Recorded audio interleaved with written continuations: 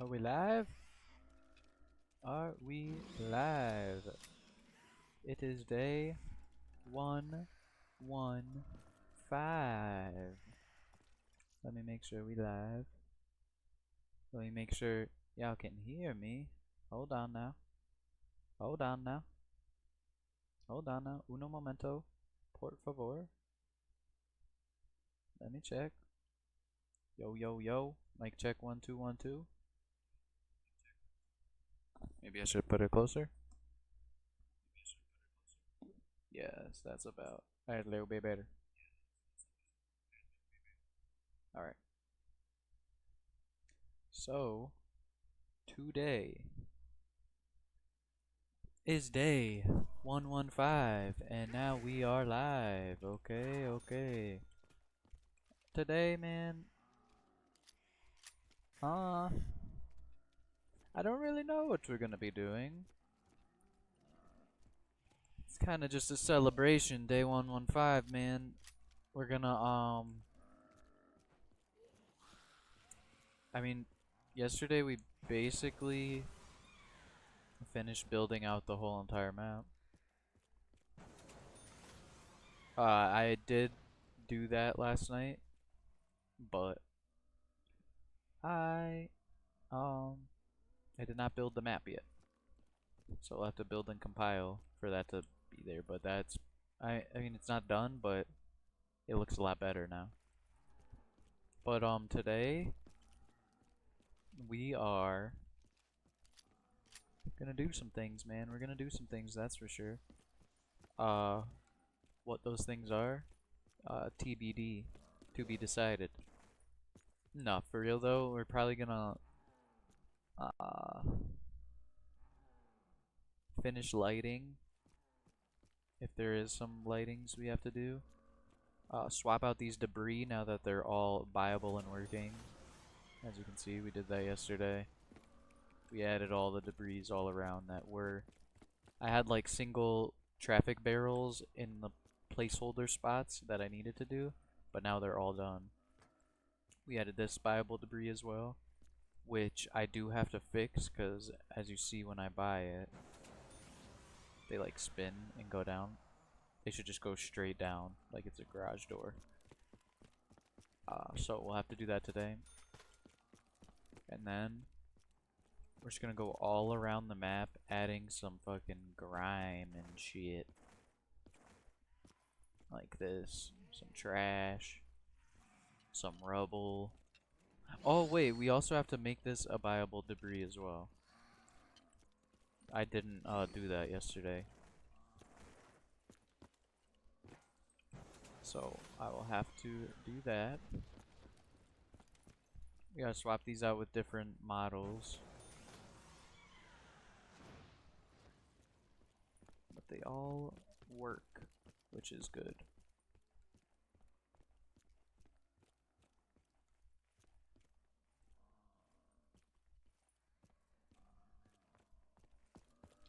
Yeah, we gotta buy these. Or not buy these. We gotta fix those. Swap out the models in it. We gotta fix this light, as you can see. Need a light probe reflection there. We need to also finish the steps of the Easter egg.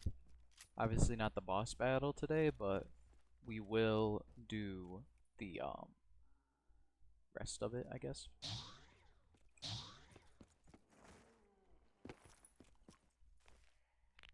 Kind of just gotta make it a little bit better. Okay, I think we got power. I also, when I went to go to bed last night, I watched a video on how to make both ambient sounds in an area and make it so each room will sound different. So like if I shoot in here with like it being a big ass like open area, it'll echo and ripple, or it's reverb. It'll reverb the sounds. So like in here, if I shot, as you can hear, it's kind of like you can't really hear it like rippling in the room, if that makes sense. Like this should be a tighter sound. This should sound how it sounds right now. But if you're in here, you should be able to hear it echo. You know what I'm saying? So we're gonna learn how to do that. I mean, I already know how to do it because I watched the video, but we're gonna watch it again together and do that today. Because like in here, it should be echoing when I shoot. And there should be music playing, I'm thinking, in here as well. So we're gonna add some ambient sounds in each room. So if you're in here, it's kind of just... I recommend you stay down. Oh yeah, we gotta finish this room as well. I was just telling everyone in the Discord, I'm probably like 85 to 90% done building wise of the map. I just gotta do like what I was just saying around the map. Mainly all that's left to do, which I don't know what percentage it is detailing and lighting. Although the lighting is basically done. I just have to fix the light probe reflections in certain spots within the map. Such as, over here is one of them. Like how that cuts. Gotta fix that. Gotta fix this as well. If you look from this angle, you can see a harsh line right there. You can see it right there as well. So we gotta fix that. You can't see it from this side, but when you're on this side, you can see it. Oh, well, you can't see it from this angle, but if you're at this angle, you can see it. All the zombies are in the way, but you get it. Right here, too. Cuts a little too sharp. Up here's all good, though. There's some spots that light leaks. And we have to fix like that right there. Shouldn't look like that. Lucky. You're about to see a comeback. Where else? Where else? Kind of just going around the map to really see what I have to do. I have to finish this Easter egg too. It should be you hit the use button 4 times. Like you flush the toilet 4 times basically, and it plays the Easter egg song.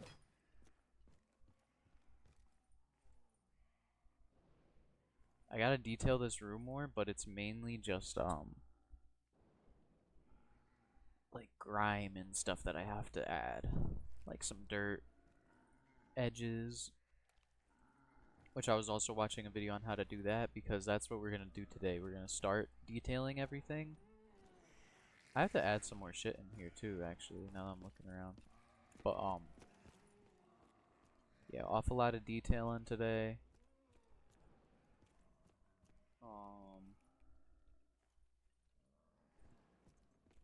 Yeah, that's about it, really.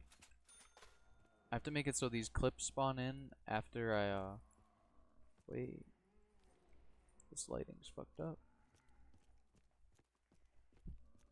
Good to know. I didn't know.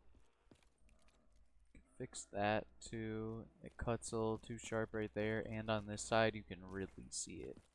It's really bad on this side. That we'll have to fix. It's just because there's no light probe up here, but there is one right here for this section. So it cuts right where it ends, basically. And I also have to fix this lighting leak. I don't know why it does this at all, actually. Because you can see it's nice and dark in here. But for some odd reason, it seeps through right there. It's just such a weird spot for it to do. And it's not like that on this side. So we'll have to find out how to fix that. What's wrong with that? I mean, the church is basically completely...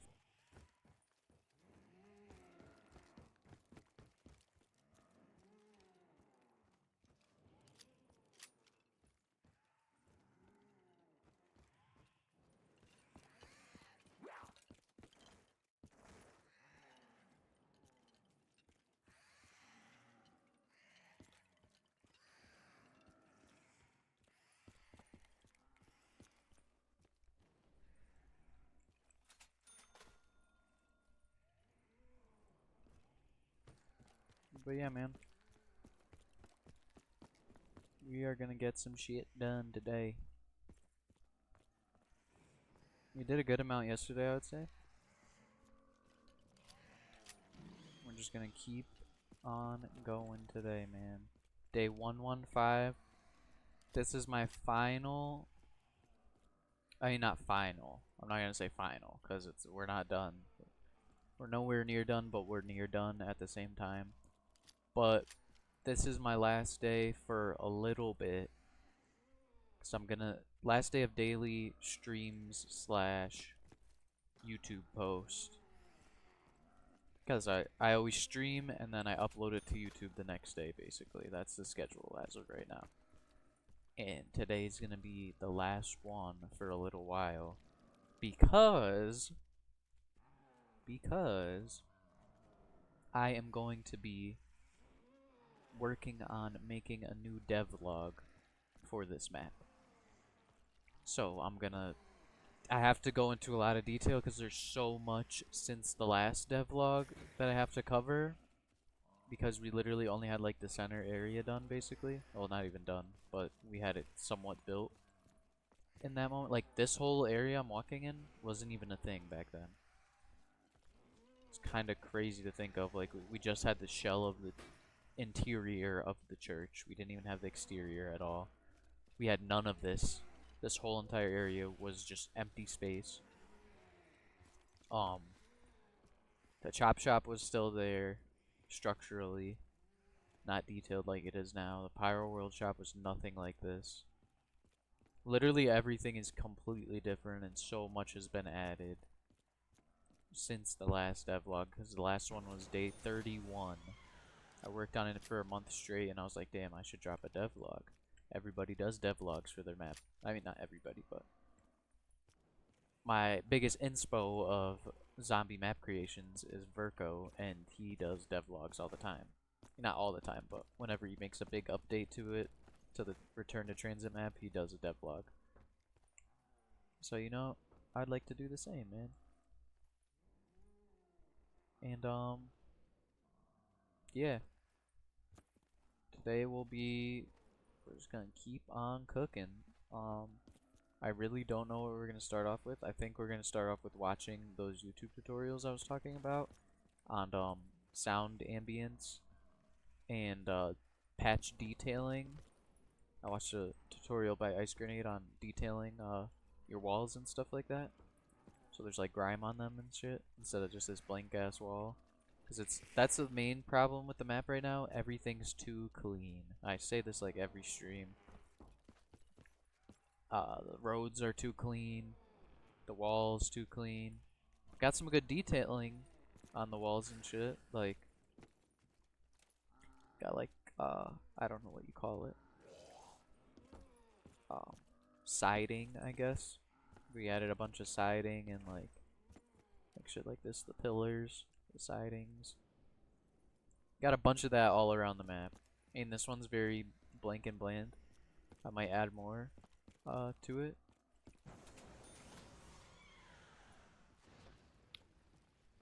But yeah, everything's so clean. So we're gonna have to work on that today. And fix some lighting like this one specifically. That's a pretty harsh light cut. Which I don't know how I'm gonna fix, but we'll figure it out, man. We'll figure it out along the way.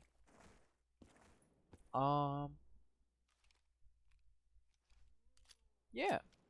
Let me show you guys let me show you what we have so far for the Easter egg as well. I've showed it like the past 2 streams, but I'm not gonna lie, I like how it came out, and I'm gonna keep showing it, man. I'm proud of what I got so far.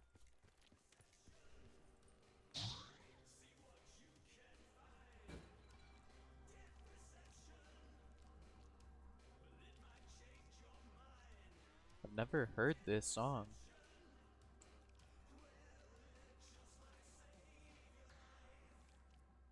That was kind of cool. That's one thing too, we really need to work on the Pyro Punch perk machine jingle. That's a whole nother day, though. I don't know what I'm gonna do at all for that.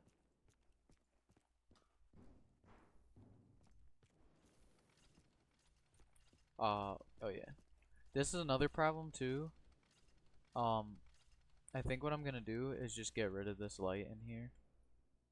Like, it looks cool, but I could probably make my own where it doesn't seep through the walls. It's like you can see it here. Like, you should not be able to see it like this. My reflection probes aren't messed up either. It's the light leaking OD because you can see it all the way in here too. And so literally 3 different reflection probes that it's leaking through. Like, there's one inside that room, there's one inside this room, and then there's one inside this room, so there's no way it should leak like that. I don't know what's wrong with that prefab. It's a prefab light. I didn't make it, so I don't know what the issue is with it. So I think I'm just gonna get rid of those.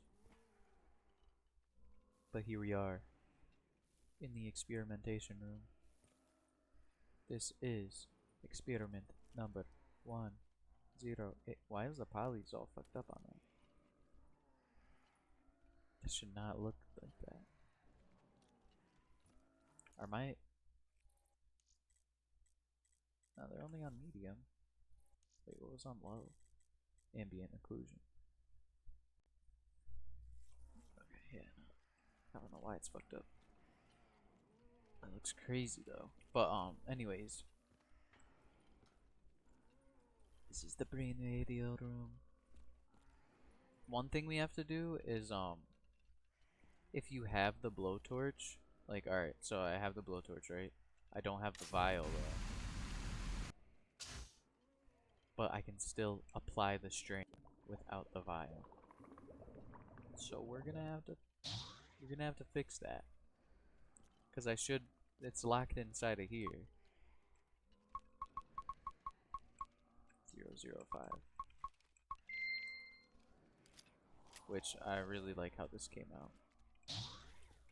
Look, now we have the strain. I should be able to place it now, not after. Come on, you chicken shit sons of bitches. Gotta fix that. Boom, place the brain, plug in the cables, left to right.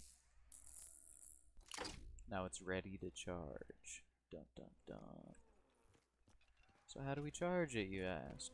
Well, grab the gramophone. It says collect 108 soul samples to charge. Okay. Oh, would you look at that? It's the same light as the other radio. This must mean something. Oh shit. As you see, there was no sound when you placed it. So I think I'm gonna make it so, well, first, the effects shouldn't all play instantaneous. You should place the gramophone down, and then the effects play. You know what I'm saying? So I gotta make it so there's that, and also I got the zombie doing 360s. I gotta make it so the sound plays too when you place it down. Like, I don't know. There should be a sound playing, and I'm gonna make it so you're blocked into this room, so you can only what's it called?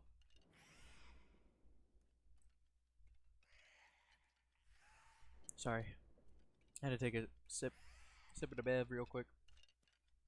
But what was I gonna say? Yeah, I'm gonna make it so you're locked in here until you complete it. So I'm gonna like put a clip that spawns in right here so you can't walk out, but make it a player clip so zombies can walk in still. And I'm gonna add like some flame effects so it shows that like you can't escape basically until you finish it. And it said 108 soul samples, but I only have it as 5 right now, so we could just do it a lot quicker. As you can see, there's effects that go to the gramophone and collect. As you do it, I want to make it like play an intense, like super intense music or something when this happens as well. So you're like, oh shit, we gotta get this done. Maybe make like the screen shake too or something. maybe add it. That's another thing I want to do today is work on vision sets, which is kind of like a color overlay, which I do have one right now, but I don't have a custom one. But I did find a video that shows that you can get custom ones, or someone like made a bunch of custom ones for you, or for anyone, I guess. That just happened. Another thing I have to work out is so I got 4 souls collected right now, right? So the next one I kill, it'll end, but I want it to it shouldn't instantly delete when you get the kill. It should do the effect of the soul collecting, and then you have the option to pick up the gramophone, and then what happens after that happens. You know what I'm saying? So like watch, when I kill this guy right here, watch, it's gonna instantly delete. Oh, that wasn't in the inbounds.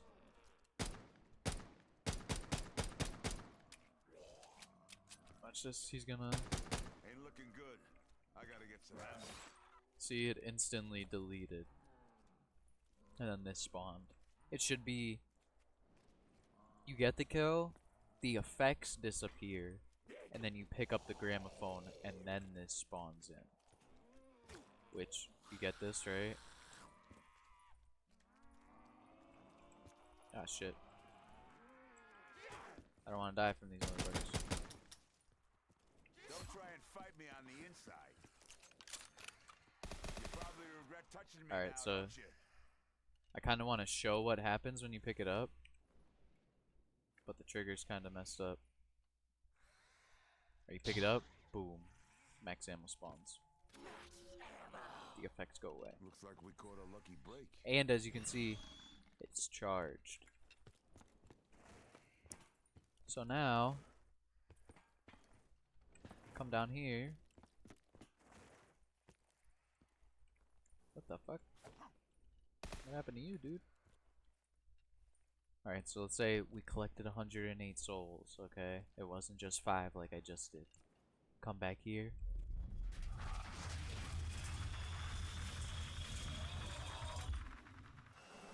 I want the screen to shake when this happens too.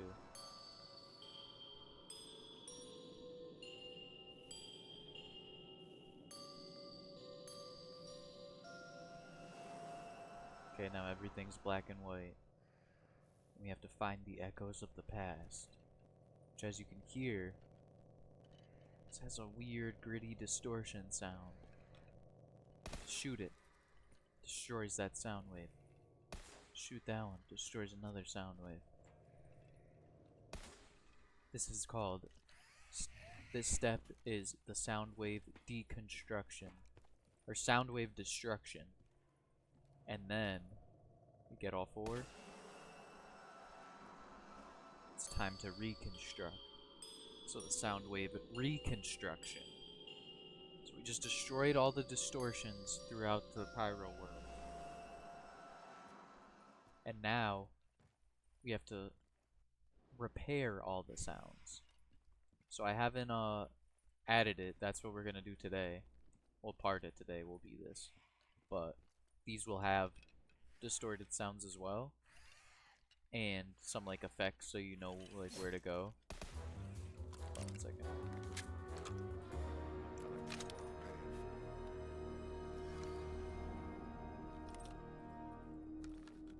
So you have to change the frequency basically. Basically you're tuning the radio now, and we're restoring the sound waves. So all the instrumentations of a song we're restoring. So the percussion, the melody, the drums, the bass. Well, it should be, I might have to change the names, because percussion is drums. But okay, all sound waves restored. Time to combine. So we have to combine all the sound waves we just restored into the radio to make this malfunction stop. So just imagine, right? You come here to press a button, or you like hold to use type of thing, I have it over here though right now. It's just the coloring. Boom. Flashes. The success sound will play for a second, and then dun dun dun. Doom begins. You just messed up. And now the boss spawns in for one final fight. Now, that will be, after the devlog is done, we will discuss that in a lot more detail. Or, well, we'll actually be doing it live, working on making the boss, because I'm gonna make a complete boss, or a boss completely from scratch. All custom animations, custom scripting, custom modeling. Yeah, that's about it, because his attacks will be all custom animations, and then you just do like one near player do this animation, and then if he connects to the player, it causes this much damage. I'm guessing. I don't know. I've never made a boss, so there's gonna be a lot of learning to do with that. But I'm honestly pretty excited. I got the model somewhat done. I still have a lot more to do for the modeling, but holy shit. But we're getting there, man. That's all I was gonna say. We are getting there. Let me show a couple other more things, because today, like I said, today's gonna be the last day for a little while. I mean, probably not a little, it's probably gonna be like a week tops. So tomorrow, I'm gonna record the devlog, like all game footage and shit like that. And then I'll have to record my voice, like a voiceover, because, well, no, actually I'm gonna edit it first. Well, it's gonna be a mixture of recording and editing at the same time, kind of. So I'm gonna chop it all up, and then it'll be like a roughly edited version, and then I'll record, then chop it up to the recording, probably. I don't know. We got a lot of work to do for that. But yeah, I gotta go into full detail on the whole map, and I gotta record it on my phone because this microphone is pretty ass. My PC's been having a lot of issues with its sound card, so if I sound like shit, I apologize. It should be fixed fairly soon. I really need to get a new headset, get a new motherboard, get a new sound. Well, the sound card comes with the motherboard, so. But alright. Anyways, let me show you a few things around the map. So, one thing, if you couldn't see, you can craft a vine shield. Okay? So let's find all the parts. Oh, I see one right there. Boom, got all the parts. And you can craft it right here.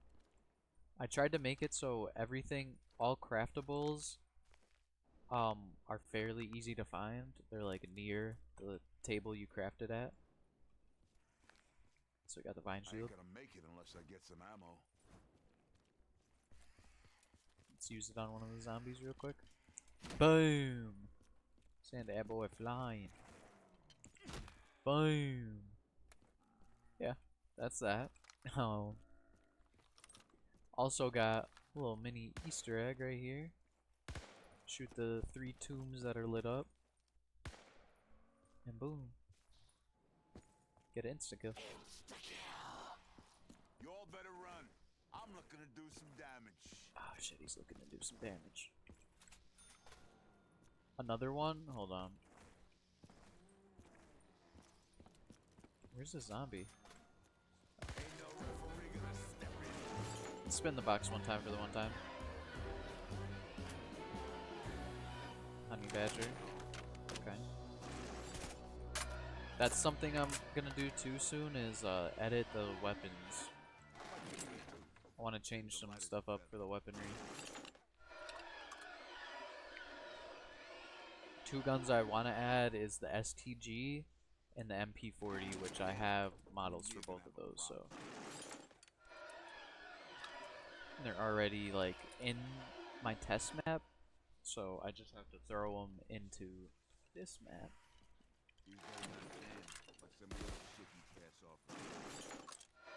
Showing off a few guns until the box is done. Oh, there, would you look at that?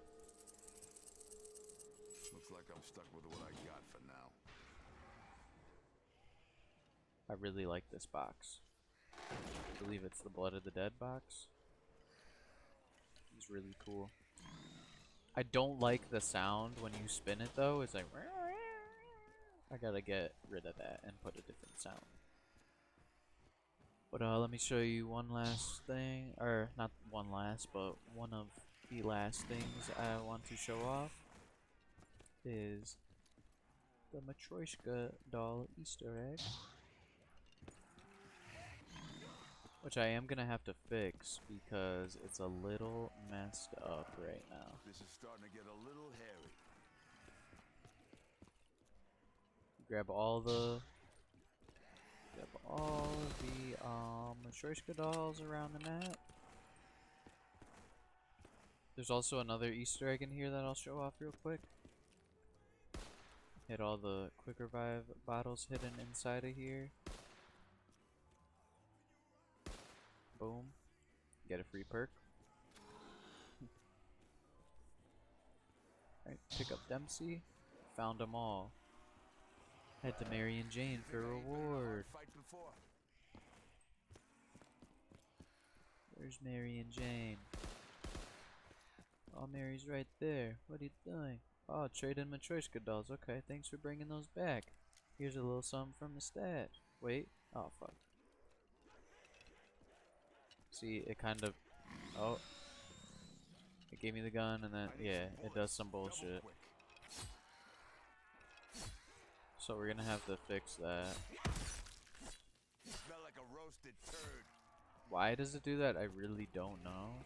Can't say I appreciate being messed around like this.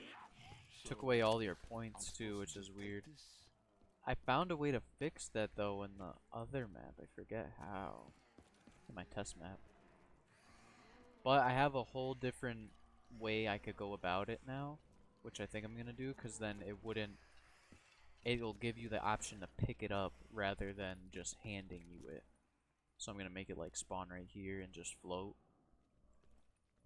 I think that'll be a lot better. Why don't you go annoy someone else? But there's also this little mini Easter egg. You shoot the 3 crows. And boom. Another free perk. So yeah, man. Today we got a lot of work to do, as per usual. I'm gonna end it here in a second. Or like quit out of the map. Or out of the game and start working in just a second. We'll probably first off watch a tutorial real quick. Just to see, cause like I said, I want to do detailing in the map and the sound shit. And I have to get the witches to work first. So I have another idea for the witch rounds, because as of right now we don't have witch rounds in the map. It's just dogs, but I want it to be the witch from Buried. Or the ghost from Buried.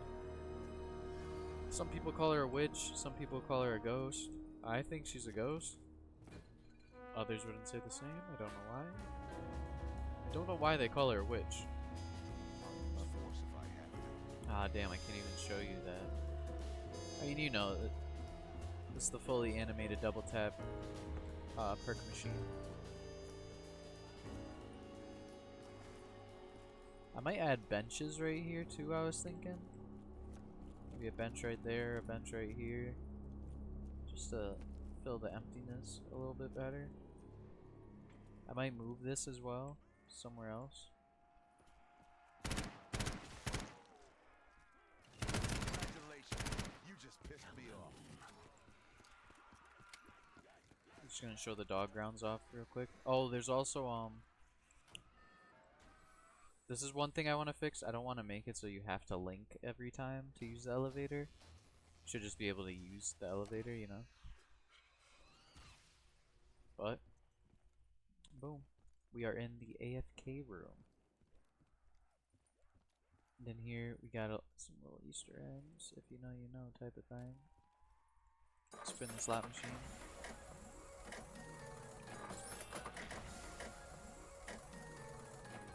Need 500 points to spin. I forgot. Forgot they took all my points away. Yeah, though.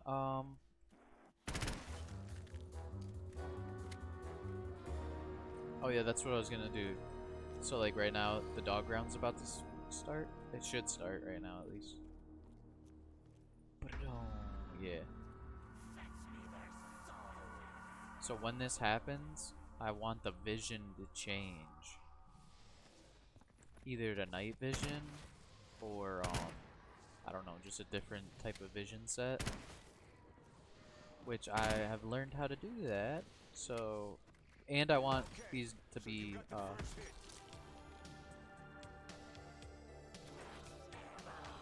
I want those to be ghosts instead of the dogs. Or I wouldn't be opposed to having ghost and dogs. I'd be down with that as well. We'll have to see, man. We'll have to see.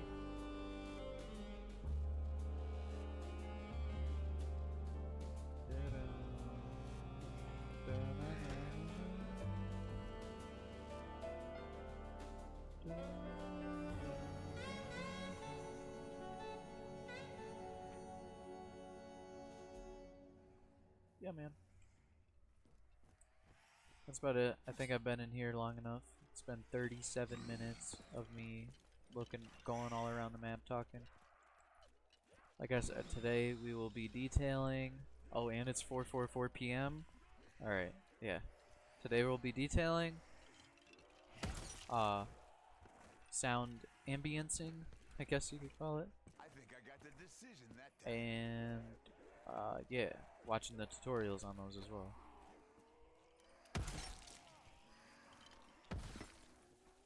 You guys already know about this though.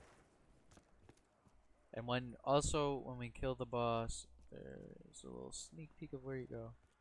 Okay. Oh, that's one last thing. Monkey bombs. Holy shit. Monkey's right there. I'm about to get smoked on my own map. Oh, they're getting piled up right there. That's not good. A good defense is fundamental. Oh, I went too far. Can craft monkey bombs though. Okay, gloves off.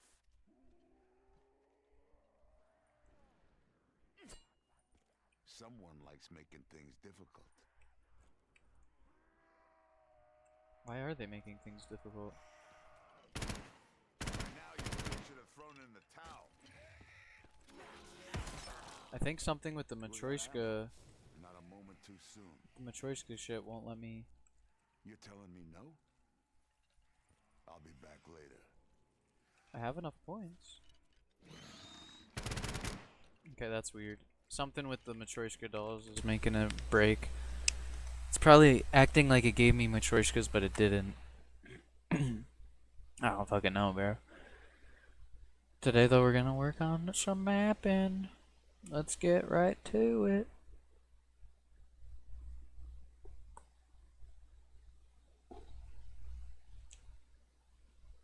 I'll actually fix that code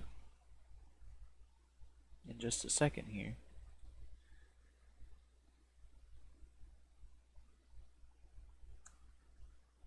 Oh. Yo, why is it only a gigabyte of storage left, dude? What the fuck?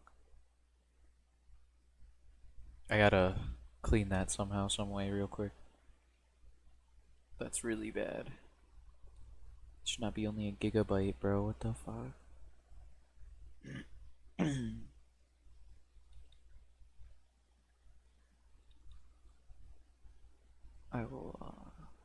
clips for game, I guess. Transfer these into here. I see my PC's tweaking because of this.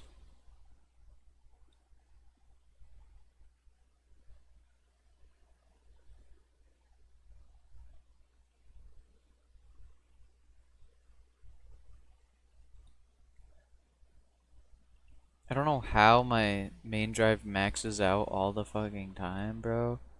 But I really need to find something to clean this up with.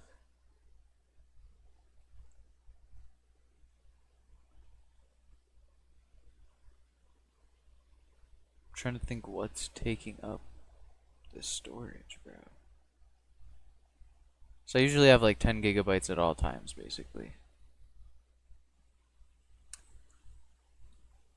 And now it's like very low. I don't know why.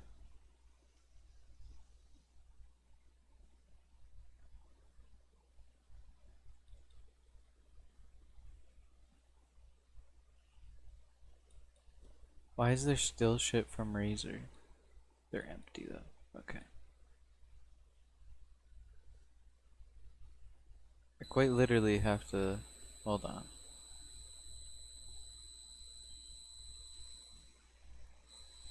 Oh god. Oh god, my headset's doing the thing again.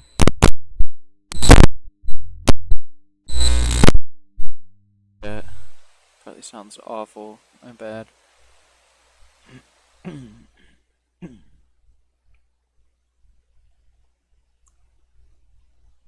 Let me go settings. Apps, I guess. Not all drives. Just the C drive. Let's find something. Find something to remove. I do this all the... Why is mod tools on there? That is not actually on me. Cricket I could get rid of. Fuck it, I'll uninstall that.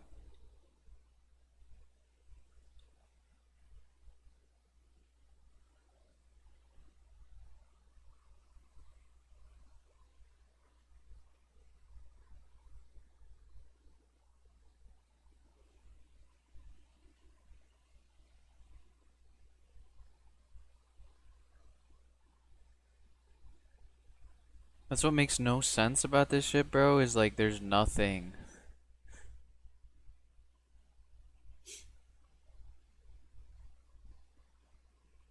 There's quite literally nothing that's taking up storage, bro. So what the fuck is really taking up storage, you know? Ozone I can uninstall. Like, see, they're not even there.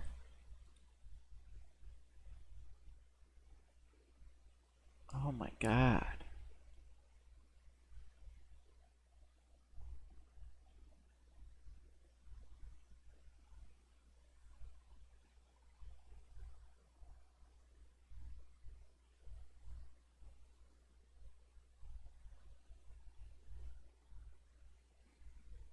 Ain't shit.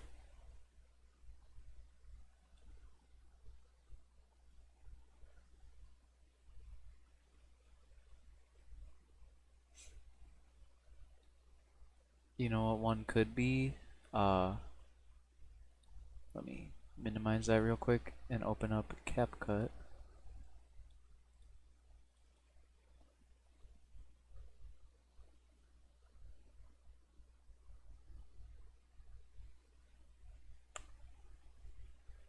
Because for some reason they like force it to be on the C drive, so maybe it's that.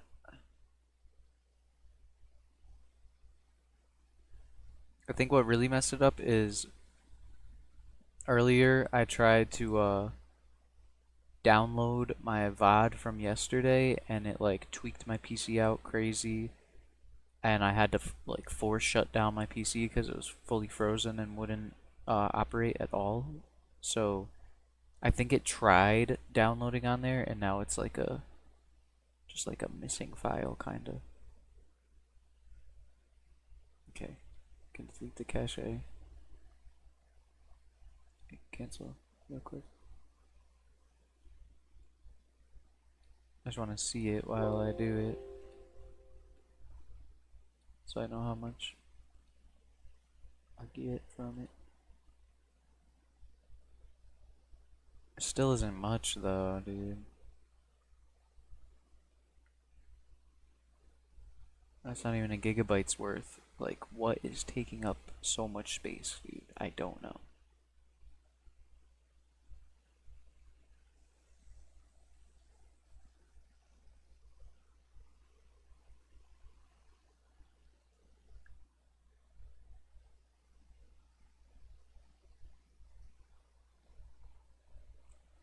And I bet you if I shut down my PC and relaunch it, I'll have 10 gigabytes just randomly.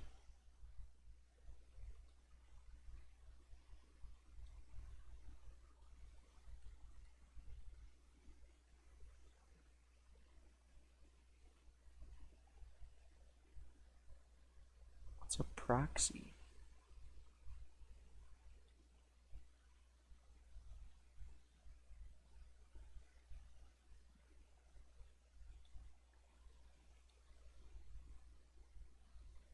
Also, why is it going on to there?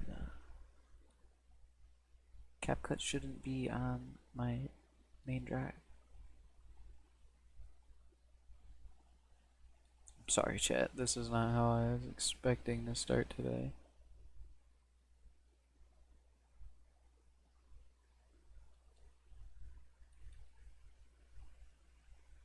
This is the thing, like, I really don't be having shit on here. It could be my downloads folder. There is a lot in my downloads.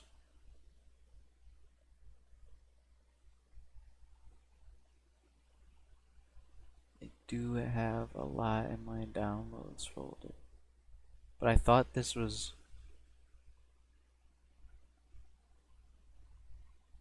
Jeez, bro, these aren't even, like, any... Like, no size on those. They're literally kilobytes, bro. Like, I know this isn't what's taking up the storage. And I don't think that even directs to that, if that makes sense. I think that's on my other drive that the downloads go to. Fuck, bro.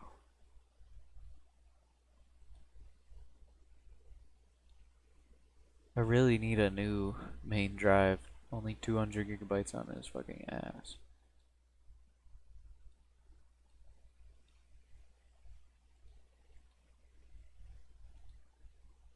Whatever. I'll troubleshoot that when we're off stream, I guess. It's just like, it's kind of concerning me. There's only 3 gigabytes free. We usually have 10 or more. I know that it's not supposed to be like that, but it was down to 1. Like, how did it even get down to that? It didn't add anything. I do have to go on here though, real quick, into my videos, and delete day 111.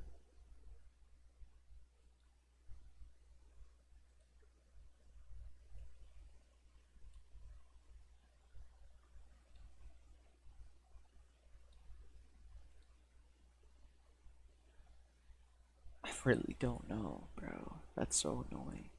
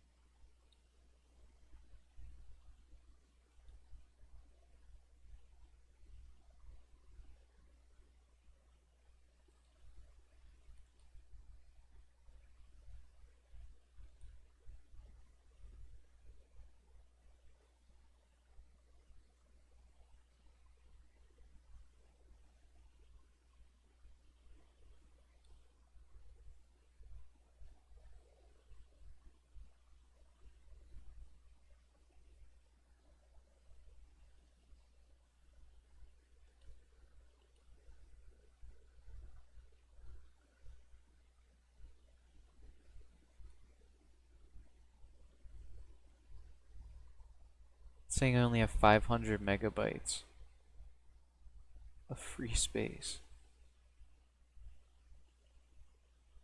What?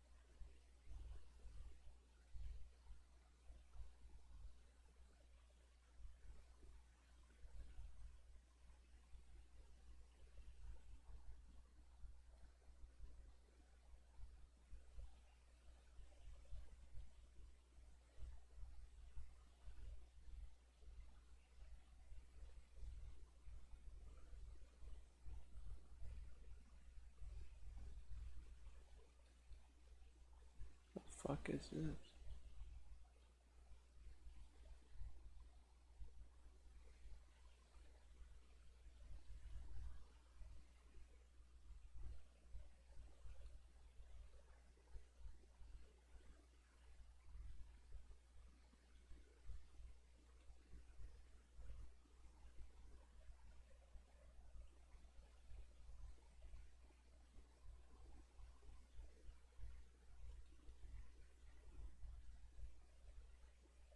You're empty. Like, bro, I don't know. I really don't know. I really don't know what I could get rid of. Like,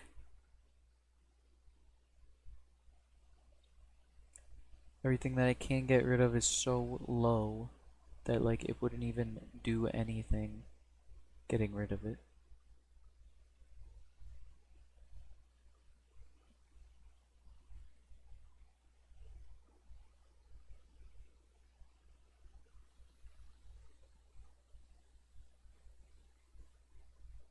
I will say I can't wait to get the new motherboard and main drive, cause this shit is rough, to say the least.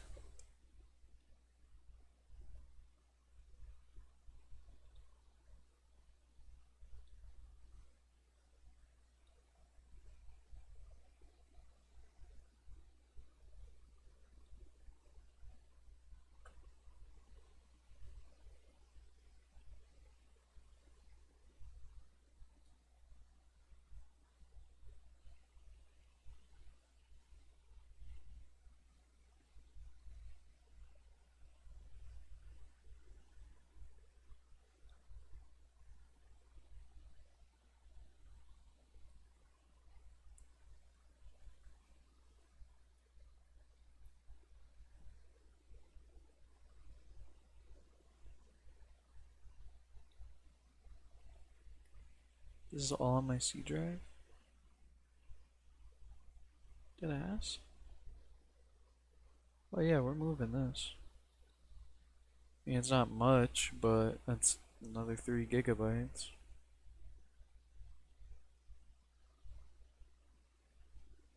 Yeah, let's move that, I guess. What even is this? Oh, bruh.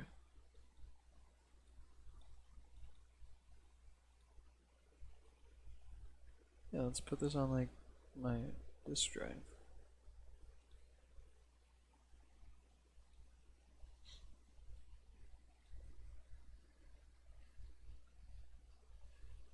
My bad, chat. I was not expecting to have to do this off the rip.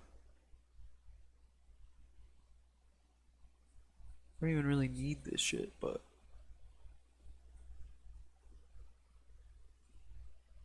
very safe.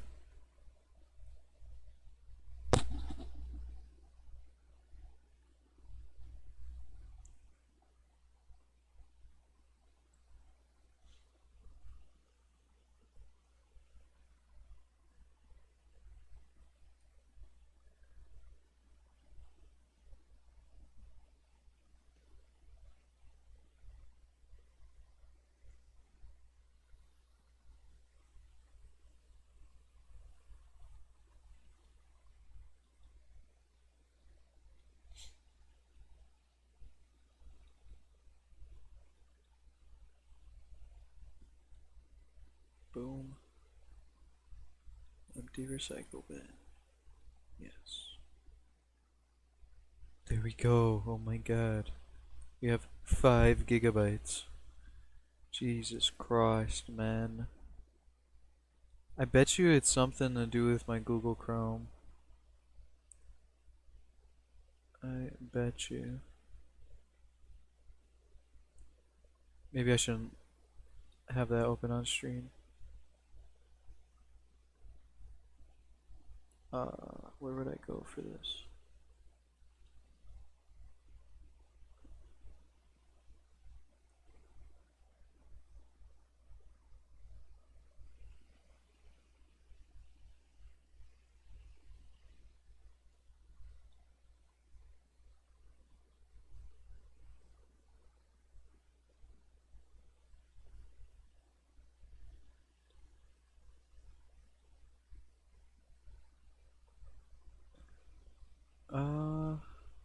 Maybe performance?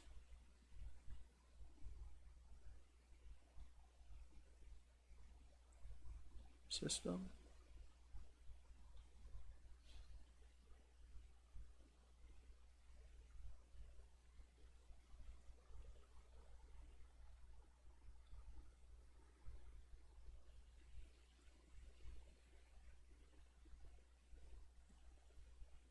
What the fuck? I've done it before.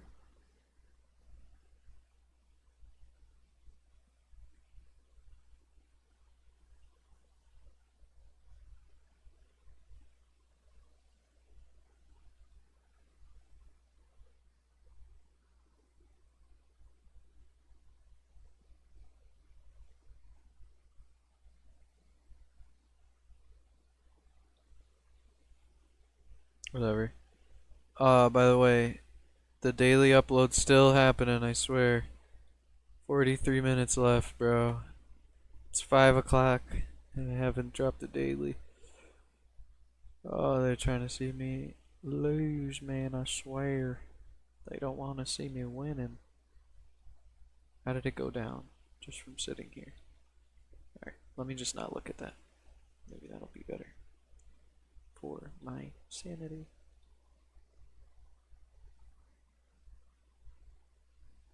Alright, first things first. We gotta fix a couple things in the coding. First things first. We have to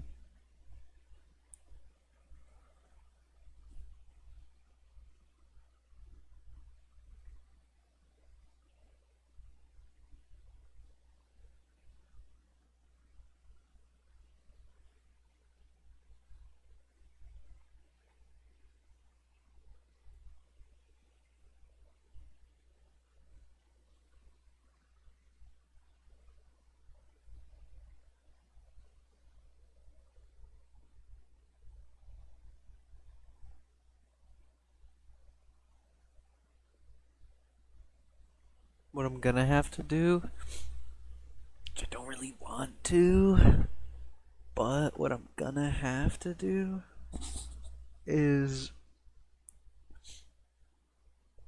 actually might not have to be that difficult. Well, I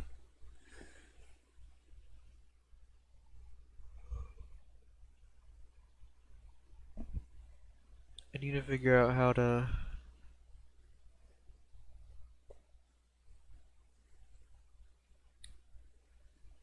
put down strain. It says wait till strain. And that's after I weld. Level notify strain. Level wait till strain.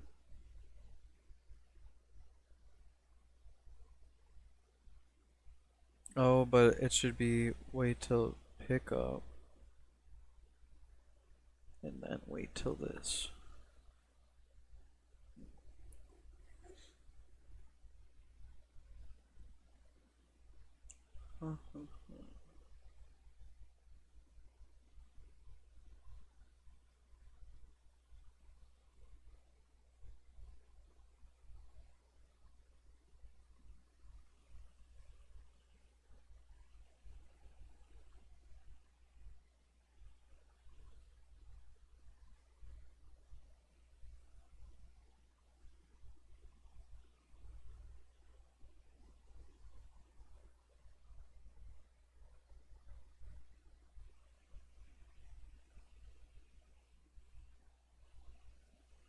Loki got a shit.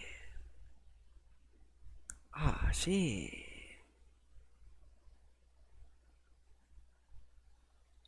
And we could do the quest another time. Yeah, I'm thinking we do the quest another time. We gotta really work on the map.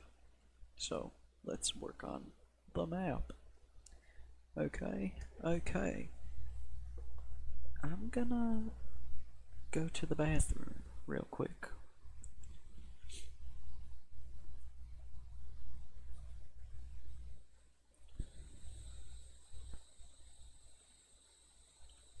I'll be right back, okay? Okay.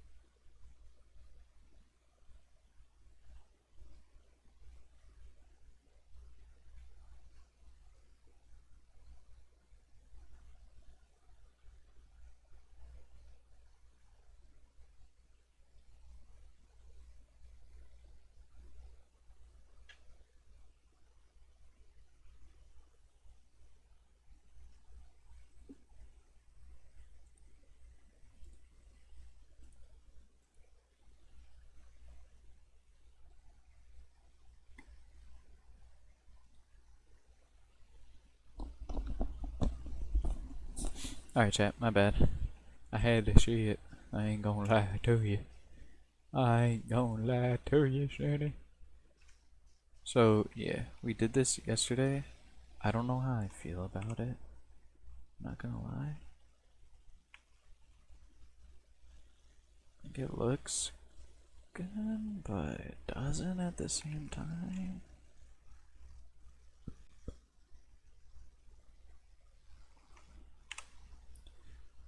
PC is operating really bad right now. The storage is going up, so shouldn't be tweaking that bad.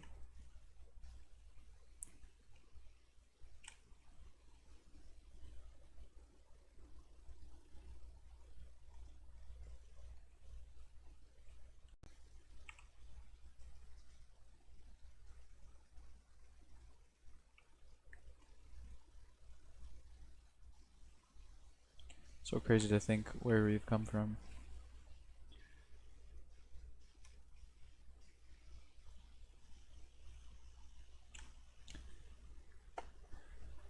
Alright, let me do one thing real quick, chat.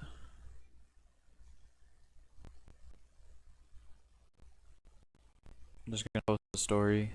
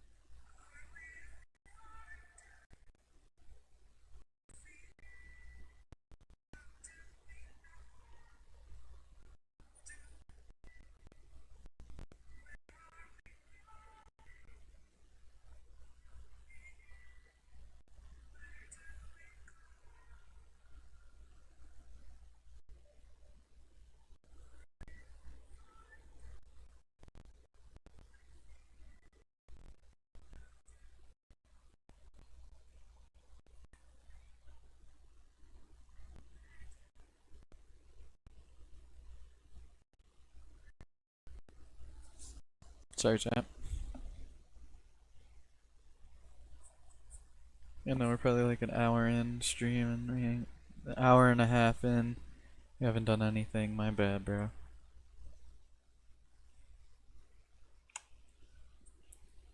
I do gotta watch a video anyways, real quick.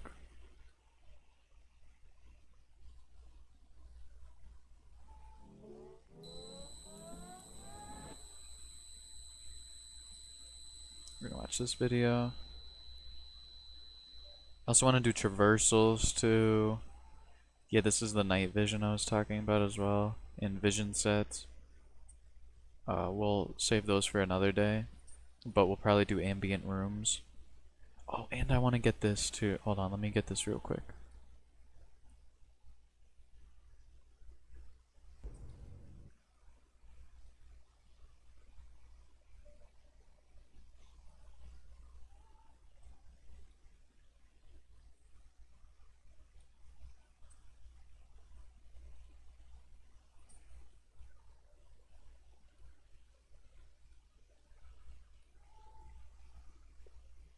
Should we just do that real quick? Because that's like a really important piece that I want for the map is the Cold War minigun, you know?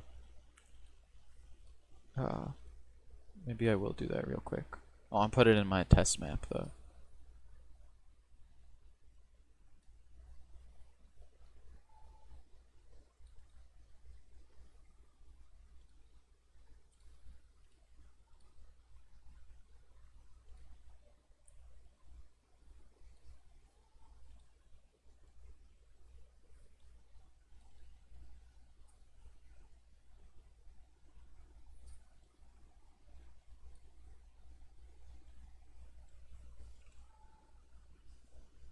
Let me stop playing this.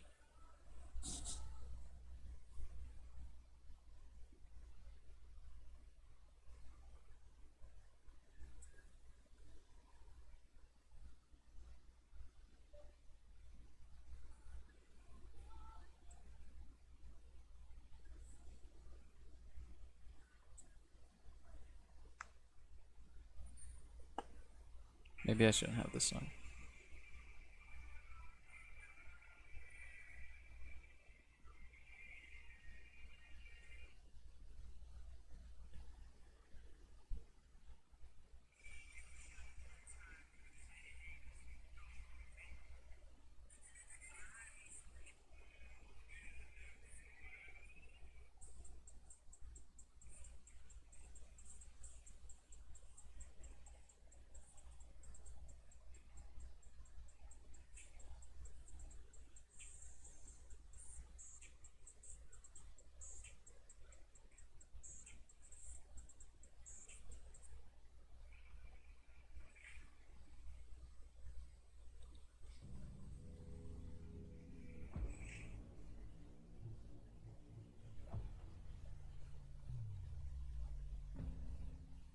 Hey guys, what's going on? Matt here, and welcome back to the BO3 mod tools tutorial series. So then, in this video we're going to be adding in the minigun and Cold War, and we're also going to be replacing the death mission with this minigun as well. So full credit here though to Wet Egg for what we provided like the original content for this. I've just gone ahead and repackaged it for the purposes of this tutorial, put the actual original download source from them. So, what we're going to do first of all is, of course, open up the download. The link will be in the description. And we're going to go over the Black Ops 3 root directory and just drag and drop these folders into there. Once you've done that, obviously I'm not going to do it because we've already got it. If you do have the launcher open, be sure to close it down and reopen it so it can process all the new content. If you do have any issues whatsoever, I've got videos on my channel that's how I handle duplicates and things like that, but I don't expect you to have any issues given this is all new stuff. Just if you happen to have something from somebody else, I guess. So once you've got everything processed properly, close it down. We're now going to go and open up our map name.gs system. So we're going to go over to user maps.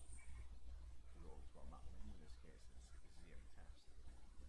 Go to scripts, ZM, and open up our map name.gs system.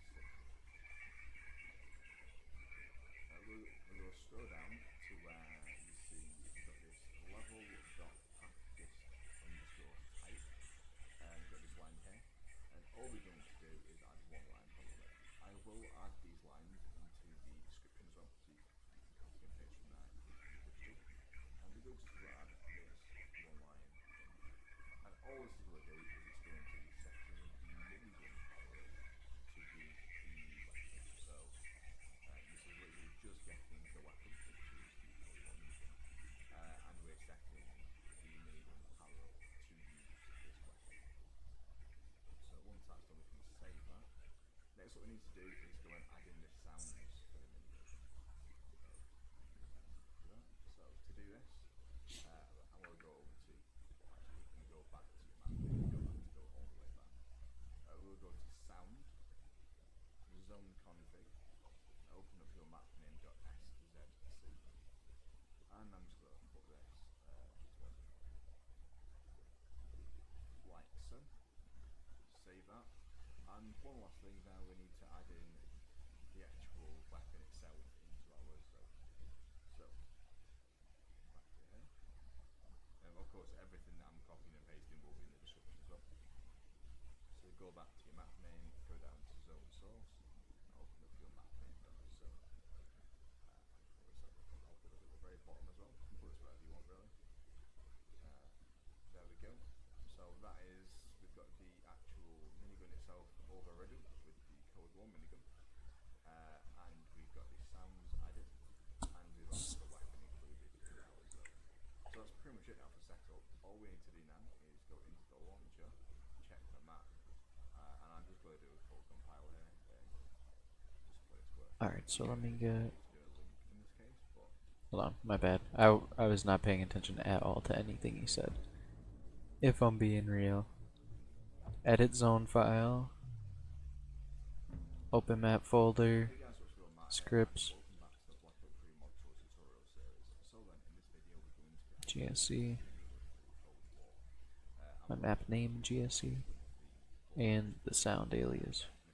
Mission with this minigun as well.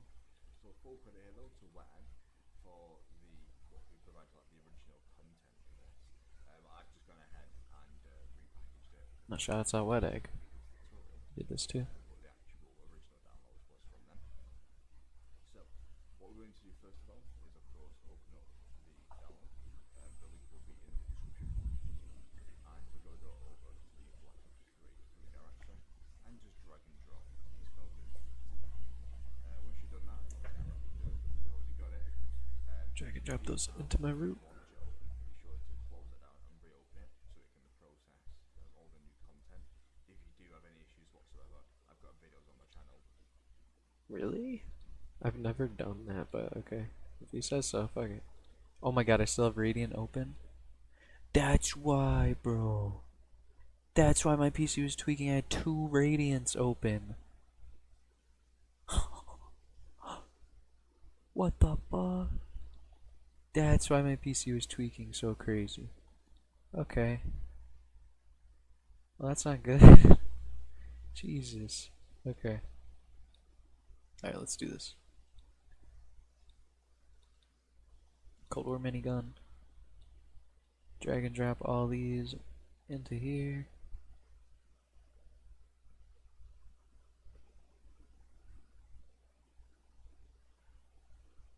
Alright. Had no, I didn't have to replace anything, so that's good. Can close out the WinRAR now. Refresh. Okay, now I should be able to launch this. Whoa, what was it downloading? Black Ops 3 was downloading something.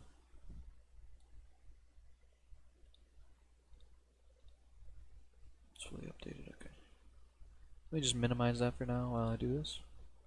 That's how I handle duplicates and things like that.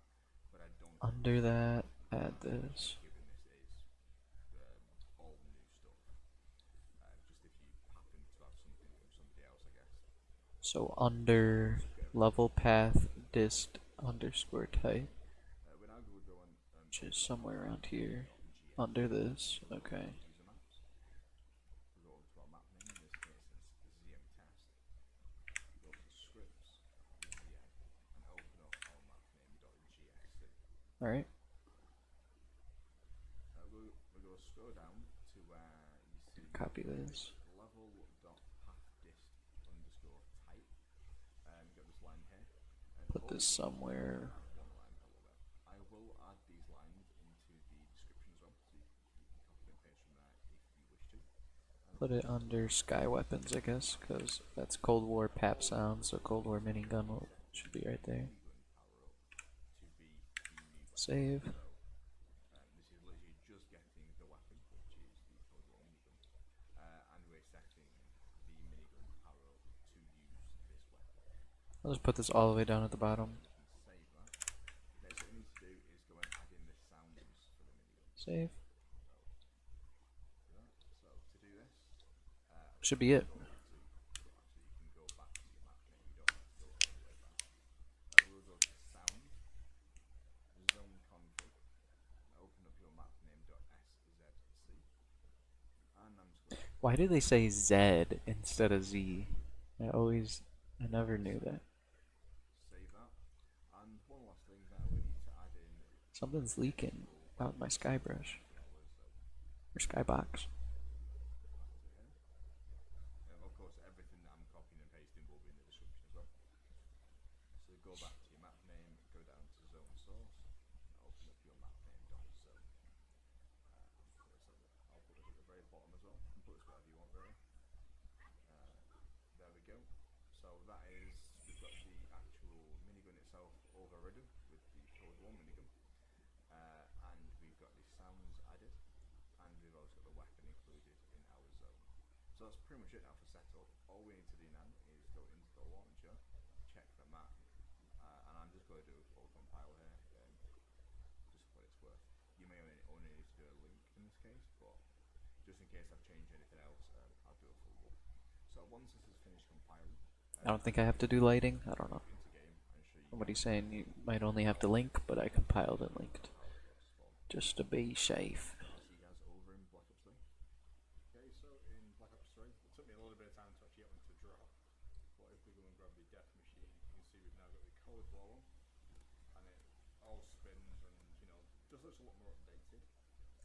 don't know how well you can hear in the video the sounds, but when you sort of spin it, it makes a sound, and of course the actual functionality.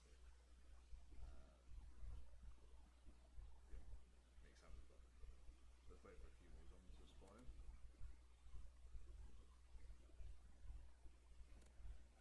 That works nicely, yeah. Okay, cool. So that's been how to add in the Cold War minigun into your map, so you can use that as the death machine. Of course, any questions, leave them in the comments. Other than that, I'll catch you guys later. Around. Put this on like 360. Oh, would you look at that? This is almost complete. 99%. Maybe while this is building, I'll be able to upload. It's already 5:48 p.m. Jeez, dude. Jeez Louise, man. This is taking forever. Oh my god.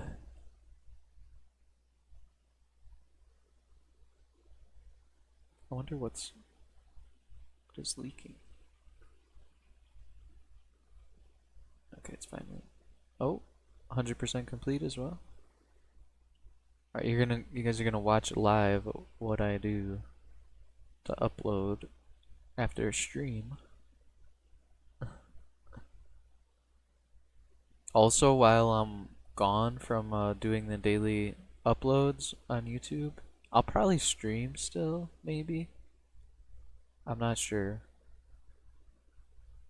Probably. But while I'm gone, I'm gonna fix all my copyrighted issues on all my VODs. Cause I'm scared that I might get in trouble for that in the future.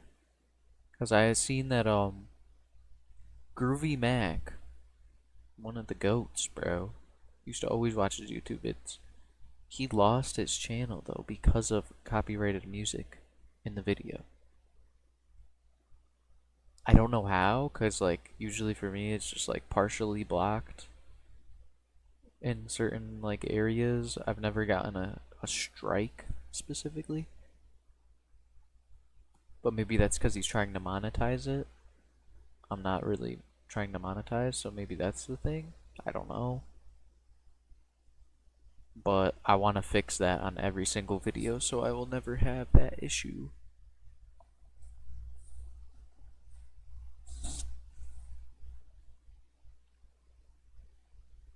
But yeah, while I'm gone, I'm gonna do that as well. Won't be gone long, man. Maybe just a week, tops.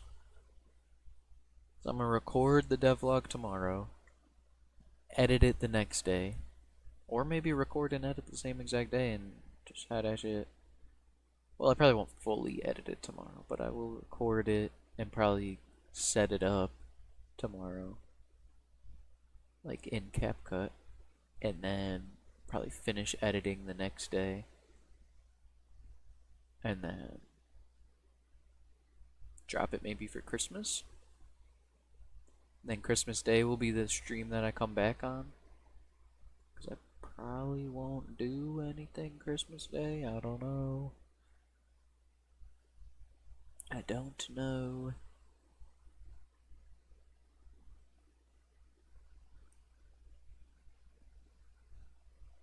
Everybody else is probably gonna go do something while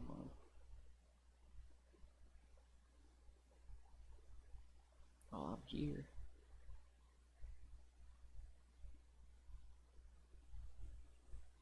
So I'll probably stream on Christmas. Well, like I said, I'm gonna probably stream too. Like, I'm gonna still be streaming, just not uploading them to YouTube. Because I also want to stack up some uploads.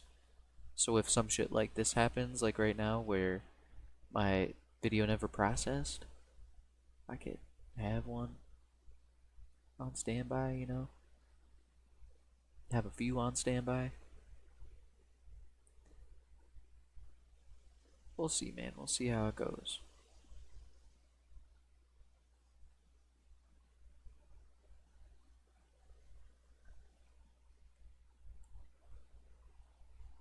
I won't be promoting those days that if I do that, because I've been promoting it on my Instagram story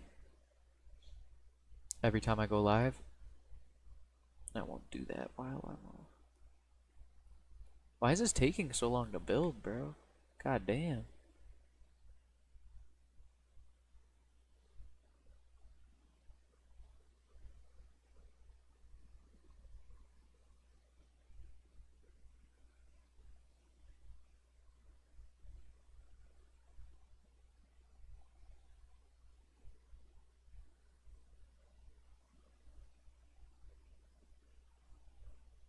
Let me open up my Notion. I'm gonna write down everything I actually need to do. Cause like I have shit to do, but like I have a to-do list.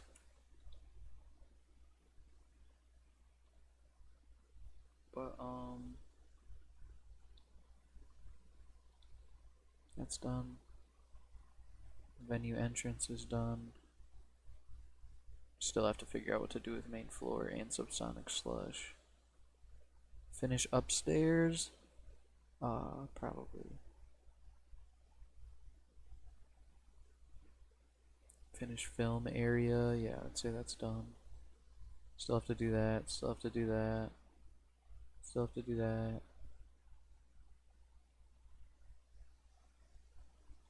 I would say these are done. That's done. Fix the front tower piece, done. That is still to be decided. Oh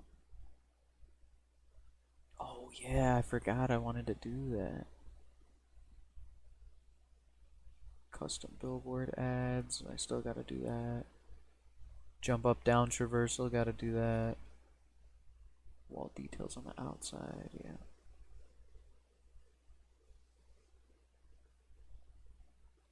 I'm just gonna check that off because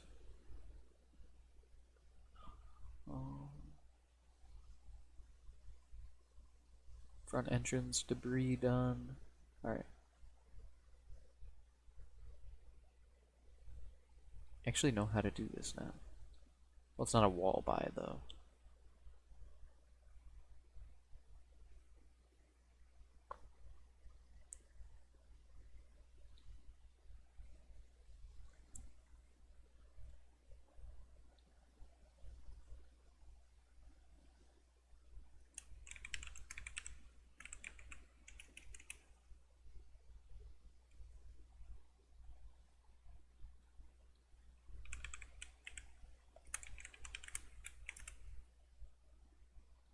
Alright, what's left to work on?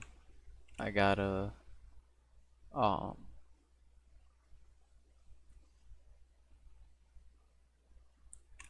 patch detailing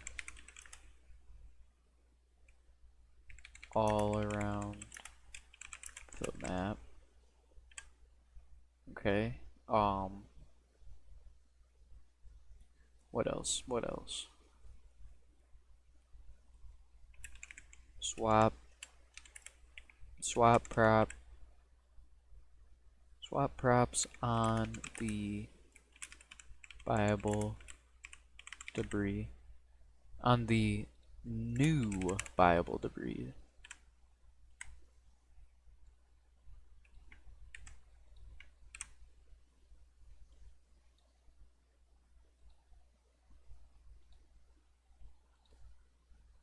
Oh my god, I hate that it does that.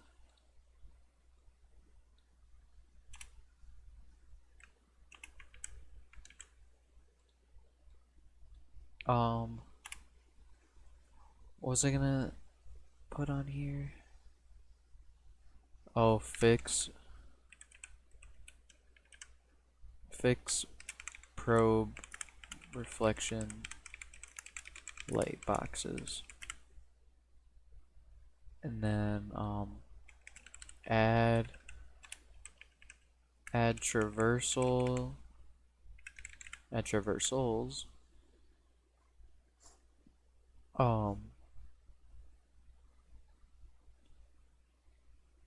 fix Easter egg scripts fix Matroyshka EE.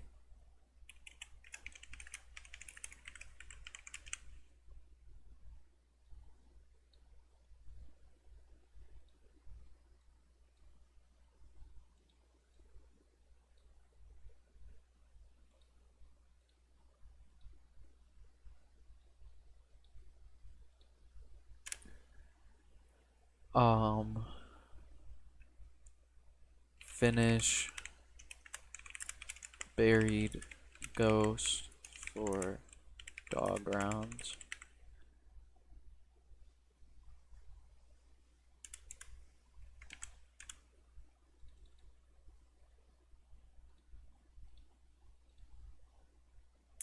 Bro. You know what? I'm about to put this up at the top, low key. Just copy this, put it all the way on the top. Won't have to deal with that ever again.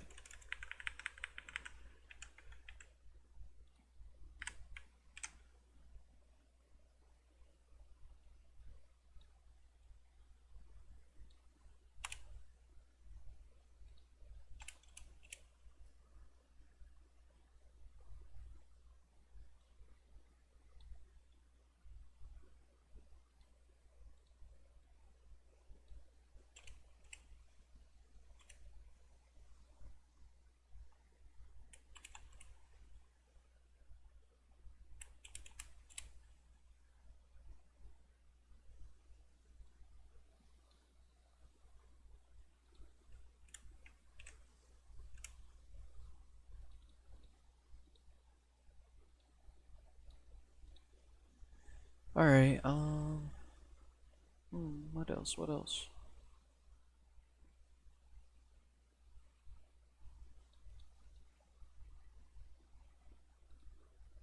That's like the main thing I gotta do, so I bolded that up.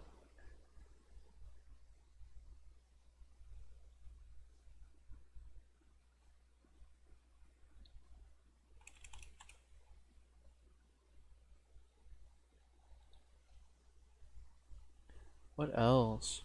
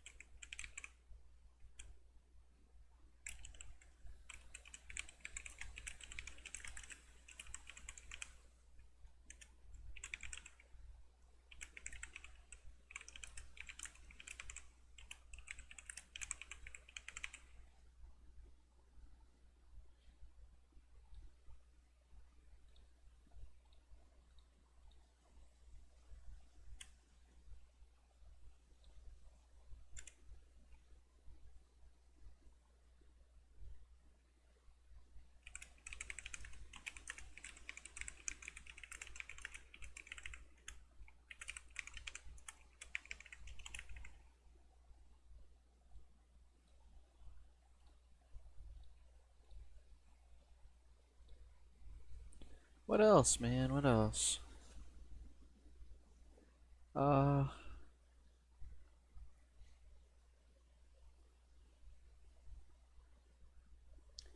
What else is there to do?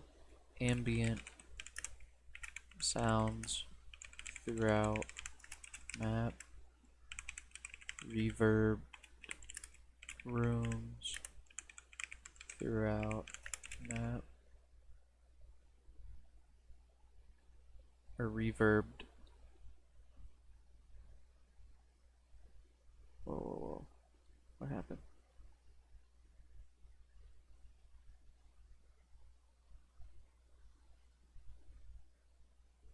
That's just working out the import of the new minigun.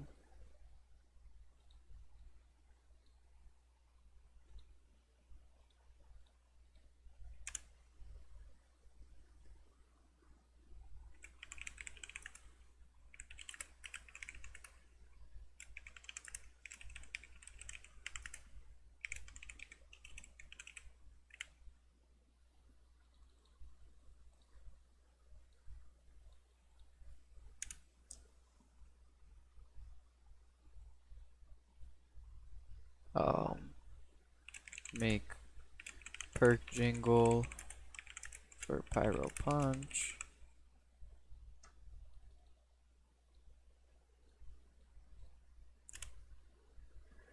Make perk jingle for Pyro Punch. What else?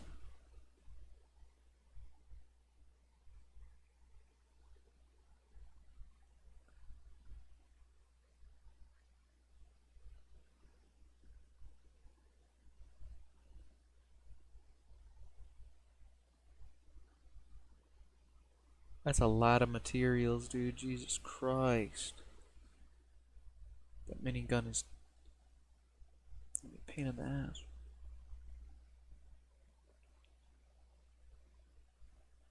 Oh, 2 new bad bullet meshes because of that.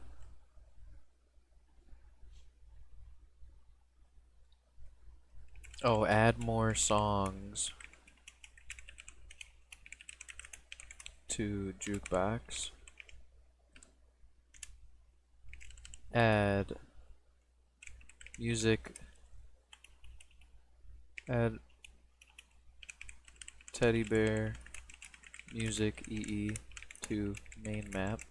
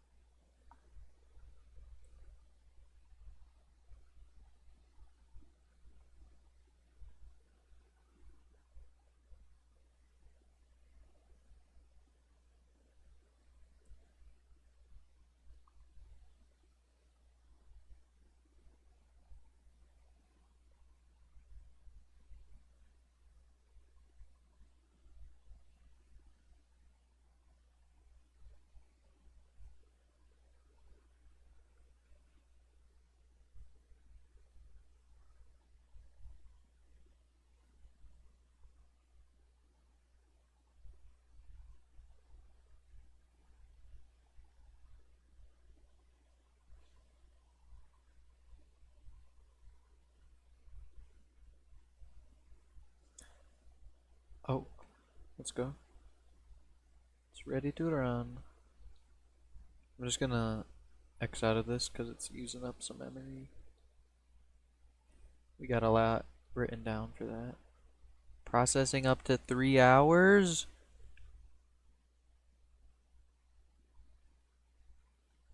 Holy shit. It's gonna be a late night drop. Fuck. Fuck.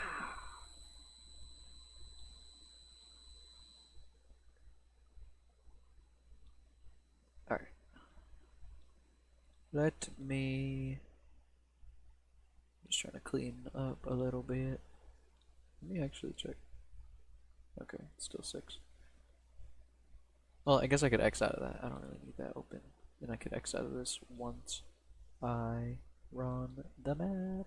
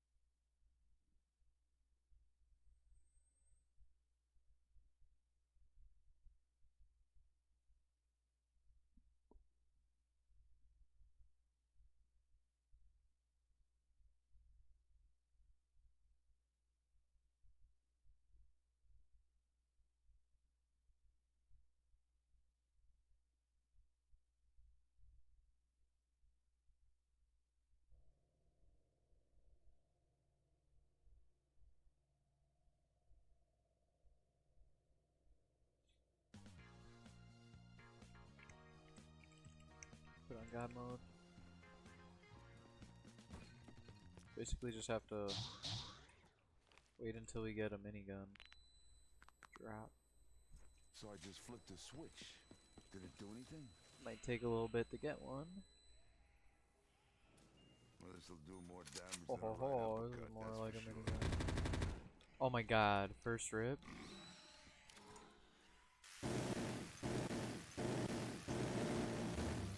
This shit's loud as fuck. But hell yeah. This looks good. I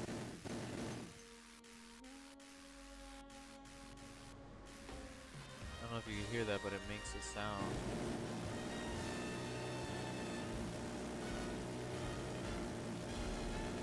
Oh shit. We could use a few more like that. You all better run. I'm looking to do some damage.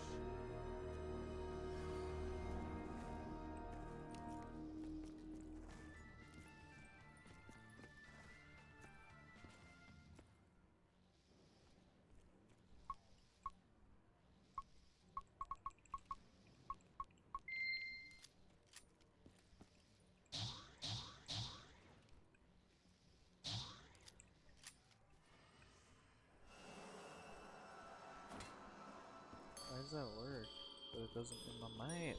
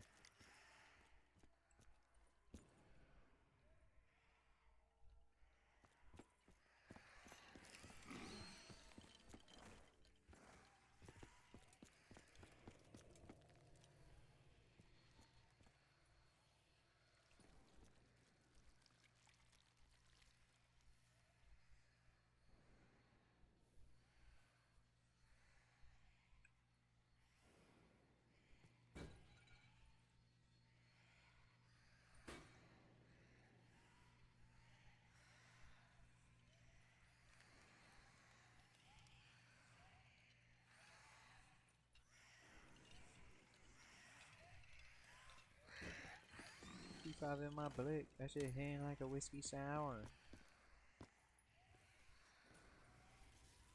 Gotta talk my talk for the ones in the back.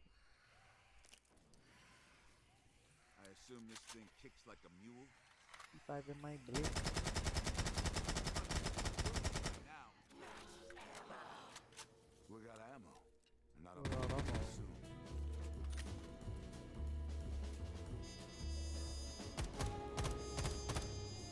Think we can make this a fair fight? I don't think so.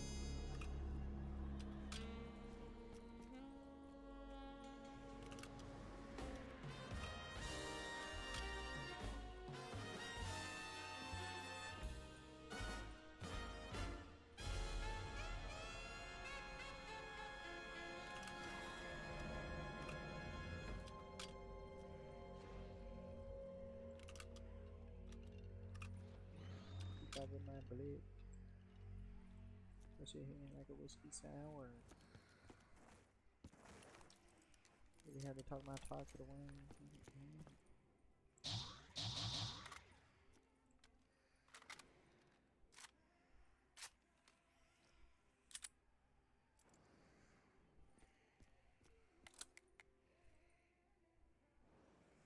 Oh yeah, that's fucking everything up. I need some bullets. Double quick.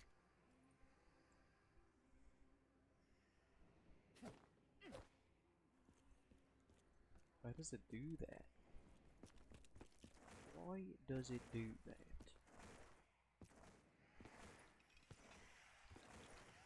Trying to gang up on me, huh?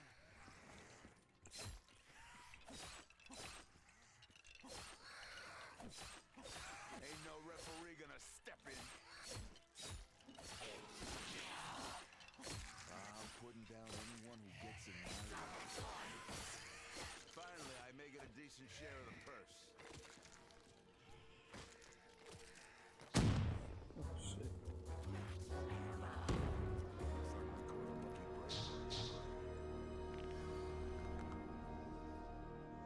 Someone likes making things difficult. Yeah, they fucking whatever this is breaks the monkey bomb when it happens. Sometimes you gotta use whatever tools you got available.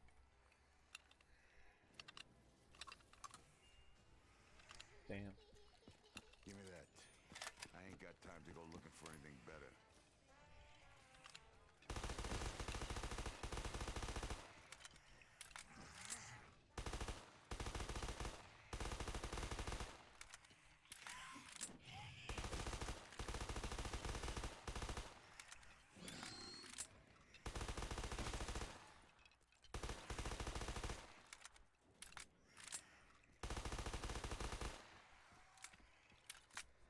You're telling me no? Can't say I appreciate being messed around like this.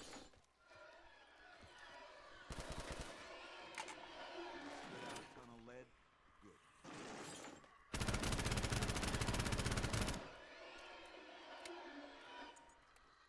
What the hell is this shit?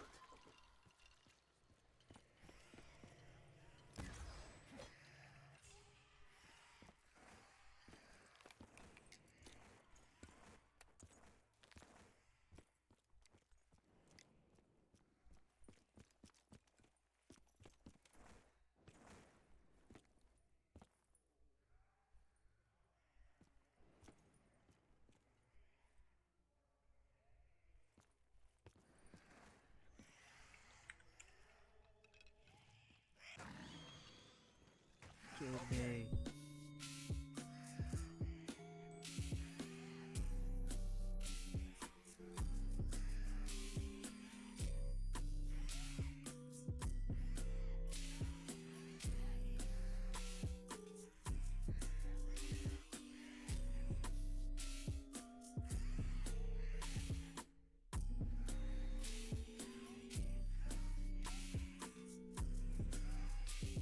This is starting to get a little hairy.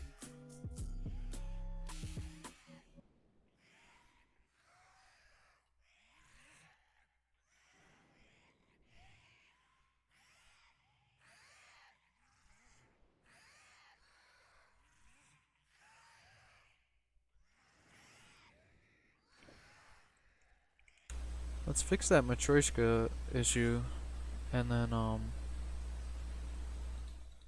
we'll work on actually the map. Or actually work on the map.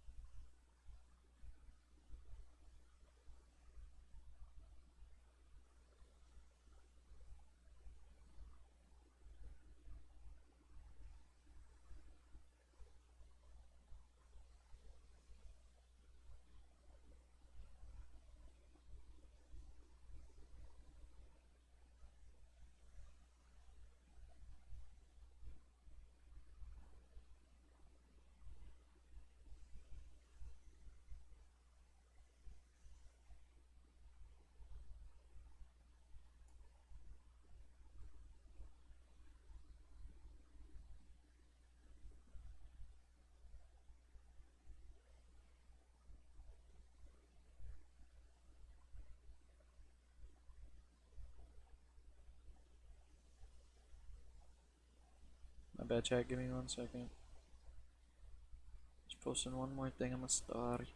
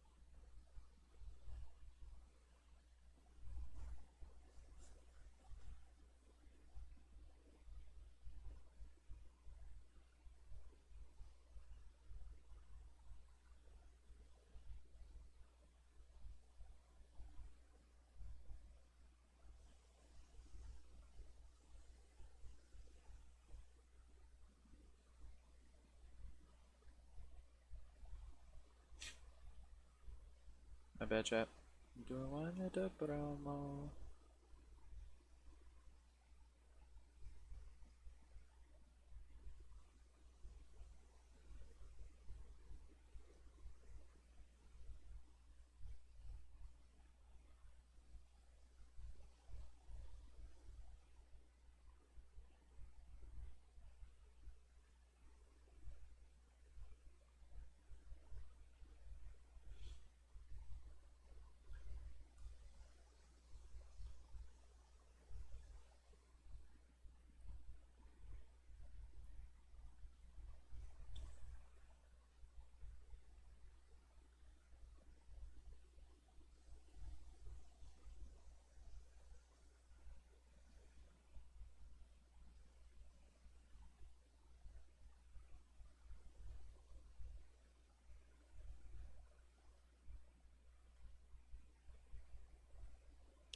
Three-five in my blick.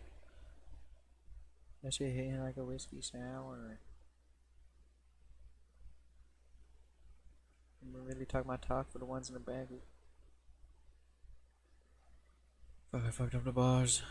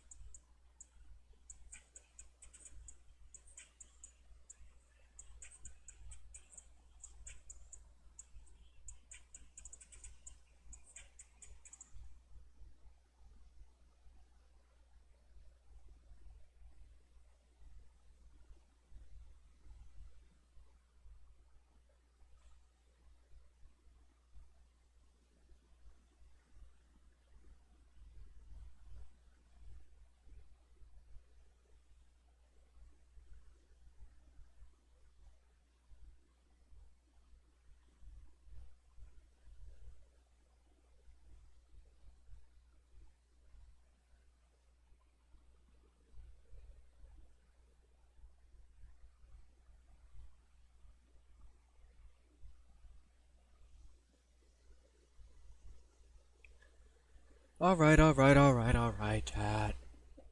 Let's fucking do this. So, first things first.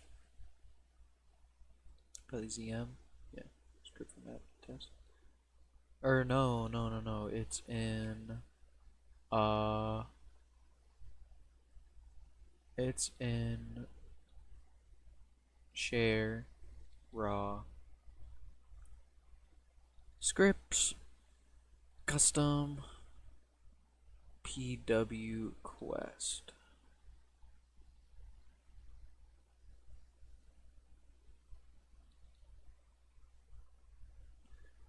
Let me go down to where I do, yes, this.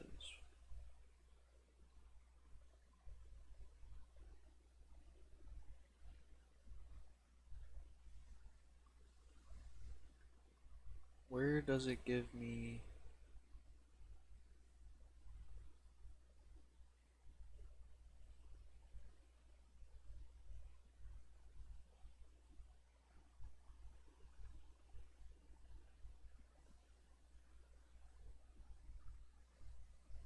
Um, shit.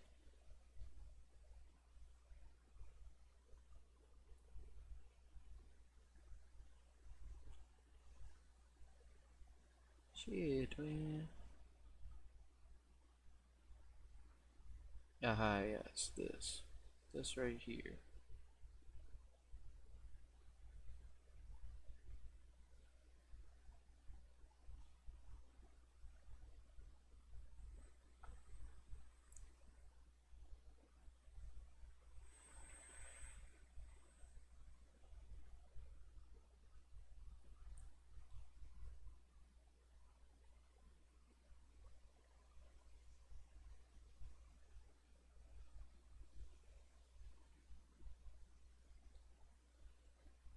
copy this and put it here.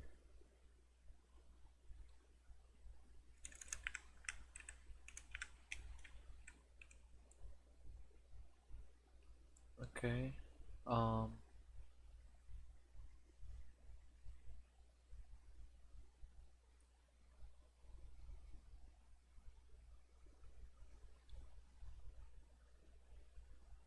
Wait till that happens, right?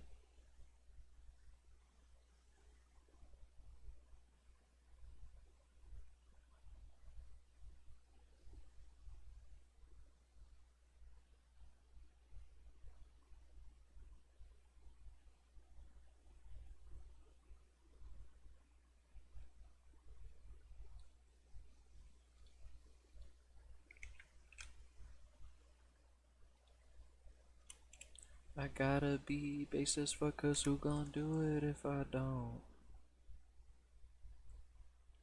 Always gotta keep it real, cause who gon' do it if I don't? Gotta say the things I do, cause who gon' do it if I don't? I gotta do the things I do, cause who gon' do it if I don't? And they hating on me still, at the time, I know they broke.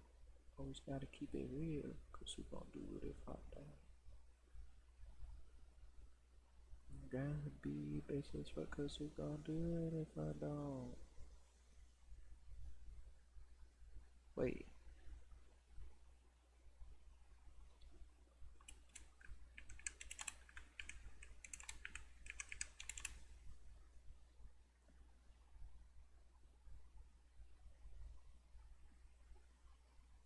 So it should go down to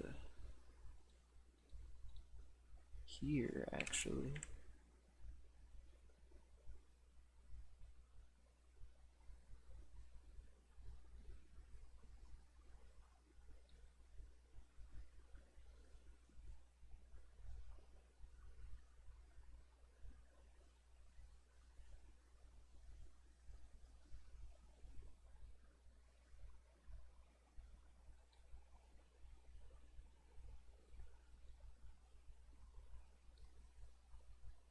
Copy. Um,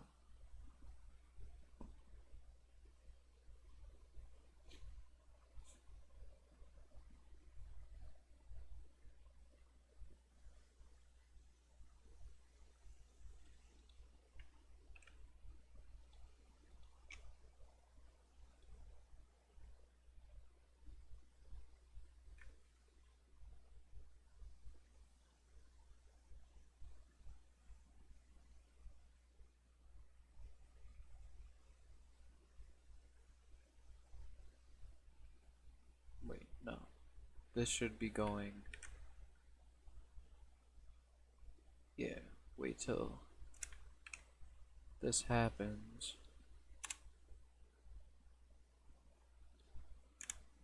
This is if it's true. This will all happen.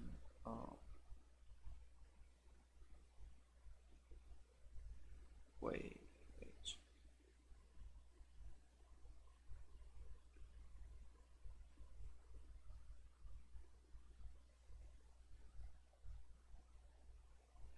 No, this would actually go up here because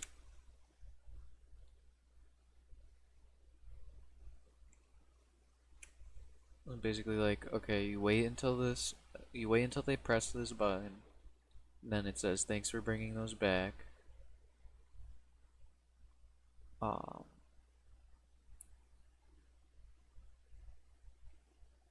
Instinct all delete I already took. Wait 2 seconds. Thanks for bringing those back. Wait 2 seconds. Here's a little something from the stash. Right?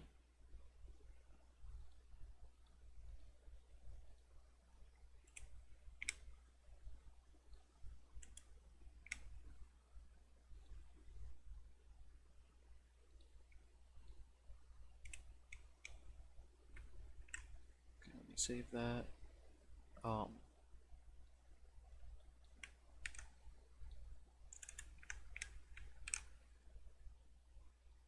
This is what I want them to get. Copy that. Where's the weapon name? Right here. Paste that in. Okay, and then I'm gonna just copy this and paste it down here.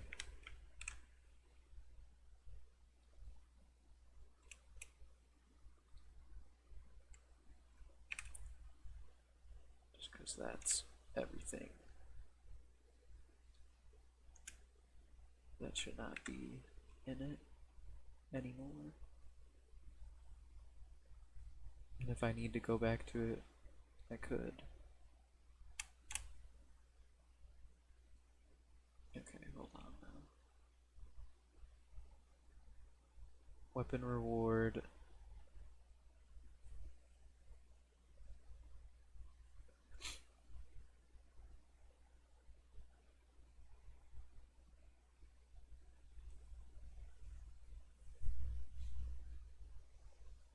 This all happens before. Where do I put false? Level reward grabbed.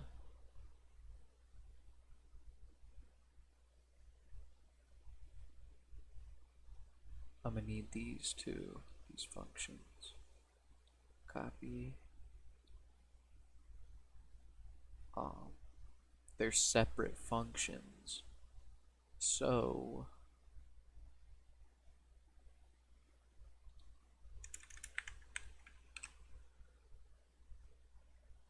weapon, I'm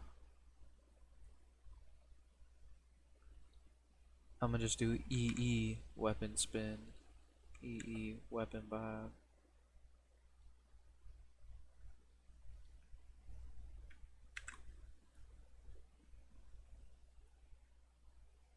And then that should be good. Where do you link those after though? Let's see. Where does it talk about that?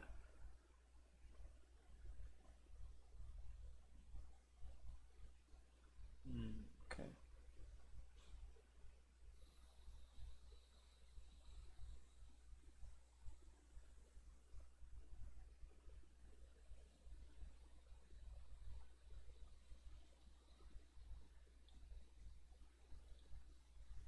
Alright, copy that. This should go at the top. After, yeah, wait till dolls are collected. Reward grabbed is false. Grab those. Right? And then this is everything that happens. Yada yada yada. Weapon reward. Okay.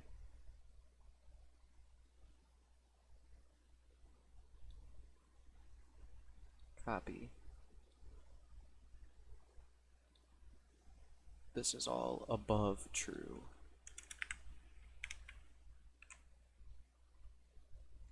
Okay, so you get the entity, which I have to add into the map. Get entity, which will be I'm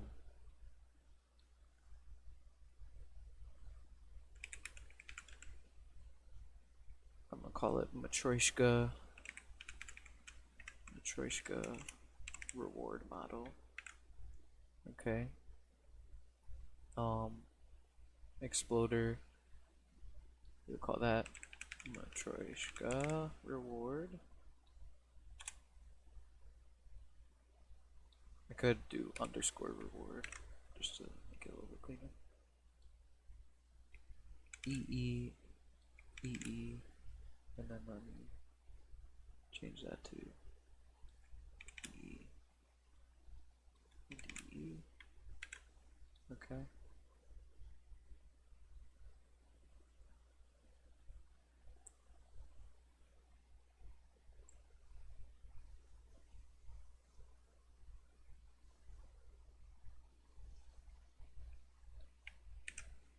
Copy this to right here. That doesn't even need to be there because it's up here.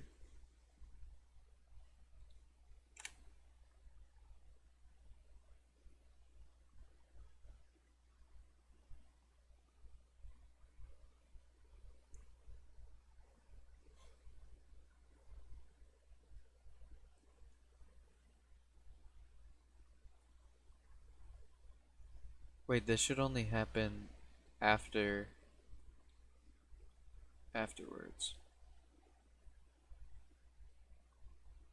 right? Yeah. This should only happen after it's true. So hold on. Wait, I'm fucking shit up.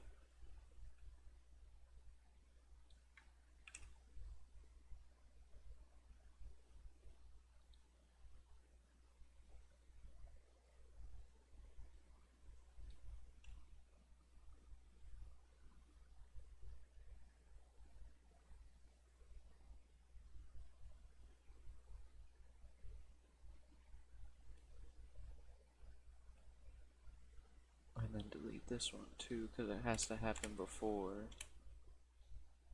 If it's true, thanks for bringing those back. Wait 2 seconds. Here's a little something from the stash.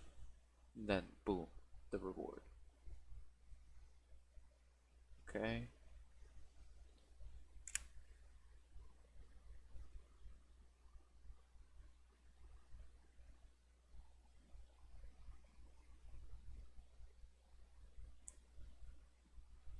Where's... Let me delete this reward now.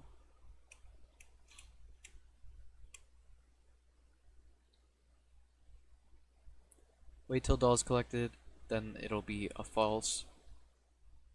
You can't grab the reward yet. Wait till they trigger the button to trade in the Matroyshka dolls. Then it becomes true, where then it will say, thanks for bringing those back, here's something from the stash, and then the reward will spawn in.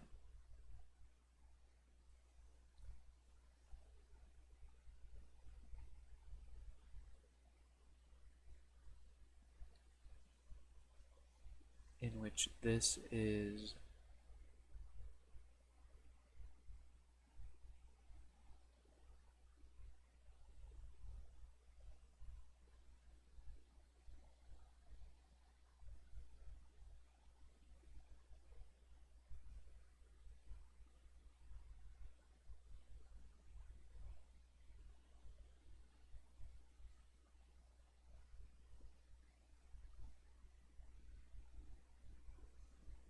There should be a trigger that gets you to pick it up.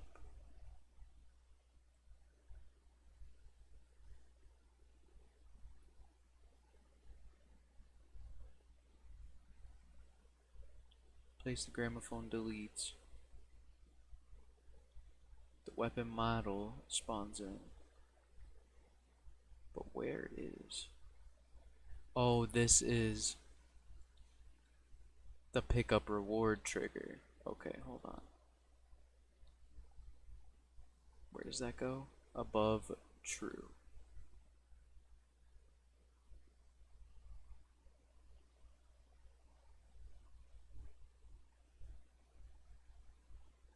Does it really?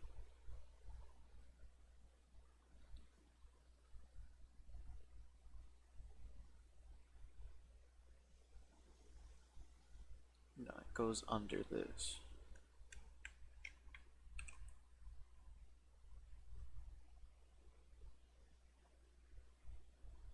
And this will be considered I'll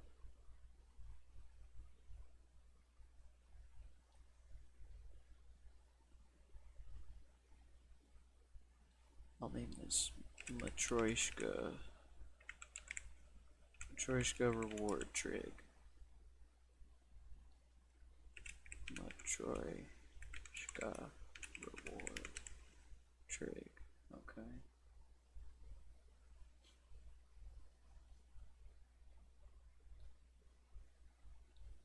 Copy. Put this here.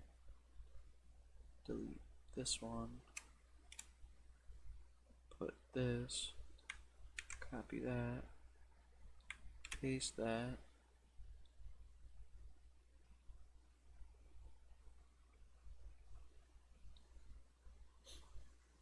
To pick up.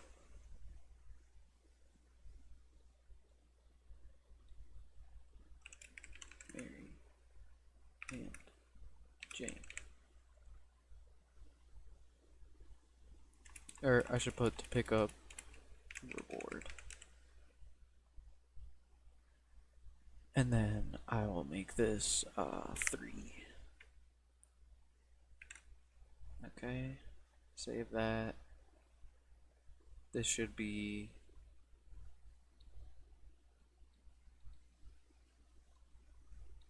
that.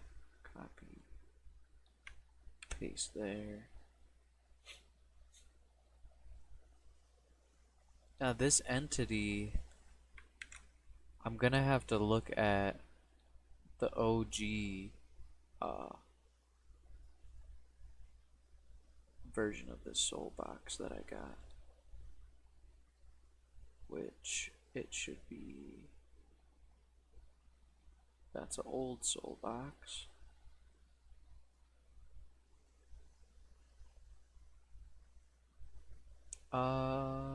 Shit.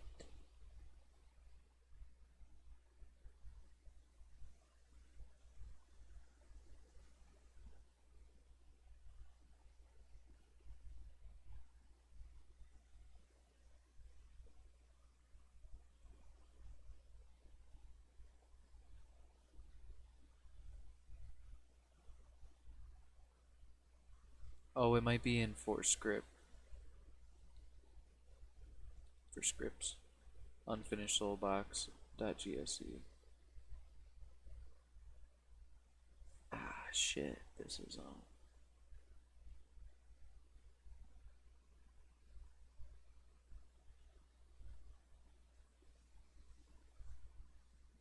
that don't got it with the gun either.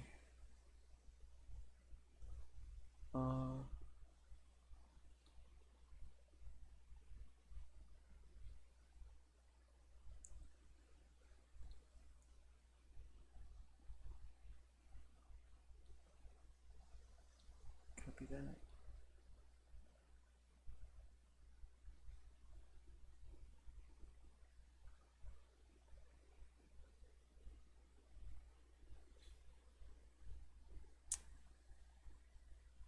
Oh, how is that not? Oh, shit. Okay.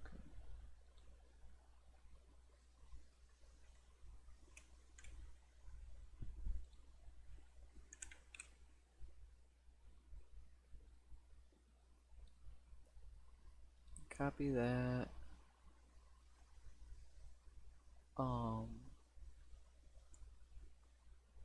This should be here, I believe.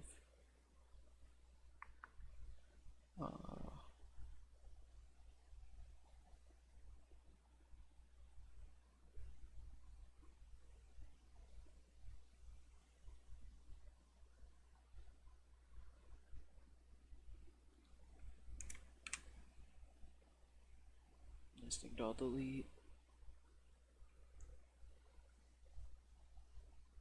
Cause that's just the trig for it. And then this will be, I'm gonna call this EE weapon model. This is called Matroyshka reward trig. Okay. I think everything's good in here. We just gotta go now to hold on, actually, real quick. I know I'm like doing 8 million different things at a time, but just real quick, we gotta edit these. Copy that. Paste here. Add to my tools playlist.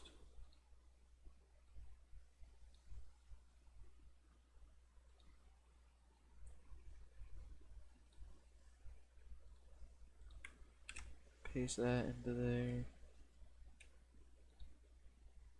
This it's today 21st. It says in 3 hours. So if that is the case, let's just do 7:30. I feel like it could be done by then.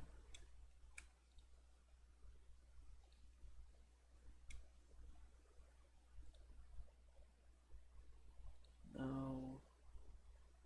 Gotta add tags. English. Showing you the whole process of what I have to do every fucking day, bro. What I've been doing every day.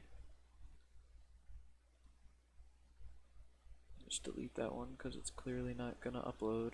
That's what Twitch has been doing to me. Well, I guess it's YouTube, but it's a part of Twitch as well, low-key. Go down here, copy the tags, X out of that, paste the tags.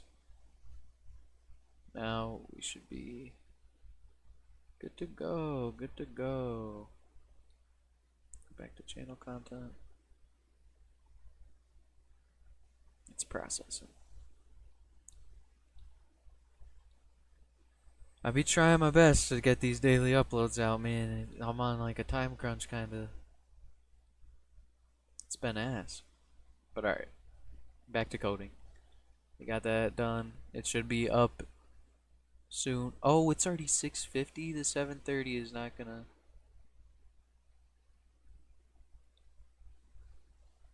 7:30 time frame is not gonna work. If it's 3 hours from now, that would be like. I guess I'll put 10.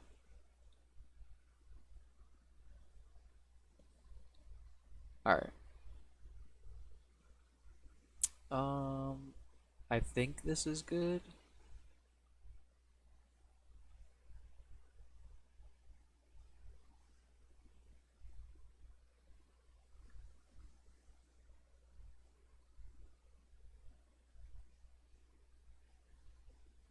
Oh yeah, let me get rid of these. Those shouldn't need to be in there. That's if I wanted an ammo drop to happen. Alright. Now we gotta go inside of Radiant. Open in Radiant.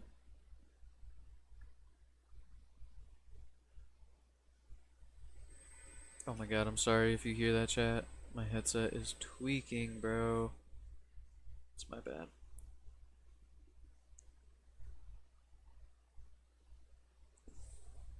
I might play some tunes in a bit. I just know if I play some, it'll get copyrighted and I'll have to mute it when I go to upload, which I don't want my voice describing what I'm doing right here muted. But when we get to mapping, I'm gonna start playing some beats so I can get to cooking. Hopefully this works like instantly, so you won't have to do nothing stupid. It should work. I'm hoping.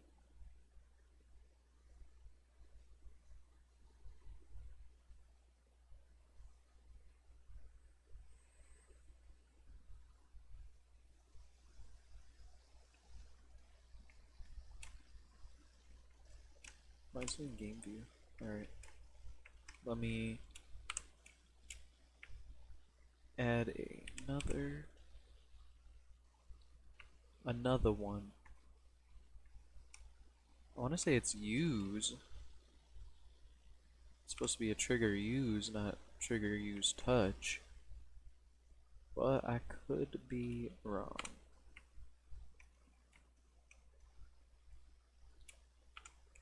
I think this is what makes it go up. No, actually, no, it's not. All I need is this.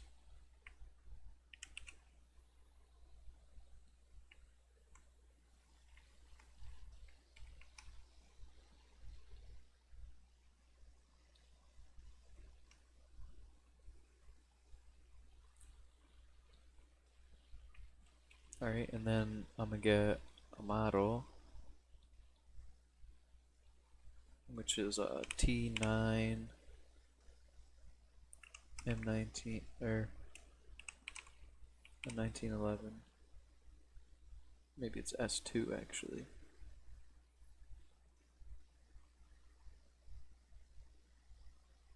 With the extendo? Yeah, I think so. What's LDW? Dual wheel. Left dual wheel.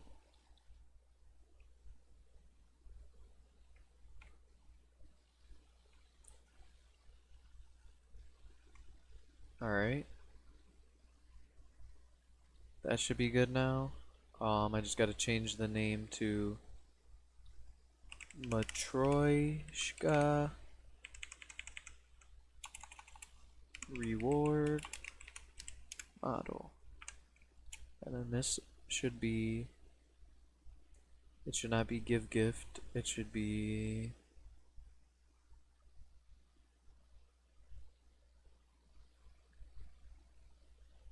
oh shit, I never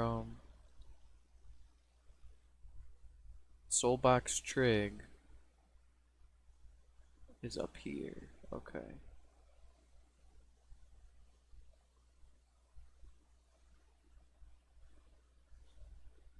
But wait.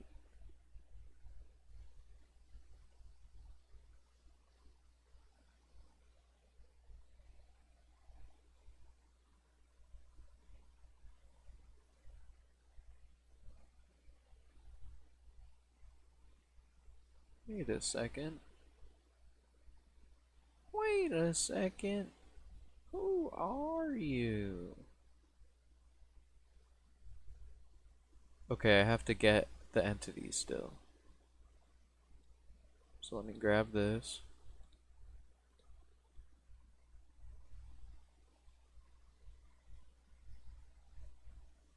I'll just put them all together.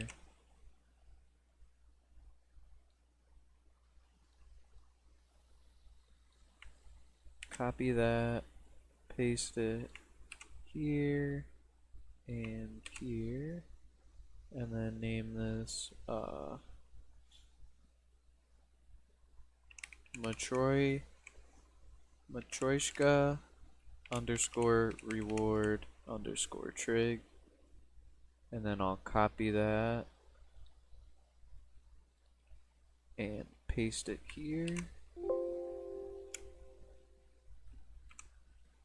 And then I'm just gonna get this table, I guess, just to have a little reference of where the trigger is supposed to be at. Because you can't see this box in game. So.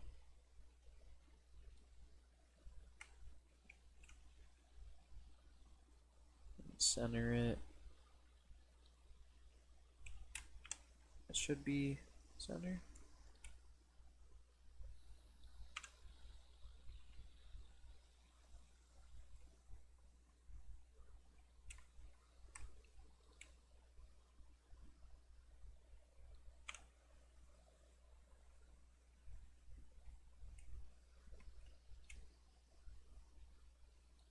You just test.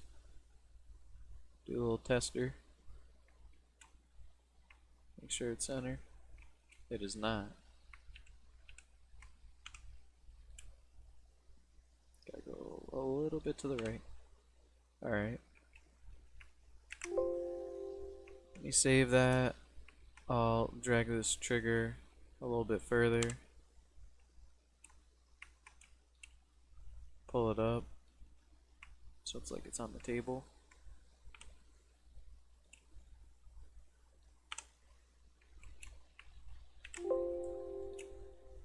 Alright. This should all work now.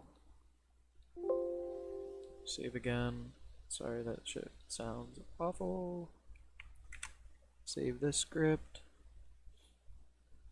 Let me make sure too, did I miss anything? I don't believe so. Let me check if I thread that. No. I do not thread the weapon. All these functions down here are not threaded because it threads it right here, weapon model thread. Okay. Oh, one more thing. I'm just gonna hide the exploder for now because I don't know what I want to do for it. But that would make an effect play on the gun, which I will do. I just trying to do it quick so we can get this shit done. Okay. Okay. Let's do this. Now compile and link.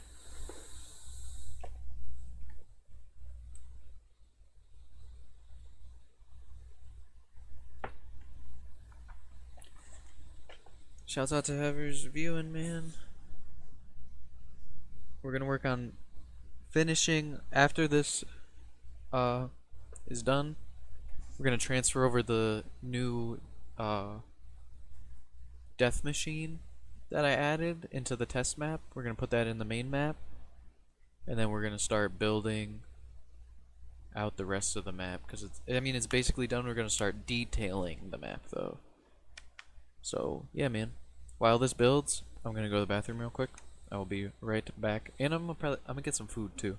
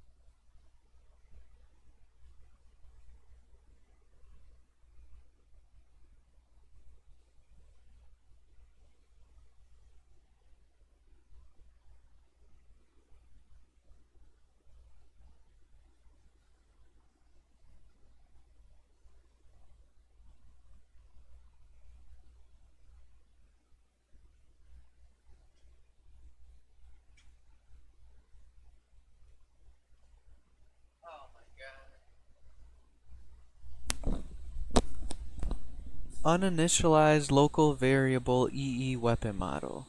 What? Where is it? What the fuck?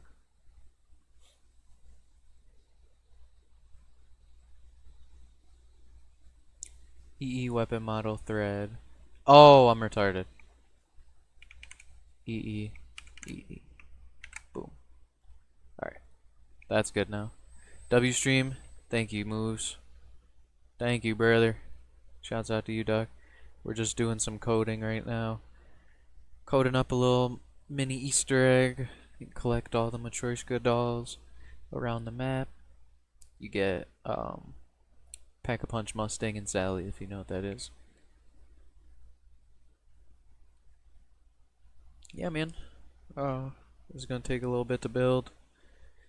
Hopefully I fixed the error in the script from that. I think it should be good now. Might have to change this from weapon name to something else. Cause in this, is there a... No, actually I have that hashed out. Should be good. Oh yeah, it's building. It skipped past the last error. Right. Yep. Yeah, should be good. I'll make some food in a second. After this is done building.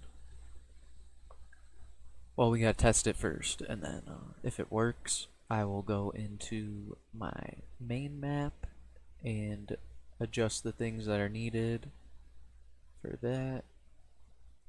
Alright. It's done building. We can run the map now and check and see what if everything's working correctly. It should be. Only thing that should be missing or not working is the effects that play on the weapon, because I didn't add those in the map yet. Which I don't really need to do because it's just the test map. I'll do it when we're in the real map. But, yeah, man. This should work perfect. Fingers crossed. Fingers crossed everything works good. I did cook on the loading screen, I'm not gonna lie. I want to edit a little bit of it, because like a couple pieces of it look a little too clean. Like I want the images of the characters to be a little faded, like how I did with the handwriting of their names. I gotta do that little like grunge effect onto the images itself, but it came out pretty good, man. Alright, let me put on God mode first, because if I walk over there I'll die because it's not in zone. Turn on the power. Well, I guess I don't need to turn on the power for what I'm about to do. I'm not even sure what that's connected to.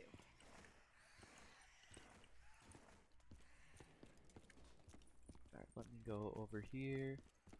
Alright, so basically, if we pick up all 4 of these, I should be able to go up to here and claim my reward, and it'll spawn right here.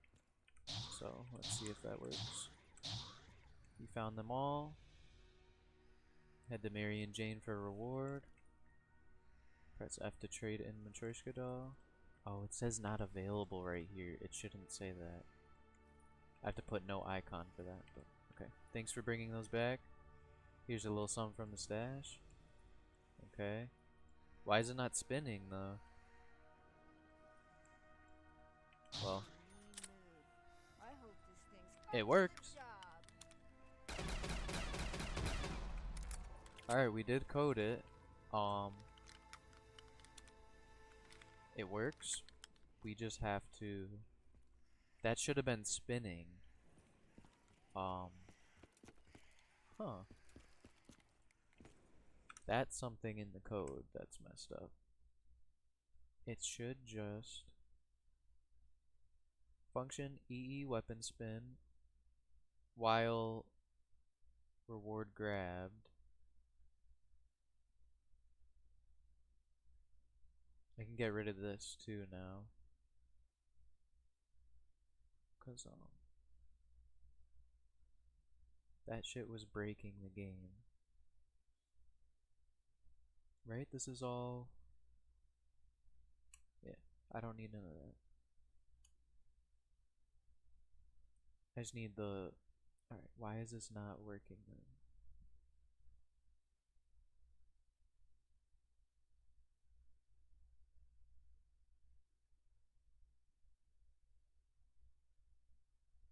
Oh, because reward grabbed should be down here. Right? Because if we look here... Yeah, that's after those lines. Okay. So this is... should be right here instead. Reward grab true. Okay.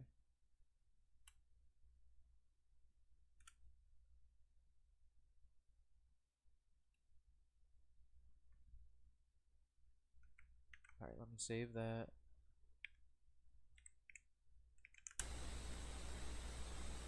It should be quicker to build to because I don't have to compile. I just have to link because it's just a quick fix in the script.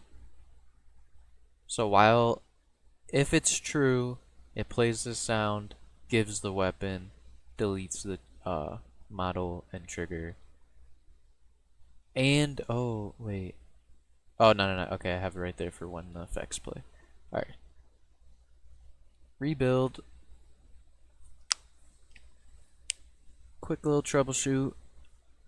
It should be good after this. Shouldn't have any other issues.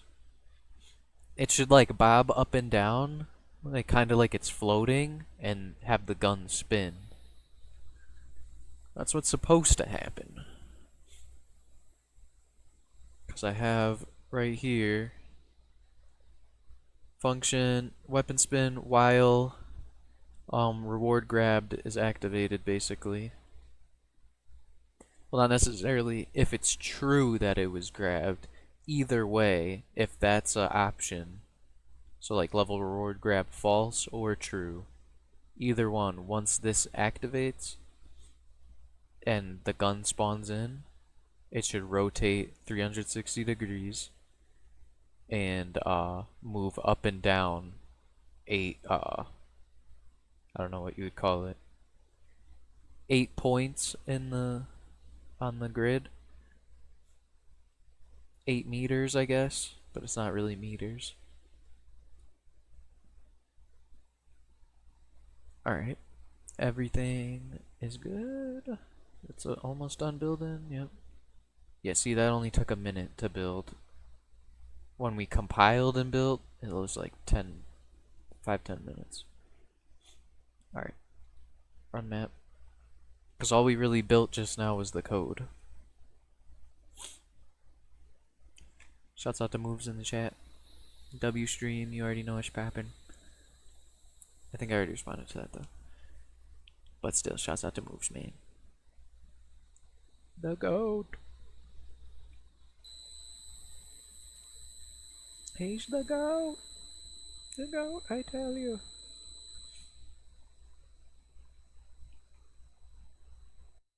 Bro, my headset.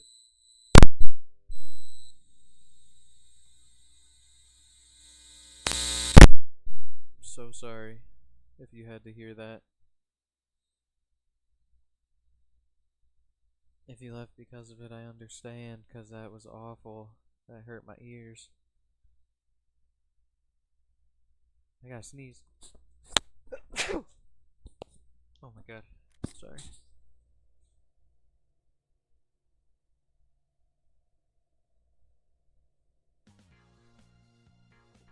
Alright, let me put God mode on.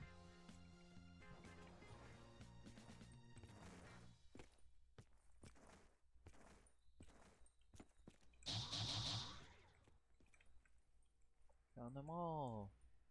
There to Mary and Jane for reward. Thanks for bringing those back. Here's a little something. There we go. There we fucking go, bro. Look at that. Look at that, bro. Let's go.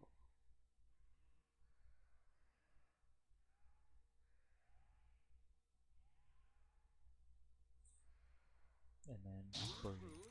I'll be the judge of that. That should have deleted quicker. So we're gonna make it delete quicker. We are going to do, yeah, it shouldn't need to wait a second. It should just delete when that happens. That was for this trigger to delete. I wanted it to wait a second, but we don't even need it to wait a second. Right, it's gone. Yeah, I think that was pretty conclusive. Let's go, man. Let's fucking go. Alright. Now, we are going to do the same thing on our main map. So let me... Well, I'll need to edit the zone file too in a bit, but let me open map folder, script, well actually, sound, zone config, because I'm going to have to edit this as well in a second. script ZM PYROWORLD GSC. Let me move that over here. Oops. Like that. Okay, let me go down to the Matroyshka nesting doll quest.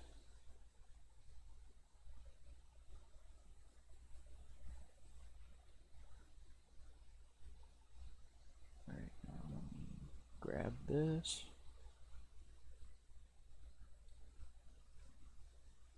Copy that. Copy again just to be safe. Alright, and then we are going to paste it right here. Paste. Save. And now we gotta go into the map. Let me X out of this too, because I don't need that anymore. I got it to work perfect. Let me open in Radiant. This is gonna take a little bit, so while this loads up, I'm gonna make some food, man, because I haven't ate all day. It's 7 o'clock and I haven't ate a single freaking thing. So I'll be right back.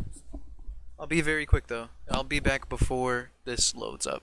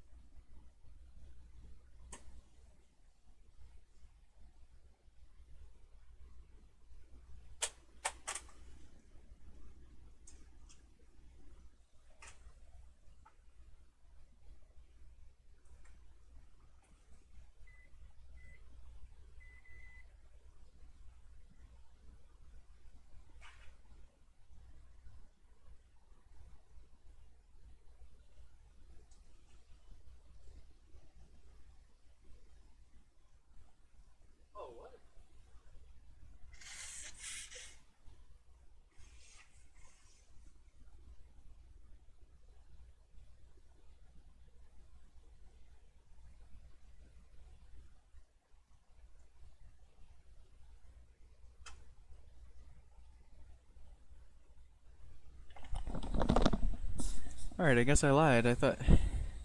I guess it spawned in a lot quicker than I thought. Usually takes forever. But okay. We're gonna do copy paste. It did not copy paste. Why is that the case? Copy, paste. There we go.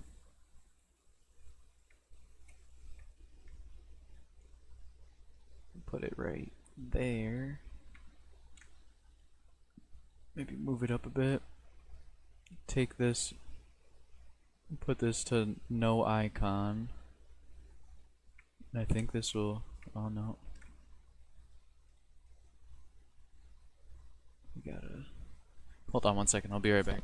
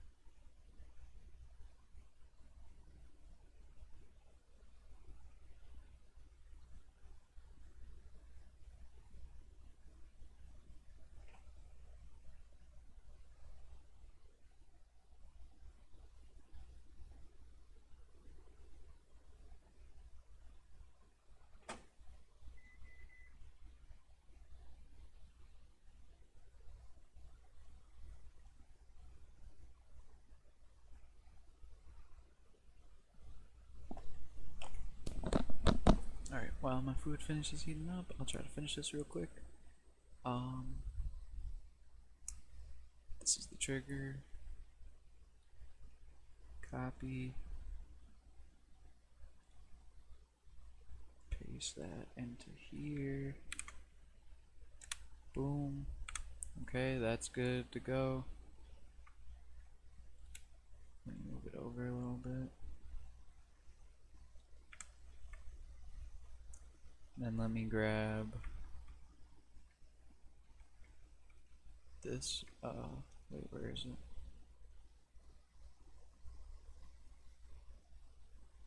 Where the hell's the bullets at?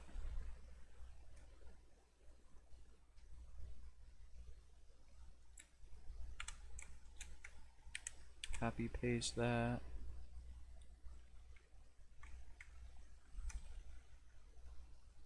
Oops. Hold on one second.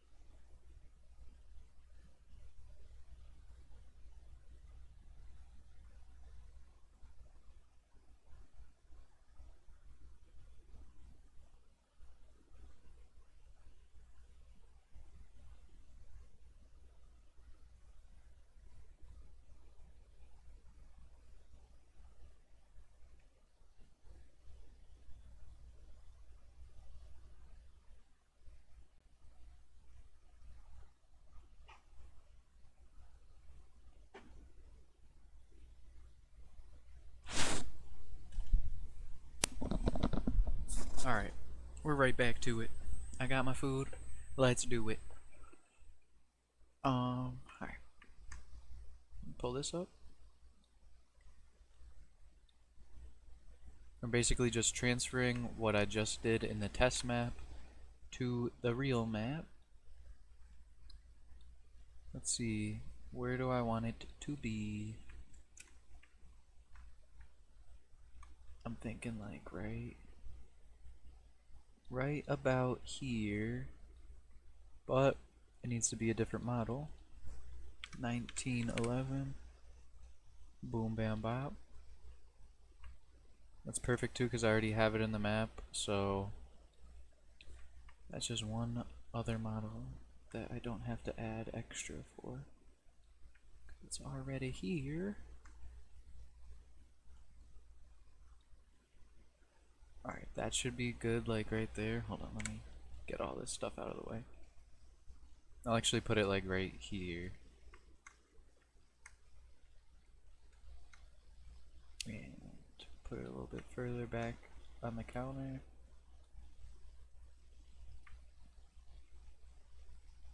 Alright, now I have to count how far down it goes. Well, it counts it for me, but I just gotta read what it says. Alright, -33. So, where it says move model up 66, we're gonna put 33. Okay, save that. And we have to name it this. Copy into the info, paste it right there, enter. And now I gotta bring it down. Fuck. Bring it down 33. Like so. Save that. And now we are good to go with that. That's all I needed to do. Everything else is good. Right, let me check. Did I? Yeah, I removed the last bits and I put the new script in. Now I just gotta do the same thing I just did on the test map, but I gotta build it now on this map, on the main map. So, yeah, man. While that builds, I'm gonna eat my food that I just made. And ooh, I shoulda did the other script, so I coulda did both at the same time. But fuck it. This is good because then, if there is any errors, it'll be easier to solve. Yeah, feel me?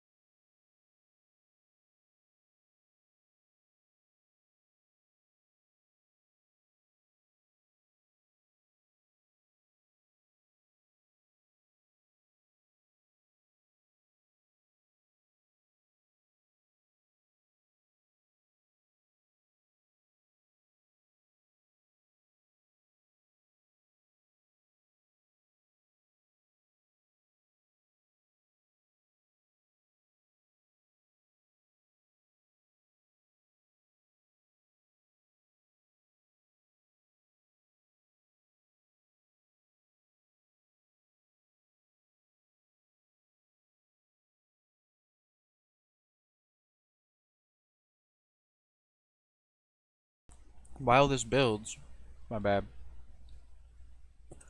I was I muted my mic so you guys don't have to hear me eating. But while this builds, I'll show you everything that I have to do for the map. Everything that's left to do, at least, to work on. This is the list of everything that I have left to do, which we just fixed the Matroyshka side Easter egg script, so that's done. But yeah, this is all the things we have to do. There might be a couple more that I don't have in this list, but these are all the important things.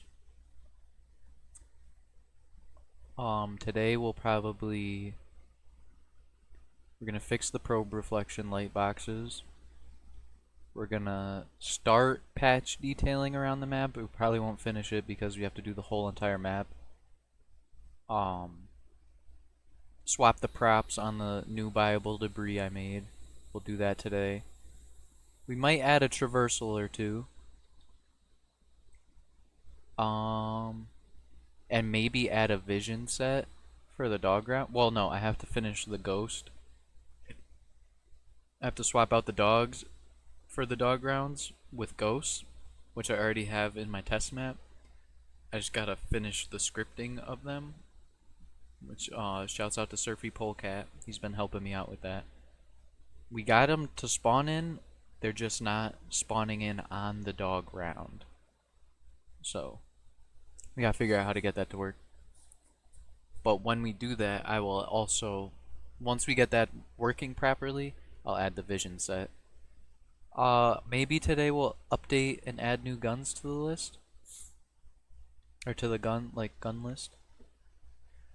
What else? What else will we do today? Definitely not anything with the boss battle. We got a lot to do for the boss battle. Still gotta make the model, make the animations, script the boss. There's a lot that's gonna have to go into the boss battle. That I am just not able to do today. Maybe nah, we probably won't do that either today. Might add ambient sounds through the map. I don't know. The main thing is patch detailing around the map. So basically, a patch is like an extra layer on top of, like, let's say you have a brick wall, right? If you just have a brick wall, it's just a brick wall, literally. Quite literally. Um, it's just gonna look like a plain, clean brick wall. Like if you have concrete, it's just gonna be clean concrete, you know? This is a zombie map though. It needs some dirt, some grime on it. So basically, a patch detail is like, let's say you're on Photoshop. This is the best way I could describe it. On Photoshop, you got all the layers, and they're just like stacked up on top of each other. That's basically what you do with patch detailing. You get like a thin wall, basically, with transparency on it, and just the grime detail, with everything else transparent, and then you put that on top of your brick wall, and then it'll have the grime on it, if that makes sense. It's a lot easier to show than explain, but yeah, man. That's the main thing we're going to be doing today. Now let me go back to eating while this builds. It should be done building soon though.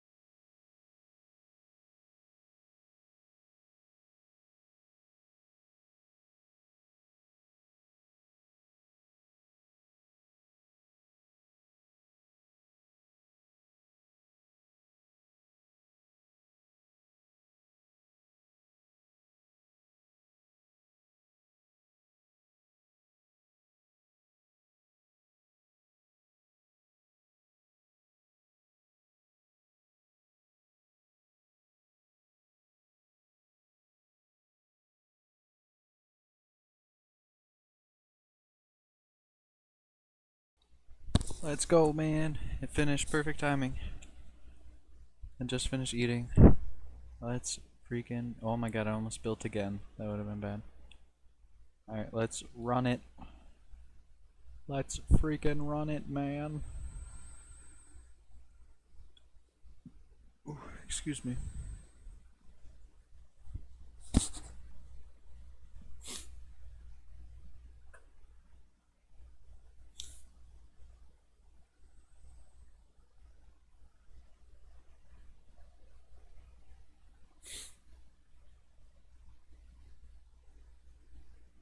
Let me check my eBay real quick while this loads up.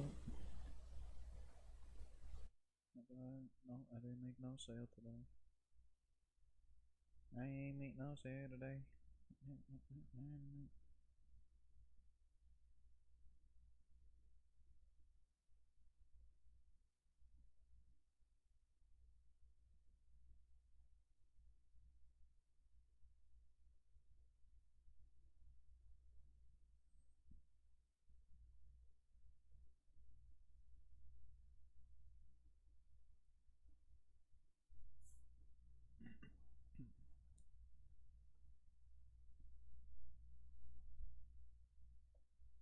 She keep on blowing like a whistle. Damn it, I was finna.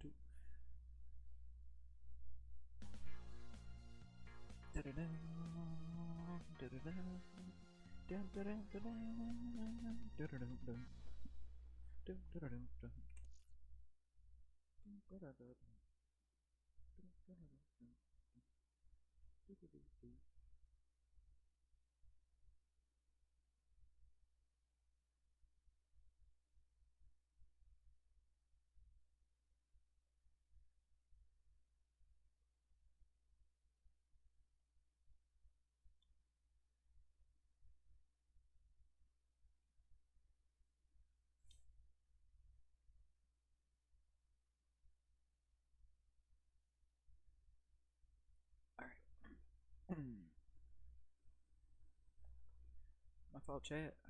My fault. Resume.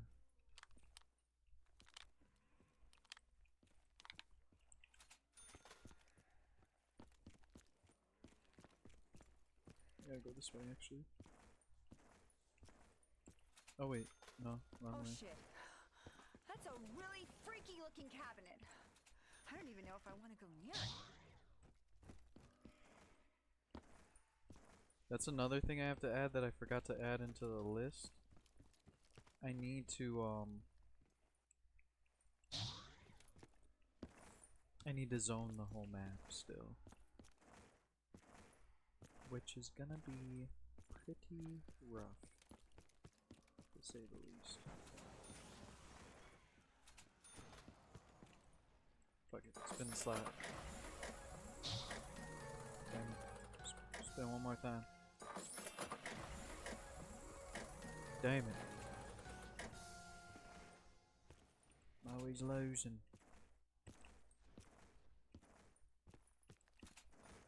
Can I get a win?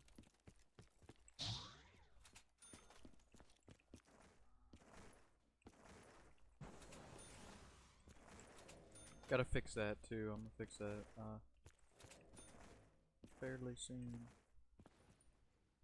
Okay, we trade in the Matroyshkas. Thanks for bringing those back. Here's a little something from the stash. Oh my god. Think it's that. Boom. That's all I want to do right now. Did you look at that? Perfect. Now we just have to make the effects for it. So it could like glow instead of just being the gun floating in there. Oh! What did I get from the box? Looks like an AK. Damn it! Alright. Now we are. Now that we know that works, we're gonna go in the zone. And go in the test map zone. Copy this. Paste that. Alright. here. Save. Go into the sound zones.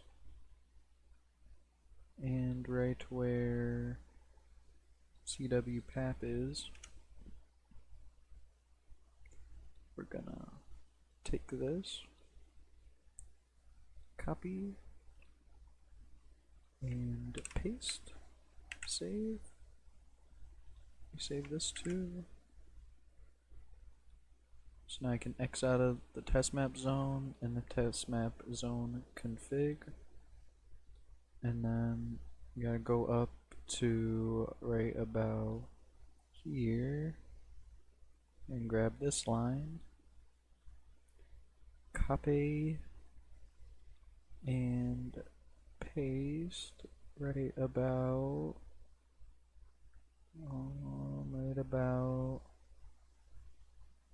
where is it? Level path. Boom. Save. Shouldn't have to compile. I should just link. Should be able to just link. I don't know. Cause it is a gun. We'll see if when this all builds out, if it does what it should do. Which I don't think it's doing it. So we might have to compile.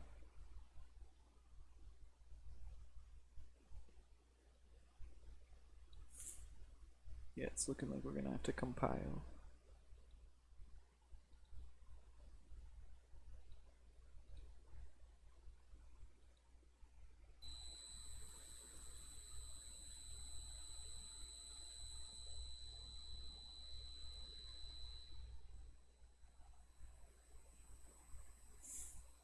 Trying to learn some street knowledge. I'm a mentor.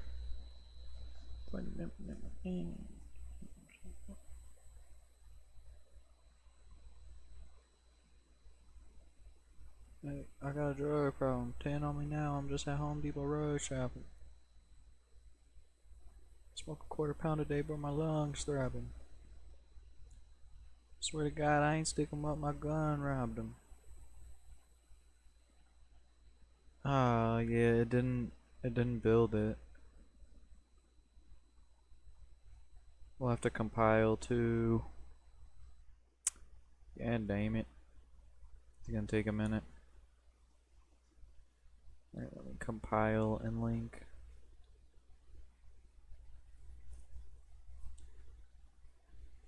Well, while it does that, we could watch this tutorial together.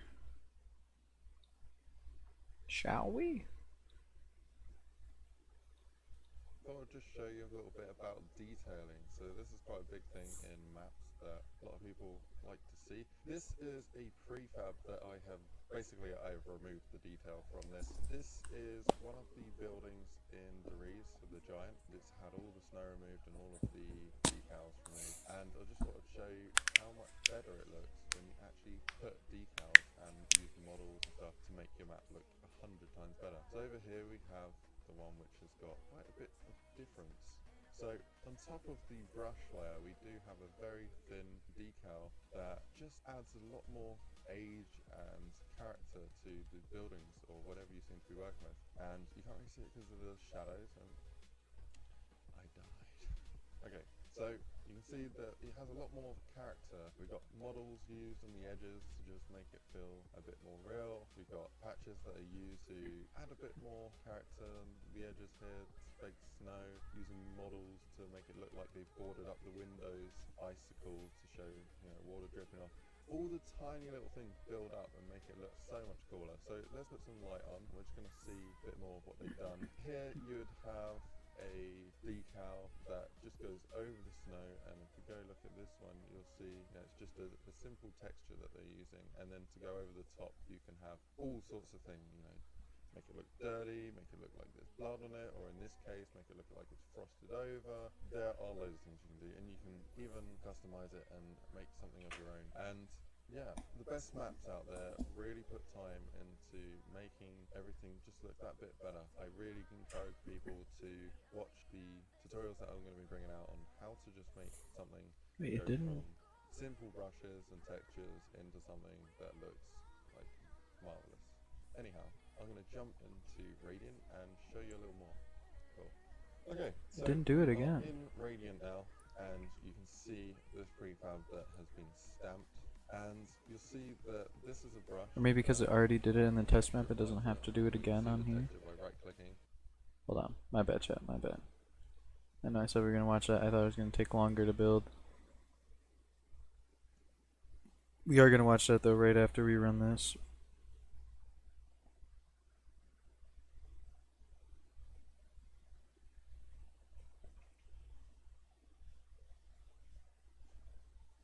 Because that's the goal today. Basically what he was talking about in that little clip we just watched. That's the goal for today, to do all around the map.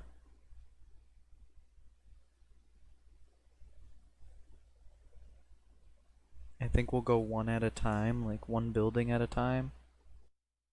Just so I know, like if I, just in case I mess anything up basically. Oh, let's go. It instantly loaded, that's good to know. No errors. That's good, man, that's good. I feel like it's not doing what it's supposed to do though, even though I zoned it. I have it in here in the GSC under the level path disk type, and I put it in the zone config, sound zone configuration to be exact. Alright, well, we gotta just kind of sit in here and wait until we get a death machine. Oh shit. That's a really freaky looking cabinet. I don't even know if I want to go near it.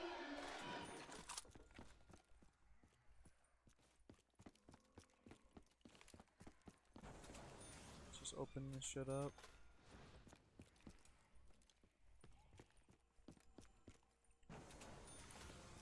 Oh, I do have to make a viable debris right here as well before we start detailing all around the map. I don't know where the zombies are. This is why we have to do the zoning.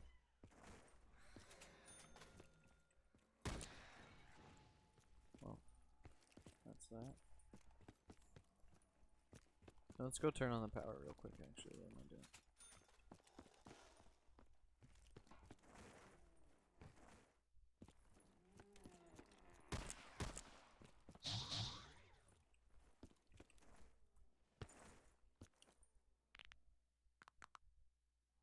That must have done something. I'm off there.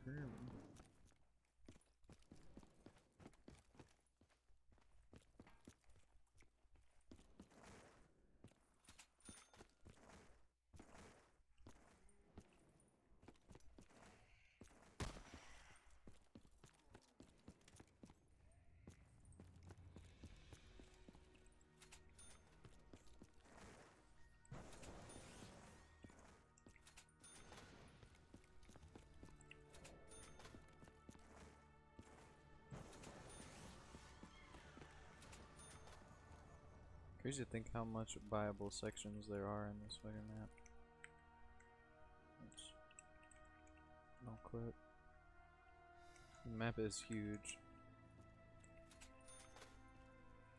Does this clip still not work, man? Fuck.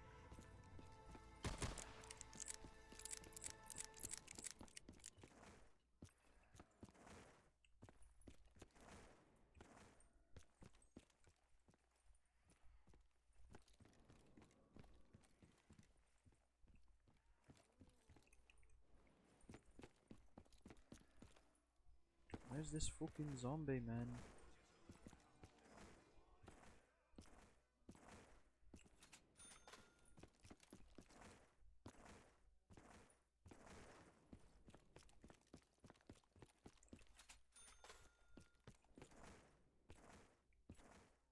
Where the hell is he? God damn it.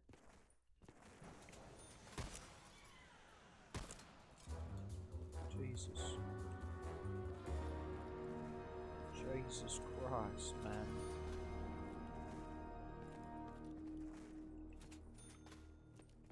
Just buying everything so I could get over here quicker.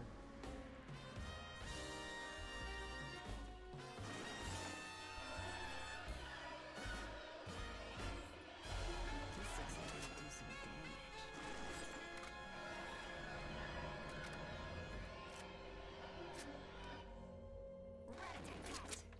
Rat-a-tat-tat. Like Rat-a-tat-tat.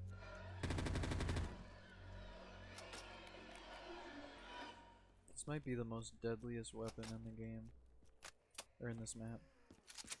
It sounds really good too. Like a dual barreled LMG with a drum. When you pack a punch it, bro, oh my god.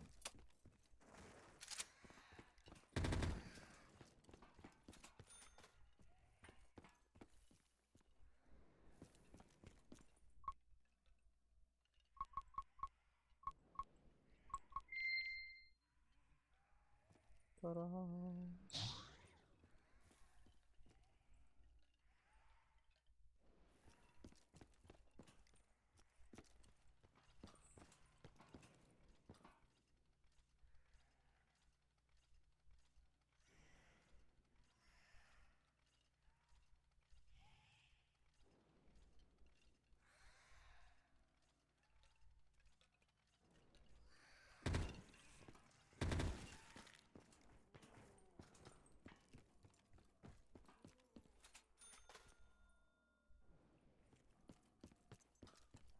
Where the hell are all the zombies, man?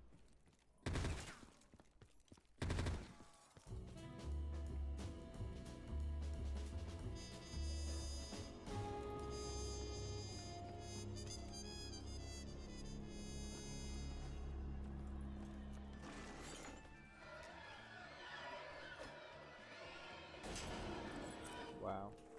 Only spun it 3 times. where the hell did it go? Yeah, where the hell did it go?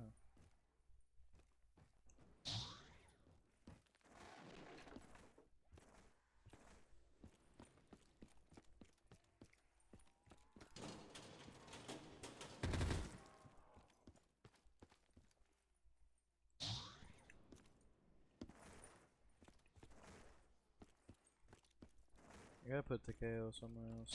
Or Takeo. Takeo or Takeo? Which one is it? I don't know. I don't know.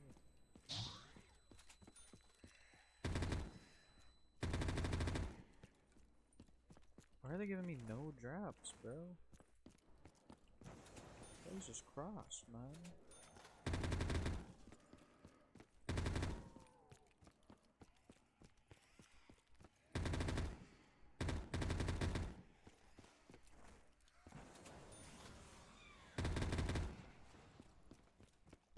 I haven't gotten a drop since the first zombie.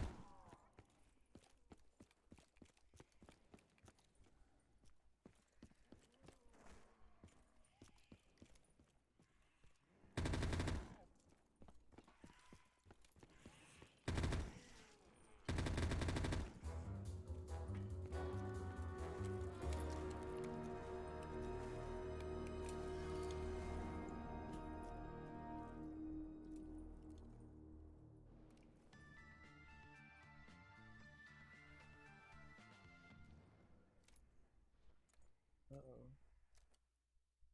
That's not supposed to do that. What the hell, man?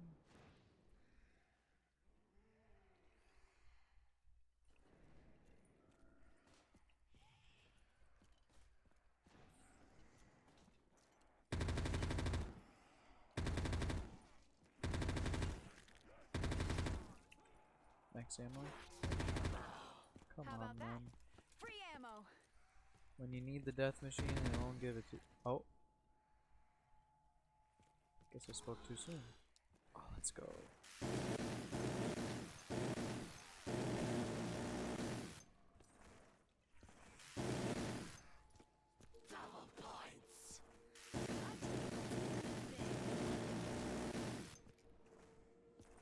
Let's go, man.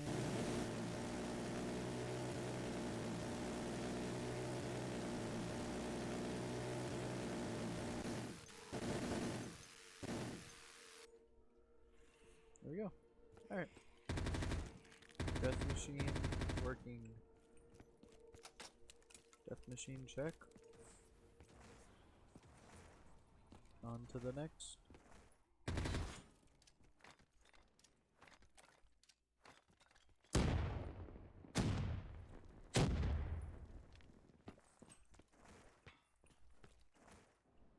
Next I want to try and see. I want to see that. What this is, Pack a Punch. No more Sumar goody brand two-shoes beer. pissing around. Might change the name of this to Surfy Polecat.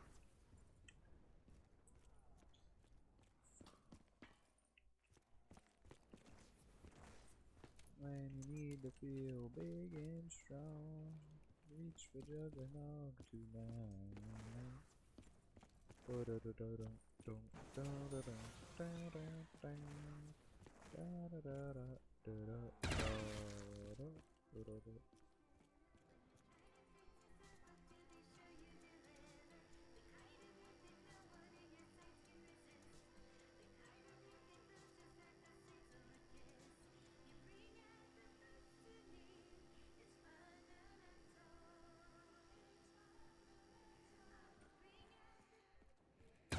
Never heard that song.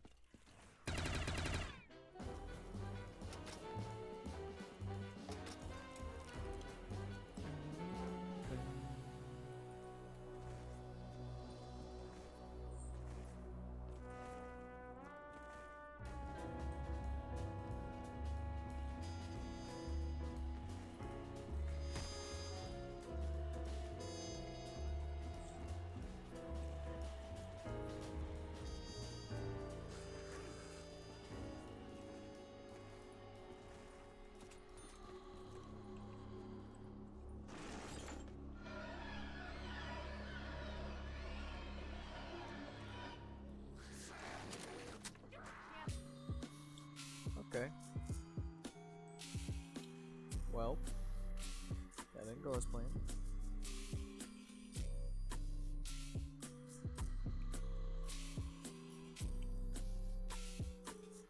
Actually, wait, let me restart level real quick. I wanna swap a gun out.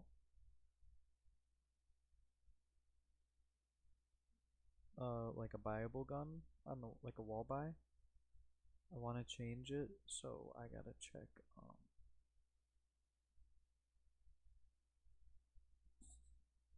gotta check the name. Check and see what the name is. That would be user map, PYROWORLD, game data, weapons, ZM, level weapon common, or level common weapons. Let me see what it's called in here.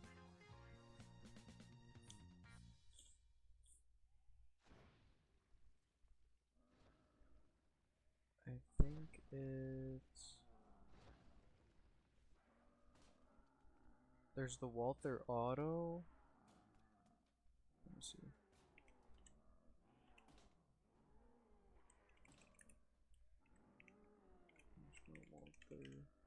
Walther Auto. Yeah, that's the automatic shotgun. But what is the pump shotgun called?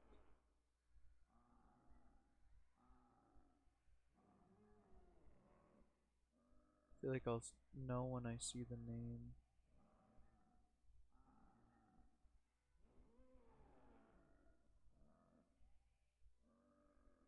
It might be the 1928. Or no, it's the Win 1894, I think. S2 underscore Win 1894. Give S2 underscore Win 1984, was it? Or 1894. 1894. Am I retarded? S2. Oh, I am retarded because I didn't put a slash at the beginning. Okay, that's not the right one. 1897 maybe?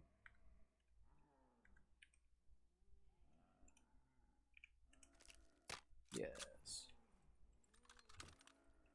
This I'm gonna make a wall by.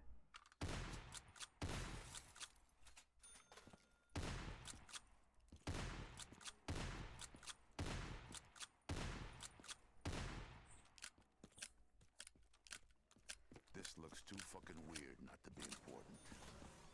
Where do I make the wall for?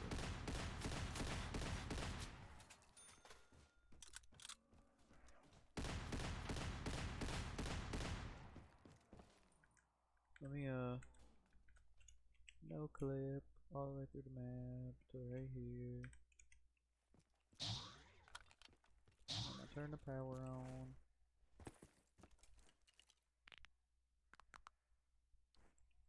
Okay, I think we got power. Now on ain't taking no shit.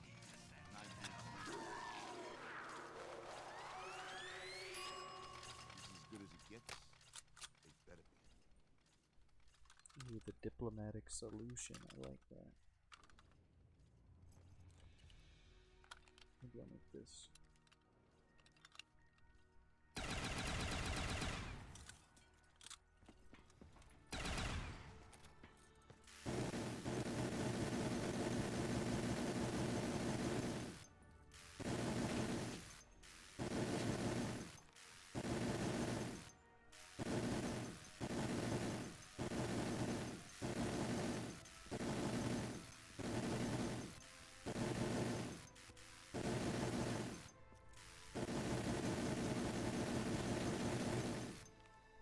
Sorry. I'm just kind of stimming out right there. I kind of want to switch some of these guns. But I don't know what to. I think I'm going to switch this MP7 on the wall to a shotgun. I think I'm going to switch it to this shotgun to be exact. And then I'm going to swap out this shotgun. Or, well, I'm going to swap it to this one right here. But put it right here. Then I got the nail gun. That's working good. Alright, so this is the Win 1897. And this is the Walther Auto. Alright. Let's go into the map. Oops.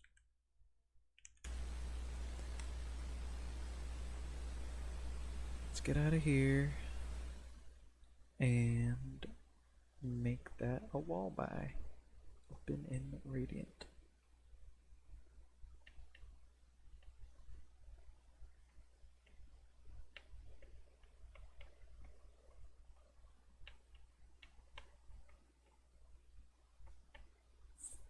Oh, no way. It finally uploaded, chat.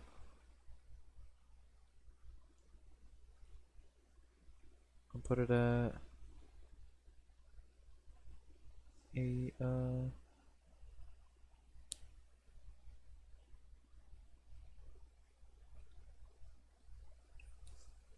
808.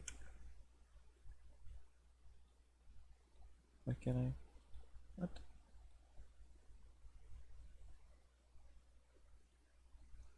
Eight 11.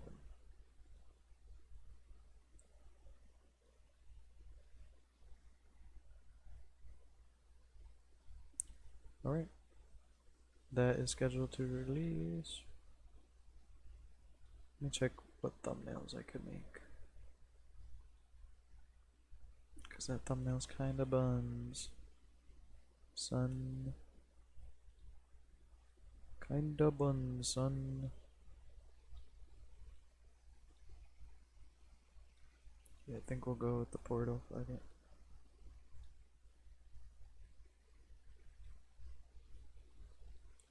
Alright, that is scheduled to release in like 3 minutes.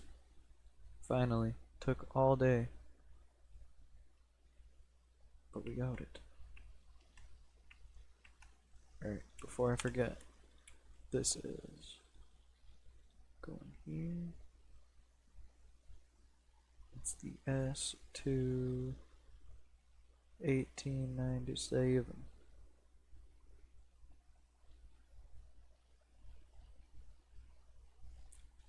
There's that Winchester 1897. I tell you what. I tell you what, Sonny. God damn it.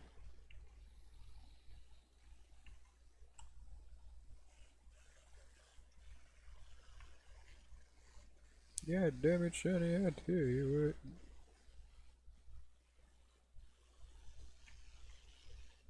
Maybe I should have it right here.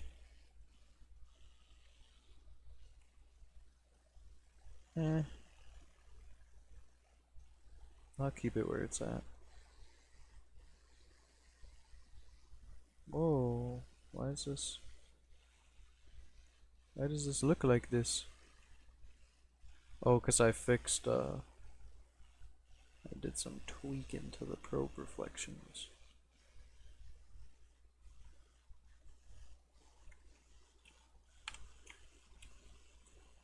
I gotta switch this to the, where is it? It's called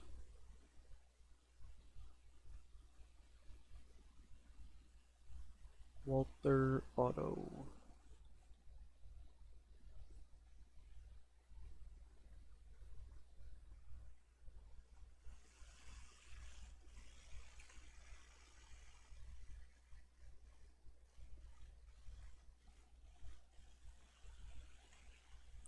Barely fits on the table, man.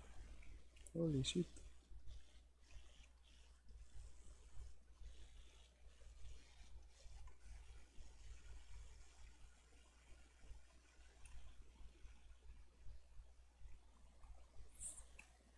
I might fix that. I might change that up in a second. I might move this to there, and then that to there. But actually, I can't, because this is wider than this little piece. It's okay though. Save that. We will save that, and then and then I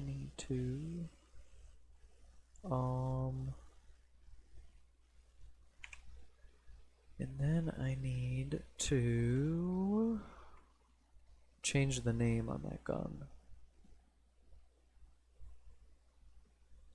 So I gotta go into, this is an end user map, this would be in probably share, raw, script, ZM, somewhere in here. No.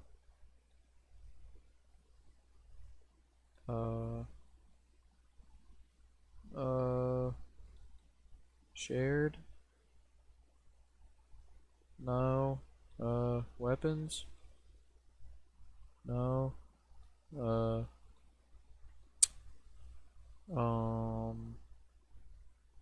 Maybe it's not in share. Maybe it's in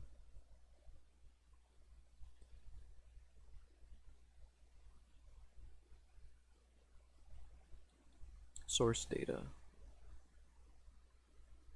Yes.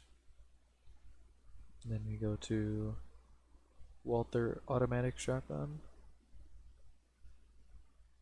And it was something about Porter.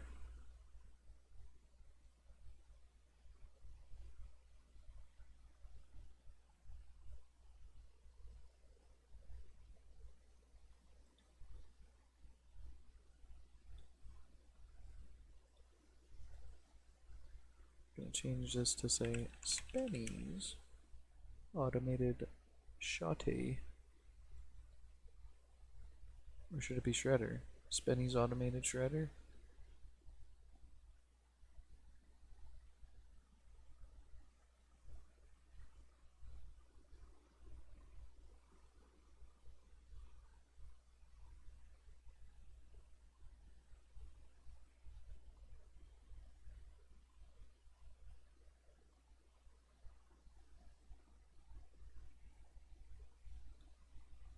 Oh, what did I just do? Spenny's automated shredder. I'm thinking Spenny's shoddy.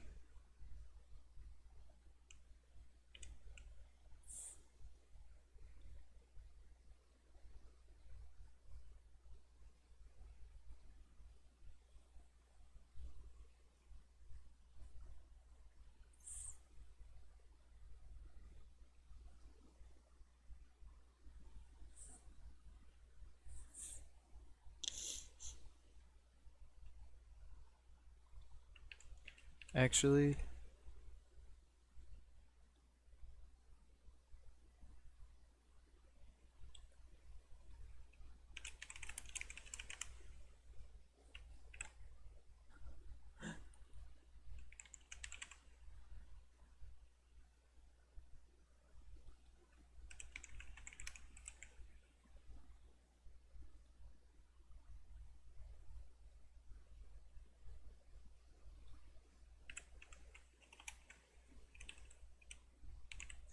Spenny's automatic shotgun, and then pack-a-punched, it's the ginger shredder.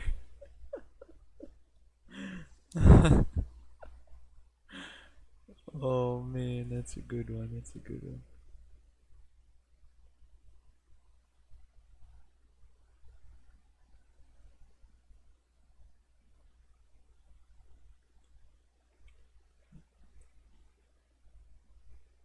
Spenny's automatic shotty?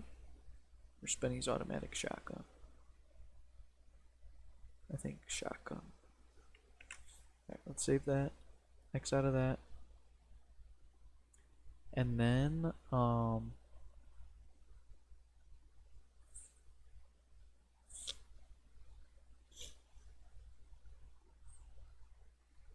I can take this out of here. Gotta take it out of this.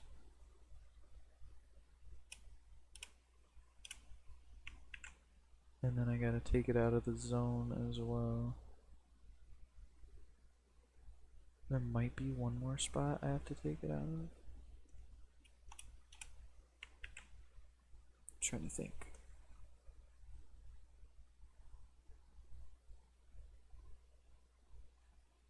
I'm gonna look through me and Shitty's messages, cause he helped me with it.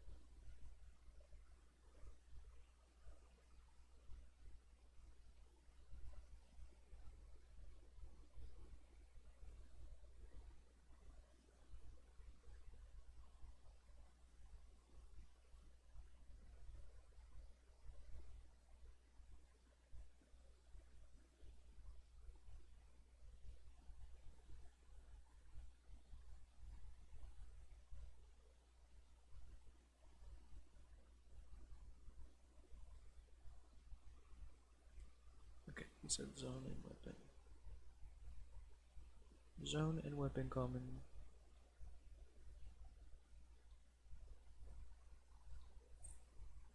Alright, that should be good, man. Zweihander is gonna be,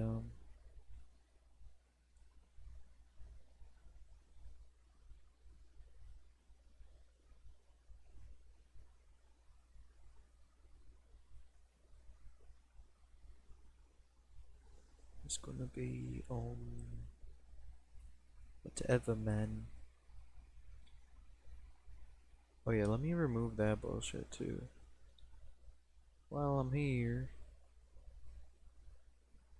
I only got the chainsaw, honey badger, and bulldog. Let me, what was it called? Ripper.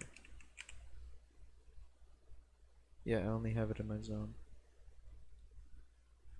And it causes me trouble. Let me get it the hell out of here.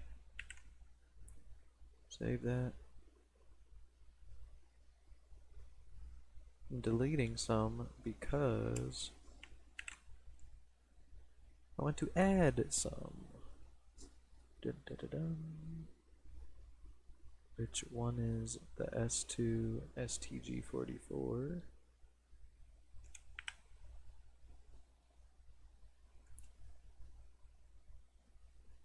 Oh, I should probably put it in its corresponding spot.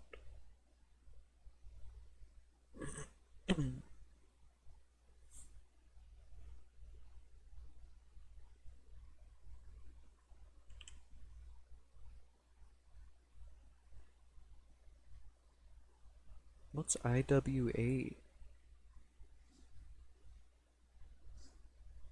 Modern Warfare?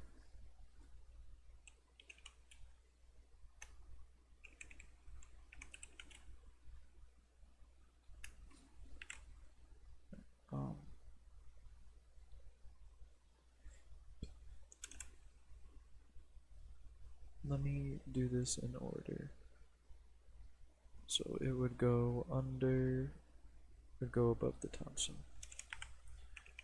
Weapon, comma,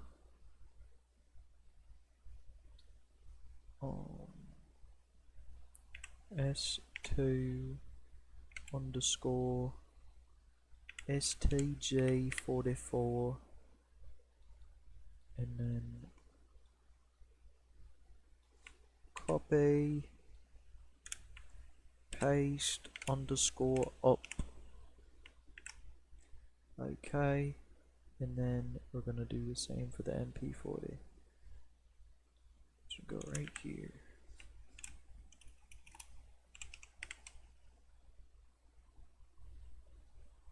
It's MP-40.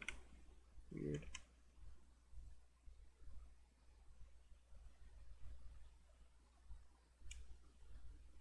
I feel like that's not right. MP-40 underscore up. I'm gonna, before I do that, I'm gonna look for the, what I use to port them into the map.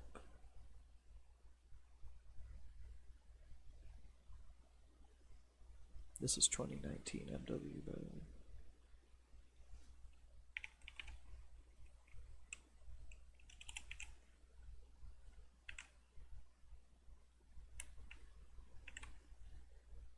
Okay. Let me go to, I don't know what it would be called. It's in skies. Weapons. Oh. It would be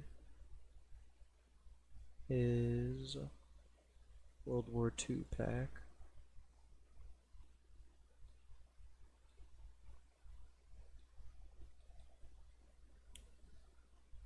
Oh, I have to do the inspectable script too.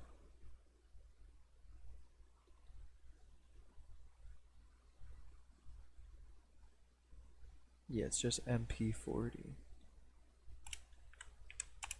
That's what I figured. But I figured I'd check to make sure. Copy.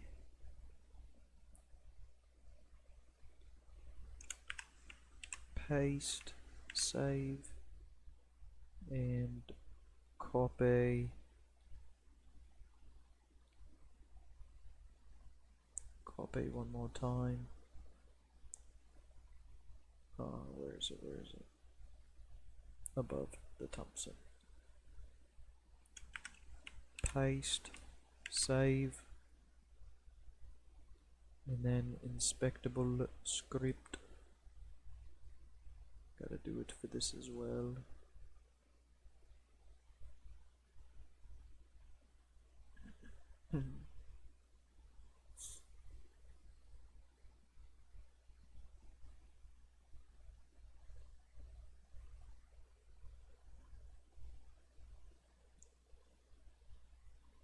Copy.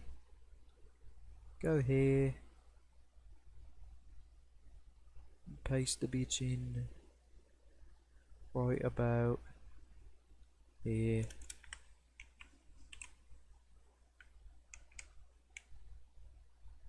And then we're going to copy and paste like so and save. I want to check this too real quick. Do I have it in here? Ooh, I don't have it in this list. Interesting. Interesting.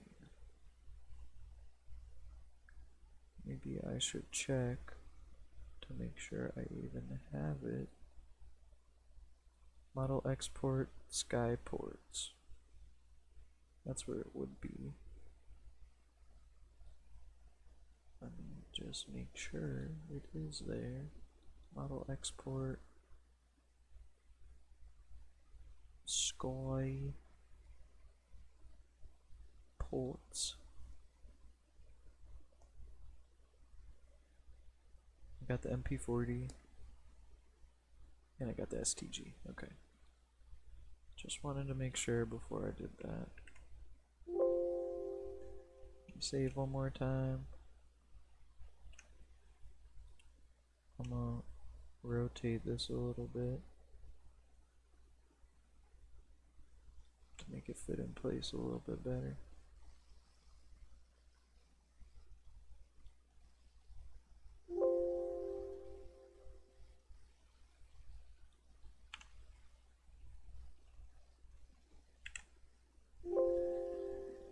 Alright, alright, alright.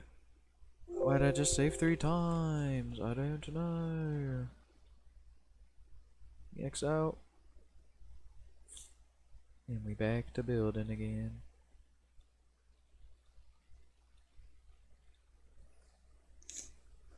We're gonna mute real quick while I blow my nose.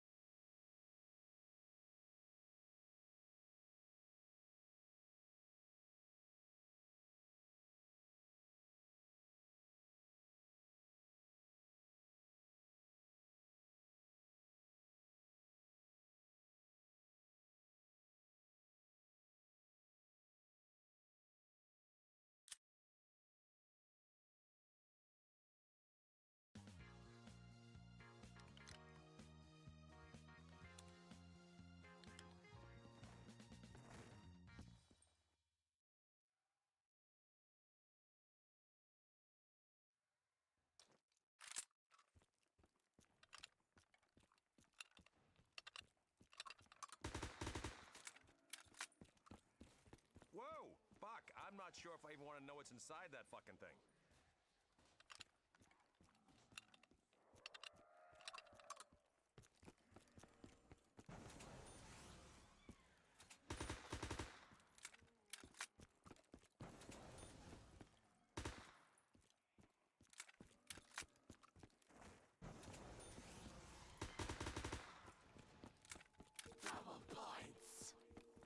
Ain't ever gonna turn down the chance at a little kickback, you know what I mean?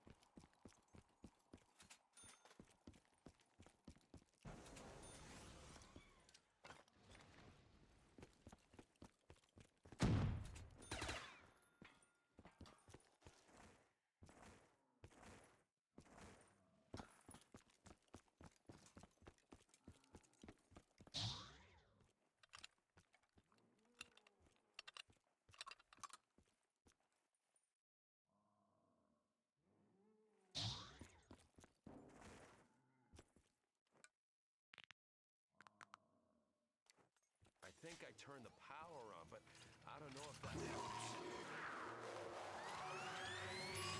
This shit ain't fucking around, is it?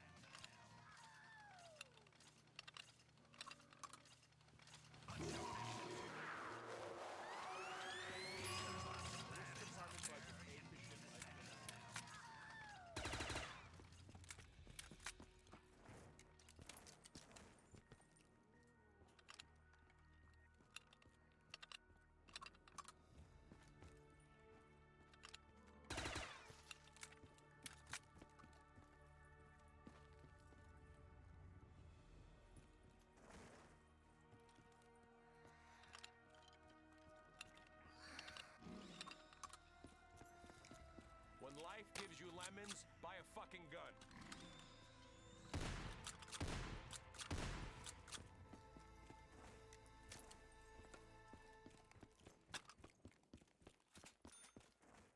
I don't know how this shit works, but I'm gonna roll with it.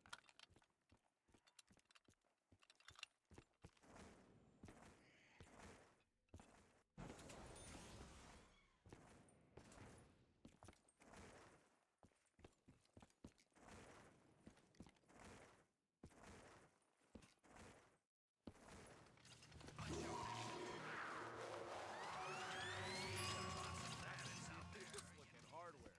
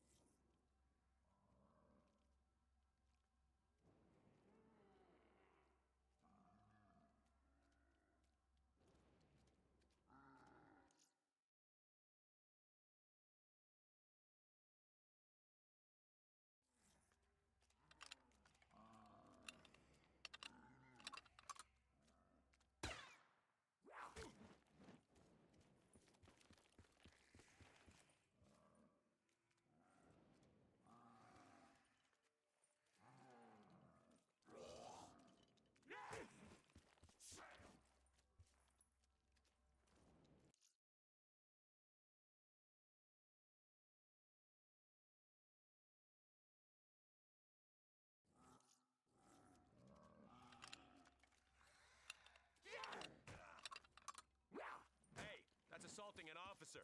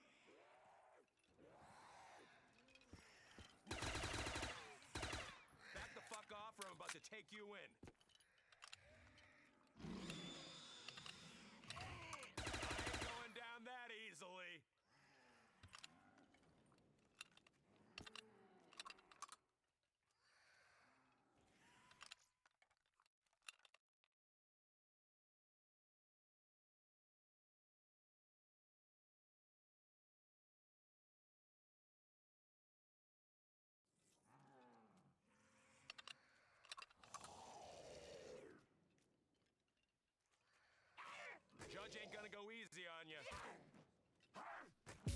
Where's my backup weapon?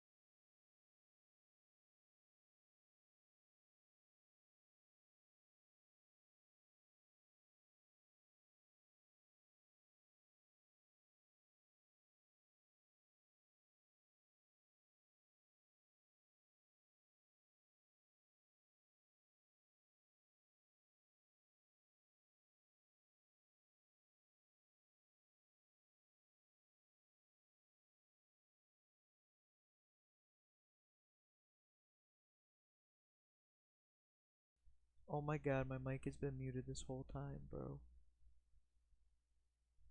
Well, okay, so the map crash. I don't know when I muted my mic.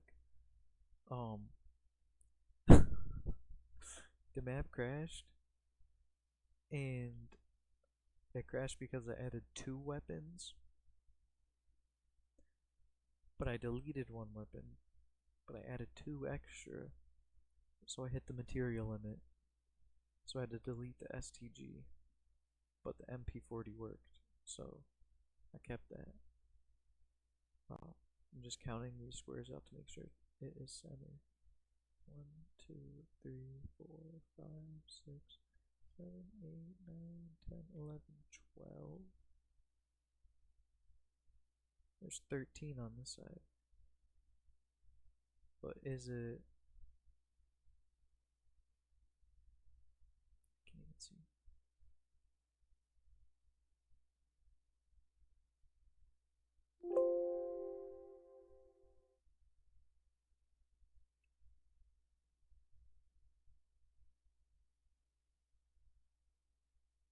I think it's good actually.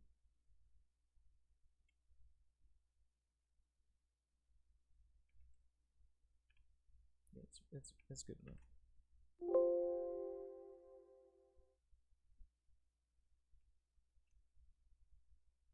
I also want to add the Wonderwaff somewhere. Maybe right here. Or on the couch. The couch would be fire actually.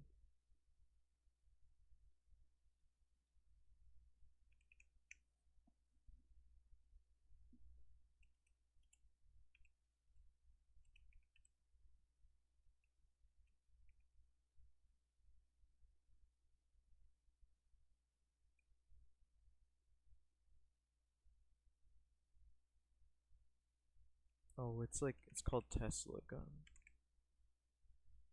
Okay.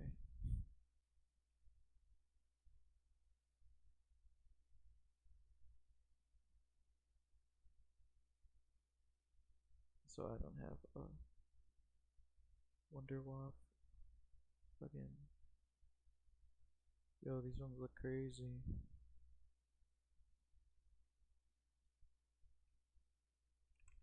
What about Thunder? No, Thunder gun?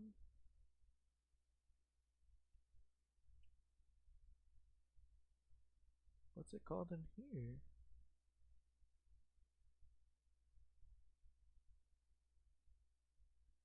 Just straight Thunder gun. This is Tesla gun.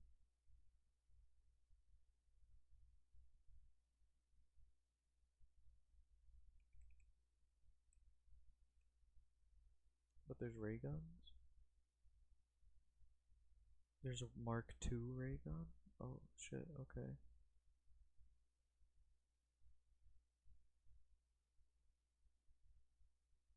I don't know what these colors are.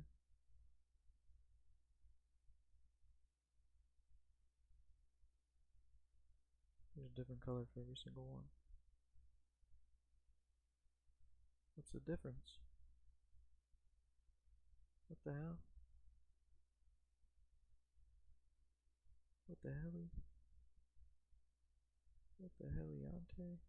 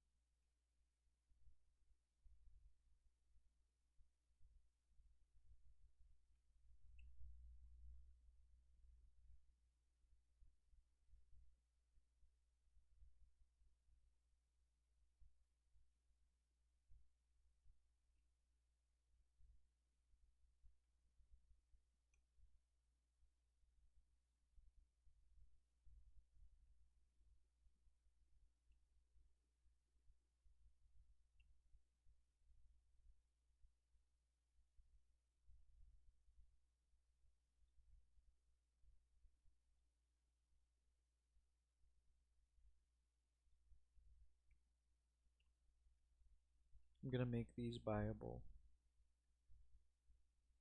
Or just free. One or the other. You'll be able to get these 2 wonder weapons. I was gonna do the Wonder Waff, but I was only given these 2 as options, so that's where we going with, me.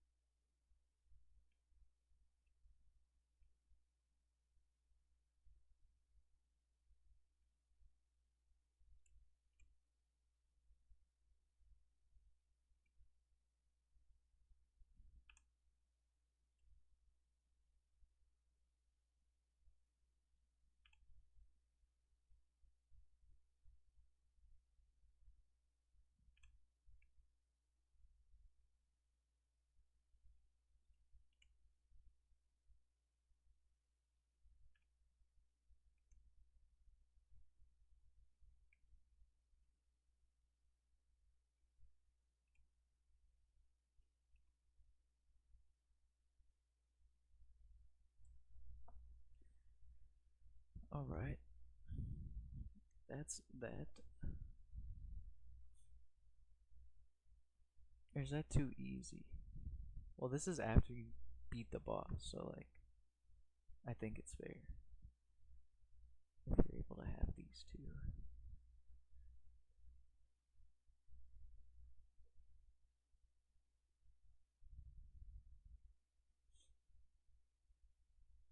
I wanna like see what the difference is. Oh shit.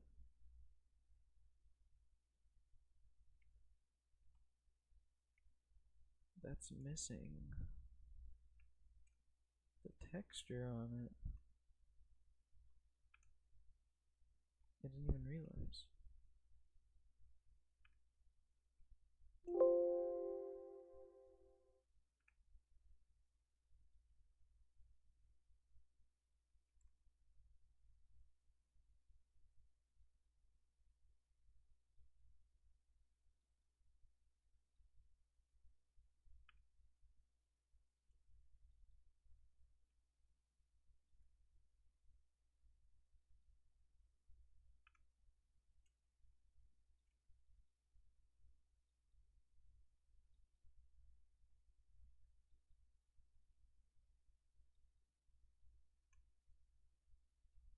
Well,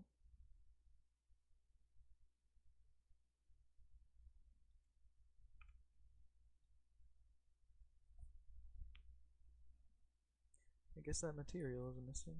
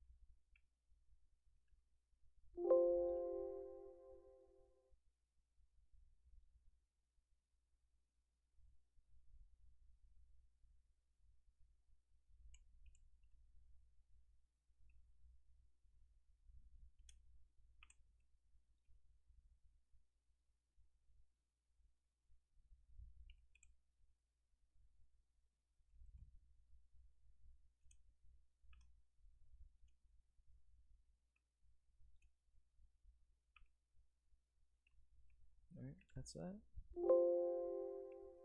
That is that.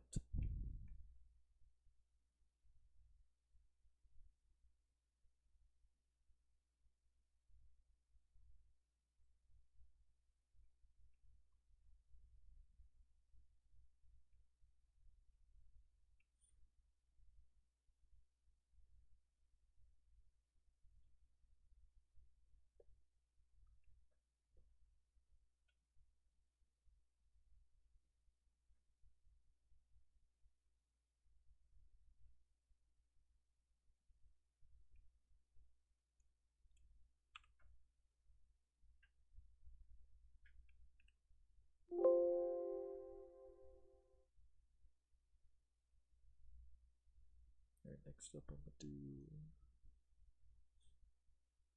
the quest.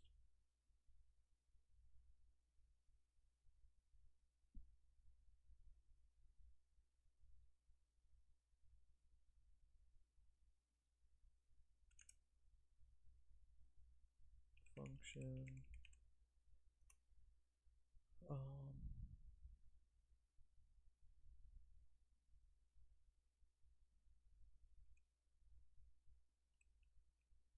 End weapon underscore rewards. That's what I'm gonna call it. And then we'll do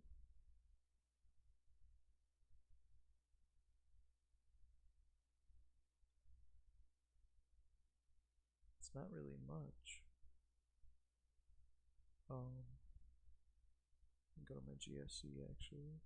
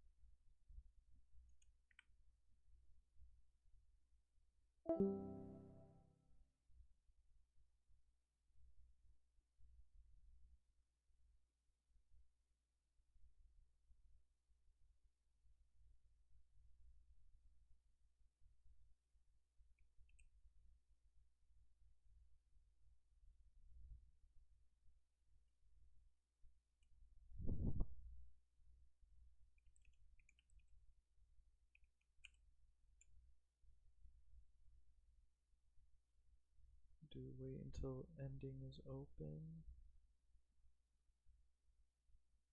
and then a notify.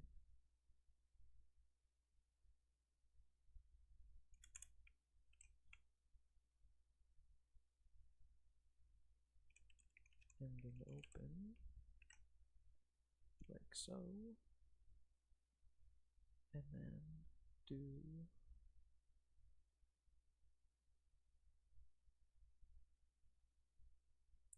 actually all of this doesn't need to be there.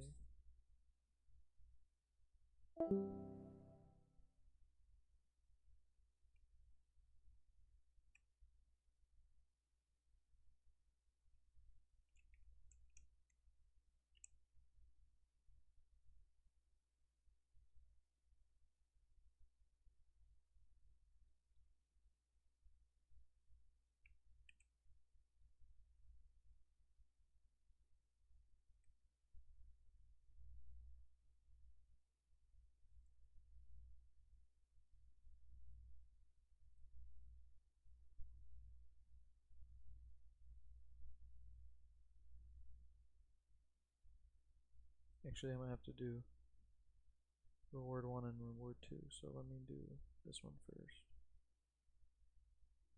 Go to my level weapon common.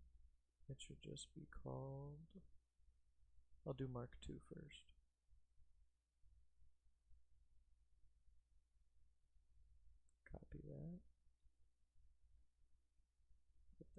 Copy. Paste.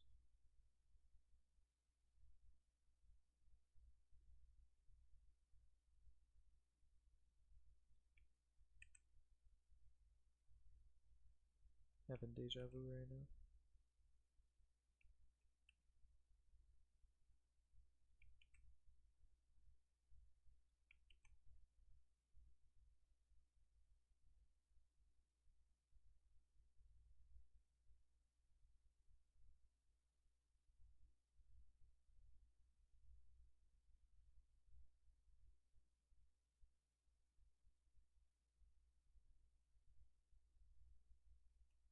Don't need any of that. Or that.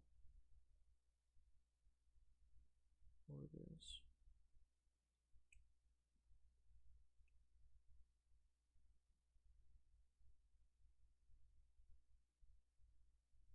I don't need any of this either.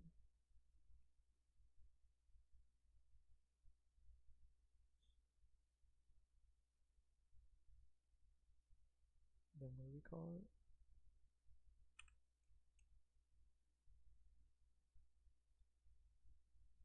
Copy.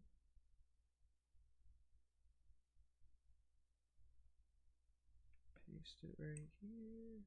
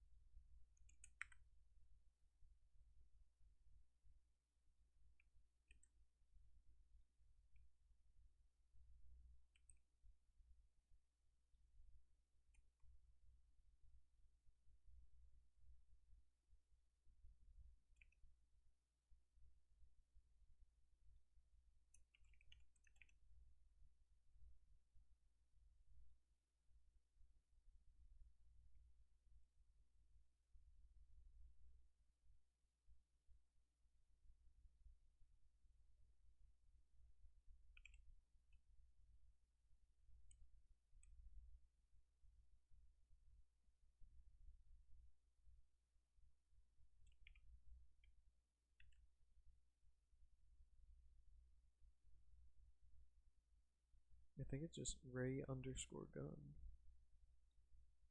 Let me make sure. Ray underscore gun. Yep. Oops.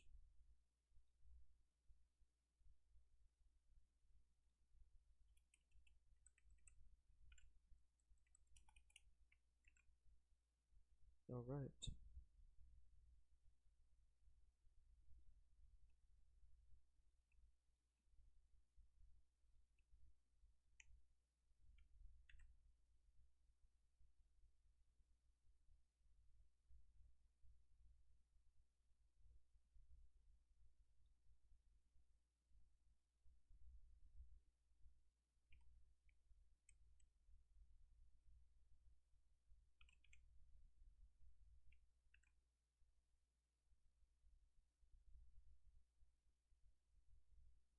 Alright, this should all be good. Let's go test them out. It's just picture. Yeah. Okay.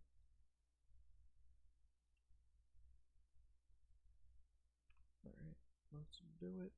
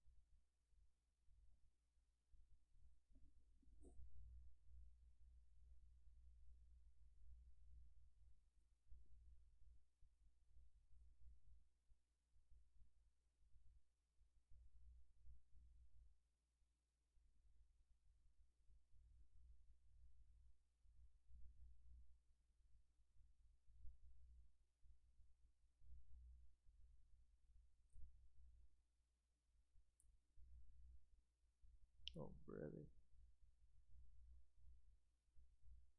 I didn't know it was gonna load all those materials. I thought those are already loaded because they're already in the map.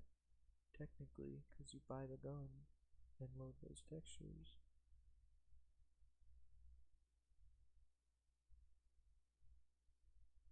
So I might have to delete that.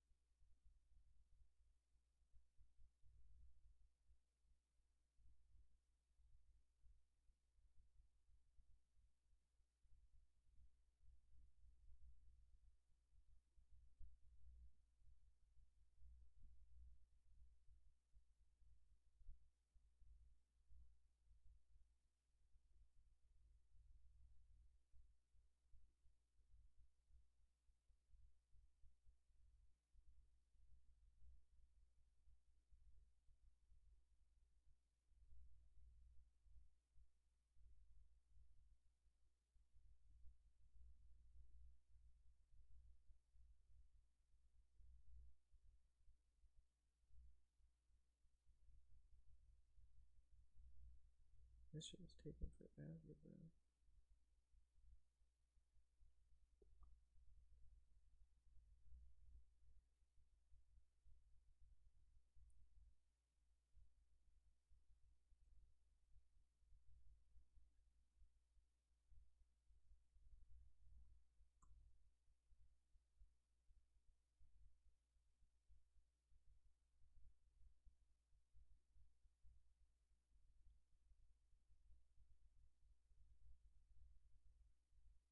Oh, I fucked up, chat. I waited too long to eat my cookies. They're rock solid. God damn it.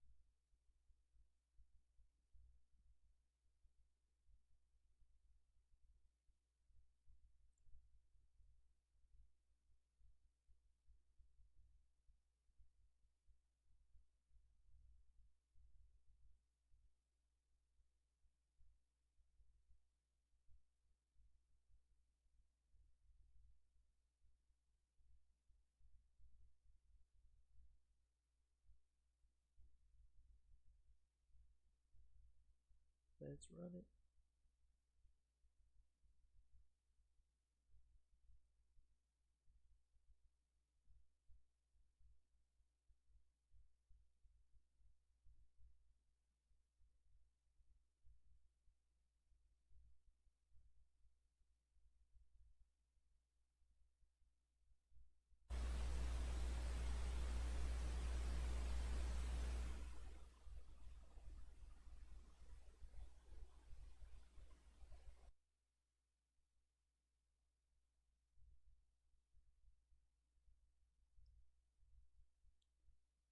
Let's go.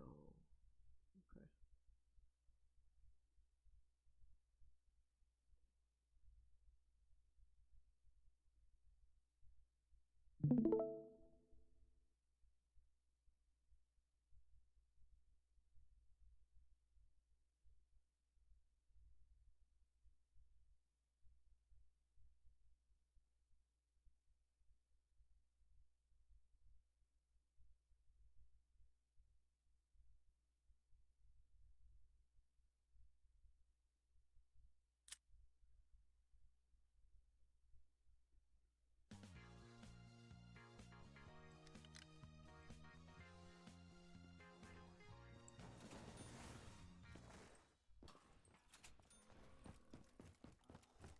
When life gives you lemons, buy a fucking gun.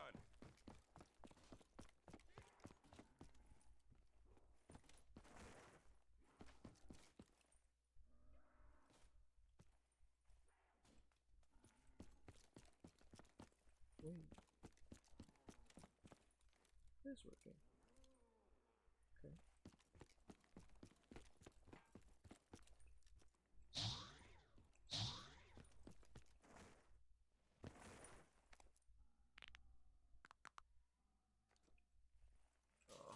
I think I heard something starting up. Okay.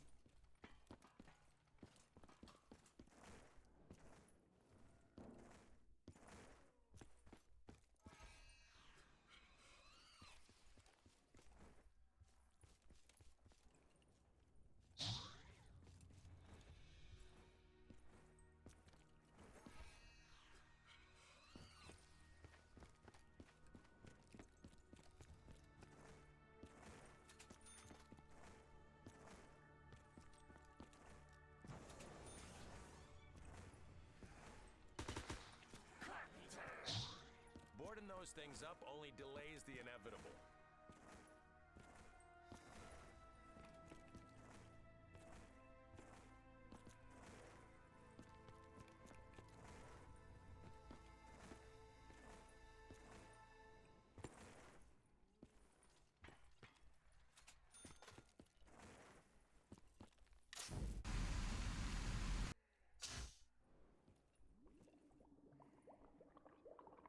I don't know. Strength is what it is.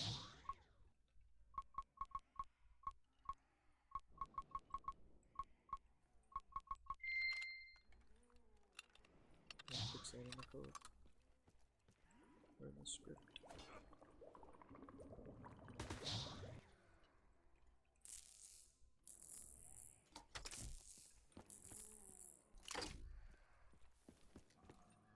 Gotta go charge it.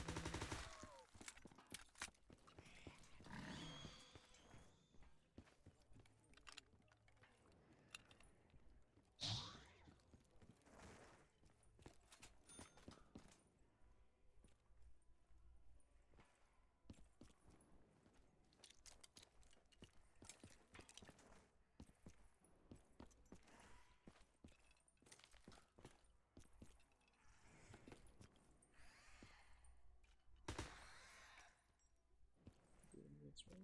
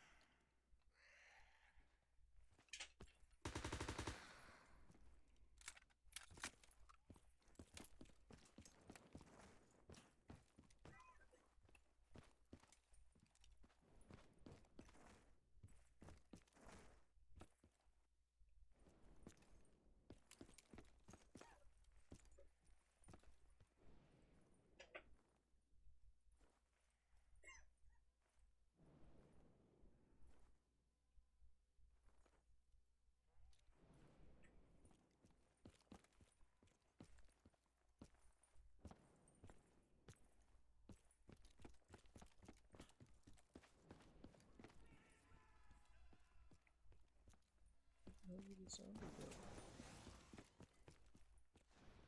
Stuck in the bin?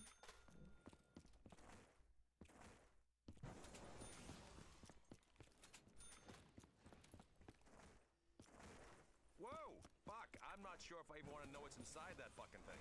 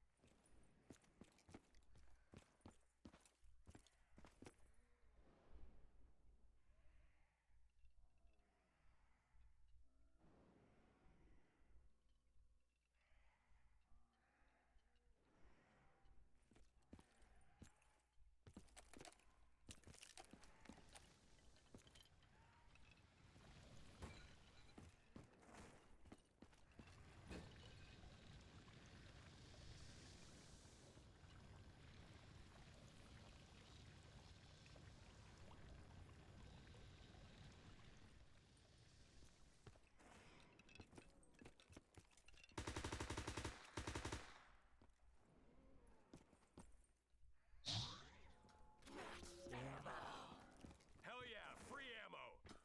Now we can move on to the next step.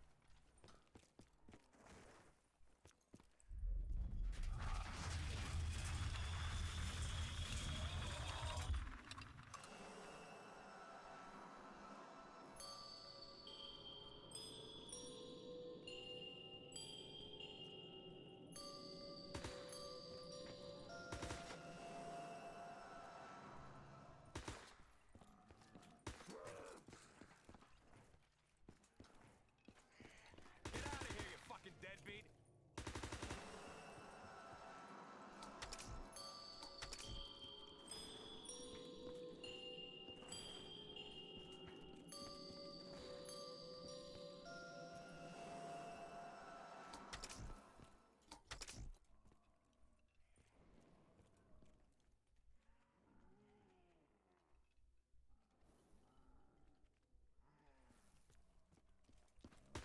I've been shot 3 times in the line of duty. Takes more than a scratch to bother me. Now I should be able to buy the gun in here.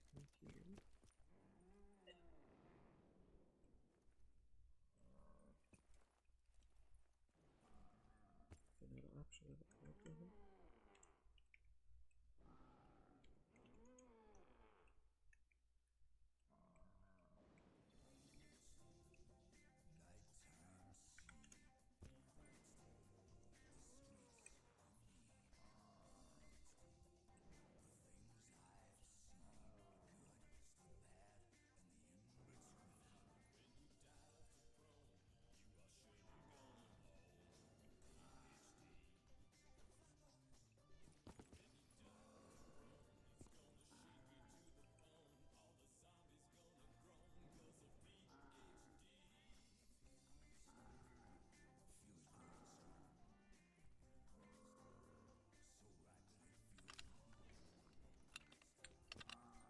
isn't it working? Did I not see it?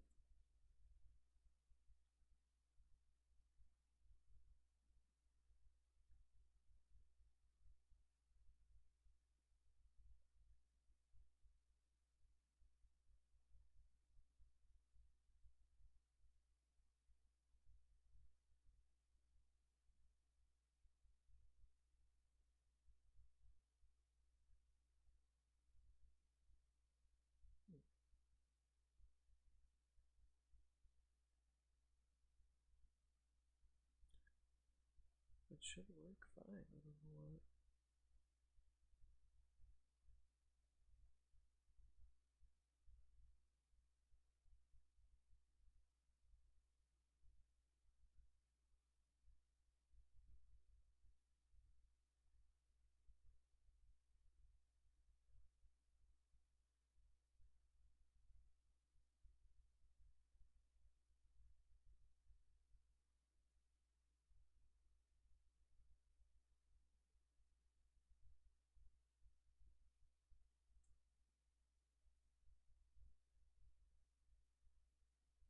Wonder why it's not working.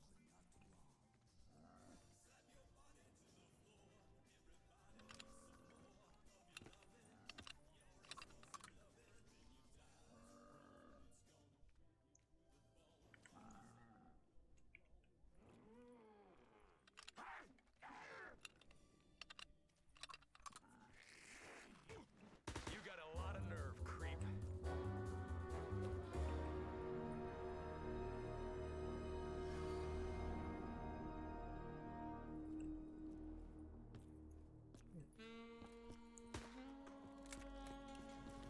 Alright, I gotta fix that.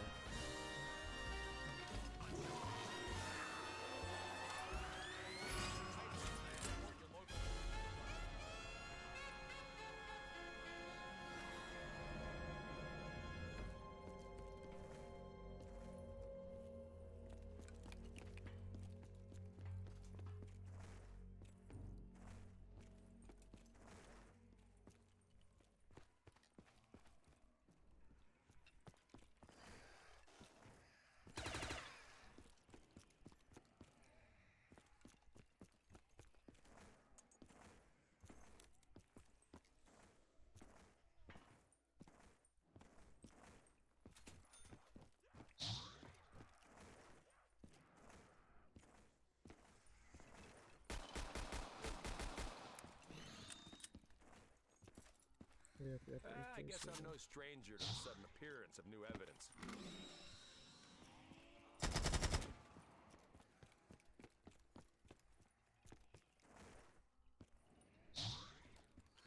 Judge ain't gonna go easy on you. Where's the last one? Over here.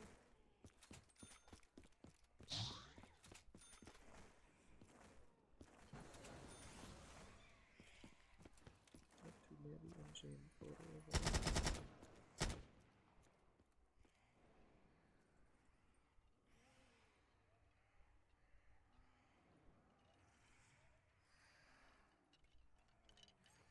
This shit ain't fucking around, is it? Case closed.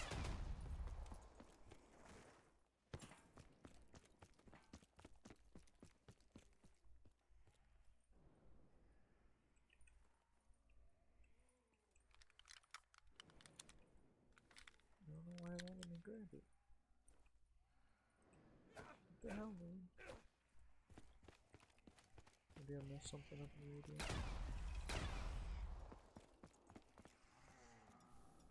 I think I used just the right amount of force. Who wants to learn about the law?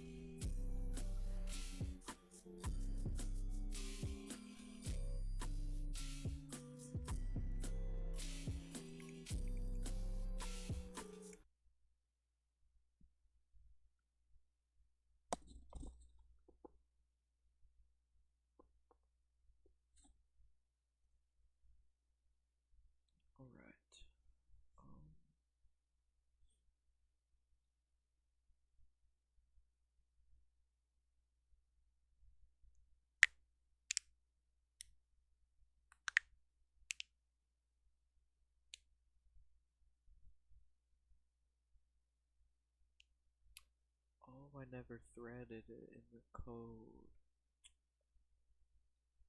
Bro.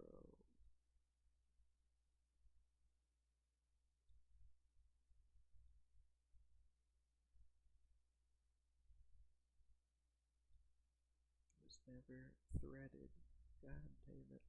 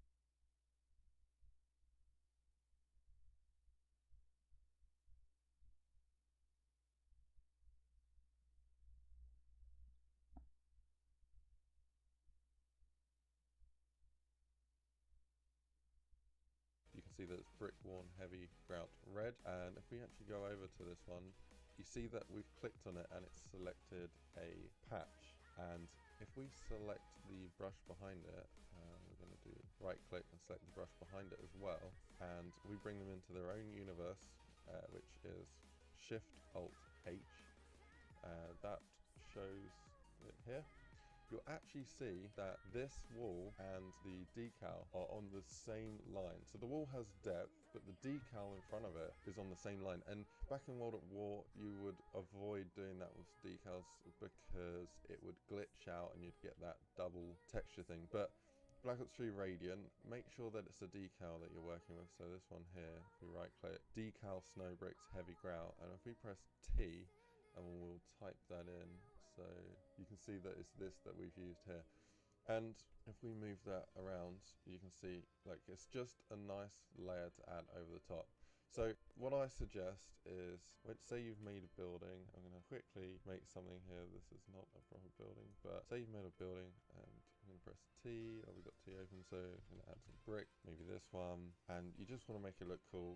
You can create a brush in front of it. So I'm going to create a little brush in front of it like that, and we're going to look at it from this view and do patch, terrain, simple terrain patch, and you only really need to do it like that. Then what we can do is go down and hold Alt to drag it over the top, and we're going to put it there. And if we move around, it should glitch out a bit because we're actually using a normal texture. But what we're going to use is a decal on there, so we can go to all, and you can either type in decal here, or you can go to material type and set that to a decal layer. This one, for example, not changing yet. Okay, we need to press Control I there because it was inverted. You might find that it might not show because the texture is 180 degrees the other way around. You can press Control I to flip the texture on a patch. Okay, so there is another way, which is even faster, to add decals to this face of this brush. What you can do is use Shift Control and select just this side of the brush, then go to Patch, Terrain, and click on Faces to Terrain. What that's just done is it's created a single face and already lined it up in front of that brush. And doing this is a much faster way of doing it. And we've selected this one, for example. And you can see it's quite small, so we've got two options here. We could either, we can drag it down to about here and press S and do natural, and we want to actually flip that 180 degrees there, so it looks like it's just been dirtied from the ground up. And when you add that to buildings and you want to add it to the top maybe, or add something else on the top, we're going to select the decal there. And what we can do is bring it up to the top there, and you want to have accuracy in lining it up. You see how it doesn't quite reach and it's going halfway? You can actually use Control G. So we're going to select all of these and do Control G so that they're all in the same grid. Right click, and we're going to select that decal, and we can either flip that 180 degrees, but it kind of looks weird because they're the same now, so you just want to play around with them. If you haven't got any experience working with decals, you might want to go into the prefabs and go have a look and see how Treyarch have done it. Yeah, we've got this decal selected. We can go down and have a look at some more that we can add to it. So maybe let's change this to a decal. What we can do is see what class this is, lit decal, and we want more lit decals. So go down, lit decal, and let's see, we've got some rust looking stuff here, or maybe this soot sort of look here, and then we want to press S and go and change it here. So natural, what's going on there, we can see that it's all made round, so we want to put that rotation back there. Maybe stretch it so that it's a bit wider like that, and maybe hold Alt and use the right mouse button to drag it around until it lines up like that, then escape, and yeah, it looks like it's a bit weathered. And you can actually use more than one decal in the same place. So if we spacebar it and put it back, we've now got 2 there. We could stretch this one a bit like so, maybe make it a bit longer like that, and just adjust the stretch like this. Now we've got 2 decals on there, and they'll both show. You can use all sorts of decals. So say you've got that one, what we can do is make another decal on this. We're just going to replicate it, put it back in its space, and then perhaps we'll go look at some blood and add in some blood on there. So this is a hand mark. We can probably make it a bit smaller like this. Press S, maybe set, and there we go. It looks like, you know, some blood has been sprayed on that wall. Where there's blood, there will be more blood, so you might want to have the blood on the floor, least I know what's or in just the store for me. reason that there's blood there. So, I know, a body that's been mutilated or something, just not have a random blood result. But as you add more and more, you can really start to add character to places instead of them looking just blank. And when you spend the time to make the place more detailed, then yeah, it just looks a million times better. So the other thing is, you got to think like realistically. Why would they be dirt on the floor here?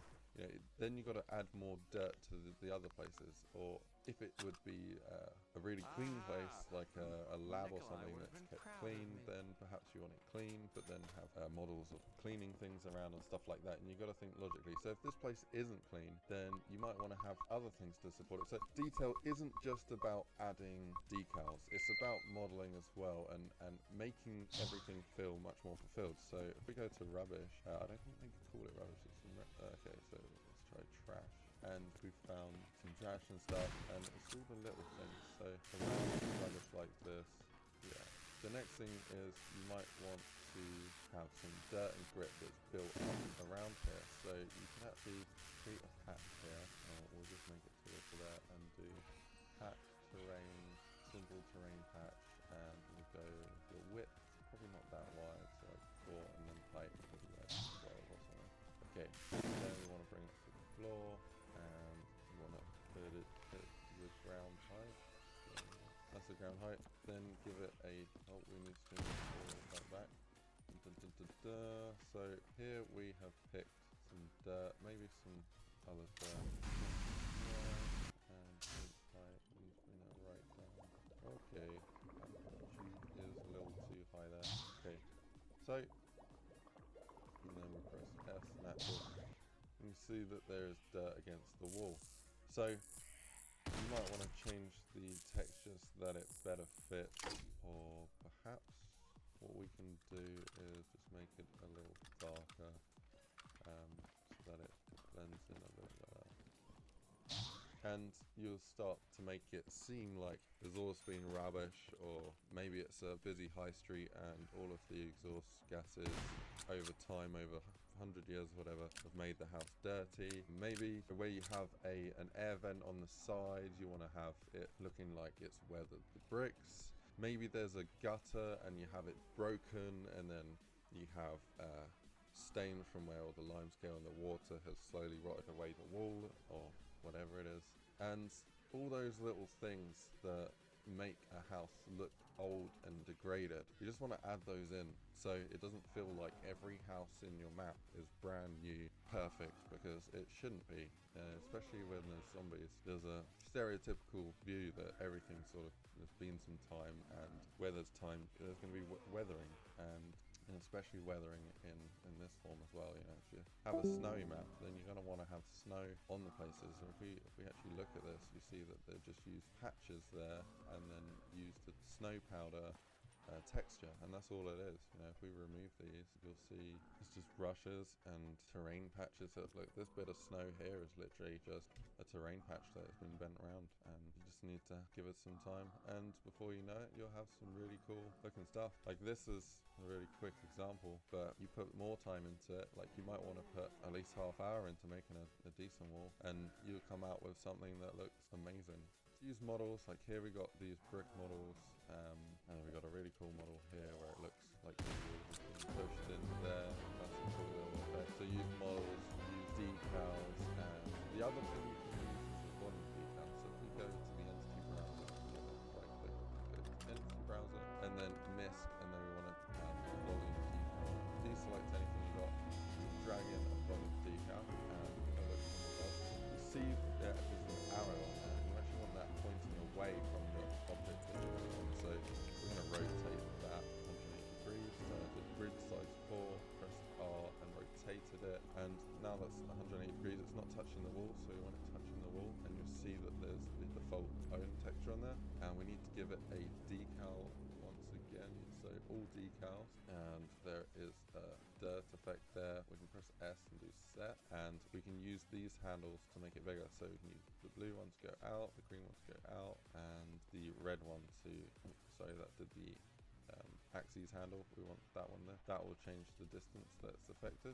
So we see that that's on the wall now, and that's great for when you have a model, and we're just going to cheat and use a brush. Say that there's a chimney that is on the side of the building and it goes up, then for the decal down here you're going to want to include that on this, or you could start using volume decals, which as you can see will affect it, and you see that it's not affecting that side. But what we can do, you have one like this, and then you might want to have one that is like that, and then 180 degrees that way. Is it gonna let me snap into that position? Will we ever find out? Alright, come on. Alright, size small, there we go. That's good, grid 3 there to get that on. So if I go back now, you'll see that that has successfully gone round the chimney, and it looks like there's a load of dirt there. We might even want that to go down to the ground maybe, or you can bring that right down and make it look like it, I don't know, some dirt there for some reason. Maybe it's the dirt on the floor here, but there we go. And you just add and add and add, and before you know it, it's looking great. So that's the first one. I just thought I'd give you an overview on some detailing, and yeah, that's it for now. The next video I'll bring out, I will go into a bit more detail. So yeah, just work with some volume decals and use the decals on the brushes, and use some models to accurately fit what's going on, and before you know it, you'll have something looking really cool. And if you have any questions on how things work, the best thing to do is just go on Google Images and type in whatever you're making. So old building, and look at some walls, see what sort of weathering they have and what people should expect to see in a game, because the best way of modeling something is to look at how it happens in real life and then to replicate it. So anyway, thanks for watching. I hope this has helped you out. Sorry if this has been a long video. Write a comment if you have any comments below. Subscribe to say things more. I hope you have a great day, and see you next time. Bye.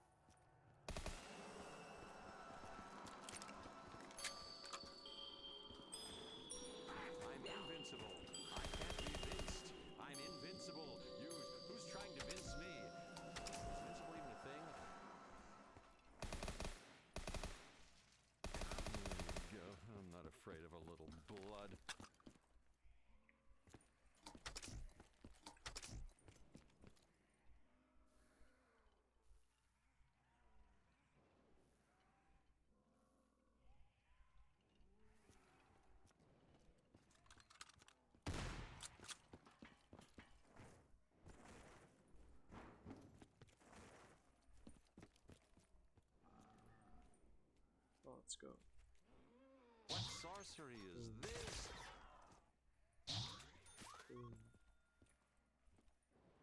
Maybe I should make the models delete too. Or should they stay there?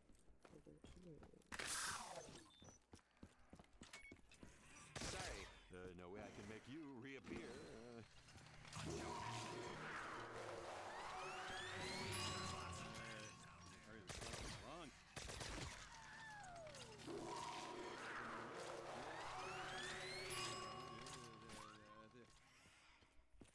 Hey, that's one way to close a show.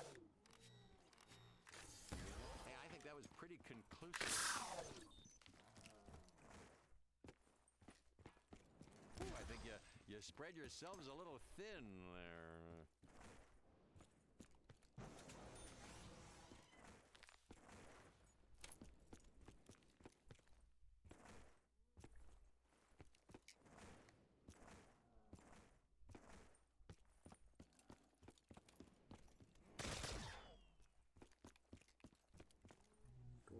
My goodness, what is that?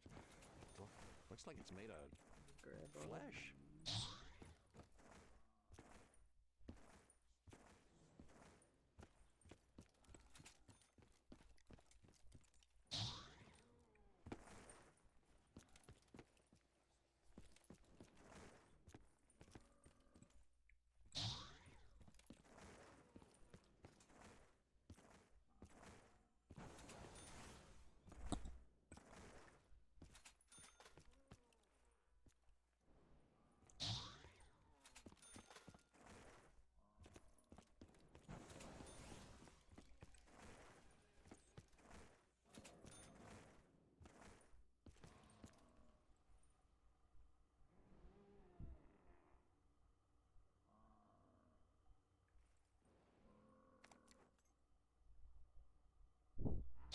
This has not been booby-trapped in some way?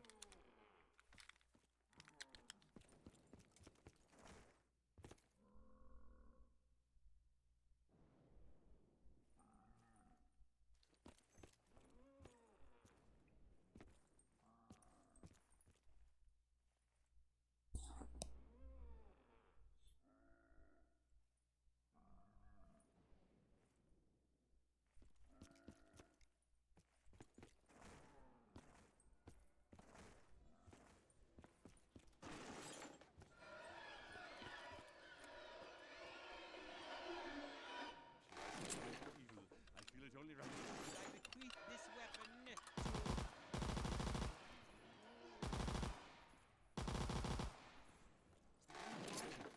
the choice locksmith.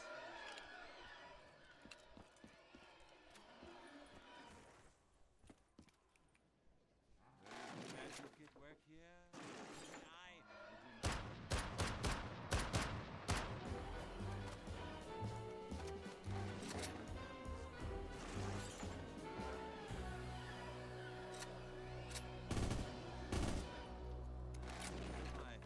sense that these things are not of this time period.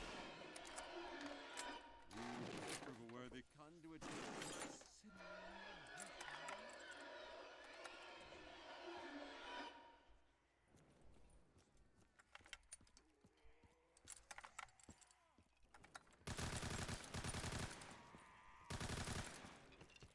Have you never heard of personal space?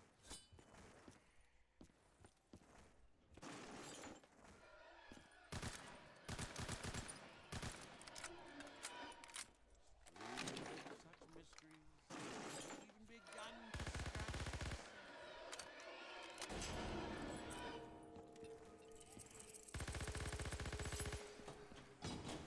I do not appreciate being toyed with.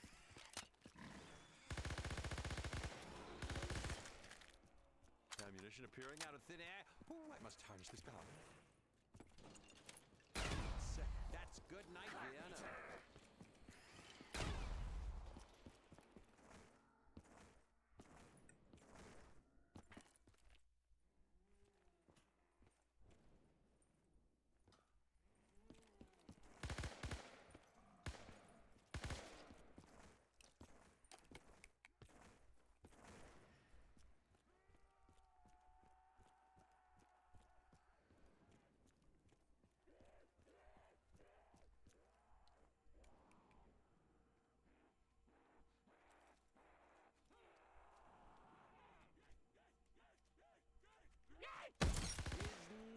safe.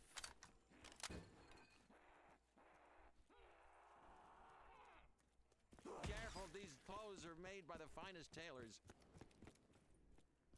Hey, that's one way to close a show.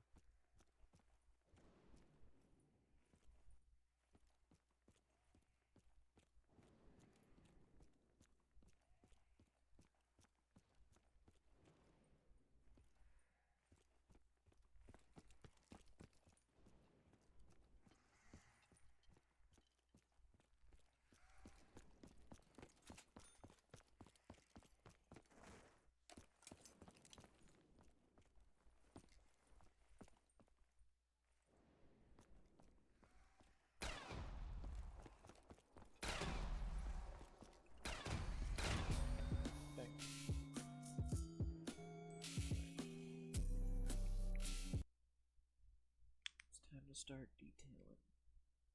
We got everything working in the script.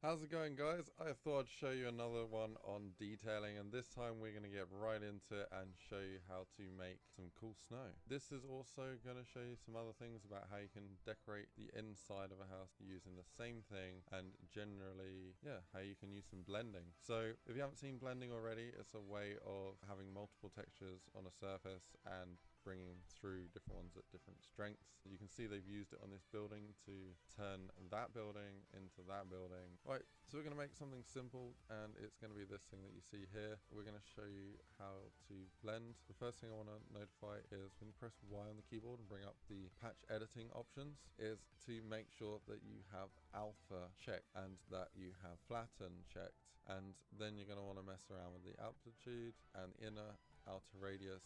Then to make sure you have the right axes set. So if we're working on the floor, you want it for Z. If we're working looking down the x-axis, and then you want to have X, and so forth. Let's get straight in. Select the brush that you're working with. In this case, I'm going to select this one. You just want to select the face of it. So you hold Shift and Control and click, and you can also select as many as you want. And then we're going to do Patch Terrain, Faces to Terrain, and what we've just done is, apart from here, is we have made a whole bunch of terrain patches. If we press T and we'll go to our textures, look for things that are decals. Yeah, so here you can see like it's a decal, one of those, and we're going to use snow. But you see, if you click on it, it looks really weird. What we can do though, we can press Y and we'll bring up the advanced patch editing tools. We're going to flatten the whole texture back to brick. We're just going to make that radius huge. The next thing to note is make sure you're working with the right axes. Because we're looking down the X coordinate, we want to make sure that we have it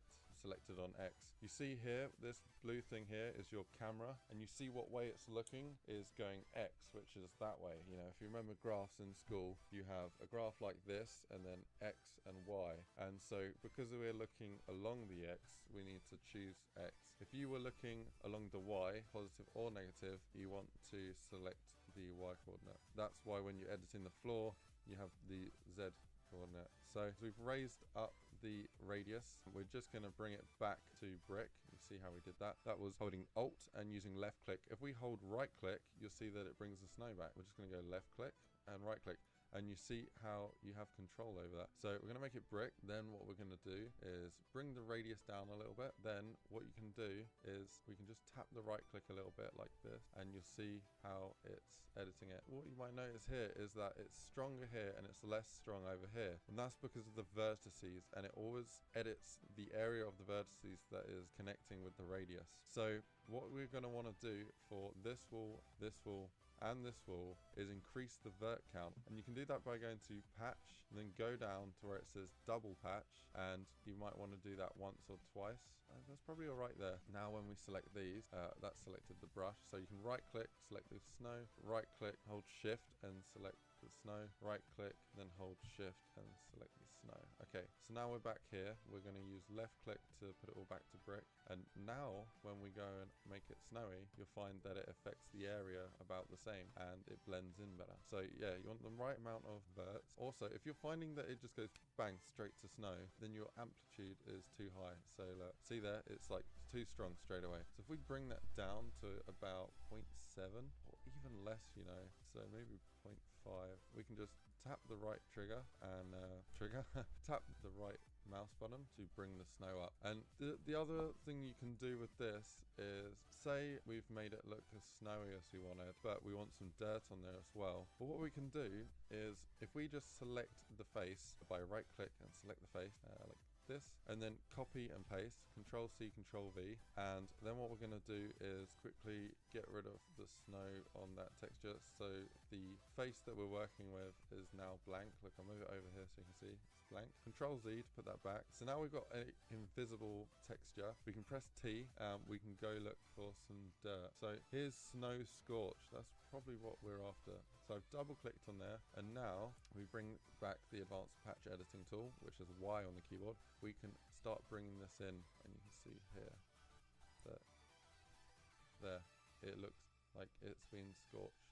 That is more of a burn mark. That will look great for areas near a fire, perhaps. Say you have a fire burning and you want it to look a bit more realistic, then add some scorched areas on the wall. So we're going to right click on there and go to the snow scorching, and we're going to undo it a bit there, and yeah, that looks pretty cool. So nice. Now we probably want to put a model next to there, some sort of fire. So you could do what everybody likes to do for fires and have a barrel, but to be honest, they're so overused in zombies now that you want to go a bit crazy on it. You want to go online, see what makes fires, pallets, just broken up wood, small little random rubbish fires, shopping trolley that's got a load of stuff filled in it, or anything that can contain flammable objects and would probably be burnt in an apocalypse or used as a fire holding, use that. But yeah, it is quite common to use barrels. So we're going to get this barrel, we can see the wall there, and put the barrel there. It's a good idea to also have something in there that's on fire, because a barrel's not just going to be on fire without any fuel for it. So let's go and look for some wooden planks for the fire. Type in plank. I don't know if that's going to work. Okay, well it did. So go down and have a look at this. Here we got some broken wood, and we probably want to rotate that up and bring it up like this. The next thing I would suggest is, when you're working with this, you might want to have a patch in there with like an ash pile or something, so that they don't look like they're floating. There's two ways you could do that. You could create a patch like this and then do patch terrain, simple terrain patch, and then we'll do 4x4. Or the alternative is to make a cone and then dome it. Well, we'll start with the patch, and you can move the verts in like this. Move that vert in there, move that vert in there, and that one in there.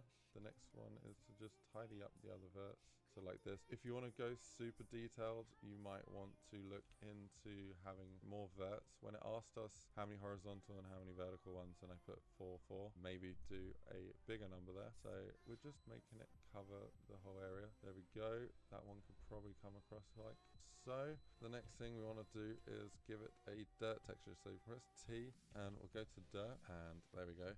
Might want to do a natural one there, put it down like that, and press V, and I'm just going to bring those verts up a bit like that, and then going to put it down a bit more. Okay, the next thing is that is not a very ashy look. Play around with the textures until you've got the sort of look that you want. I'm not too happy with it like that, so I'm going to pick a lighter coloured texture. Then I'm going to edit it back to its original colour like that. I'm also going to do natural on that. Okay, so I've done that. I feel like we need some more debris in there, so I'm just going to put that there. Although that's going through the wall, so there's two ways of fixing that. We could move all of this, which I'm going to do, or even rotate it.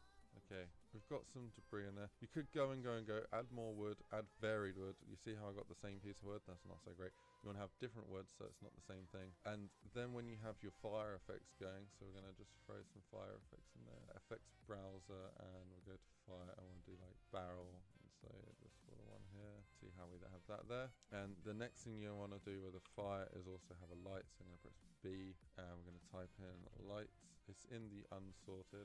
I'm going to level it here, and you see the radius there. Drag down that radius like that, and you want to probably give it an orange glow. So you can press N, go over here and go to orange like this. Then you're going to build the light. But I haven't really worked with lighting much, and it's something I need to spend some more time on. I'm going to work on my lighting, and I'm going to bring out a tutorial later on when I have got it up to scratch. But for now, we'll leave that. So you can see now the reason for the scorching there just looks a lot more realistic. We probably want to add the same sort of thing on this face as well. So we're going to do that, which is shift and control, and then we're going to do patch terrain, faces to terrain, and then we want to do double patch and press V. And what I'm going to do is just move those verts closer to the bin like that. Then you see how it's glitching about when we're moving. That's because the texture on there is not one that blends, and that'll be a problem in game. But it won't be a problem if we give it a blendable texture, which we're going to do now. So let's go here and then type in snow, and you see we have the snow scorched. Let's press Y now, bring that in there.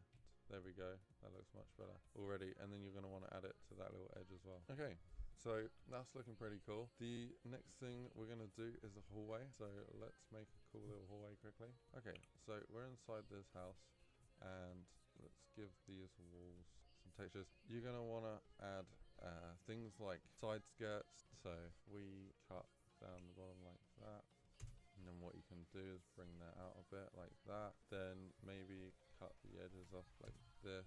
There you go. All of a sudden it's looking more and more realistic. The side skirts are generally lighter than the walls, so you can probably change the color of the side skirt. Okay, so we need to decorate the inside, so we're going to select the wall with Control Shift click, and then go to patch terrain, faces to terrain, and we want to add some verts in between, so we can go patch and double patch. We're going to do double patch, and we're going to do double patch, and now we have a lot more verts. You can see what we're going to do is change the texture and go look for a burn texture. Make sure that you're working with decal. So let's have a look at this. Bugging me that we're working with something that's too high up. So what we're going to do is just drag these down to the roof level. Okay, so we need to select this decal and press the Y tool, and we're going to bring it back. You see what it's doing here? That is because we're working with the X-axis, but we should be working with the Y-axis. Now we can work with this dirt and add it to the walls.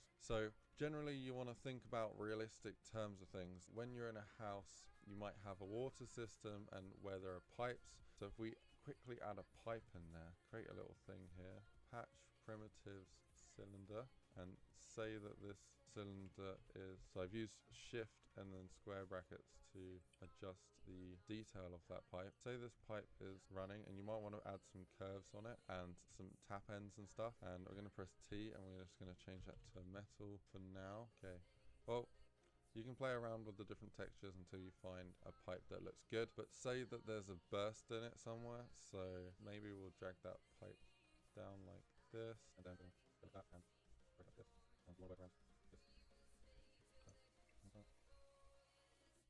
Mess around with it, make something that looks broken. I've only spent 3 seconds on that. You could spend 20 minutes making the coolest looking burst pipe, but maybe you find a model of something that's burst, or maybe you'll literally just have a fitting that is leaking. And now that we have this new patch here, what we're first going to want to do is move that line of verts closer to the pipe. So we'll press V, and we're going to select those and move it along the x-axis so it's behind the pipe. Now when we add the blending in, it's going to be near the pipe. So let's go and select that blend and press Y, then use Alt and add in some of this here, which looks like it's rotted the walls, and because of the water damage it kind of looks pretty cool. But you could add a lot more time into this, or you could use an even better texture, so something that looks water damage. So yeah, if we type in damage here and see how that one's doing that, it's because it's a detail. We need a decal. That doesn't look so good, but we're looking for something that looks like water damage. We could try something like moss, or maybe it's looking like that, and then right click, add it in a bit more around there. You can see now that it looks like it's really getting moldy. Remember, you can add as many terrain patches to the wall as you like, so you can have all sorts of different textures. It just makes it look that bit better, because in real life, you know, not everything looks perfect. In certain areas where the moisture gets to things, it will rot parts of walls, and this really shows it. And when you spend the time adding all these faces to your map, you can end up with something that looks totally awesome. And yeah, I just thought I would show you quick something. That is, I'm not proud of that one bit, that pipe there. It looks terrible. However, I'm just giving you an idea of what you can do. You know, you can mess around with patches and primitive objects to make anything from the real world into a game. You wouldn't just have moss there, there'd be a reason for the moss being there. Maybe there's a broken part of the roof and water's been getting in, then it's been rotting the floor, and then because you are working with the floor that's now wet, you could then, where the water's got in, you could even add in some water textures. So certain waters that work and certain waters that don't. So you want to be careful to use the right sort of water. Okay, first of all, let's get rid of the whole thing. So we're gonna do Z-axis and put it all back to concrete like so. Then we're gonna make a small area near that wall here that's actually the texture. Okay, we'll select the texture, and if you wanted this one, you could probably rotate it the other way around, that it's going away from the wall, and you might want it running down from somewhere. I don't think it's a very good texture to use, so we're gonna change that water to something else. Here, okay, so you see that it's got the reflection going on, although it goes through the wall there. We can see that the water's come down and damaged the wall. We can copy and paste that and use that water texture instead, and then tidy it up with some of these. One of the best places to be blending like this is going to be when you're working with cracked areas. So say we'll break the edge of this wall, so we're going to take this out, we're going to cut it along there, and or maybe what we're going to do is cut along there. And I don't advise breaking things by cutting up brushes, because it doesn't look very good in my opinion. It just looks pretty tacky. The best way of doing it is working with patches, manipulating them around and stuff and making them look all broken up. And I did have a tutorial on that, but it got deleted because I didn't realize Twitch deletes videos after 15 days or something. Anyway, cut from there to there. So we have this area here, and then select these faces and do patch terrain faces to terrain, and then we probably want to select these bigger pieces. Okay, so I'm just going to hide that and this and this to make it easier for a second. So we just have the patches here, and we want to make these patches doubled, patch and double. We might as well do it again, double, so that they're all the same sort of size. See all these triangles. We'll bring the other ones back now, and what we're going to do is change it to a cracked texture. So we'll go to T, and we're going to type in, we want something that is a decal, so we're going to go all decals, concrete.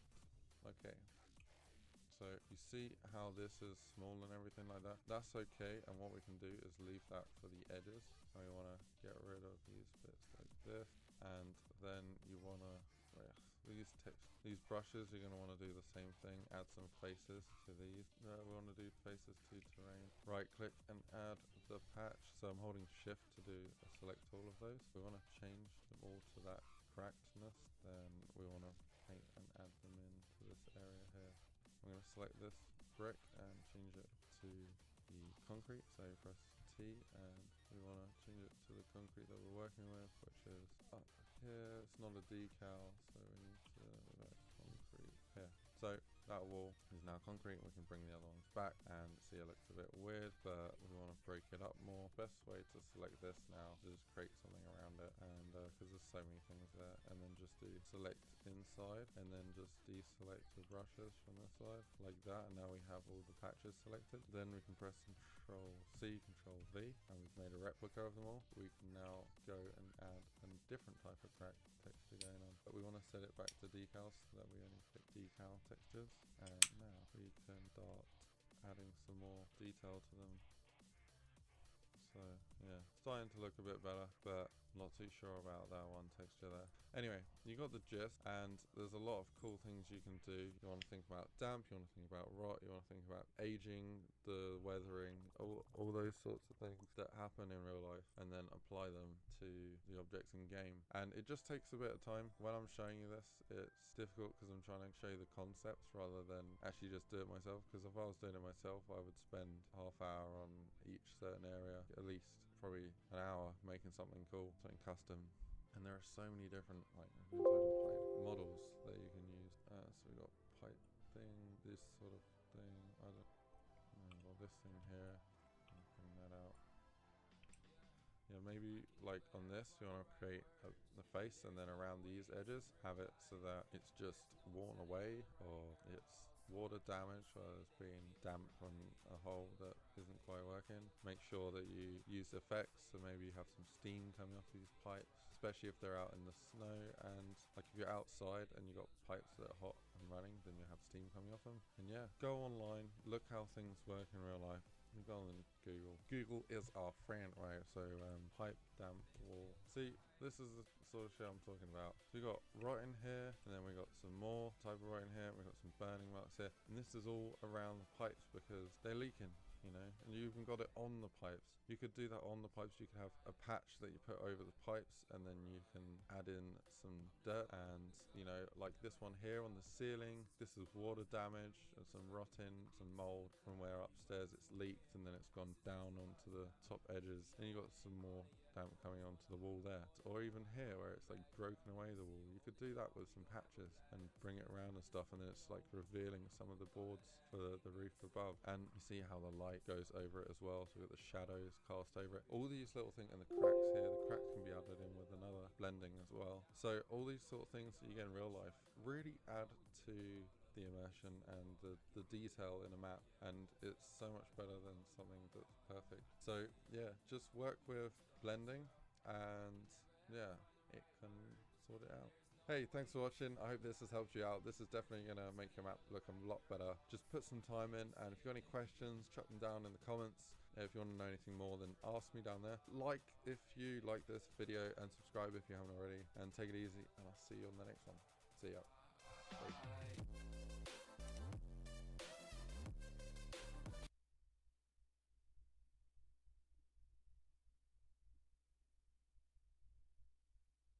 On the x-axis, and then you want to have x, and so you patch editing to that building. Right, so we're going to make something simple, and it's going to be this thing that you see here. We're going to show you how to blend. The first thing I want to notify is when you press Y on the keyboard and bring up the patch editing options, is to make sure that you have alpha checked and that you have flatten checked, and then you're going to want to mess around with the amplitude and inner outer radius, then to make sure you have the right axes set. So if we're working on the floor, you want it for Z. If we're working looking down the x-axis, and then you want to have X, and so forth. Let's get straight in. Select the brush that you're working with. In this case, I'm going to select this one. You just want to select the face of it. So you hold Shift and Control and click, and you can also select as many as you want. And then we're going to do Patch Terrain, Faces to Terrain. And what we've just done is, apart from here, is we have made a whole bunch of terrain patches. If we press T and we go to our textures, look for things that are decals, yeah? So here you can see, like, it's a decal, one of those. And we're going to use snow, but you see if you click on it, it looks really weird. What we can do though, we can press Y and we'll bring up the advanced patch editing tools. We're going to flatten the whole texture back to brick, which is going to make that radius huge. The next thing to note is make sure you're working with the right axes. Because we're looking down the X coordinate, we want to make sure that we have it selected on X. You see here, this blue thing here is your camera, and you see what way it's looking is going X, which is that way. You know, if you remember graphs in school, you have a graph like this and then X and Y. And so because we're looking along the X, we need to choose X. If you were looking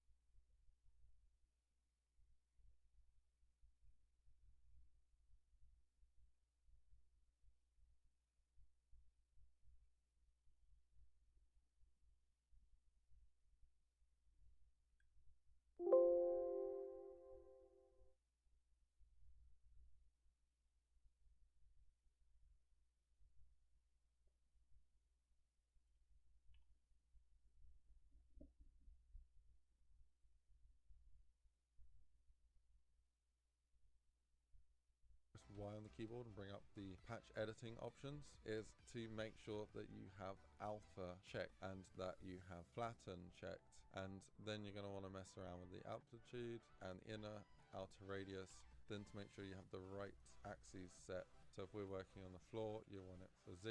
And to make modify is when you press Y on the keyboard, we're going to and generally, yeah, how you can use some blending. So if you haven't seen blending already, it's a way of having multiple textures on a surface and bringing through different ones at different strengths. You can see they've used it on this building to turn that building into that building. Right, so we're going to make something simple, and it's going to be this thing that you see here. We're going to show you how to blend. The first thing I want to notify is when you press Y on the keyboard and bring up the patch editing options is to make sure that you have alpha checked and that you have flatten checked. And then you're going to want to mess around with the amplitude and inner outer radius, then to make sure you have the right axes set. So if we're working on the floor, you want it for Z. If we're working looking down the x-axis, and then you want to have X, and so forth. Let's get straight in. Select the brush that you're working with. In this case, I'm going to select this one. You just want to select the face of it. So you hold Shift and Control and click,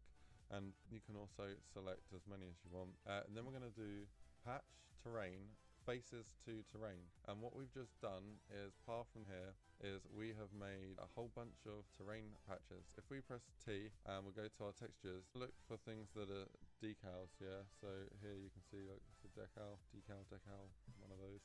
Of terrain. And what we've just done, and then we're going to do Patch Terrain, Faces to Terrain. And what we've just done is, apart from here, is we have made a whole bunch of terrain patches. If we press T and we'll go to our textures, look for things that are decals, yeah? So here you can see like it's a decal, one of those. And we're going to use snow, but you see if you click on it, it looks really weird. What we can do though, we can press Y and we'll bring up the advanced patch editing tools. We're going to flatten the whole texture back to brick, which is going to make that radius huge. The next thing to note is make sure you're working with the right axes. Because we're looking down the X coordinate, we want to make sure that we have it selected on X. You see here, this blue thing here is your camera, and you see what way it's looking is going X, which is that way. You know, if you remember graphs in school, you have a graph like this and then X and Y. And so because we're looking along the X, we need to choose X. If you were looking along the Y, positive or negative, you want to select the Y coordinate. That's why when you're editing the floor,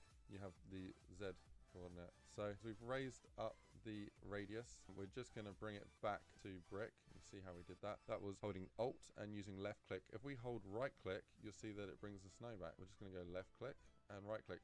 And you see how you have control over that. So we're going to make it brick. Then what we're going to do is bring the radius down a little bit. Then what you can do is we can just tap the right click a little bit like this, and you'll see how it's editing it. What you might notice here is that it's stronger here and it's less strong over here. And that's because of the vertices, and it always edits the area of the vertices that is connecting with the radius. So what we're going to want to do for this wall, and this wall is increase the vert count, and you can do that by going to patch and then go down to where it says double patch, and you might want to do that once or twice. That's probably all right there. Now when we select these, that's selected the brush, so you can right click, select the snow, right click, hold shift and select the snow, right click, then hold shift and select the snow. Okay, so now we're back here. We're going to use left click to put it all back to brick, and now when we go and make it snowy, you'll find that it affects the area about the same and it blends in better. So yeah, you want the right amount of verts. Also, if you're finding that it just goes bang straight to snow, then your amplitude is too high. So look, see there, it's like too strong straight away. So if we bring that down to about 0.7 or even less, you know, so maybe 0.5, we can just tap the right trigger and tap the right mouse button to bring the snow up. And the other thing you can do with this is, say we've made it look as snowy as we wanted, but we want some dirt on there as well. But what we can do is, if we just select the face by right click and select the face like this, and then copy and paste, Control C, Control V, and then what we're going to do is quickly get rid of the snow on that texture, so the face that we're working with is now blank. Look, I'm going to control the like this game right there. So is then click Alt the radius. We're just going to bring it to select the Y coordinate. That's why when you're editing the looking along the X, off like this and going X. See here, this blue thing here is your camera, and you have a X. We need to select the Y coordinate. That's why when you're editing the floor, you have the Z coordinate. So we've raised up the radius. We're just going to bring it back to brick. You see how we did that? That was holding Alt and using left click. If we hold right click, you'll see that it brings the snow back. We're just going to go left click and right click. And you see how you have control over that. So we're going to make it brick. Then what we're going to do is bring the radius down a little bit. Then what you can do is we can just tap the right click a little bit like this, and you'll see how it's editing it. What you might notice here is that it's stronger here and it's less strong over here. And that's because of the vertices, and it always edits the area of the vertices that is connecting with the radius. So what we're going to want to do for this wall, and this wall is increase the vert count, and you can do that by going to patch and then go down to where it says double patch, and you might want to do that once or twice.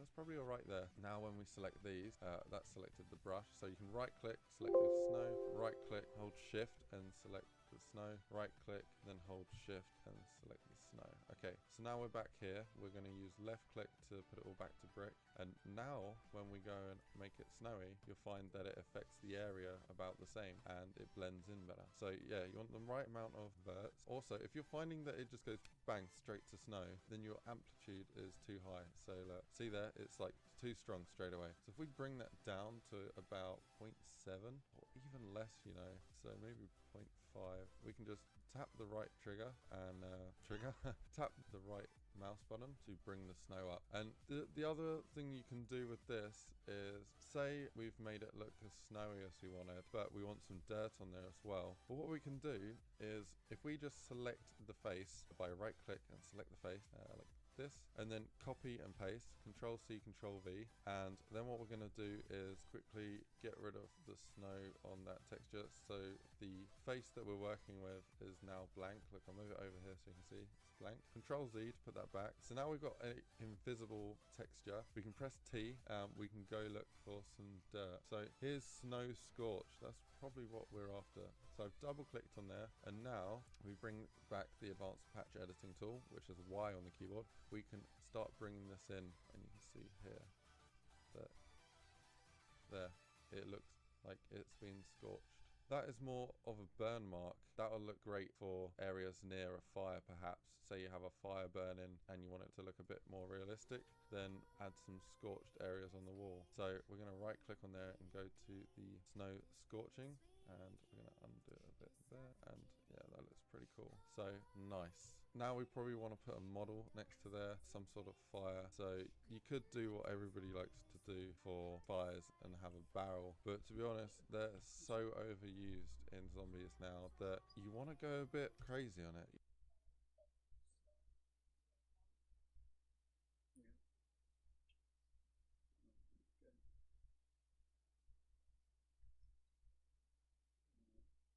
Well, mine's just a regular cap.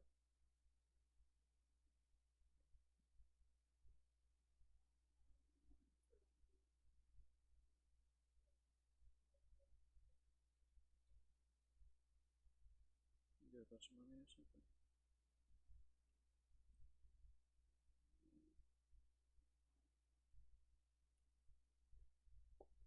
It's pretty crazy.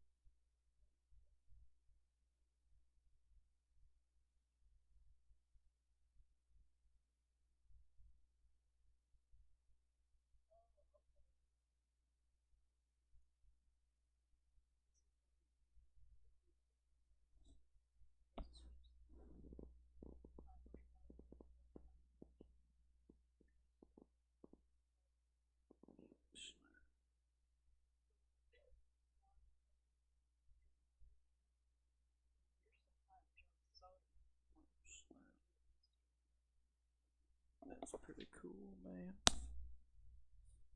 That's pretty cool. I'm gonna have to get another box. Okay.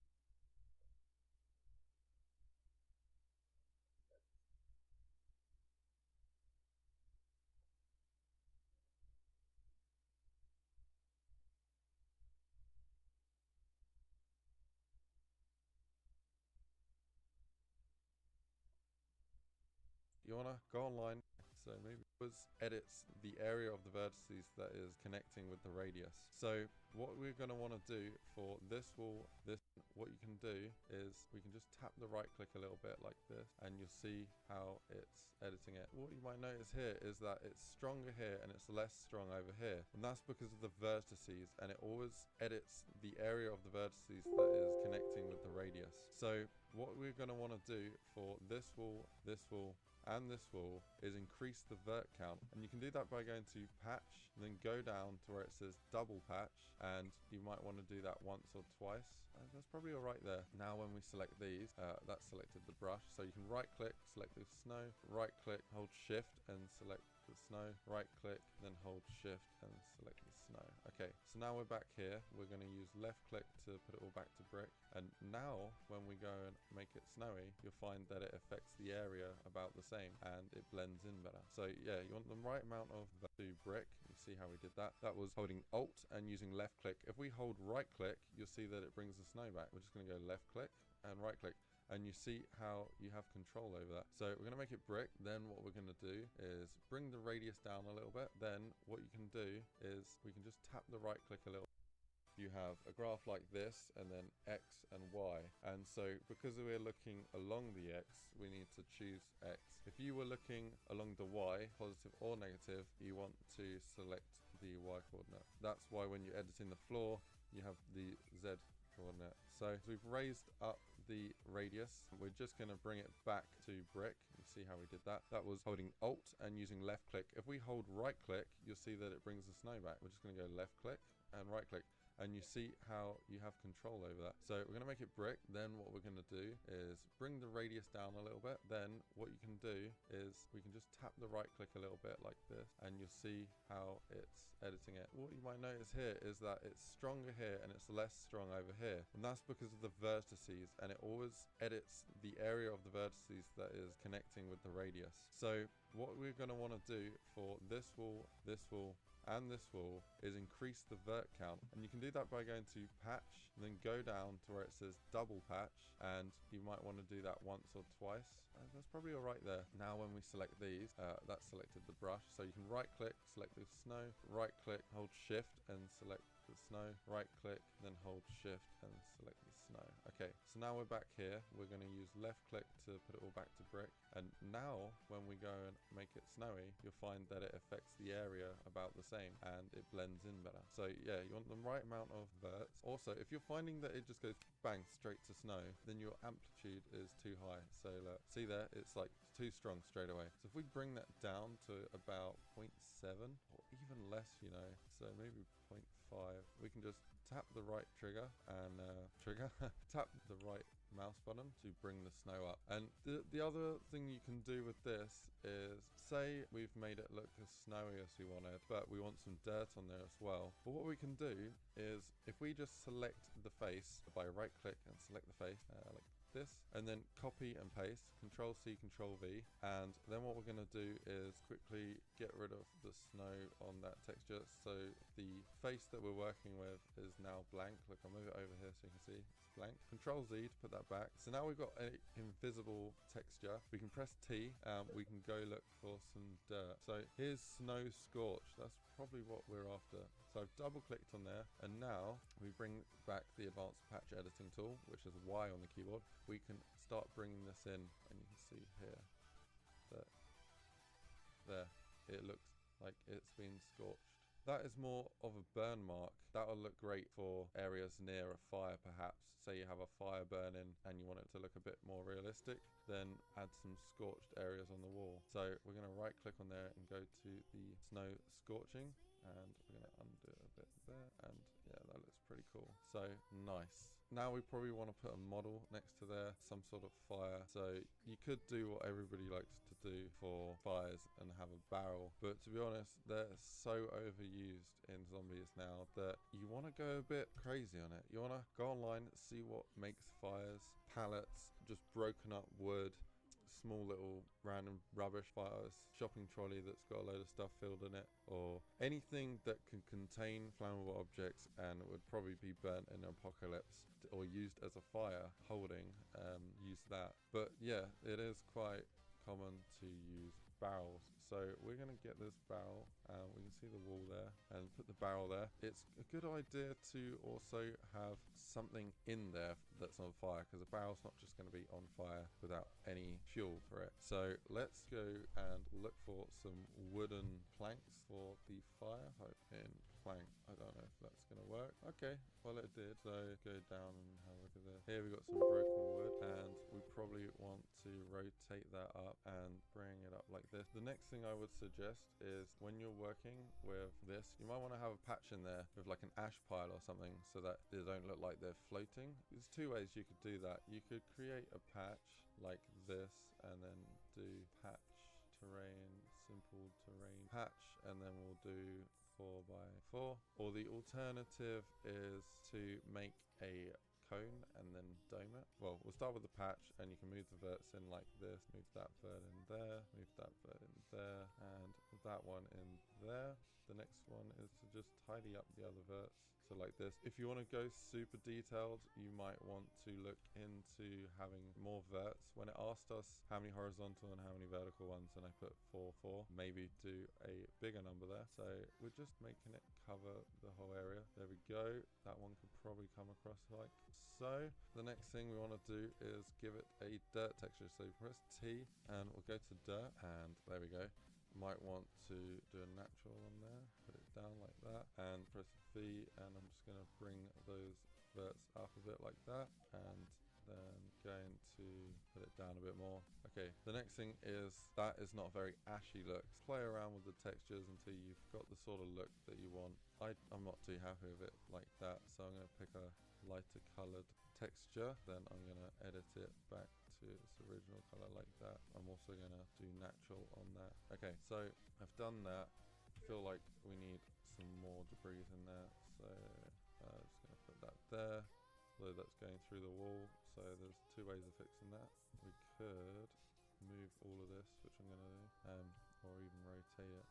Okay, we've got some debris in there. You could go, add more wood, add varied wood. You see how I got the same piece of wood? That's not so great. You want to have different wood so it's not the same thing. And then when you have your fire effects going, so we're going to just throw some fire effects in there. Effects browser, and we'll go to fire, and we'll do like barrel, and say this sort of one here. See how we have that there. And the next thing you want to do with a fire is also have a light. So I'm going to press B, and we're going to type in lights. It's in the unsorted. I'm going to level it here, and you see the radius there. Drag down that radius like that, and you want to probably give it an orange glow. So you can press N, go over here and go to orange like this. Then you're going to build the light. But I haven't really worked with lighting much, and it's something I need to spend some more time on. I'm going to work on my lighting, and I'm going to bring out a tutorial later on when I have got it up to scratch. But for now, we'll leave that. So you can see now the reason for the scorching there just looks a lot more realistic. We probably want to add the same sort of thing on this face as well. So we're going to do that, which is Shift and Control, and then we're going to do patch terrain, faces to terrain, and then we want to do double patch and press V. And what I'm going to do is just move those verts closer to the bin like that. Then you see how it's glitching about when we're moving. That's because the texture on there is not one that blends, and that'll be a problem in game. But it won't be a problem if we give it a blendable texture, which we're going to do now. So let's go here and then type in snow, and you see we have the snow scorched. Let's press Y now, bring that in there. There we go, that looks much better already. And then you're going to want to add it to that little edge as well. Okay, So that's looking pretty cool. The next thing we're going to do is a hallway. So let's make a cool little hallway quickly. Okay, so we're inside this house and let's give these walls some textures. You're going to want to add things like side skirts. So if we cut down the bottom like that, and then what you can do is bring that out a bit like that. Then maybe cut the edges off like this. There you go. All of a sudden it's looking more and more realistic. The side skirts are generally lighter than the walls, so you can probably change the color of the side skirt. Okay, so we need to decorate the inside, so we're going to select the wall with Control Shift click and then go to Patch Terrain, Faces to Terrain, and we want to add some verts in between, so we can go Patch and Double Patch. We're going to do Double Patch and we're going to do Double Patch, and now we have a lot more verts. You can see what we're going to do is change the texture and go look for a burn texture. Make sure that you're working with decal, so let's have a look at this. Bugging me that we're working with something that's too high up. So what we're going to do is just drag these down to the roof level. Okay, so we need to select this decal and press the Y tool, and we're going to bring it back. You see what it's doing here? That is because we're working with the X-axis, but we should be working with the Y-axis. Now we can work with this dirt and add it to the walls. So generally you want to think about realistic terms of things. When you're in a house, you might have a water system and where there are pipes. So if we quickly add a pipe in there, create a little thing here, patch primitives cylinder, and say that this cylinder is, so I've used shift and then square brackets to adjust the detail of that pipe. Say this pipe is running and you might want to add some curves on it and some tap ends and stuff, and we're going to press T and we're just going to change that to metal for now. Okay, well, you can play around with the different textures until you find a pipe that looks good, but say that there's a burst in it somewhere, so maybe we'll drag that pipe down like this and then that and like this and more around this. Mess around with it, make something that looks broken. I've only spent 3 seconds on that. You could spend 20 minutes making the coolest looking burst pipe, or maybe you find a model of something that's burst, or maybe you'll literally just have a fitting that is leaking. And now that we have this new patch here, what we're first going to want to do is move that line of verts closer to the pipe. So we'll press V and we're going to select those and move it along the X-axis so it's behind the pipe. Now when we add the blending in, it's going to be near the pipe. So let's go and select that blend and press Y, then use Alt and add in some of this here, which looks like it's rotted the walls, and because of the water damage it kind of looks pretty cool. But you could add a lot more time into this, or you could use an even better texture, so something that looks water damage. So if we type in damage here and see how that one's doing that, it's because it's a detail. We need a decal. That doesn't look so good, but we're looking for something that looks like water damage. We could try something like moss, or maybe it's looking like that, and then right click, add it in a bit more around there. You can see now that it looks like it's really getting moldy. Remember, you can add as many terrain patches to the wall as you like, so you can have all sorts of different textures. It just makes it look that bit better, because in real life, you know, not everything looks perfect. In certain areas where the moisture gets to things, it will rot parts of walls, and this really shows it. And when you spend the time adding all these faces to this, if you want to do also over here, that's up the radius. We're just going to bring it back to brick. You see how we did that? That was holding Alt and using left click. If we hold right click, you'll see that it brings the snow back. We're just going to go left click and right click, and you see how you have control over that. So we're going to make it brick. Then what we're going to do is bring the radius down a little bit. Then what you can do is we can just tap the right click a little bit like this, and you'll see how it's editing it. What you might notice here is that it's stronger here and it's less strong over here, and that's because of the vertices, and it always edits the area of the vertices that is connecting with the radius. So what we're going to want to do for this wall, and this wall is increase the vert count, and you can do that by going to patch and then go down to where it says double patch, and you might want to do that once or twice.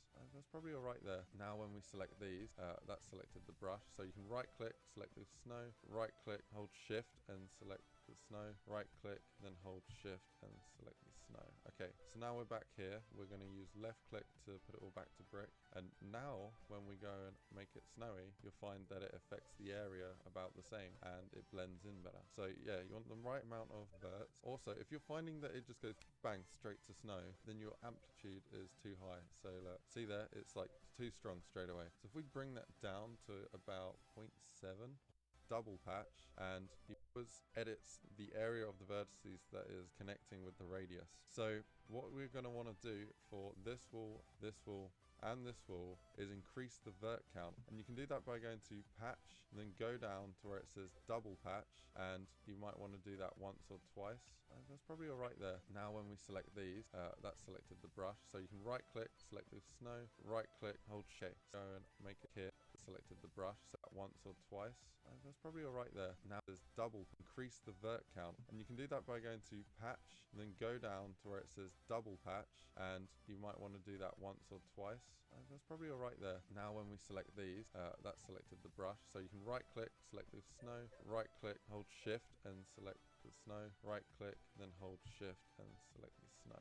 Okay, so now we're back here. We're going to use left click to put it all back to brick, and now when we go and make it snowy, you'll find that it affects the area about the same and it blends in better. So yeah, you want the right amount of verts. Also, if you're finding that it just goes bang straight to snow, then your amplitude is too high. So look, see there, it's like too strong straight away. So if we bring that down to about 0.7 or even less, you know, so maybe 0.5, we can just tap the right trigger and tap the right mouse button to bring the snow up. And the other thing you can do with this is, say we've made it look as snowy as we wanted, but we want some dirt on there as well. But what we can do is, if we just select the face by right click and select the face like this, and then copy and paste, Control C, Control V, and then what we're going to do is quickly get rid of the snow on that texture, so the face that we're working with is now blank. Look, I'll move it over here so you can see it's blank. Control Z to put that back. So now we've got an invisible texture. We can press T, we can go look for some dirt. So here's snow scorch. That's probably what we're after. So I've double clicked on there, and now we bring back the advanced patch editing tool, which is Y on the keyboard. We can start bringing this in, and you can see here that there it looks like it's been scorched. That is more of a burn mark. That'll look great for areas near a fire, perhaps. Say you have a fire burning and you want it to look a bit more realistic, then add some scorched areas on the wall. So we're going to right click on there and go to the snow scorching, and we're going to undo a bit there, and yeah, that looks pretty cool. So nice. Now we probably want to put a model next to there, some sort of fire. So you could do what everybody likes to do for fires and have a barrel, but to be honest, they're so overused in zombies now that you want to go a bit crazy on it. You want to go online, see what makes fires, pallets, just broken up wood, small little random rubbish fires, shopping trolley that's got a load of stuff filled in it, or anything that can contain flammable objects and would probably be burnt in an apocalypse or used as a fire holding, use that. But yeah, it is quite common to use barrels. So we're going to get this barrel, we can see the wall there, and put the barrel there. It's a good idea to also have something in there that's on fire, because a barrel's not just going to be on fire without any fuel for it. So let's go and look for some wooden planks for the fire. Type in plank. I don't know if that's going to work. Okay, well it did. So go down and have a look at this. Here we got some broken wood, and we probably want to rotate that up and bring it up like this. The next thing I would suggest is, when you're working with this, you might want to have a patch in there with like an ash pile or something, so that they don't look like they're floating. There's two ways you could do that. You could create a patch like this and then do patch terrain, simple terrain patch, and then we'll do 4x4. Or the alternative is to make a cone and then dome it. Well, we'll start with the patch, and you can move the verts in like this. Move that vert in there, move that vert in there, and that one in there. The next one is to just tidy up the other verts. So like this. If you want to go super detailed, you might want to look into having more verts. When it asked us how many horizontal and how many vertical ones, and I put 4, 4, maybe do a bigger number there. So we're just making it cover the whole area. There we go. That one could probably come across like so. The next thing we want to do is give it a dirt texture. So press T and we'll go to dirt, and there we go. Might want to do a natural one there, put it down like that, and press V, and I'm just going to bring those verts up a bit like that, and then going to put it down a bit more. Okay, the next thing is that is not a very ashy look. Play around with the textures until you've got the sort of look that you want. I'm not too happy with it like that, so I'm going to pick a lighter colored texture, then I'm going to edit it back to its original color like that. I'm also going to do natural on that. Okay, so I've done that. I feel like we need some more debris in there, so I'm just going to put that there, although that's going through the wall, so there's two ways of fixing that. We could move all of this, which I'm going to do, or even rotate it. Okay, we've got some debris in there. You could go, add more wood, add varied wood. You see how I got the same piece of wood? That's not so great. You want to have different wood so it's not the same thing. And then when you have your fire effects going, so we're going to just throw some fire effects in there. Effects browser, and we'll go to fire. I want to do like barrel, and so this sort of one here. See how we have that there. And the next thing you want to do with a fire is also have a light. So I'm going to press B, and we're going to type in lights. It's in the unsorted. I'm going to level it here, and you see the radius there. Drag down that radius like that, and you want to probably give it an orange glow. So you can press N, go over here and go to orange like this. Then you're going to build the light. But I haven't really worked with lighting much, and it's something I need to spend some more time on. I'm going to work on my lighting, and I'm going to bring out a tutorial later on when I have got it up to scratch. But for now, we'll leave that. So you can see now that the reason for the scorching there just looks a lot more realistic. We probably want to add the same sort of thing on this face as well. So we're going to do that, which is Shift and Control, and then we're going to do Pat Terrain, faces to terrain, and then we want to do double patch and press V. And what I'm going to do is just move those verts closer to the bin like that. Then you see how it's glitching about when we're moving. That's because the texture on there is not one that blends, and that'll be a problem in game. But it won't be a problem if we give it a blendable texture, which we're going to do now. So let's go here and then type in snow, and you see we have the snow scorched. Let's press Y now, bring that in there. There we go, that looks much better already. And then you're going to want to add it to that little edge as well. Okay, so that's looking pretty cool. The next thing we're going to do is a hallway. So let's make a cool little hallway quickly. Okay, so we're inside this house, and let's give these walls some textures. You're going to want to add things like side skirts. So we cut down the bottom like that. And then what you can do is bring that out a bit like that. Then maybe cut the edges off like this. There you go. All of a sudden it's looking more and more realistic. The side skirts are generally lighter than the walls, so you can probably change the color of the side skirt. Okay, so we need to decorate the inside, so we're going to select the wall with Control Shift click, and then go to Pat Terrain, faces to terrain, and we want to add some verts in between, so we can go patch and double patch. We're going to do double patch, and we're going to do double patch, and now we have a lot more verts. You can see what we're going to do is change the texture and go look for a burn texture. Make sure that you're working with decal, so let's have a look at this. Bugging me that we're working with something that's too high up. So what we're going to do is just drag these down to the roof level. Okay, so we need to select this decal and press the Y tool, and we're going to bring it back. You see what it's doing here? That is because we're working with the X-axis, but we should be working with the Y-axis. Now we can work with this dirt and add it to the walls. So generally you want to think about realistic terms of things. When you're in a house, you might have a water system and where there are pipes. So if we quickly add a pipe in there, create a little thing here, patch primitives cylinder, and say that this cylinder is, so I've used shift and then square brackets to adjust the detail of that pipe. Say this pipe is running, and you might want to add some curves on it and some tap ends and stuff, and we're going to press T, and we're just going to change that to metal for now. Okay, well, You can play around with the different textures until you find a pipe that looks good, but say that there's a burst in it somewhere, so maybe we'll drag that pipe down like this, and then like that, and break up this, and all the way around this.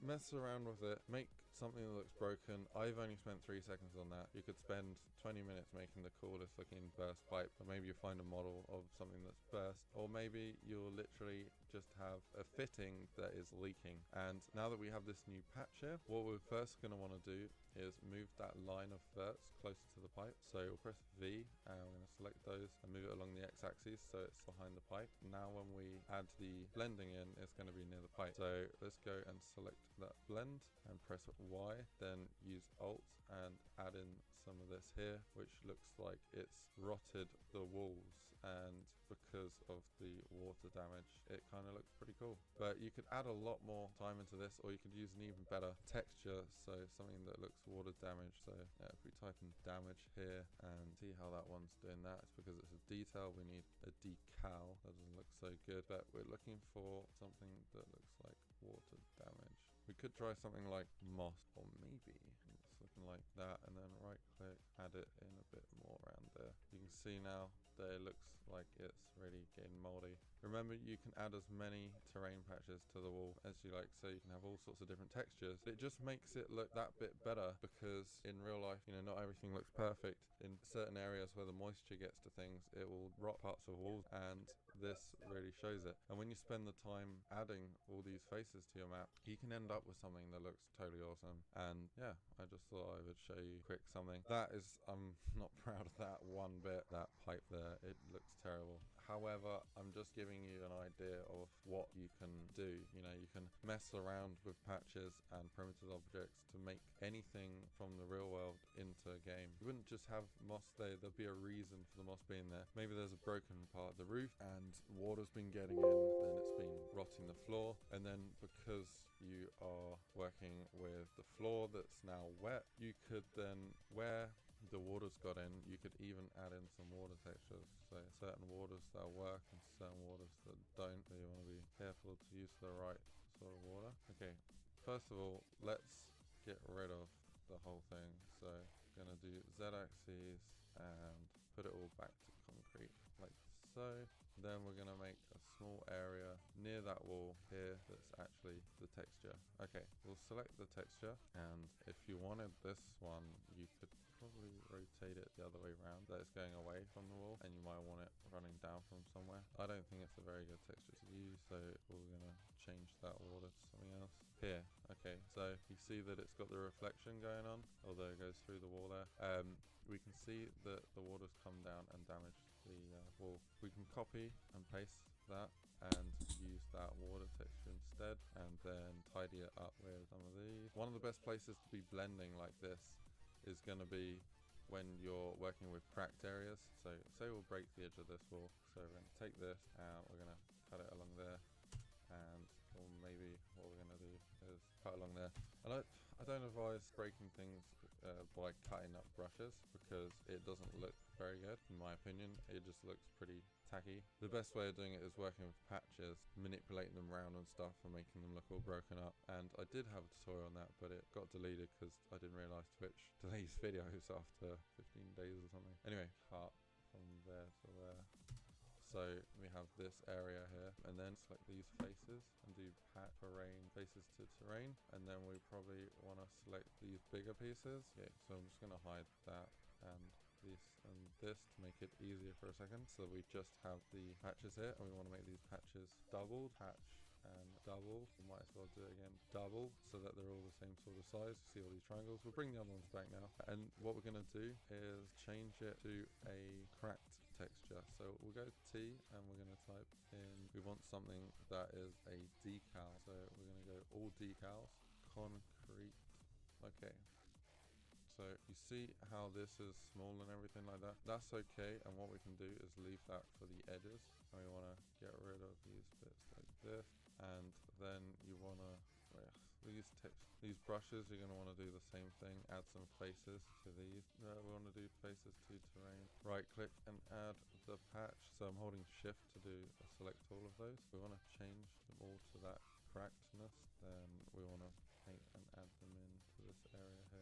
I'm going to select this brick and change it to the concrete. So press T and we want to change it to the concrete that we're working with, which is up here. It's not a decal, so we need to concrete here.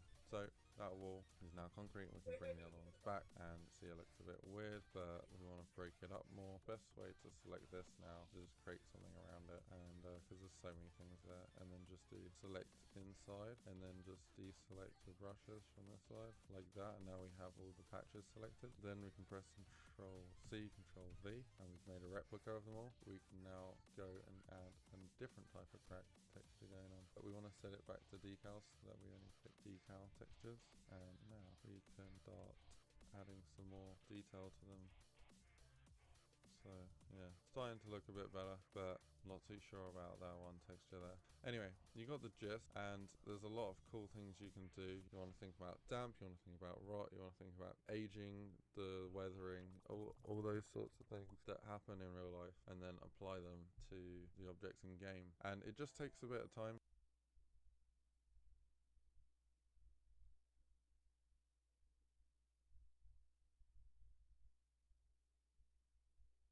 Just done is it's created a single face and already lined it up in front of that brush, and doing this is a much faster way of doing it.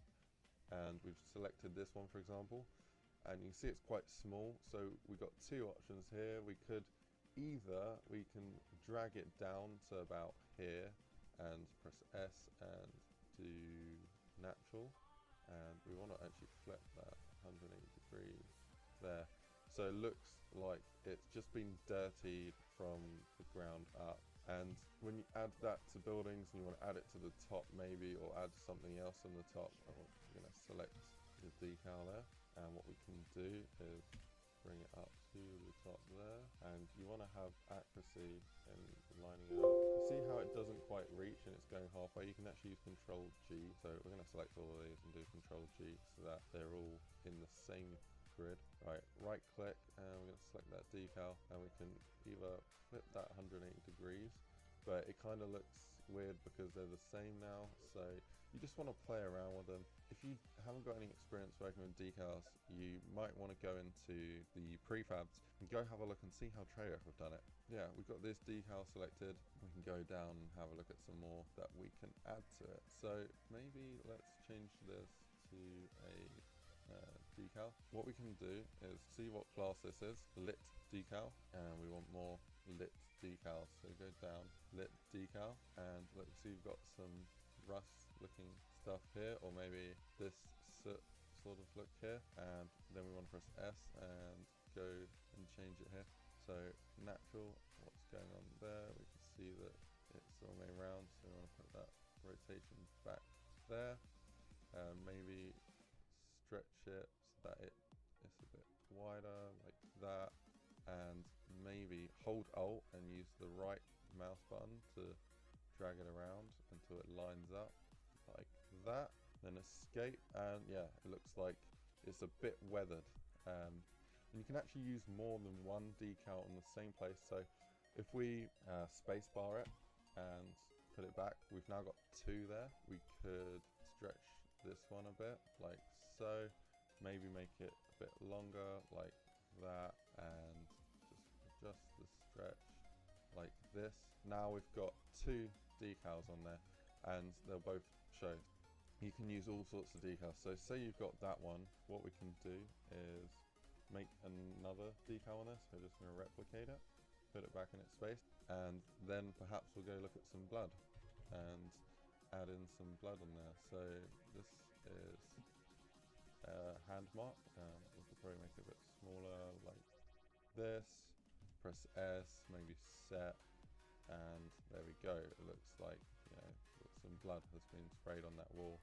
Where there's blood, there will be more blood, so you might want to have some blood on the floor, or just a reason that there's blood there. So I don't know, a body that's been mutilated or something, just not have a random blood in places. But as you add more and more, you can really start to add character to places instead of them looking just blank. And when you spend the time to make the place more detailed, then yeah, it just looks a million times better. So the other thing is, you got to think like realistically. Why would they be dirt on the floor here?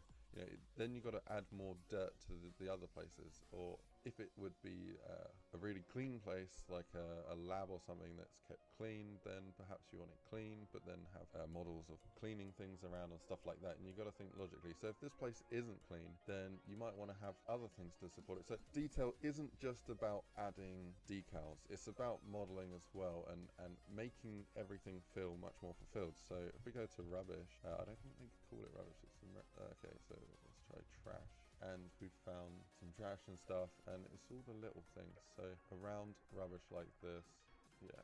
The next thing is you might want to have some dirt and grit that's built up around here. So you can actually create a patch here, and we'll just make it to the there and do patch terrain, simple terrain patch, and we'll go the width, probably not that wide, so like 4, and then height will be like 12 or something. Okay, then we want to bring it to the floor, and we want to put it at the ground height.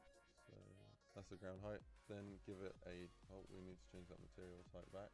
Dun, dun, dun, dun, dun. So here we have picked some dirt, maybe some other dirt. Then press Y and paint height. We need to bring that right down. Okay, amplitude is a little too high there. Okay, so, and then we press S, natural. And you see that there is dirt against the wall. So you might want to change the texture so that it better fits, or perhaps what we can do is just make it a little darker, so that it blends in a bit better. And you'll start to make it seem like there's always been rubbish, or maybe it's a busy high street and all of the exhaust gases over time, over 100 years, whatever, have made the house dirty. Maybe where you have an air vent on the side, you want to have it looking like it's weathered the bricks. Maybe there's a gutter and you have it broken, and then you have stain from where all the limescale and the water has slowly rotted away the wall, or whatever it is. And all those little things that make a house look old and degraded, you just want to add those in, so it doesn't feel like every house in your map is brand new, perfect, because it shouldn't be. Especially when there's zombies, there's a stereotypical view that everything sort of, there's been some time, and where there's time, there's going to be weathering, and especially weathering in this form as well. You know, if you have a snowy map, then you're going to want to have snow on the places. And if we actually look at this, you see that they just use patches there, and then use the snow powder texture, and that's all it is. You know, if we remove these, you'll see it's just brushes and terrain patches. That look, this bit of snow here is literally just a terrain patch that has been bent around, and you just need to give it some time, and before you know it, you'll have some really cool looking stuff. Like, this is a really quick example, but you put more time into it, like you might want to put at least half hour into making a decent wall, and you'll come out with something that looks amazing. Use models, like here we got these brick models, and we got a really cool model here where it looks like the wall has been pushed in there. That's a cool little effect. So use models, use decals, and the other thing you can use is a volume decal. So if we go to the entity browser, you can get the right click and go to entity browser, and then MISC, and then we want to add volume decal. You want to deselect anything you got and drag in a volume decal, and I'm going to look from above.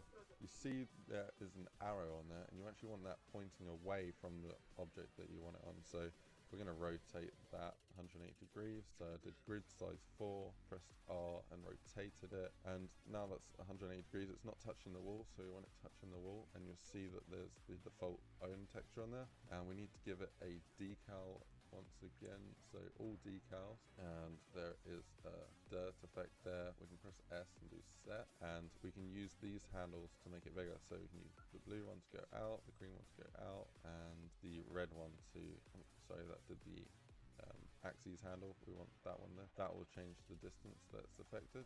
So we see that that's on the wall now, and that's great for when you have a model, and we're just going to cheat and use a brush. Say that there's a chimney that is on the side of the building and it goes up, then for the decal down here, you're going to want to include that on this, or you could start using volume decals, which, as you can see, will affect it, and you see that it's not affecting that side. But what we can do you have one like this, and then you might want to have one that is like that, and then 180 degrees that way. Is it gonna let me snap into that position? Will we ever find out? Right, come on. Right, size small, there we go. Had to go to grid 3 there to get that on there. But if I go back now, you'll see that that has successfully gone round the chimney, and it looks like there's a load of dirt there. We might even want that to go down to the ground maybe, or you can bring that right down and make it look like it, I don't know, there's some dirt there for some reason. Maybe it's the dirt on the floor here, but there we go. And you just add and add and add, and before you know it, it's looking great. So that's the first one. I just thought I'd give you an overview on some detailing, and yeah, that's it for now. The next video I'll bring out, I'll go into a bit more detail. So yeah, just work with some volume decals and use the decals on the brushes and use some models to accurately fit what's going on, and before you know it, you'll have something looking really cool. And if you have any questions on how things work, the best thing to do is just go on Google Images and type in whatever you're making. So old building, and look at some walls, see what sort of weathering they have and what people should expect to see in a game, because the best way of modeling something is to look at how it happens in real life and then to replicate it. So anyway, thanks for watching. I hope this has helped you out. Sorry if this has been a long video. Write a comment if you have any comments below, and subscribe to stay tuned for more. I hope you have a great day, and see you on the next time. Bye.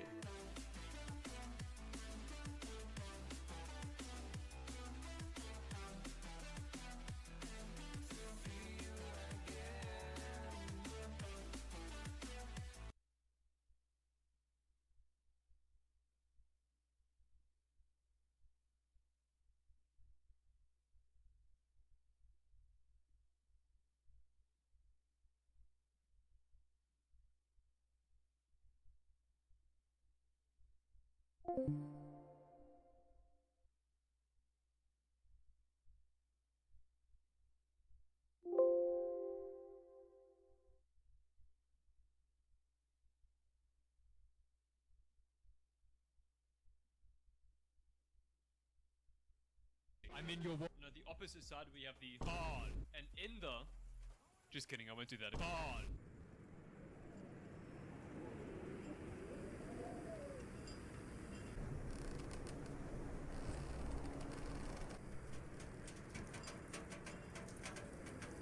And this is why sound design is important. But let's go beyond the...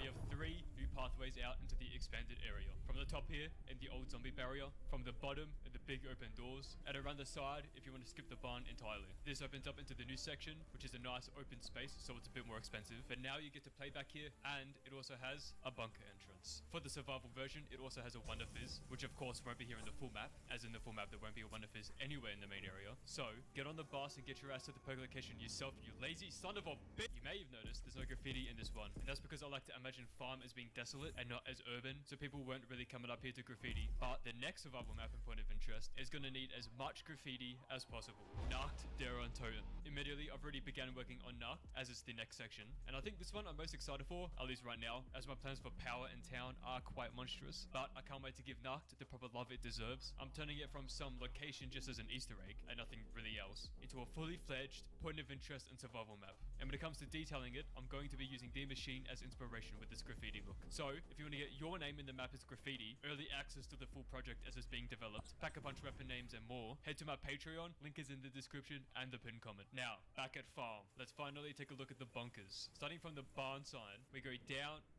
Wait.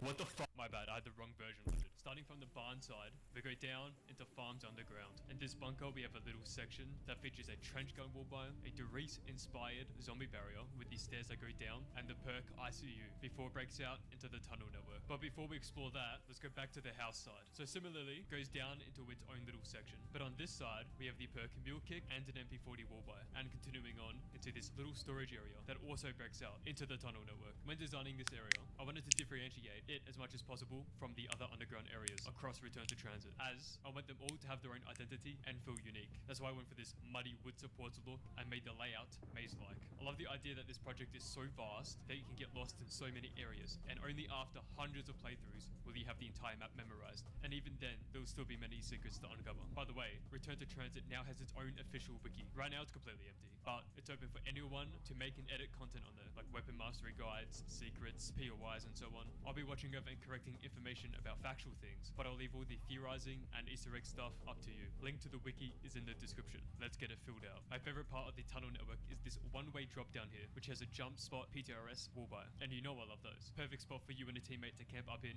with the drop down if you get overrun. But remember, these tunnels are tight, so don't get lost when you do. Okay, I think it's time to get the power on. So the tunnel network connects to the 2 bunker entrances from the barn and house sides, but there's a 3rd connection, an even deeper section, and that's where power and Pack-a-Punch is. Now this section is dark until the power is on, so your flashlight will automatically come on, spanning out into this long corridor that continues downward to the end. If we go to this midsection, we actually have the location for Juggernog, which of course requires power, and directly opposite we have this zombie barrier that I'm proud of. Look at that. Beautiful. Anyways, let's keep going. At the end, we got the goated commando, but we also have our way out into the Pack-a-Punch and power area. In the full map, this will be a Pack-a-Punch switch and telepad location instead, of course. Speaking of which, if you haven't already, you should join the Discord. We have an FAQ channel where I go over the most asked questions, like how the Pack-a-Punch will work, the telepads, and so on. Feedback channels for you all to give direct feedback on the project. Notifications for when maps get updated and released. Channels for each survival map. And most importantly, corn. Link to the Discord is in the description. Alright, I think it's time to turn the power on.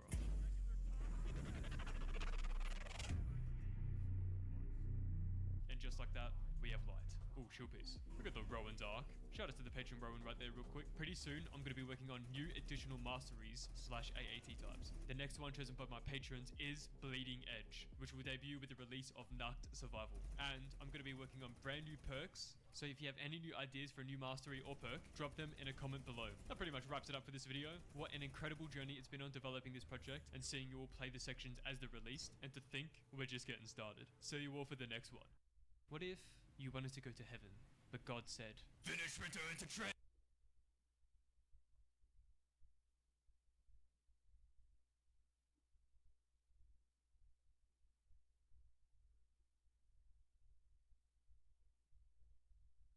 Astra Malorum has released and is proving to be an absolute love letter to some of the most beloved aspects of the classic zombie storyline, and is full to the brim with new revelations about some of the most esoteric and arcane aspects of the old story. Frustratingly though, the coverage on this from other channels has been minuscule to none, and no one seems to have actually understood the importance of some of these reveals in Astra Malorum. It may be that the sudden increase in the quality of the writing in this map compared to Black Ops 6 simply hasn't landed yet for some people. So stay tuned for this as we return to Mars once more and learn of the true origins of the Ancients of Origins.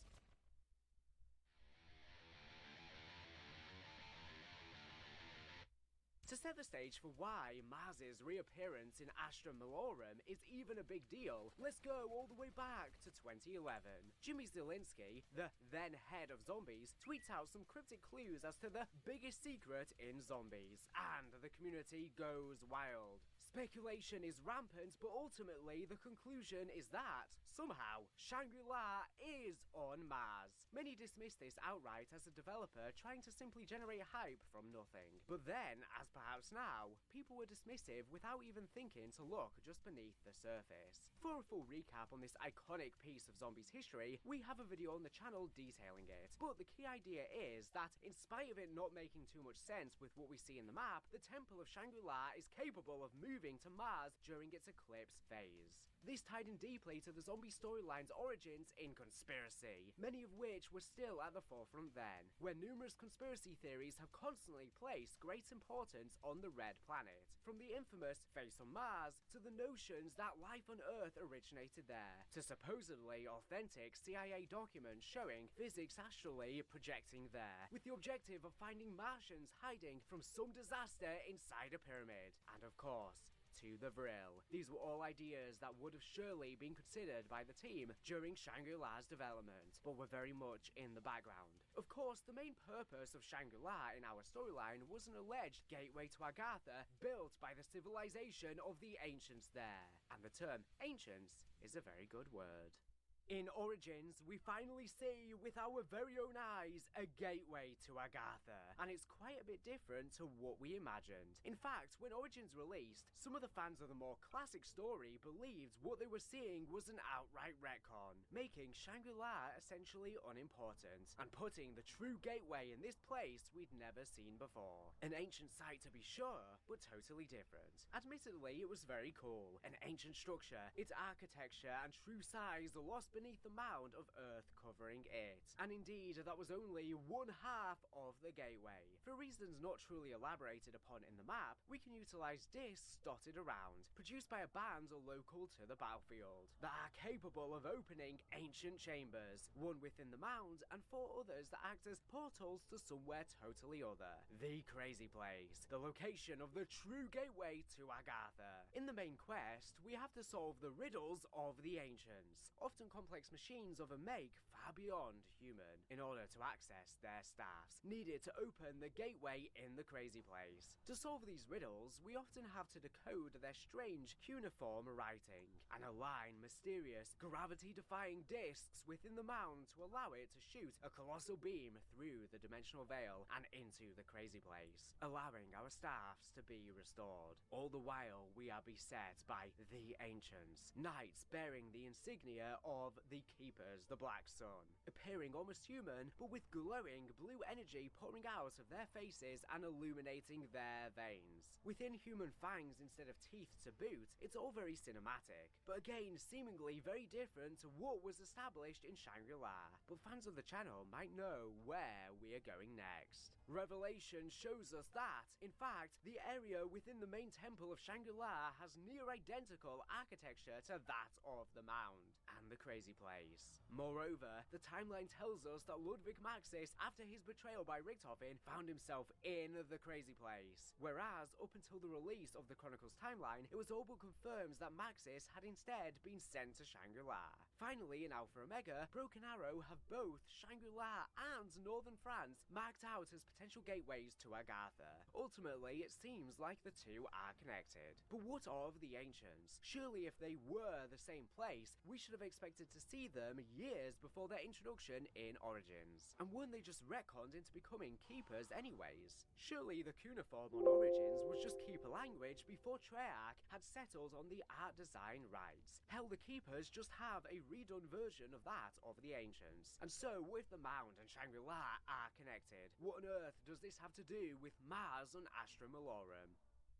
Dr. Thurston was a man obsessed with the stars. In particular, he was drawn to the planets Saturn, Mars, and Venus. We know Astra Malorum takes place near Saturn. Mars has long been intertwined with the zombies' lore, and the October NSA Report T, they found the source on Venus, beginning extraction, cipher, mentioning a sample of 115 that was likely found on Venus. That was a very odd mention that we could make no sense of until this date. But in Astra Malorum, we even pulled the Pack-a-Punch from Mars with the harmonic resonator. As you can see, the telescope was aligned with Mars once we get to aim it in the quest. So it seems that Thurston's cult may have stumbled onto a space-bound conspiracy stretching far back into even the old Ether storyline. Let's fire up Thurston's masterpiece and transport ourselves to the surface of the red planet in Astra Malorum to find out some answers. And so we arrive, teleporting onto the crimson dunes of Mars in Astra Malorum. The very first landmark to greet us stands resolute amidst the endless sands. A colossal stone statue head, carved in the unmistakable style of the ancient Olmec heads from Mesoamerica, yet with the features of the ancient kings of Mesopotamia. Towering yet partially buried, its stern gaze fixed eternally upwards towards the stars, as if awaiting some long overdue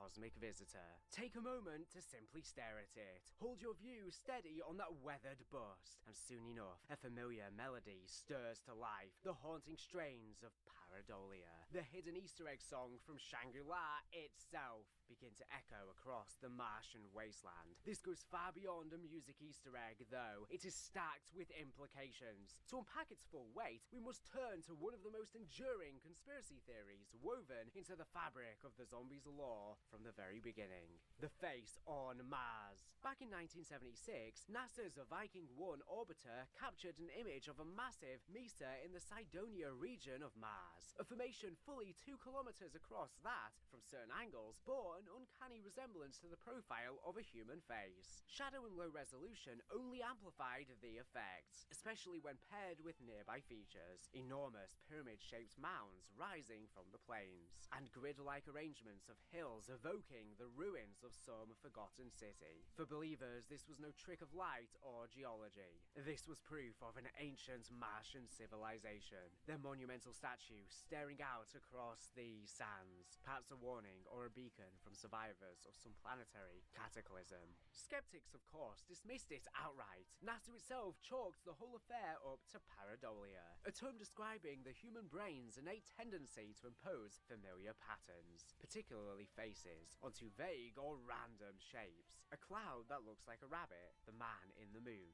visions in the flames of a fire. Pareidolia explains why we as humans often see meaning when there is nothing. Yet, here in Astra Malorum, Trek flips the script entirely. By summoning Pareidolia at this Olmec-inspired Martian head, they forge an unbreakable link back to Shangri-La and Jimmy Zielinski's infamous 2011 tease that its temple could indeed hold the best-kept secret in zombies. More than that, they declare this head to be the face itself. The conspiracy theorists were right all along, in the game at least. What the world called pareidolia was no illusion at all. Gazing upon this monument, we see a face because there truly is one staring back. But let us, ourselves, stare back, not at the face, but in time, to 2011, to Shangri-La, and immerse ourselves in the secret that the map was alleged to have held. Mars, the elephant in the room, if there ever was one in zombies, hinted by Zielinski and the other developers on Twitter, and seemingly confirmed again and again by the game files, with the Mars Vista texture file for the mountains in the distance of Shangri-La being data mined, with the most infamous hard confirmation being Tag the Toten's secret Easter egg featuring pareidolia when tunneling through a cave on the map, seemingly awakening at the foot of the moon Phobos, which Tag the Toten is seemingly a pocket dimension inside of, looking directly at Mars. And now we have the hardest confirmation again of Mars and Shangri-La, with Astra Malorum featuring the same iconic track when on Mars. It seems that Treyarch are convinced that this is the case. But let's just forget all of that and look at the evidence in that map. Because believe me, it all comes back to Astra Malorum. First and foremost, the temple itself. During the main quest of the map, we have to activate ancient machinery we never quite see. That, somehow, is capable of transporting the entire temple complex. Richtofen himself even comments calling it a time-traveling temple, just as we first bear witness to the eclipse. But something isn't quite right with this place. Don't be silly. This place has to be thousands of years old. I have found some unfinished carvings around the structures I can't make out. They do not look like... Wait, what is this?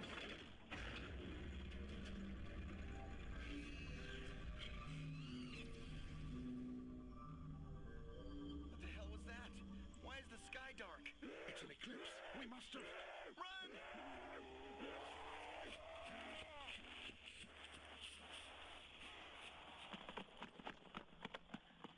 What are those things?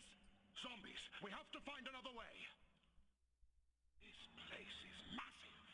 The architecture is not what I expected to see. It's more of an interpretation What the hell's wrong with you? If this place doesn't kill us, the freaking undead will. We are stuck in some kind of trap-filled temple of death, surrounded by a horde of undead, and you were talking about the rugs not matching the curtains. If you don't...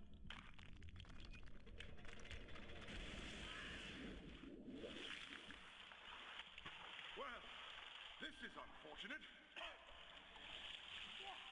I rest my case. Brock and Gary are world-famous explorers in the Himalayas to find a legendary gateway to Agartha. Through interacting with carvings they find, they are cast through time and space to the temple during an eclipse and are trapped in a temporal loop. Thanks to them, Richtofen is able to access the inner sanctum of the temple and claim the focusing stone, a colossal meteorite shrunk down to pocket size, and a vital piece of his grand scheme. Of far more interest to Brock is not the undead horrors pursuing them. In fact, writings he had studied that already warned him of that. Instead, it was the architecture that surprised him. To Brock, nothing they saw of the temple seemed to fit the architectural style of the region or time period of thousands of years ago. Moreover, he says that the architecture feels almost like more of an interpretation before getting cut off. It's likely that he was going to say that it feels like an interpretation of the style of other similar temples made by the people in the Himalayas. This is a really strange bit of dialogue, and Zombies fans for years have been speculating about it, with the most common line being that the temple was built by the beings from Agartha, known back then as the Vril Ya. We know it's in the Himalayas because, aside from the fact that Brock and Gary hike there and mention locals, the 3179 JGB 215 can be decoded to give coordinates for a mountain range in the Himalayas. We see additional evidence such as the alleged Dropa stones in the map, a reference to a conspiracy theory suggesting a race of dwarf-like humans lived in a society of cave cities in the southwestern China, with the so-called Dropa stones or Dropa discs featuring an untranslatable language. This was widely regarded to be a hoax, but was massively popular in ufology, and any googling in the 2010s about aliens or ancient species in the Himalayas/Tibetan regions would have yielded the Dropa, so it was almost certainly intended by Treyarch. At the time, many fans even believed the Dropa to be the race of beings who Richtofen was worshipped by, who created a shrine for him on Shangri-La. Perhaps the little green man in the LGM is even himself a Dropa, being a tiny advanced being. So where does Mars fit in then? Well, recall Brock's uncertainty about the temple's design, things feeling off. If one looks into the skies of the temple during the eclipse, they will find not one, but two moons, neither perfectly circular, with the larger of the two eclipsing the sun, Phobos and Deimos, the moons of Mars. Shangri-La doesn't just travel through time, but space, and we see this occur on the loading screen, with the temple being sucked through into a black sun. We would have no idea how this was even possible until Black Ops 3, where a revelation that went largely under the community's nose would illuminate this, and will carry through all the way forward to the present day. Chronorium Excerpt B. To allow quick travel between dimensions, the Keepers created the transference device, which is powered by the ether. The Keepers have placed structures throughout the realms.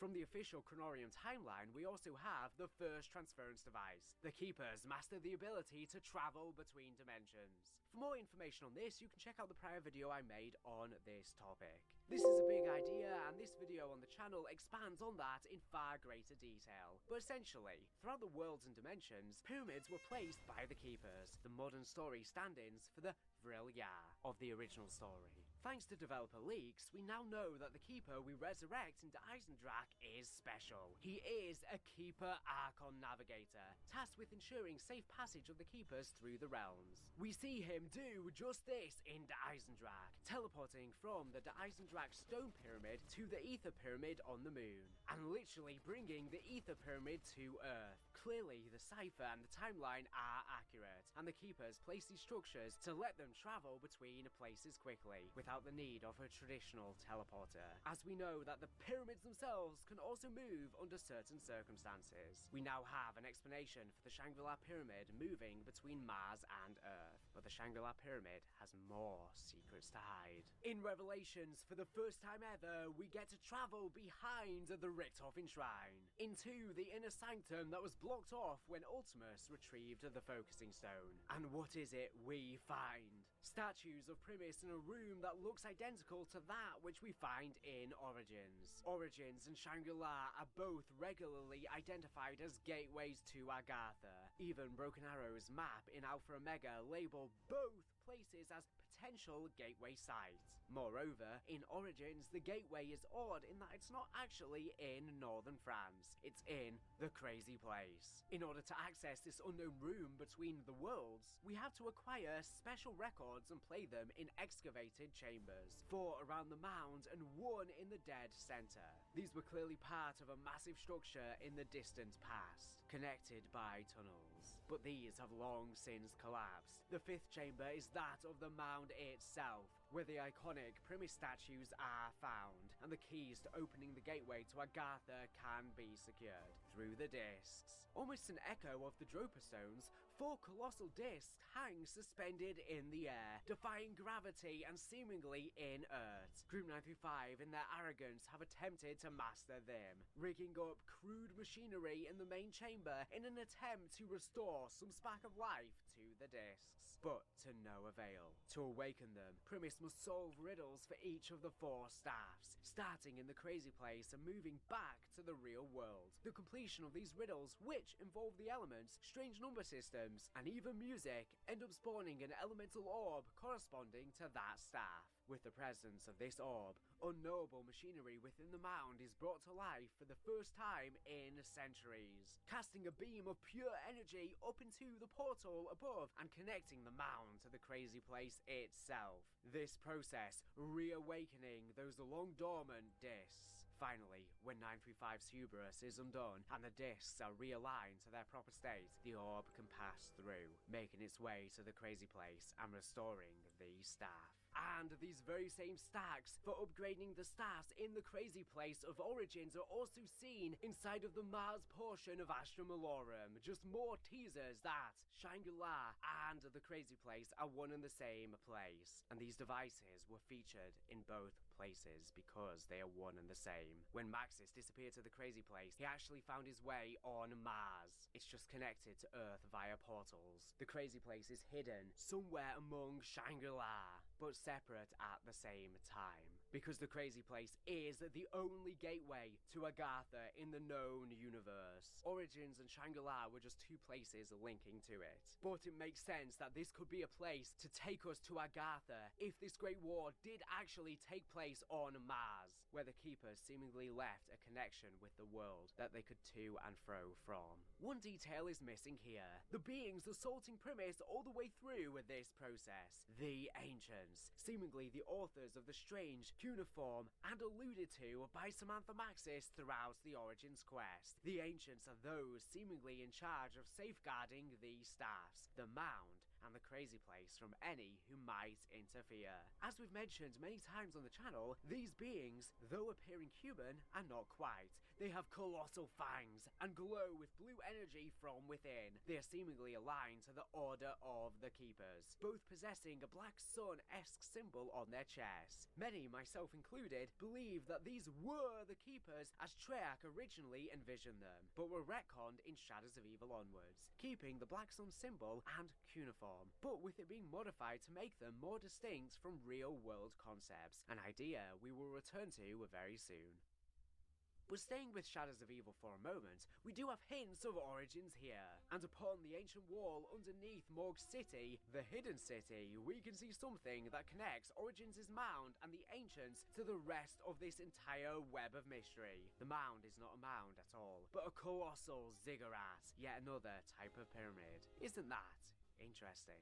Another aspect to note that ties together Origins, the Crazy Place, and Mars is music. The deep connection of Martian technology and music goes all the way back to Origins with none other than the staff discs and the Crazy Place. Back when Group 935 had only just begun to experiment in and around the mound, they accidentally struck gold when they discovered something. Records from local band La Source Noire, when played on a gramophone near the uncovered areas, would cause the rocks nearby to lift themselves into the air, almost by magic, and create a portal to the Crazy Place. somewhere we now know is Mars. The researchers at Group 935 noted that no other signals or input, electric or otherwise, would elicit a reaction from these gateways. Only these records, recorded when someone from La Source Noire spent time at the mound at night and heard distant melodies and sounds, recreated what they heard with short musical pieces, allowing them access to activate the gateways. This shows us that it was not simply a coincidence that the music opened the gateway. Rather, the artist from La Source Noire was likely recreating melodies that were written specifically to open them. Leaked developer documents tells us explicitly that La Source Noire actually based their recordings on strange tones that they would hear emanating from within the mound at night, and simply recorded their imitations of them. Could it be that the mound was trying to send a signal out past Earth all the way to Mars, to the crazy place underneath?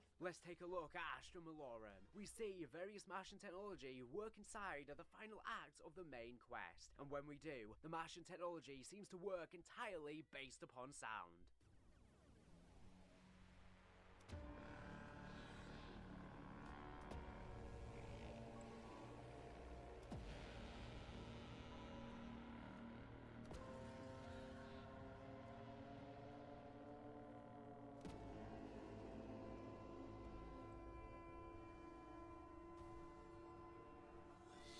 Splendid!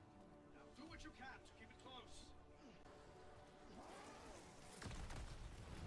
Are all alien artifacts as into percussion as you? Back where you belong. Try not to start any more cosmic drama.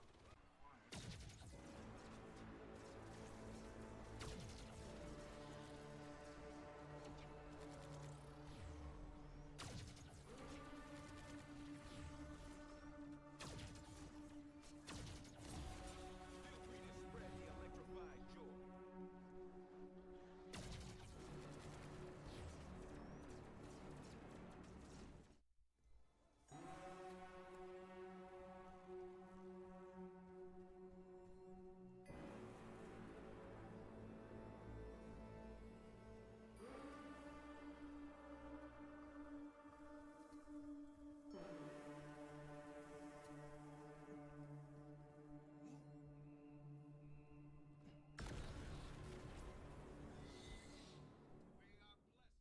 This is likely reminiscent, intentionally, of Close Encounters. This is a film about humanity's first contact with extraterrestrial beings. These beings communicate almost entirely through music, and this becomes the core of the final act of the film. What starts as a tentative exchange evolves into an almost joyful musical back and forth, a literal harmony being reached between the two species.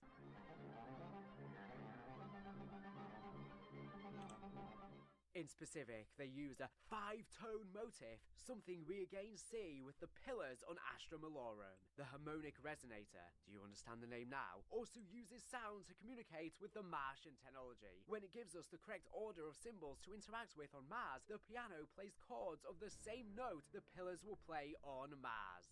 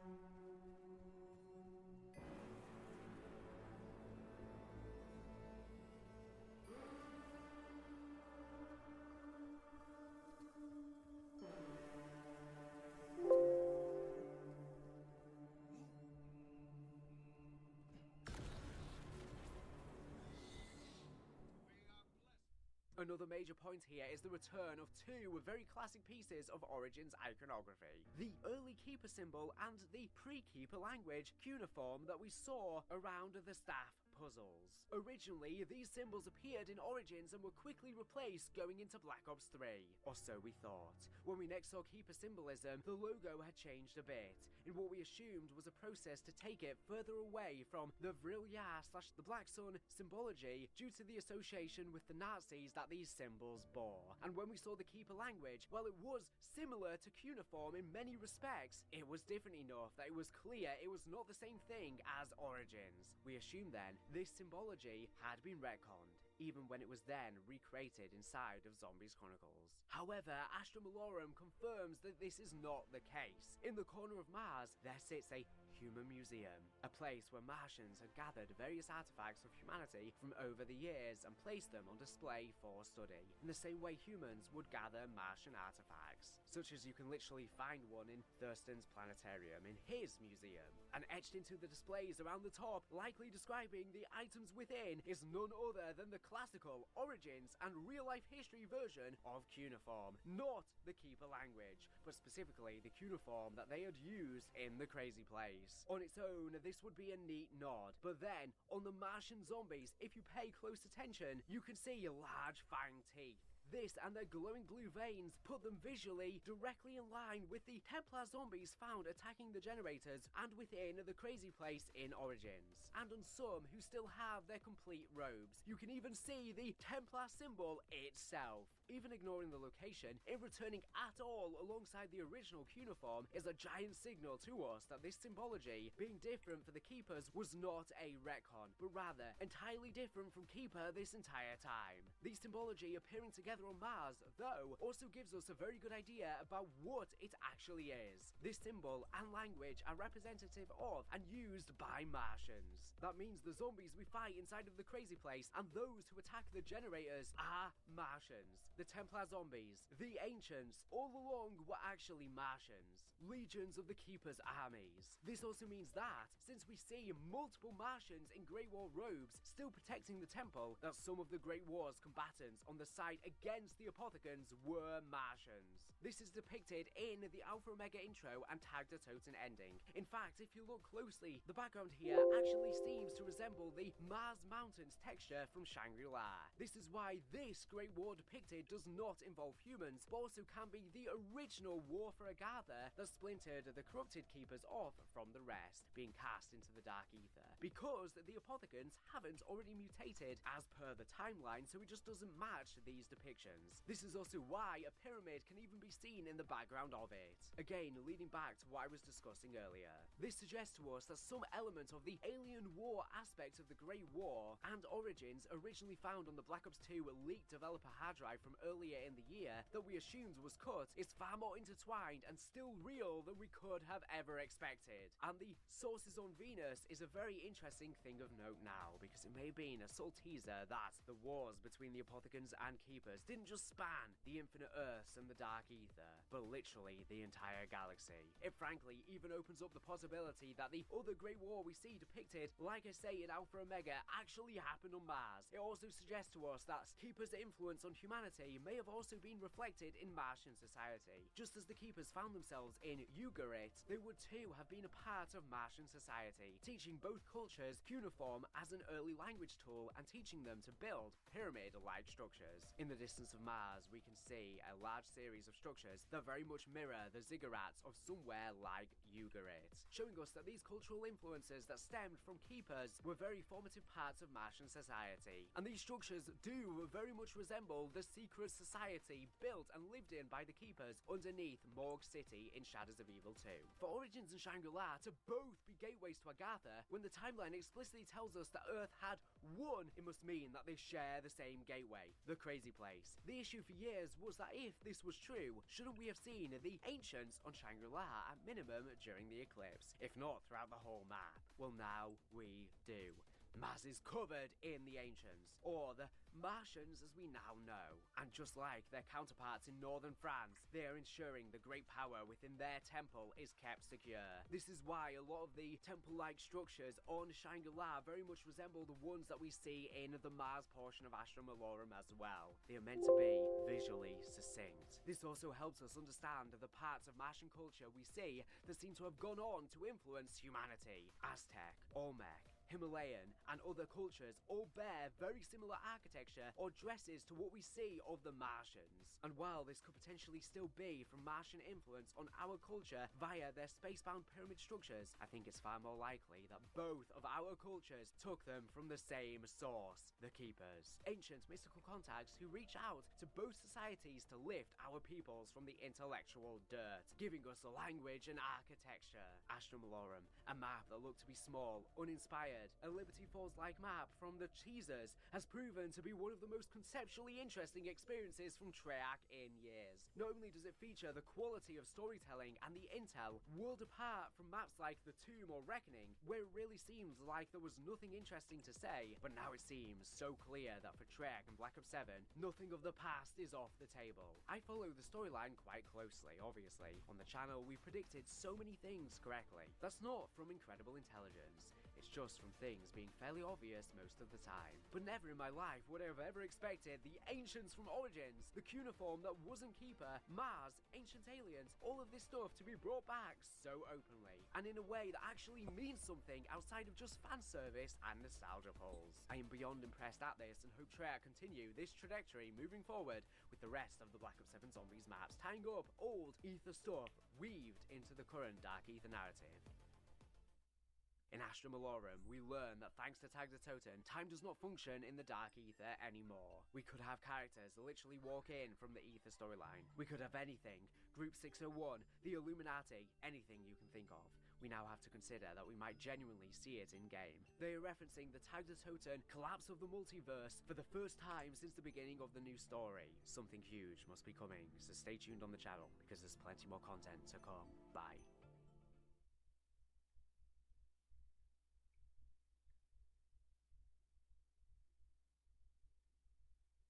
Welcome to the Heavy Spoilers Show. I'm your host Paul. In this video, we're breaking down Fallout.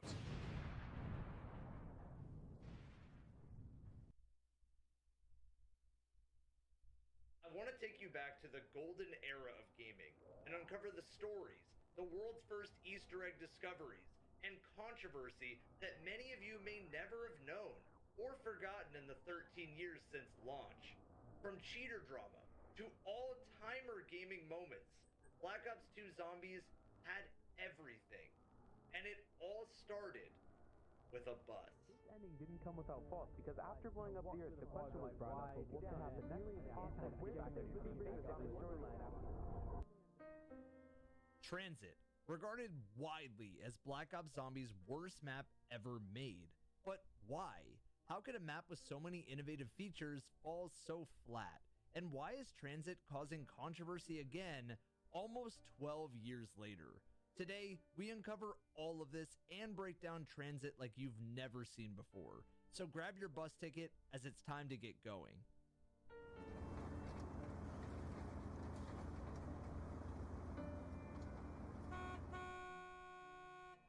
Produced by Activision and developed by Treyarch with director Jimmy Zielinski, Transit was a nightmare from the beginning. Transit was released as the launch map to Black Ops 2 on November 12th of 2012 to the Xbox 360, PS3, and the Wii U. You start in a tiny bus stop with blue-eyed zombies and 2 doors, one requiring power, the other points. Grab the parts to the turbine, and voila! The power door is now open. You exit, and Transit is unveiled. Longtime Zombies vets open the door with a million questions. Who are these characters? What the heck is this map? Why are the zombies' eyes blue when they were orange in Black Ops 1? Why is there a bus driver honking at me? And what is that fog? Transit took place in release order, not story, right after Moon's massive finale in Black Ops 1. For those avid Zombies veterans, the story to this point is that Richtofen from the Ultimus crew is controlling the zombies after taking control from Samantha and swapping souls. We covered the story of the team that blew up the Earth first, and I want to acknowledge that Black Ops 2 is the aftermath of that explosion, with craters in the ground, blue-eyed zombies signaling Richthofen's control, and his narration instead of Samantha's. Excuse me, just getting used to the ether. It is half a consequence. Right. This is what gave Black Ops 2 Zombies such a significant facelift from Black Ops 1 Zombies. Transit also came with a new cast called Victus for Black Ops 2. Samuel J. Stuhlinger, a cannibal of zombies who ate so many that now he is stuck with Richtofen talking to him. Abigail Misty Briarton is a farmer who makes a bunch of jokes that were somehow even outdated 12 years ago. Marlton Johnson, a surviving scientist from a post-nuclear explosion, and the voice of Robin from Teen Titans that I can't unhear every time he talks, and Russman, a former agent who was homeless at the time of meeting up with the crew. He's also the only one in this crew that's actually interesting. On top of the crew, there was a huge amount of new features to Transit that contribute to either making it one of your least favorite or favorite maps of all time. The bus driver, who would transport you around Black Ops 2's largest map, is a nice, sweet robot if you're not smacking him in the back of the head. Stay behind the yellow lines at all times, or you'll be sorry, asshole.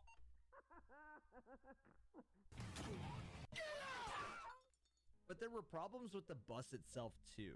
Like, I can appreciate that it's a pretty solid pistol buy on the ceiling, but then there's zombies that can easily hit you through the bus's windows, there's clunkiness in sliding around the bus as it's moving around, and if you didn't have the ladder, you were stuck outside of one of the stops called the power station. You just couldn't get on the bus at all, and had to wait a full 2 minutes for the bus driver to move, only to miss the bus. Bye, have a great time. The driver would stop at each of Transit's 5 main locations: the bus depot, the diner, the farm, the power station, and the town, as well as its sub-locations that were somewhat secretly accessible by either getting off the bus midway through the ride or by skipping the bus entirely and running through the dense fog. These were the tunnel in the freeway, the shortcut to town through the fog between diner and farm, the cornfield where majority of both main Easter eggs took place, Noctur and Toten from World at War, the log cabin, and the bridge. The map was like a bunch of ideas on a board. They were spices of life that didn't really make sense together. All of these locations were playable as standalone maps and good in isolation, but once assembled together, none of them felt quite like they were the same. That being said, the variety of choice in Transit was unlike any map we'd seen before. If you let the bus driver beep beep away and drive, you were either stranded in a location for a while, or you could run through the dense fog and come face to face with the most frustrating enemy in all of Transit. Hell, maybe even all of Zombies, the Denizen. Ignore the miles of running for 1 second and focus on an enemy that never stopped spawning once you were in that fog, and whose whole purpose was due to console limitations, and you have your average New York City subway rat jumping on your face that you have to knife off 4 times just to get some breathing room. Now you could save a whopping 6,000 points to get the brand new sorta secret Galvanuckles to help this, and needed a part to build that you could either use for the top of the bus to get up on, or the hatch in the diner for the knuckles, once again offering more choices. It's a common thought that Denizens and the fog as a whole were added to slow down how much of a performance nightmare Transit would be. I can say that on PC, you can turn off the fog, and the map may be clearer without it, but it doesn't mean it's pretty. Apparently in cut content, there was a daytime version of Transit that would only be there if you didn't do the moon Easter egg, which clearly wasn't in the final product, as the map, again, would at least look a bit better if they ever fully planned that idea out. Again, Transit was a thought experiment ahead of its time, but was playing with the wrong deck, as its ideas are quite literally scattered around the map, and the mode as a whole. Transit was tough and offered a complete new challenge to Zombies fans, especially in comparison to the relatively simple maps Black Ops 1 offered at launch. However, difficulty and challenge is often relished by fans and hardcore players. So why is it still so hated? Part of the reason is because Transit's difficulty just seemed artificial and annoying. Instead of challenging content that incentivized you to improve and practice, going down punished you harder than any map before, as you'd need to complete a full loop of the map to regain your perks again or revive a teammate, and not always in the order that you wanted. Transit was also a tough option to pick when wanting to play with friends, as you felt forced to be glued to your team at all times or risk certain death if you went down at a different location or stopped to your buddies. While bus trolling your friends was hilarious, many groups would opt for a more casual 4-man session on town than play Transit that required much more team coordination and planning to enjoy. Zombies have always been about chaos and slaying out with a cool pack-a-punch weapon against undead hordes, and players had learned to love this constant fighting. Transit, on the other hand, just seemed to have too much downtime. Whether it was walking through the fog, spamming melees to kill denizens, or waiting for the bus to come back around, or actually waiting on a bus while it's moving, too much of Transit felt like you were doing things that you didn't really want to do, but had to do to play the map with any success, which in a game that prided itself on choice was a very strange dynamic that players seemed to reject pretty fast. Some good ideas that made it into the final product were a grief mode, a 4v4 with the goal to block each other via not opening doors, blocking passageways, luring zombies towards them, knifing or shooting them. You could also just play Bus Depot, Town, and Farm on their own but without the crew. Instead, a very non-talkative and non-engaging CDC or CIA.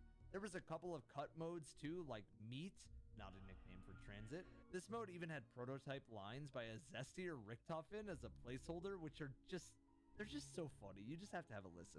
Hey there, willing participants. Welcome to Meat. The rules are easy. When the meat drops, you finally reached manhood. I mean, grab it, throw it, don't get caught with it. Zombies will only attack you if your side has the meat. Don't die and you might just win. Feel free to kick it too, my pretties. Get ready to play Meat. Oh, you have my meat in your hands. Kinky.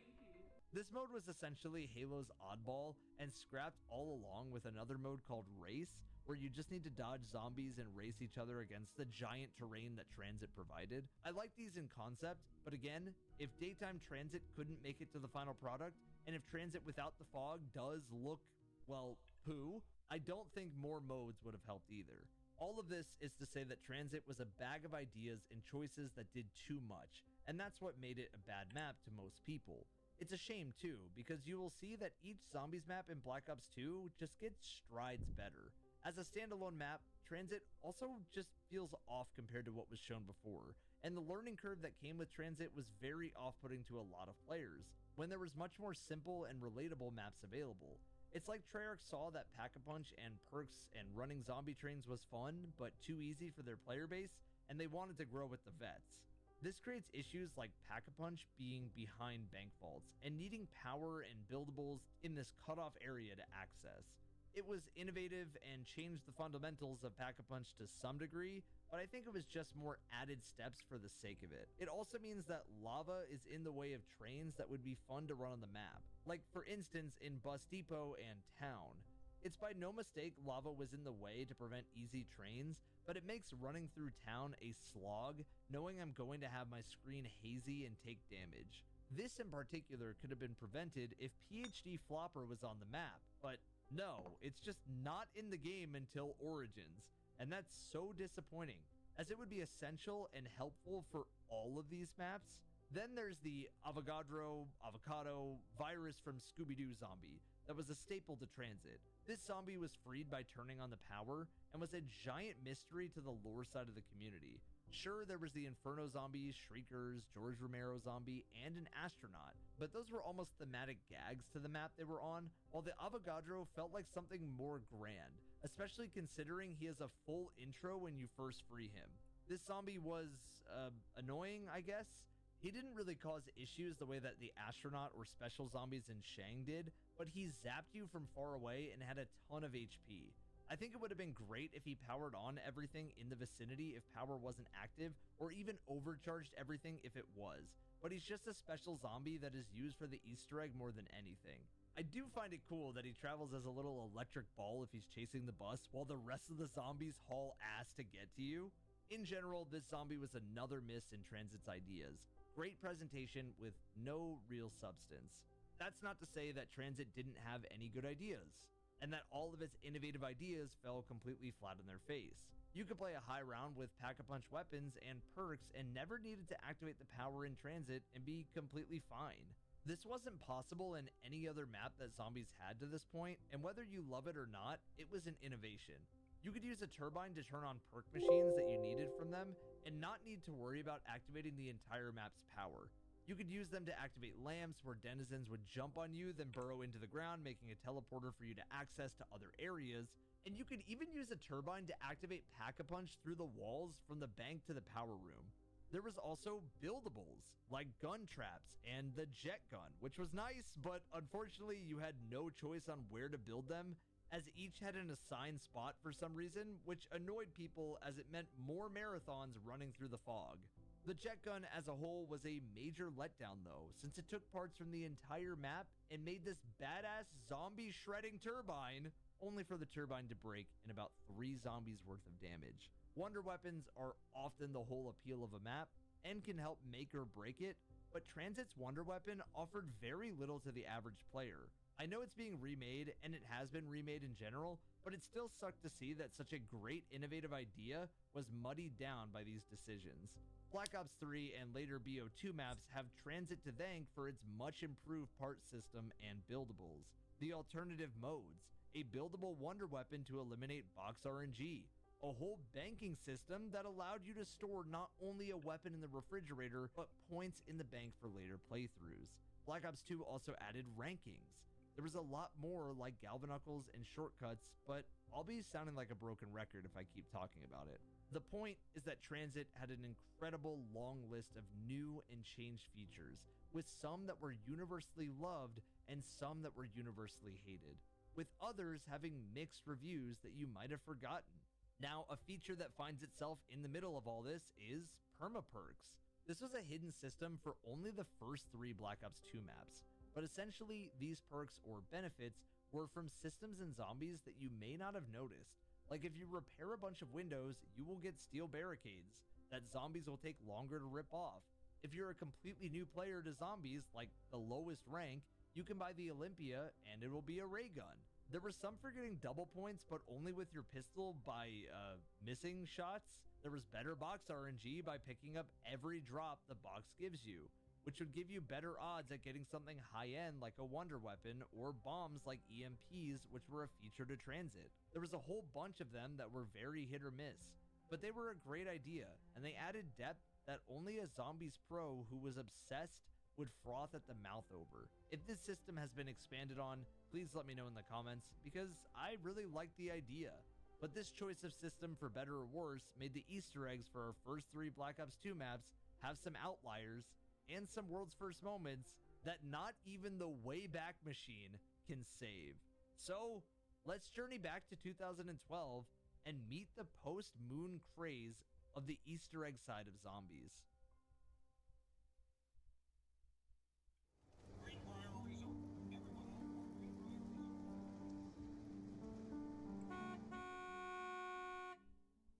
On November 12th of 2012, the Easter egg for both Maxis and Richtofen was revealed to the world. Only Stuhlinger could hear Richtofen's extra dialogue lightly guiding him to his plan, but the entire team could hear Maxis. There were no gamer pictures like in Black Ops 1, as that era of Xbox 360 was slowly dying, and there wasn't avatar items either from what I could find for completing the Easter egg. But the story is what Zombies players were doing the Easter egg for anyways, and of course, there was still an achievement. Just like the choices of the map, the choices of which Easter egg you wanted to do started from the very beginning, with a guiding voice that may sound all too familiar to longtime Zombies vets. Hi guys, Mr. Waffles here. I have just got done fresh out of my Green Run Northern Hemisphere transit run. I was doing the Maxis Tower of Babel Easter egg, and this is my definitive guide, tutorial, help through for it to get you that achievement. Once power was built and flicked on in this white science lab buried beneath transit, a brand new zombie type was shown. Now, we did mention the avocado virus from Scooby-Doo looking guy before, but he was very important for the Easter egg. The first step was getting the power on. Simple, right? Well, for the canon finale, Maxis would actually ask you to turn the power back off. Excellent! You have freed it! But now, you must turn off the power. An active power grid will disrupt all communications between us and make it impossible to accomplish the mission I have for you. Shut down the power. So flick that power off and head over to the cornfield, with which the Group 935 logo can be made out if you were to float well above it. At least it sort of looks like it, right? Before you could even begin the next step, you would need to build the navcard table, the check in progress that you had completed either Maxis or Richtof in Easter eggs by finding the card at the bus depot buried in the trash, and the parts associated with it around the map. Then build the table and insert the card. This is a weird concept that didn't carry over to my knowledge into the other games, even if the true endings did. Once the table was built, Mr. Rafflewaffles and his team of Confusions, Acidic Blitz, and the guy who camps were on the next step.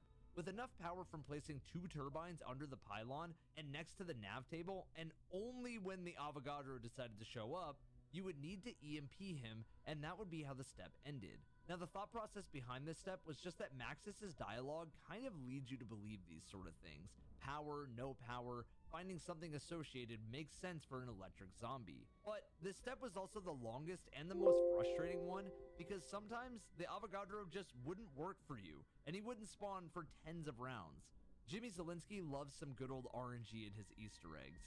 Once that step was done, Maxis would say this line. You have done well, but we need yet more energy. This is but the tip of what needs 3 sides. Now, create the trichotomous system. Now, all you had to do was place 2 turbines at different lampposts and have the other 2 under the tower, and Maxis was happy. I'll let Mr. Rafflewaffles take it away from here. Well, this should... Okay. And then second one. And then mine? Yep, Jeff, do yours. Done? Okay. Tower of Babel. There, got it. Oh! I think. Fuck Oh, yeah! Crap. Whoa, what's that orange crap? Wow. Okay. What the hell just happened? Oh, shit. Oh, shit. The tower. Look at the tower. Look at the tower. Look at the tower. When I asked Mr. Rafflewaffles on what it was like to solve this Easter egg and the thought process of the whole thing, this is what he had to say. If you can you take me back to 2012 and kind of explain the space, the Easter egg, the process of solving it all, just for people at home that maybe weren't there or people who were there and want to have a little bit of a hidden nostalgia? Transit, I would say, was quite an atypical Easter egg solve. I think when talking about some of these older maps, you've really got to cast your mind back to what the community sort of shape and makeup was at the time. Whereas back during Transit and the BO2 maps, the hunt was still a big deal, but it was a big deal in a different way, and the community interacted with it in a different way, and streaming just wasn't even as big a thing. So in that context, obviously picture the build up to Black Ops 2, picture the fact that we're still playing at this point on old gen as well. We're not playing on like PS5s or something, it's old gen, and early copies of Black Ops 2 start leaking via physical retailers, because people were buying discs back then, and so a handful of people were able to get access to Black Ops 2 early and play the game. There wasn't a limitation where you couldn't play any of the modes because it was always online, as there's going to be with Black Ops 6.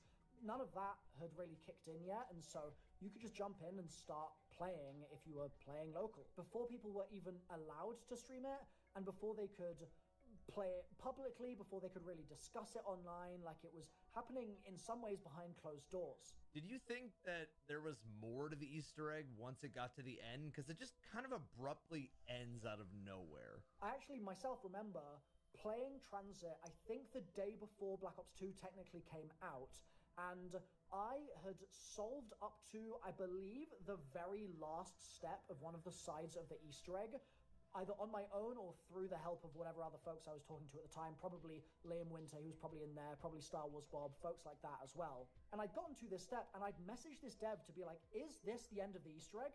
Because if this is the end of the Easter egg, this doesn't make any sense. Like, this is a very strange ending, and I think it was basically the step where, if I recall correctly, you've got to throw an EMP at one of the lights or something like that. Again, my memory's a little hazy.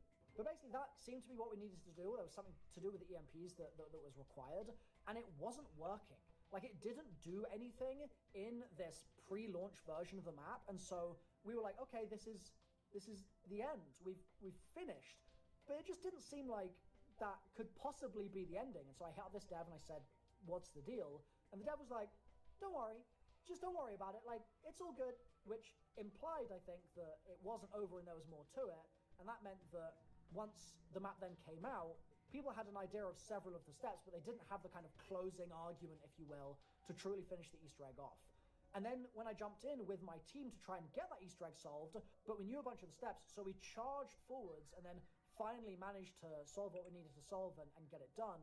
And I really clearly remember being hit up maybe 30 minutes later, because I think I tweeted saying that I'd finished it, and I got hit up by Jarvano and I think Starburst, and they had also just finished, and they thought they were first, but then they were like, oh my god, Milo beat us by 30 minutes. Like, what an incredibly tight race. Because again, back then, like, I wasn't streaming, I was just recording locally, so they had much less of a way to know that I'd actually beaten it. And there's websites actually you can check, like old achievement tracking websites. That's something that people used to use back in the day to try and get an understanding of who was first.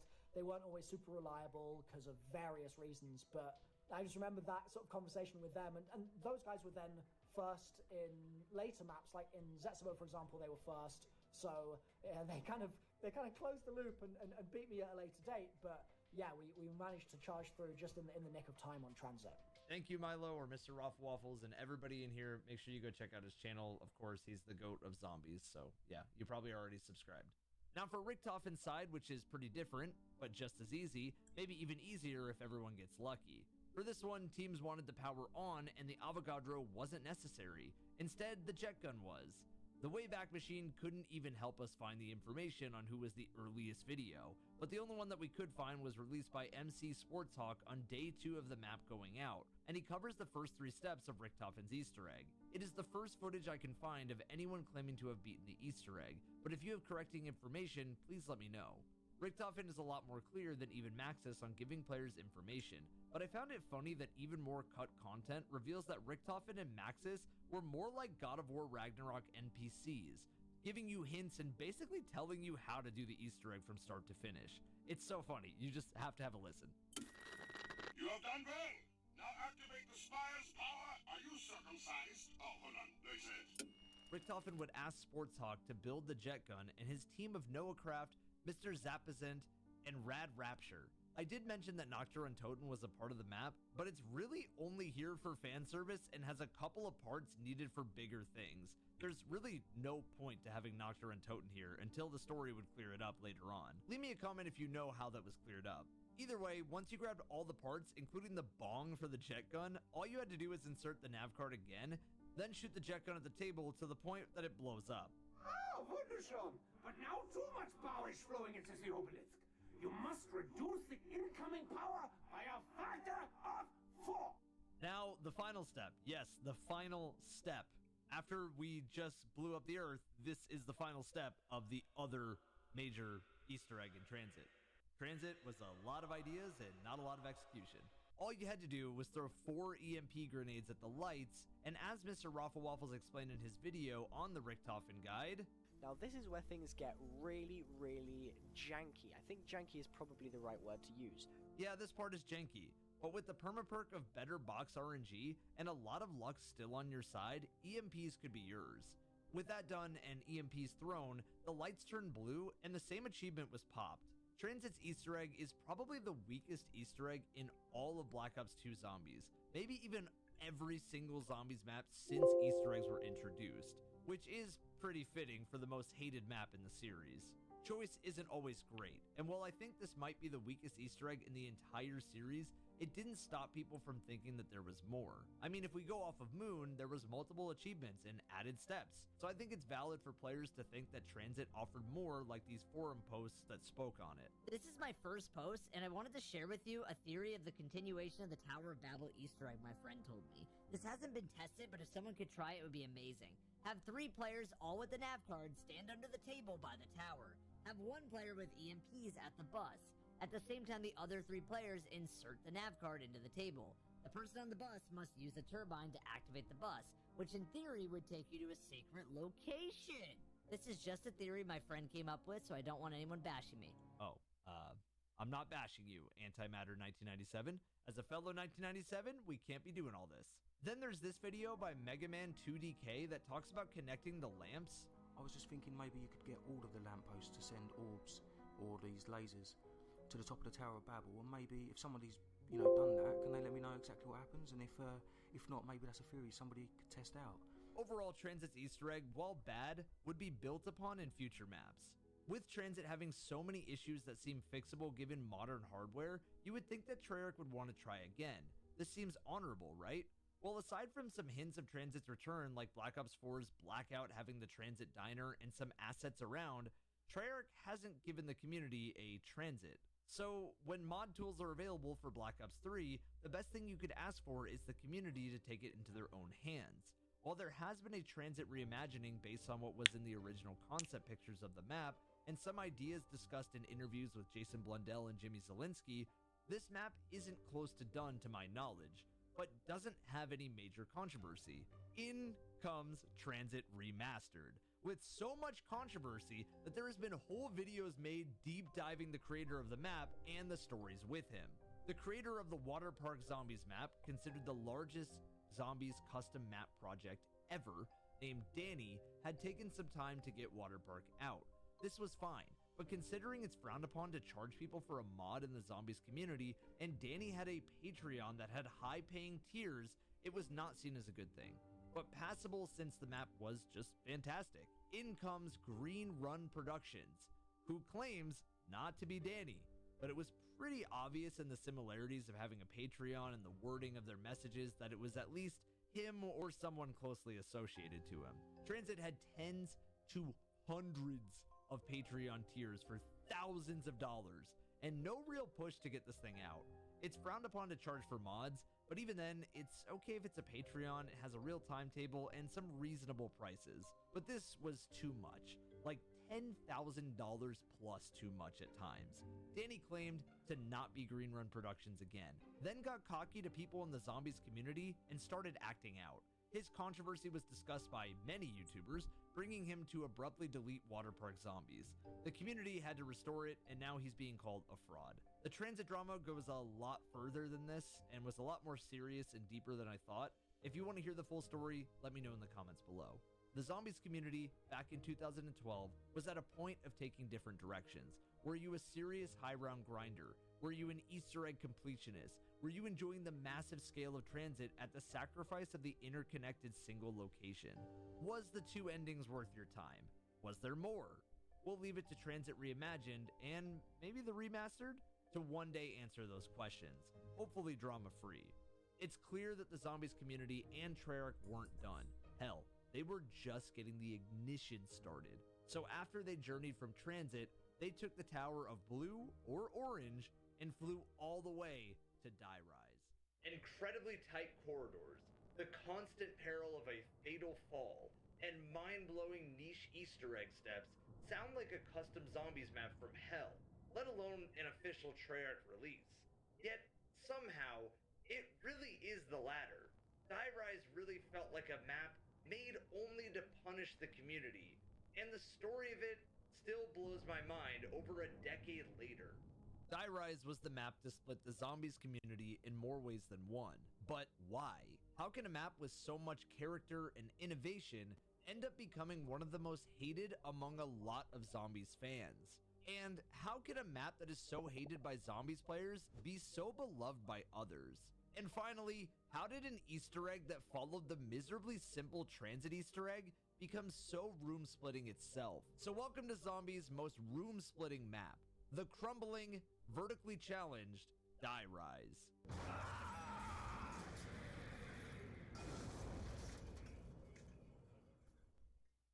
Launching in early 2013, Die Rise was received decently well among veterans, critics, and other Zombies fans. Looking back at the reviews from the Revolution DLC that brought Die Rise to our screens, we can see a lot of flowers to new and innovative challenges that it provided. To quote one reviewer, Die Rise is not for the noob player or casual zombie hunter. If you're interested in purchasing this DLC, understand that you'll need a team, and you'll need to have a lot of patience to get used to the workings of these rooms and enemies.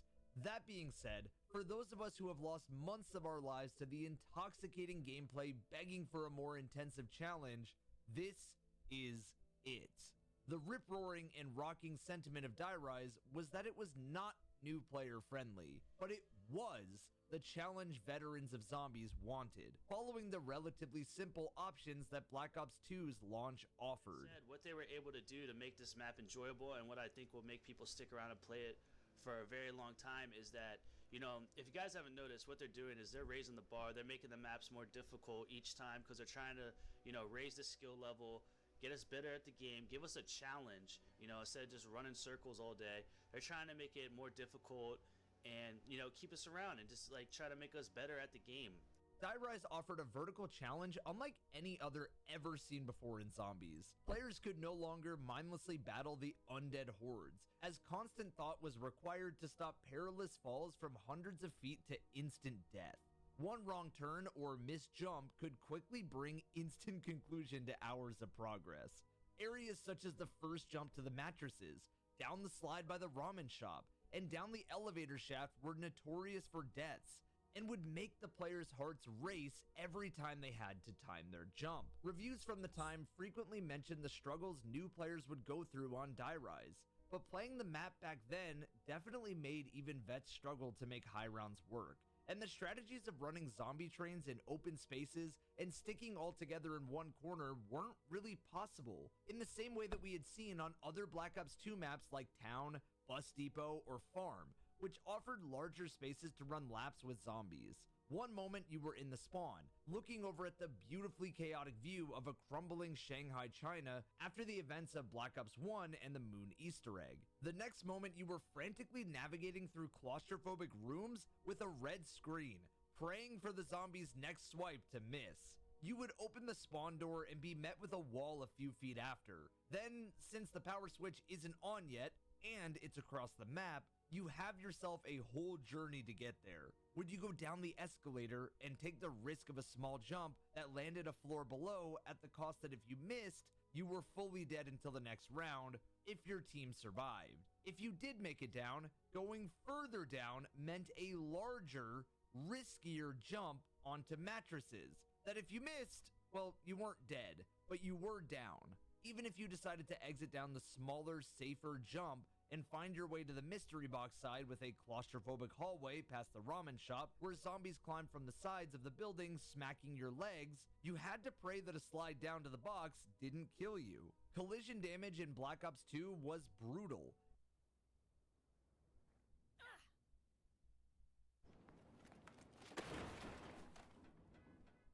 Big jumps, small jumps, slides, shimmies, they were all risky, but didn't offer reward like the series had seen before, like Jug on the map Moon for risking staying in spawn for the reward of Jug on round 1.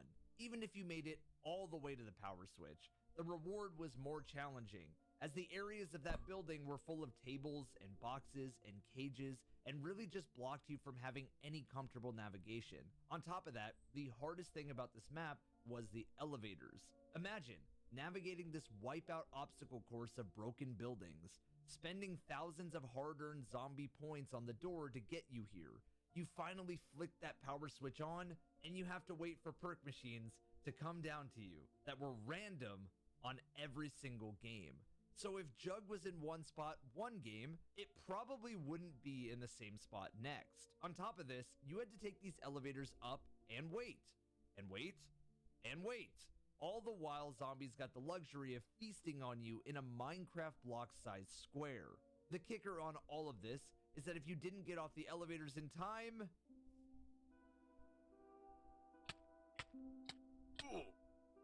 Nowadays, we're used to seeing some pretty crazy zombie maps, but this was 2013.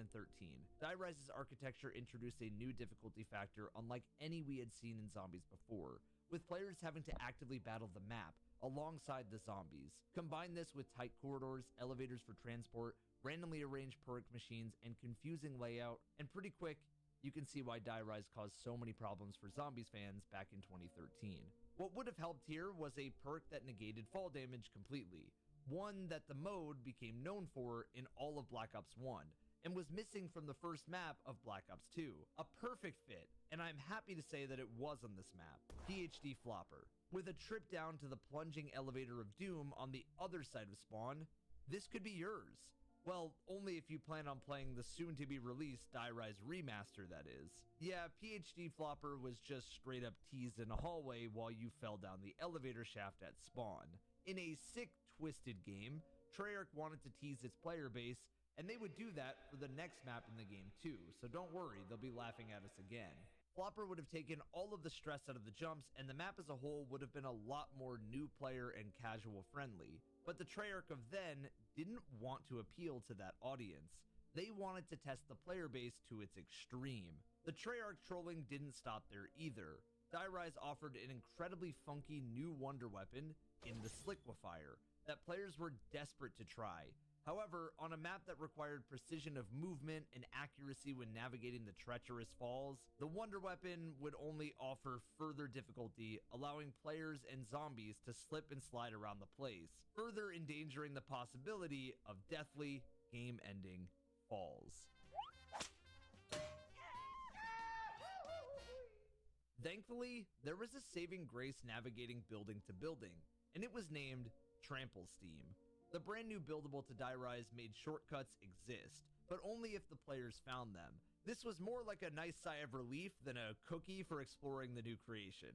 For example, the most known Trample Steam spot was from where you built it to the top of the radio tower. The most risky spots were yet again from the spawn building to the power building.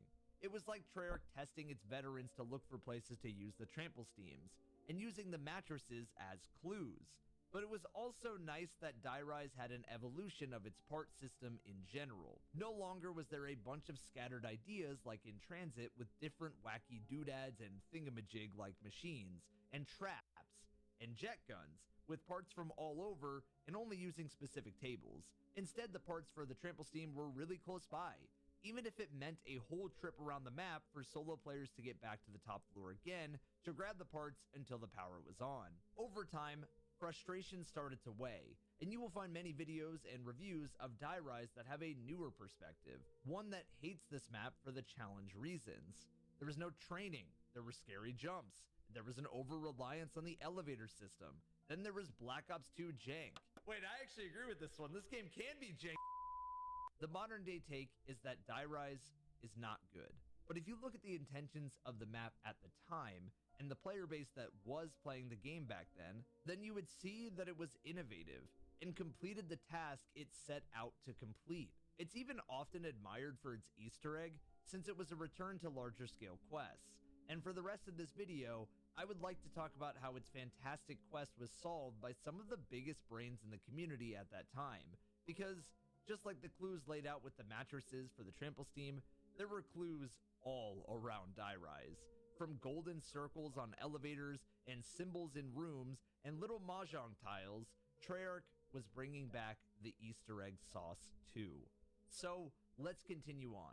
From a room-splitting map to a room-splitting choice on the Easter egg quest with either Dr. Ludwig Maxis or Dr. Edward Richtofen's high-maintenance Easter egg.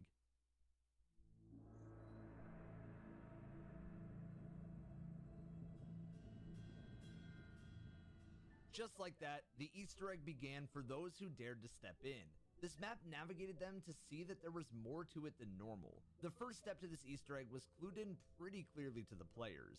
You might have been new to Die Rise and noticed that a perk machine was tied to waiting on an elevator. So you waited, and then once you slurped that perk down, you rode the elevator up through the shaft, up to another floor on the map. Treyarch knew the players would need to ride elevators up, so they put these golden symbols on 4 of them. If it wasn't clear before to the players, Treyarch also included radio comms from an old German man that kept cheering you on for standing on those symbols.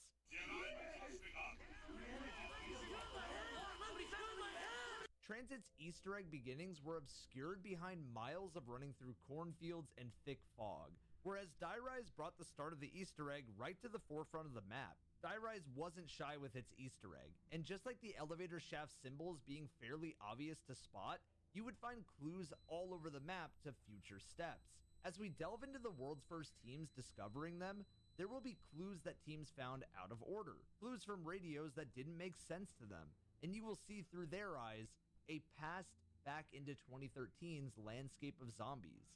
Easter eggs were not the mass-reported and cutscene-dependent game-over screen-winning stories that we have today. In the eyes of Black Ops 2 players after Transit, they were nothing more than an achievement and part 2 of this ongoing Victus storyline. This Easter egg would take 3 whole days to fully solve both sides, which is very intriguing given that these steps by today's standards aren't the most obscure. The very first Easter egg quest step was dropped by a YouTuber named Chaos, who said, but I'll zoom in on it. If you go look on your Xbox, you can see it really crystal clear. It is him, Treyarch, Black Ops 2 Zombies, paying homage to the YouTube sensation that did Gangnam Style with over 1 billion views. Pretty cool. Thought it was a really cool Easter egg. Wanted to share it with you guys. It's a panda. Man, 2013 YouTube. The very first real guide was uploaded by our friend from the Moon Easter egg video, Nick That Gaming Show, not using leaked information to show us that the nav card table is much more user-friendly this time, taking advantage of the space on the roof. And it's easy to see that Treyarch learned the lesson from Transit. No longer are you running marathons to get even something as simple as the nav card. It's all on the roof outside of the card itself. And while we're in this room, we should discuss this silly perk and why it's living proof that not all innovation is good.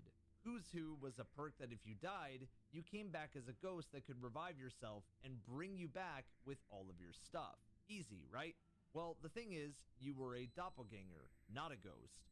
So the zombies could still get you, and instead of maybe having that pack-a-punch loadout, you had a starter pistol to make a run to your body to revive yourself. So high rounds made this perk a risk to place in the loadout. Remember, zombies had a cap of 4 perks to run on each map. So if you somehow found a way to evade the zombies, but didn't make it back to your body in time, you just were left with the starter pistol. Here's the biggest kicker.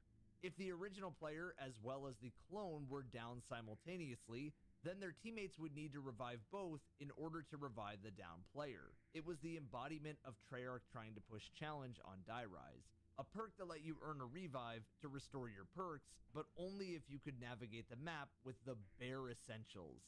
But I believe this one was too niche to be cared about by many Zombies players, since waiting it out till next round was almost always more viable. And it's not like Who's Who let you revive yourself if you fell off the map anyways.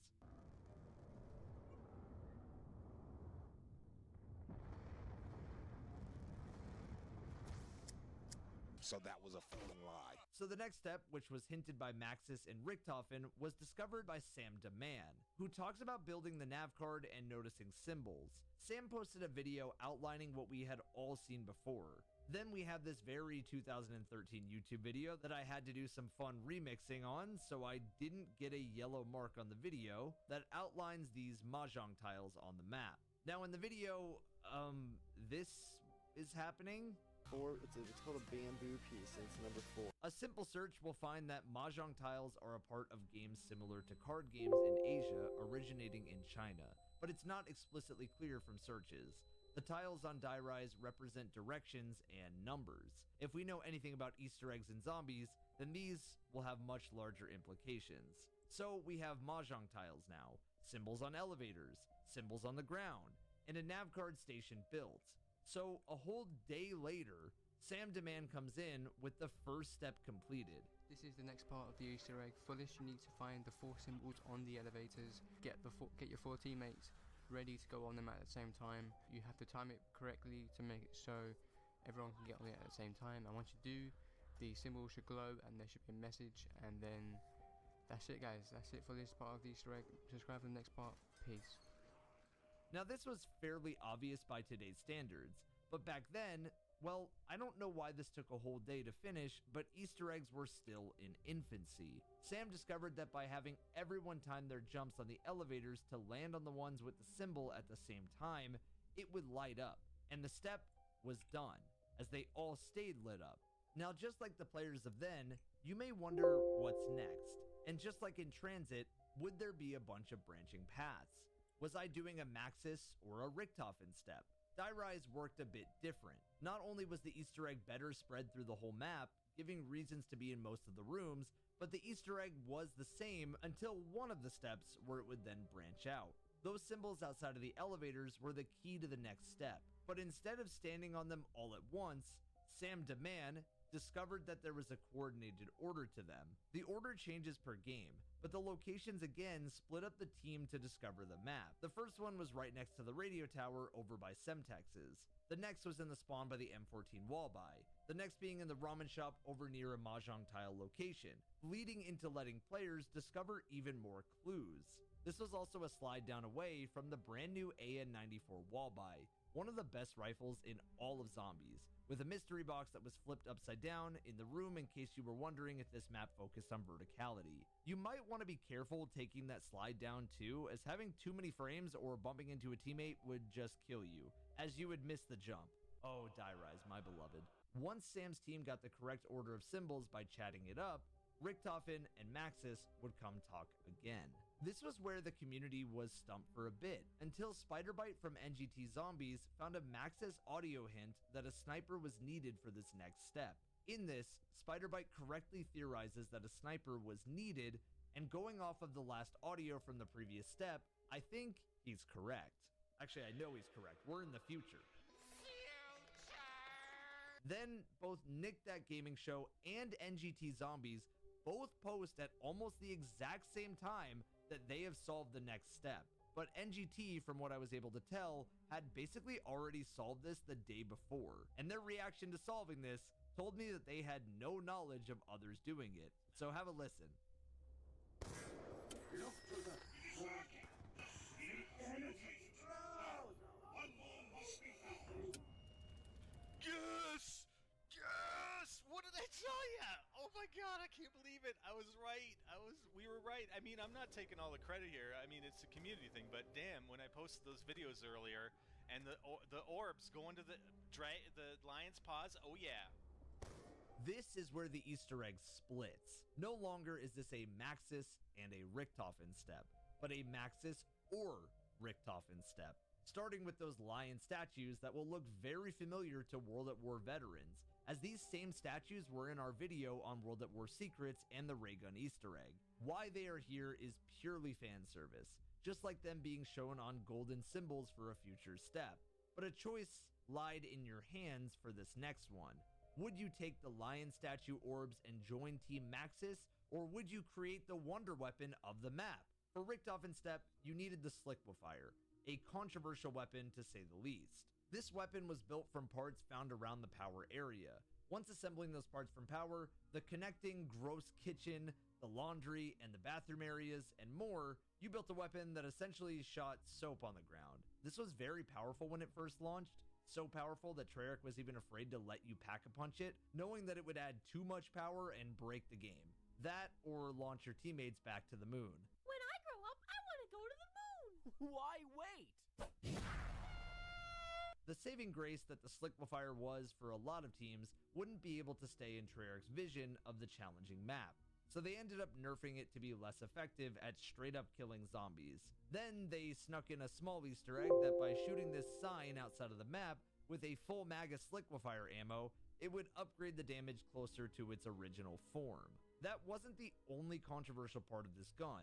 There was more trolling your friends than anything productive here, like putting the Slickwifier on the ground before the jumps to the mattresses or the slide. The elevator shaft too. It was necessary for the Easter egg, however, to have this weapon. As for Richtofen, you needed to lube up those balls. Yeah, boy. Spiderbite said in his video on the step that Richtofen instructs you to grab the Slickwifier when you pick up a ball, letting you know that you're doing his side wrong by picking it up. Maxis will no longer be able to get his filthy hands on all those awesome weapons. Now, the real fun can begin. The split in Easter eggs do have different steps, but just like Transit, they're in and around similar concepts. Like for Richtofen and Maxis, both of them had you going back to those golden circles around the map, just at different times. We will stay on Richtofen's path for now, and visually I'm doing this so you know who we're following in the Easter egg. For this next one, Nick That Gaming Show discovered the next few steps first. With very tight precision, you had to use those beautiful trample steams on the zombie symbols and point them at the radio tower. This immediately meant that doing this Easter egg solo was not really an option, as you could only get one trample steam per person, and each person needed to use one on a spot. Those spots were near the M14, near the Claymores and Spawn, near the Semtex, and just outside of the ramp to the roof.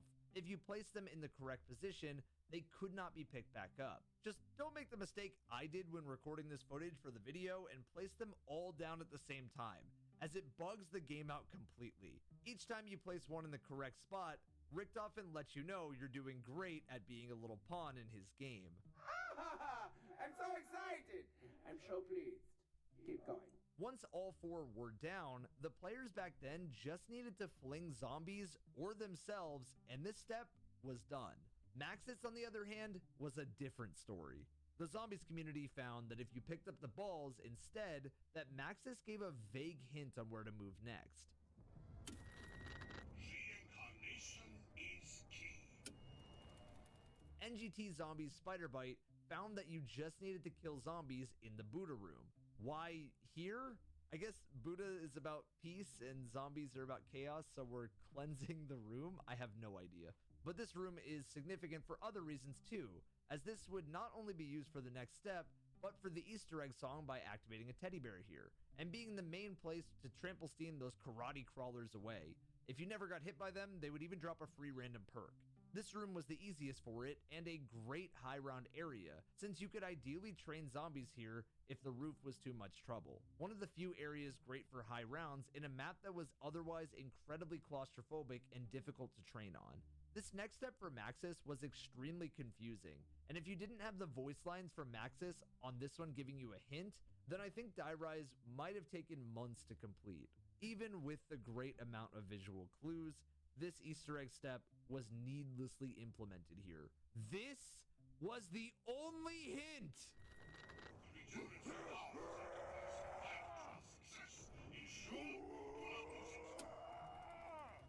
The regenerative power of that device is vital to our success. We need the ballistic knives. We need to revive somebody. So that goes along with the reincarnation quote. So we're just not sure, again, exactly what step to use this on. But we know that it is required and will definitely get us progress to Maxis. We're going to continue on. So, if you happen to want to pack a punch ballistic knives, and if you heard Maxis talking over all of the zombies screaming, you would have heard that Maxis wanted you to use the ballistic knives in some way. All you had to do for this Easter egg step was get pack-a-punch ballistic knives and shoot them in the Buddha room. This was found purely by trial and error, and more than likely an accident. For more gluttony of punishment, this step only worked if the player was holding the Kraus Refibrillator, the pack knives, and it didn't work if you bought the Galvanuckles or the Bowie knife, and it didn't work if you already bled out before. So that's nice. Maxis would then have you doing a step similar to Richtofen's that we discussed. Put trample steams down, but in the lion statue spots and not the zombie spots. There were two that were closer to spawn and two near the radio tower, very close by to Richtofen's symbols. I haven't mentioned this yet, but each time you completed a step for Richtofen or Maxis, the dragons would each spark in different colors to signify your progress. One of the dragons had blue fireworks and the other had orange fireworks. Another nice touch Treyarch left in for new and returning players to feel this map out and see progress in real time.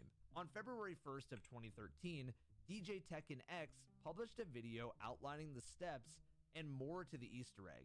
For Maxis, once the trample steams were set and you placed the balls on them, DJ discovered that this would happen.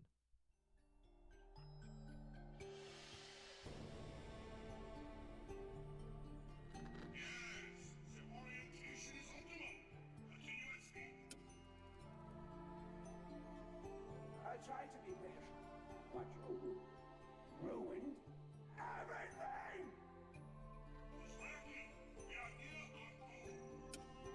Do I need to speak slower so you can follow simple instructions?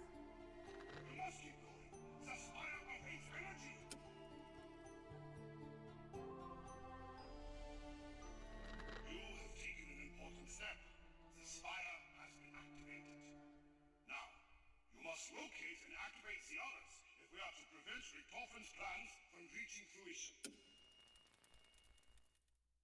This Easter egg already has way more substance in its puzzles and way more visual progress and reward than Transit ever did. Now, the final step was a puzzle in and of itself, as DJ Tekken would speak on. You will have to obtain the Galvanuckles in the shaft on your way to the Buddha room. Then you will go near the spire and you will have to correctly punch each corner of the spire. Now, how do you know which corner to punch? It's all in the Mahjong tiles. I cannot tell you how to do it perfectly because it will be different for everybody every game. So yes, Mahjong tiles were needed here, and they had a ton of spots all over the map that I could go into fine detail about, but the main message is really the same. You had directions, north, south, east, west, then numbers, 1 through 4. The color would determine a lot, however, and every game was different, so Tekken had different ones from what everyone else had. The directional tiles and the color of them indicated the order in which that particular post should be punched. Each compass point and bamboo tile was colored, and the same colored ones are correlated. The colors are red, blue, green, and black. So for example, if the player found a green north tile and green with 3 bamboos, the north side of the tower was hit third in the order. This step led players all over the map and utilized each of the rooms like the kitchen, the bathrooms, the laundry rooms, the broken buildings. It was one awesome scavenger hunt if you ask me, and required team coordination and notepads or notebooks like in the old days. Players also noticed that the tower was either glowing orange or blue because both mad scientists were up to the same point. Richtofen had less steps in this one. And yes, both Easter eggs did end the same, which is pretty lame, but I digress. If you shot, meleeed, grenade, etc., nothing would happen. But if you banked enough points in the banking system, you could buy Galvanuckles for 6,000 points. The banking system was one of the more controversial decisions for Black Ops 2, because it really just trivialized the mode. The idea was that for high rounds, a teammate may lose out on points and need them for getting back in, as zombies was really tough if you died late. So sharing points was helpful, but most of the time it just meant someone in your team had thousands of points by round 1. It did make steps for Easter eggs more bearable, like hitting the box for those ballistic knives and getting the Galvanuckles from a wall buy. Once DJ Tekken X and his team of Big Black John, Silver is Pro, and Mr. Siegeling put it all together, they completed the Easter egg once and for all, claiming world's first on February 1st of 2013.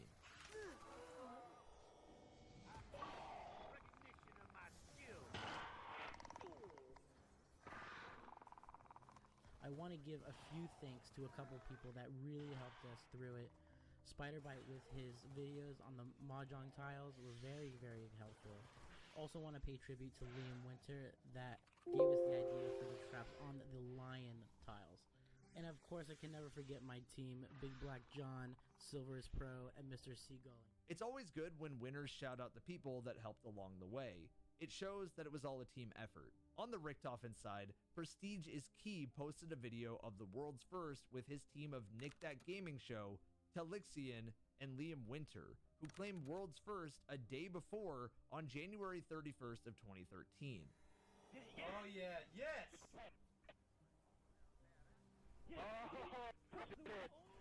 Woo! Yes!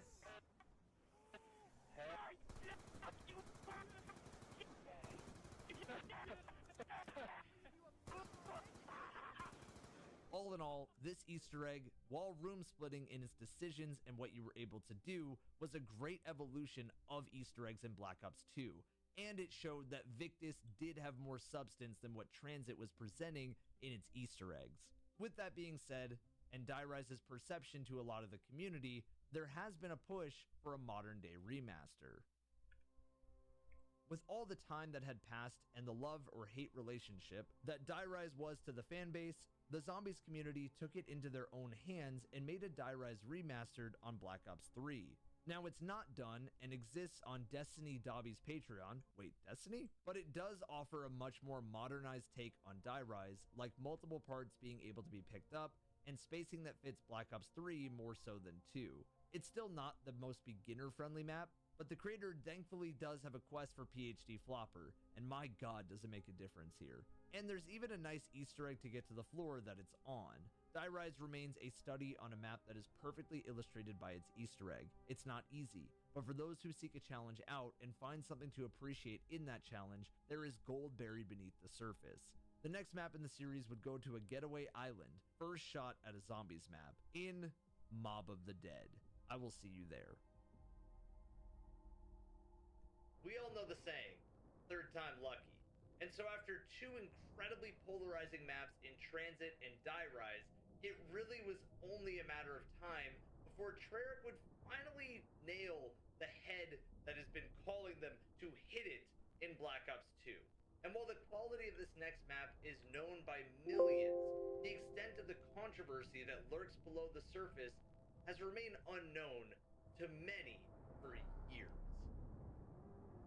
Zombies has seen many locations that ride the line between realism, absurdity, and fantasy. But one map does this the best of all: Mob of the Dead. Almost 2 million people visit Alcatraz prison every year, including the Golden Gate Bridge, also present in this map. We're talking well over 20 million visitors. And this heavy dose of real-world history injected into the fantasy of Treyarch zombies meant that COD fans were in for a real treat. But with every great story comes some form of controversy, and how befitting of a map based on shady criminals to have a shady history. Transit and Die Rise preceded Mob of the Dead in Black Ops 2, and weren't the most new player-friendly maps. New Zombies director Jason Blundell recognized that and vowed for Mob of the Dead to be very different. This idea is backed up in full force during an interview with Jason Blundell from the now archived Call of Duty Elite website. When asked, with Mob of the Dead, you lay out the plan right at the start. Why the added transparency? Blundell said,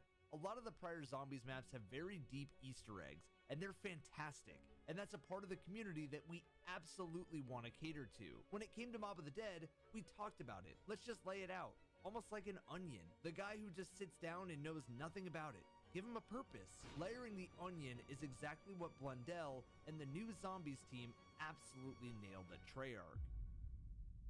From the moment you were dropped into the prison, you were instantly tasked with objectives and presented with new mechanics. If you're a newer Zombies player watching this video, then the Afterlife mechanic introduced in Mob of the Dead may look like the Aether Shroud field upgrade. This was how you brought the cast of prisoners, Billy Handsome, Michael Finn O'Leary, Salvatore Sal De Luca, and Albert the Weasel Arlington to life. The choice to bring famous actors who are known for gangster films to Alcatraz was an excellent one, not only for the known history of Al Capone and other gangsters on the island's relevancy, but also for breaking up the monotony of one crew. The Victus crew wasn't everyone's favorite, and this was a nice way to give them a break, adding a fresh feel for vets and new players alike. The fresh feel extended well past the cast, however. Afterlife changed the way players powered on perk machines and opened some doors throughout the prison. It also helped Blundell's goal of making Mob of the Dead more new player friendly, allowing players to revive themselves once down. Once you begin to peel back the layers, you realize Afterlife ventured past just unlocking doors and perks, however, playing a vital role inside of Easter eggs, and therefore controversy that we will cover later. Afterlife was clearly the main mechanic of the map, but it was far from the only new feature, and wasn't the only reason players fell in love with the map. Mob of the Dead just felt fresh compared to all of the other maps in Black Ops 2 at the time. The UI was exclusive to this map, the box design was exclusive to the map, and featured period-relevant weapons, like the Uzi, AK, Death Machine, and Tommy Gun. The map also came with a fantastic brand new perk called Electric Cherry, which perfectly tied into the theme of the electric chair and the afterlife, as well as helping the map be even more new player friendly with its aid to survivability. One thing that helps to tie this map and its layers together so beautifully, both for veteran and new players, is that thematically the map is just so simple and straightforward. You're a prisoner trying to escape the prison. Prison escapes are a tale as old as time, and the fact that escaping the prison is a crucial part of the Easter egg simplifies things in a way that wasn't really present in other Black Ops 2 maps, and perfectly encapsulates Blundell's vision to want to make the map more new player friendly. In that same interview with Blundell, he was asked, was there anything throughout the production of Mob of the Dead that really stood out for you? And the answer is as perfect as it really gets. There was so much, but I'll say this, and it goes with being at Treyarch because we believe in it so much, but the team just rocked it. So I think that, in my experience, it's as close to a smooth landing as possible. The creativity flourished. We hit the deadlines for the release date, and it all worked out perfectly. As perfect as you may have hoped for, Mr. Blundell, unfortunately, your team wasn't in charge of their very own weasel. And the Easter egg landing was about as smooth as the plane landing on the Golden Gate Bridge.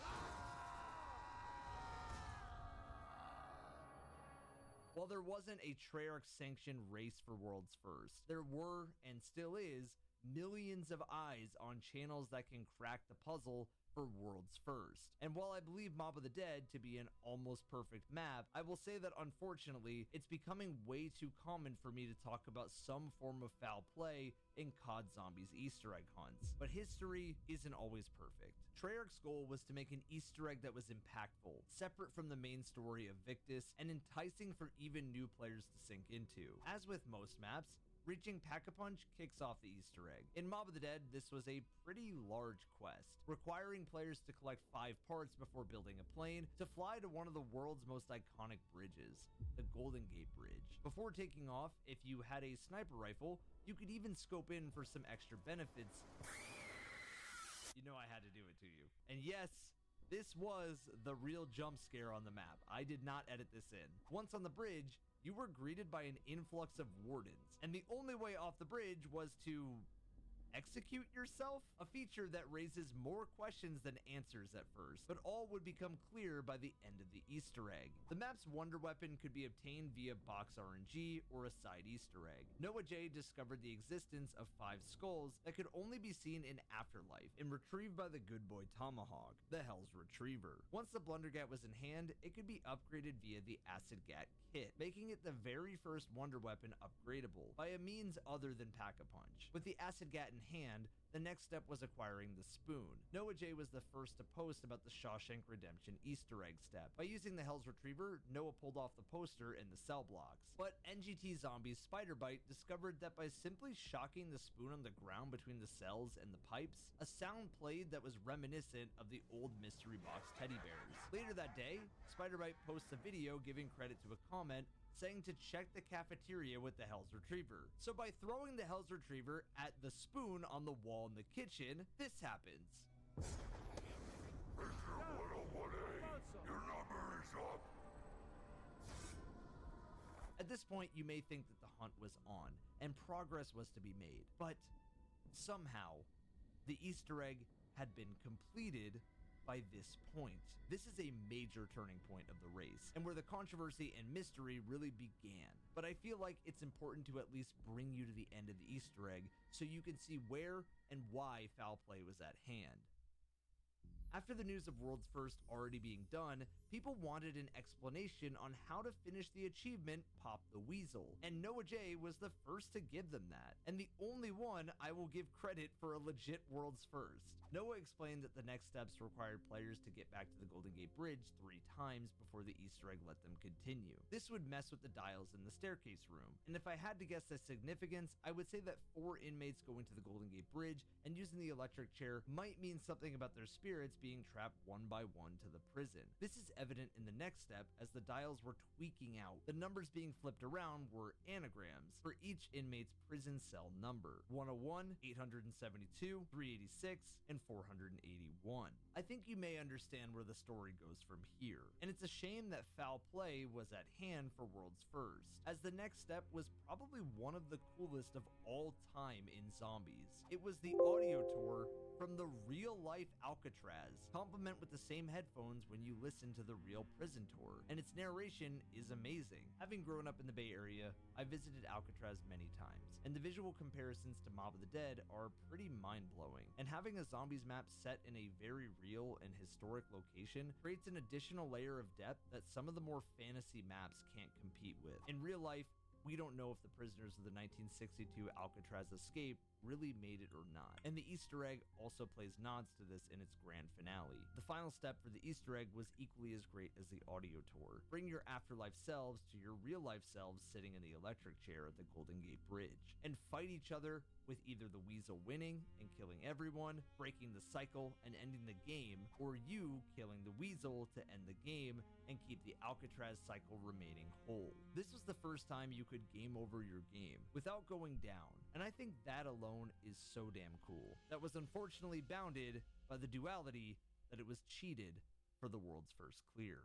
While Mob of the Dead wasn't the most complex Easter egg we had ever seen, the speed that it was solved was questionable and shady at best. This opened up a whole rabbit hole of digging for me, and I was able to trace back a route of what remains through internet archives, and posts that are still up to discover the shadiness that began on Black Ops 2's subreddit about 12 days before the map came out, by a user named 3ArcCanSuckIt. This account was really living up to the name and very angry, with the title saying, "I'm leaking Mob of the Dead. Hashtag you, Treyarch." This was an account claiming to have worked with Treyarch during the time of Mob of the Dead, and the post is eerily accurate, pointing to new features like making it new player friendly, adding the cast, ziplining, side Easter eggs, buildable weapons, the specific weapons in the box, and more. It was all too believable when you had the exact weapon names, exact naming conventions of the map, and gimmicks that were new to this map too. Now this is also where there's fallacies in this post too, like claiming perks existed which never came true, a separate purgatory mode that was selectable where you're just high and in the afterlife mode permanently, Brutus, the prison's warden, which is just so far off, and just the wording of things that might have come true to some degree, like pointing out that there's fog around the island and that there is a confusing Easter egg with the cast in space-time, like we haven't seen these things before, and like fog wouldn't be believable on a map on an island with zombies. I'm not saying this post is 100% fake or that it's 100% real. I'm just saying that there is a lot that is very accurate and some that doesn't exactly line up, especially for someone who has worked on the game before. It's also very possible that this user may have shared some more secret info to our world's first team, or hell, to anyone who was willing to message and listen to him, as things can change from dev time to the map's release. And some features, like the return of PhD Flopper, weren't entirely off the mark, as it would return in the Grief game mode and in Buried as a permaperk. On Mob of the Dead, just like Mule Kick, it was a teaser outside of the map. So let's bring you back. This post was 12 days out from release of the map, but then there was even more at play, like an entire achievement list leaking before the map was even out. But the controversy didn't end there, as an even bigger drop and wider rabbit hole would follow, including an array of deleted videos and some attempts at erasure of the story. Play the Game Central made a video of their world's first clear of Mob of the Dead's Easter egg just about an hour after the map had been released, with just the finale shown. At least that's the info I was given by sources around at that time, because the video has been deleted. In this, there was no guide, no explanation, and a lot of foul play claims. So some curious folk looked around and did some digging, and found videos where Play the Game Central was talking about details of the map before it even came out, claiming to have known someone who worked at Treyarch and more. Now, these could be typical vague claims for the sake of playing the viewers, faking a story or a map, or claiming to know what others didn't for some sick YouTube cash, but have a listen to this and see for yourself what you think. And I think the most important thing on day one, if you're trying to do the Easter egg, sorry, just to come back to that, is that very first lyric in my song. You need to align yourself, which is going to help you greatly, actually. This paired with all the leaks of the map itself, either true or false, wouldn't be enough to know that foul play was at hand. I mean, I can't just outright call them cheaters when they got information that could have been easily paired with the historical zombie map context and a Reddit post of claims from someone claiming to be a developer. Like, they would have to admit the foul play themselves for me to make that claim. Oh, they did. Play the Game Central would go on to make a response to this news, stating, "So we'll be showing you that tomorrow." Sorry to sound cryptic, it's just obviously with this kind of response to our videos, which I always knew was going to happen, as I said, I don't particularly feel in a generous mood when it comes to the other people who, from what I've heard, are bad-mouthing us. So for now, we're going to keep it close to to play the game, and our close friends like Dalek and Allier and Radostin, if you want, all the illest stuff, all these people that kind of have supported us for a long time, and that is very important to us. And the people who badmouth us are, they're the ones who wait 2 weeks until they actually figure it out. The difficult place this all falls under is a gray area of what is actually cheating. With no sanctioned or official race to complete the Easter egg first, one could argue it's hard to say anything has been actually cheated here. There's somewhat of a moral issue if you're claiming to be the first to discover something legitimate and bragging about it. So the whole situation is just weird. So I want to know what you think. Was PTG cheating by having access to the map's information 2 days early? Was this some sort of planned out thing? Or was this just a big ruse? It seems like there was also a lot of tension between PTG and NGT Zombies for being the first to get the guides out on both ends. But ultimately, I find myself somewhere in between on this story. It's not as easy to point out given that we don't have access to the original world's first video. But being on the defense and deleting a video at least shows me personally that I lean more into the group having leaked information than anything. From my sources, the video was uploaded before anyone in the community had even found the spoon for the Easter egg step. And with the frequency of Easter egg guide steps being uploaded to YouTube by them before, it's more than likely it was leaked and cheated information. A real shame that a map with as much admiration as Mob of the Dead was tainted by leaking and cheating. But maybe it's befitting. A prison is the right place to cheat after all. There is genuine and reasonable arguments to suggest that Mob of the Dead was the greatest map ever made at the point of its release. So how the hell did Treyarch even begin to try and follow this up just a few months later? The answer, a little bit of alcohol, a little bit of candy, and a lot of money. The year was 2013, the summer of July. No responsibilities, just time for a brand new Zombies map in the peak of Black Ops 2's golden era. Releasing was the final Victus map of Black Ops 2, and with the incredibly difficult maps of Transit and Die Rise that released before it, you'd be right to expect the greatest challenge yet. But that couldn't be further from reality. Betrothed in features players would take years and years to fully uncover. It's ironic that Buried is set deep under the earth. As you and the Victus crew discovered, this town became overrun with zombies and an evil witch that sits in an old creepy house. The kind you'd never trick or treat at. Some people believe this town to be stuck in a time loop, while others at the time of Black Ops 2's release believe this to be the work of Raul Menendez, Black Ops 2's main antagonist. But I'll let you guys fight amongst yourselves in the comments on that one. At first glance, it can be hard to understand how a dark, close quarters map abundant with tight alleyways and redundant of large open spaces could be considered easy by traditional Zombies map difficulty standards. But drop down the hole and you realize that Treyarch did something very different on this map, as if they carefully considered the things that contributed to a negative or difficult experience in Zombies, and just did the opposite. You are quickly introduced to the chalk wall-buy system that allows players to drop a weapon for an easy 1,000 points, or 2,000 points if strategically used during a double points power-up, contributing to higher points for quicker door, perk, and box buys. The next piece of the ease occurred when players found the jail cell keys. Now, who was in the cell?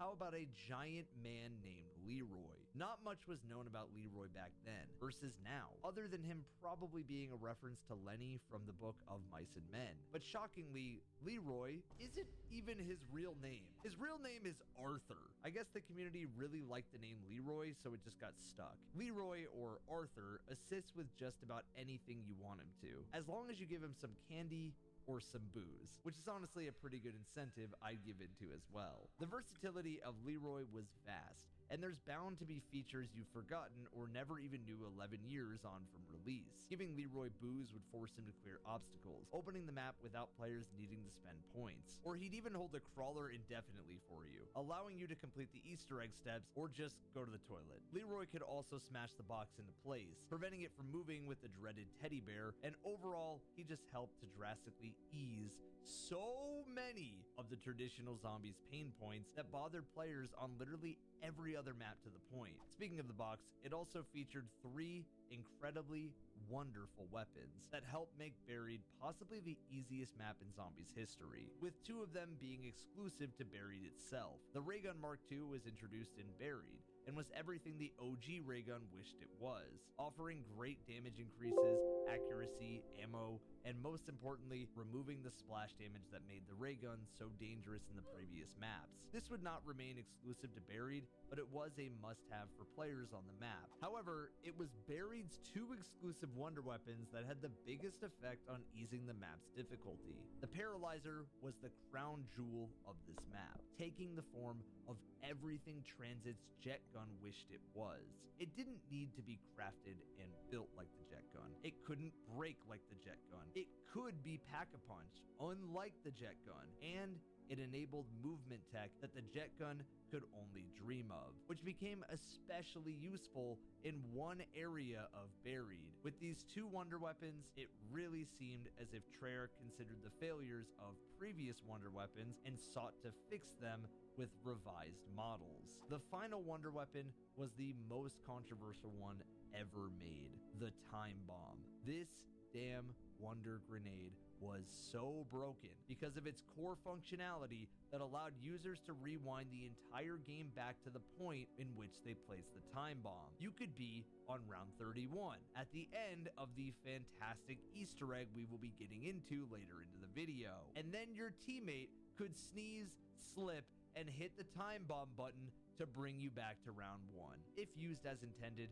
the time bomb could be pretty useful at making the game easier, allowing teams to revert from sticky situations and game-ending downs. However, it was never used like this for most teams, and mostly just made for funny time bomb trolling online. Yes, I got Raygun number 2! Oh man, I was about to get it again. Who used the frickin'... Oh my god. You shouldn't have said that. He used his time bomb so we could go back in time. When someone got a ray gun. You. This rightfully never made a return in any Zombies map, but it wasn't for any of the reasons above. Its removal from future entries to the Zombies franchise was because of its contribution to the most fundamentally broken and difficult easing feature of this map, the bank. The bank had made previous appearances in the previous 2 Victus maps, but its most prolific impact was on Buried, and players could use time bombs to glitch the bank and deposit hundreds of thousands of points with relative ease. While the map was easy for every reason discussed, the map also had a lot of small Easter egg rewards that made it even easier. My favorites always included the woman in black in the house. This was actually the inventor of the iconic Pack-a-Punch, Jebediah Brown's mother. She was, in his moment of weakness, dug up from her grave and put into Pack-a-Punch itself, turning her into this ghost lady. She was unlocked in our game by Leroy bulldozing into her fence, and was really spooky to younger Evan, as once you entered her house and ran through it, she would attack at full speed. But once you got past her and her point grabbing, she would actually reward you with a free perk. Another free perk could be obtained with the ballistic knife in the bar. By shooting it at the dartboard, she would begin to play a tune, and if you went to the basement of her house, she would be seen playing the same tune on the piano, and you could give her a tip for a free perk. That's not to say you were completely invincible on this map though. Between the holes in the tight, narrow caves making you near death on a fall, the narrow pathing in the map's design not really allowing for trains, and the confusing layout of the hedge maze, which changed every time you entered it. But these small flickers of difficulty were quickly mitigated when you realized that the Paralyzer allowed you to fly over the doors of the hedge maze, and training wasn't necessary when everyone just sat in the most OP camping spot of all time next to Juggernog. For those who really still can't comprehend the ease of Buried, and the one keyboard warrior who will comment that it's harder than Die Rise, you could literally have a Pack-a-Punch Raygun Mark II, Pack-a-Punch Paralyzer, another Pack-a-Punch weapon of your choice, 7 perks, and 3 buildables built all before round 1 had even finished. And if that doesn't make it the easiest map of all time, I don't know what will. However, there is something that is difficult on this map. As a send-off to Treyarch in his last map as director of Zombies, Jimmy Zielinski put a lot of effort into stepping up the Buried Easter egg. To me, this map is often cited as easy and fun, but only one of those remains true for its Easter egg. And as the zombies community would come to find out, the Easter egg main quest is also often cited as the toughest of the Zelensky era. By this point in Zombies, we have seen Easter eggs that span days, others that were solved in mere hours, and unfortunately some that came with some cheating controversy. This one was no different in the controversial department, but thankfully the community was quick not to regard the cheating team from taking glory. Play the Game Central was the subject of controversy in Mob of the Dead for having leaked information and steps of the Easter egg at his disposal before the map had even been released. They were posting the world's first completion while everyone else was early into the map and refused to post the steps / a guide right away. Ben from PTG even made it a point to only share information with YouTubers who treated him kindly. With that being said, PTG was first to buried, but as Mr. Waffles explained when I asked him about it, PTG had a reputation at this point, right? That meant that people were skeptical of them at the best of times, and so for them to come out and just have endings of Easter eggs didn't seem particularly believable to anybody, and especially if you're just going to post the very end, but you're not going to post the build-up, right? You're not going to stream you solving it. You're not going to discover it in step with the community. If you're just completely detached and far ahead from everyone else, then that's sus, right? And even to this very day, in the Easter egg hunts, the difference between the first team and the second team getting it is minutes usually, and occasionally we get into the sort of hours territory between Team 1 and Team 2, but that's pretty rare, right? Because everyone more or less moves through these steps in kind of unison. But that's not what happened here, and it was pretty clear to everybody that they hadn't arrived at their solution legitimately. So it kind of got written off by the whole community. PTG was posting the endings of both sides of this Easter egg, but no steps. There's even a joke nodding to this fact in the world's first of the Maxis side, which we will touch on. Woo! We're the first people to do it on YouTube that doesn't play the game. Woo! Take that NGT. Woo! No, I have 3 guns. The story goes that right when the map came out, the Easter egg hunt was on. Easter eggs in Black Ops 2 weren't servicing the fan base in sheer puzzles and spectacle the way that Moon had. And although Mob of the Dead gave us a true game over screen and a way to beat the map, the fan base still wanted to see how our Victus crew's story would finish. In comes legends bringing their communities together, like Mr. Waffles, Mr. Dalek JD, NGT Zombies, MC Sportshawk, Codename Pizza, Liam Winter, Noah J, and more. As you know, Victus had both Richtofen and Maxis Easter egg steps. The main canon ending is technically Maxis, but Richtofen's diverts enough that both are worth discussing. The hunt began with an iconic intro. On July 2nd of 2013, Spiderbite discusses all the intel of Maxis and Richtofen's discussions. Attention, my corporeal friends. You can hear me, yes? Archery inches ever closer to its conclusion. Essentially, the Easter egg is thrown at you right off the bat in Buried. Now, Richtofen's side and Max's side were a lot easier to follow this time, since they both start with 2 diverging paths, unlike Die Rise and Transit, which had the player in the same locations. The Gallows and the Guillotine were the 2 different locations. The first thing a Zombies Easter egg veteran would need for this one was fairly obvious: the wonder weapon, the Paralyzer. But what for? Well, either shoot this enough to make these orbs glow, or use the Resonator trap, and they would break. The next step was found by Yay It Drops, who discovered that there was a lamp floating around the town with which throwing a grenade caused it to drop and you could interact with it. In true Ghost Hunter fashion, filling up this lamp with souls was required, but the means were different. Yay It Drops posted that Richtofen's side called for witches to be killed in order to fill up the lamp, while NGT Zombies posted that Max's side needed Leroy to kill zombies while Sugar rushed out. And this hilarious clip from back then just basically sums it up. Have a listen. Okay, so this is what we did. Now he takes off, and I think it has to do with the zombies, like the stink zombies. When the zombies stink and he gets in front of it, he's like, ew, that stinks. I'm going away now. So what we did, we ended up getting a few kills, and he just ran away. And then we decided, okay, well, next round we're gonna round up a bunch of zombies, and then we're gonna get him to kill a bunch. And you do hear the indications that the lantern is being filled. Maxis does give you some audio cues, and then here's what happens when what I believe is we filled the entire lantern, and Maxis comes on, and this is what he says. Now, you You might be thinking, well, this Easter egg so far is just as easy as the map itself. And while I agree with you, I think the next step is where the community should have been stumped for a while. See, after filling the lantern, this message or code appeared right outside the saloon. It's essentially a tic-tac-toe cipher, where by breaking it into 3 letters at a time, you can decrypt your answer. You just need to visualize it like these great guides from back then. This will reveal a piece of ciphertext on the wall. Now, I'm not going to get you to decrypt it yourselves or anything like that. I'm literally going to give you the 5 options of things that it could be and what they translate to within the game. So after watching those videos and seeing how difficult it could be, do you think the community solved it or do you think they brute forced it? The community decided that punching appropriate signs in the tunnels caused a wisp to spawn in. Now, how did they decide to do this? Galvanuckles were making a sound when they punched the signs in the tunnels. Guiding the wisp was not an easy task either, and really stepped up the challenge of a low difficulty map. You needed the new perk Vulture Aid to even find the damn thing, since it let you see through walls. And this step was different depending on which scientist you chose to work with. Now, Max's side was guiding the wisp through a bunch of zombies to keep the current charged. And this was a major pain for anyone who couldn't run trains around the map. You really just needed a lot of zombies. MC Sport Talk was the first to upload about this step on July 3rd of 2013, just passing by Spider-Bite from NGT Zombies. Richtoff inside of this was completed first by Yay It Drops, and this one worked by having to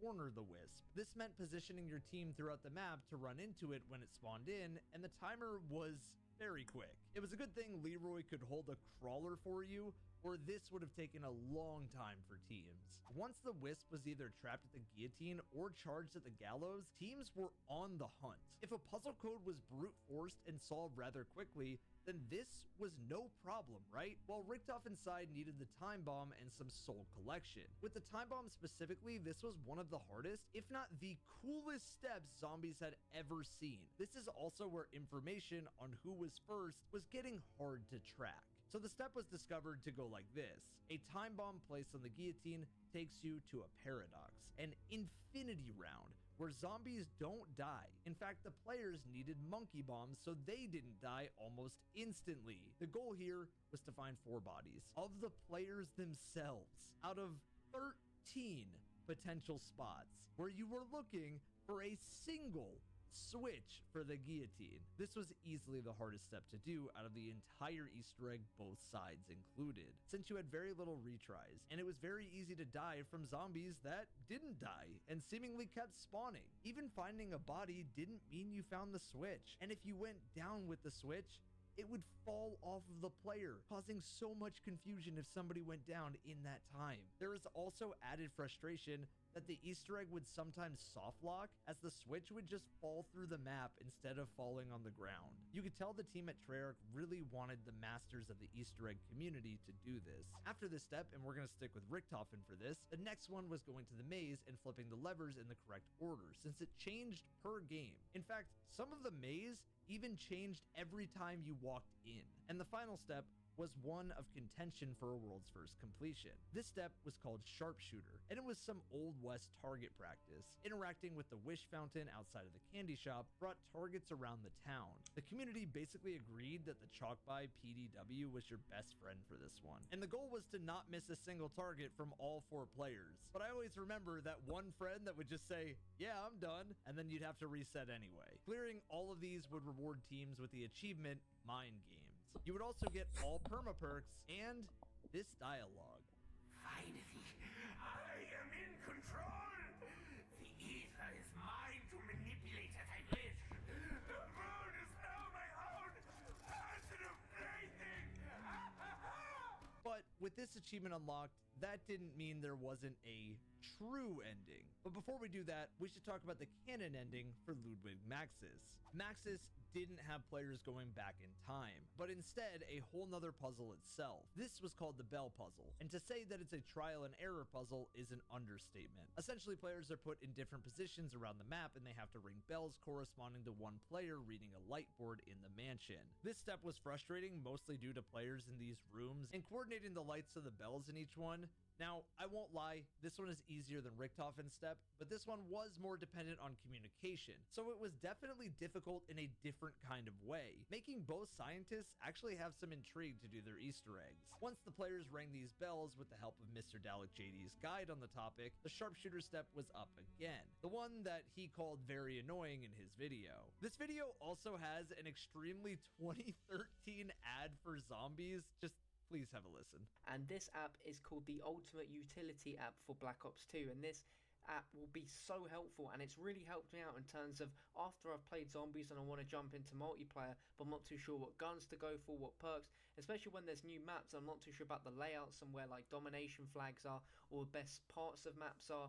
Then this is a fantastic app. This step, just like Richtofen's infinite round step, was a big difficulty jump for Easter eggs. Buried had trained its players to become akin to ease throughout its tiny layout, but having trial and error puzzles for each scientist showed that this Easter egg brought out more team coordination and difficulty than anything the Victus crew had seen previously. So now that both scientists' Easter eggs were out of the way, players began to wonder what the hell this box with all the lights in the courthouse was all about. Well, as each map had progressed, we have discussed a nav card and a nav table. This was built on each Victus map, including Buried. With each nav card inserted and each scientist Easter egg completed, players were making progress to the true ending. I spoke to Mr. Rafflewaffles as he was the world's first legit completion on Buried's Easter egg with Richtofen, alongside his teammates of Liam Winter, Nick That Gaming Show not using leaked intel, Zombie Frenzy, and Saggy Berries, with Liam helping from the outside while the team was subbing in. On the world's first, Milo had this to say. Buried was wild because I actually started the map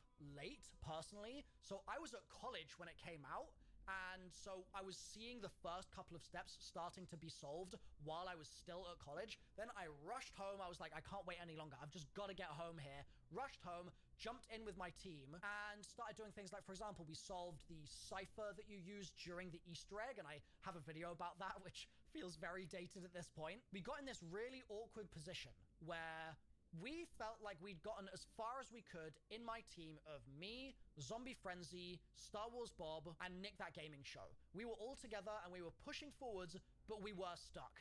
And then Liam hopped onto Skype and he messaged us and said, hey guys, I know what the next step is. Like, I'm pretty confident I know how you do it. And the problem was that Liam wasn't in the game. And so we basically had to, as a group, decide that Jose, Zombie Frenzy, was gonna drop out of the match, and then we would start a new match and invite Liam and get to that step and then do it, which was very controversial because that meant that Jose was technically not first in the world in the team, except that he'd been in the team up until that point. So as far as I'm concerned, we just had a 5-man first in the world for the first time ever. And I really distinctly remember as well, when we got it done and we got it finished, it was so late that I had college again, like an hour later or something.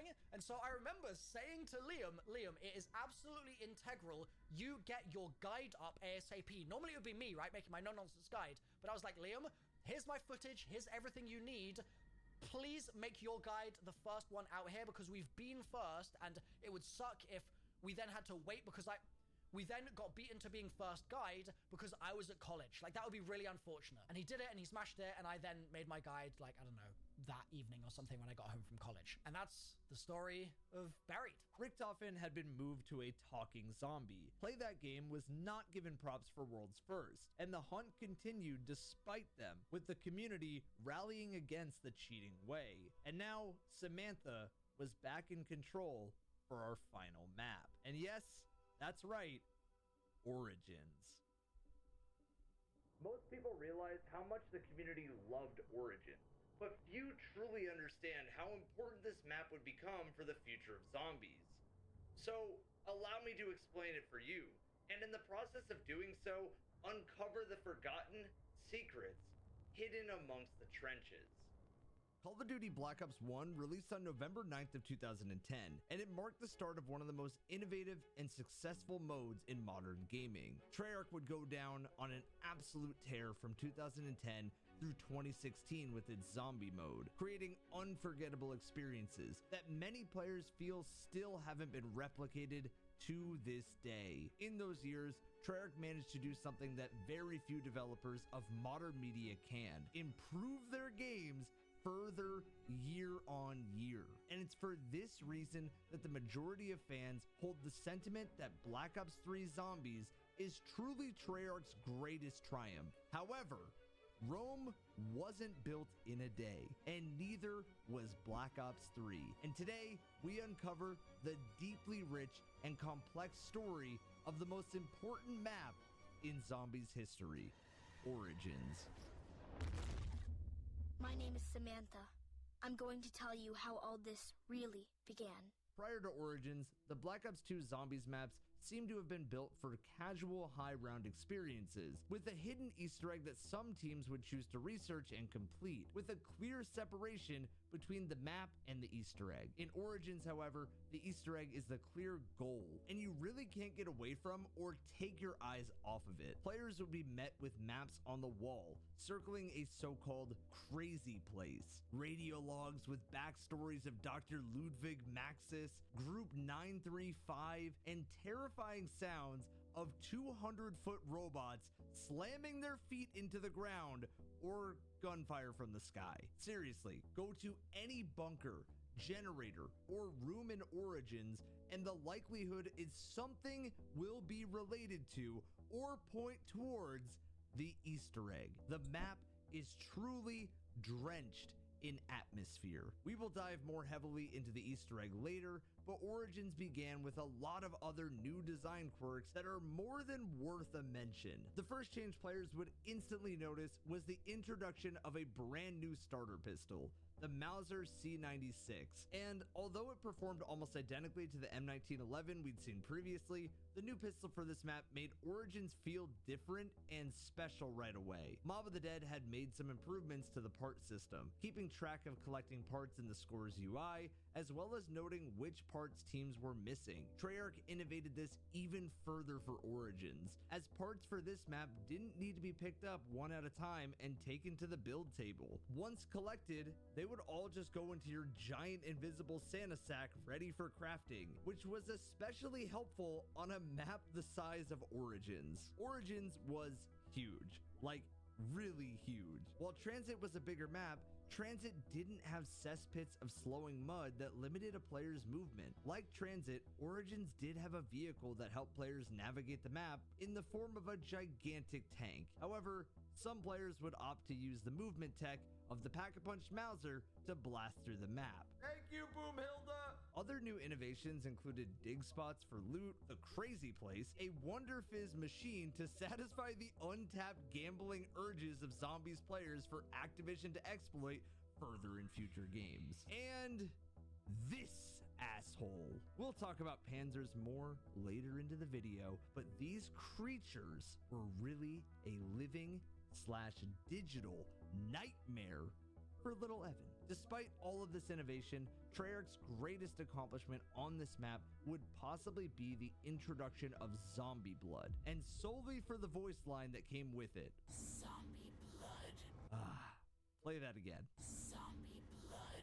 Okay, just one more time. Zombie blood. Perfection.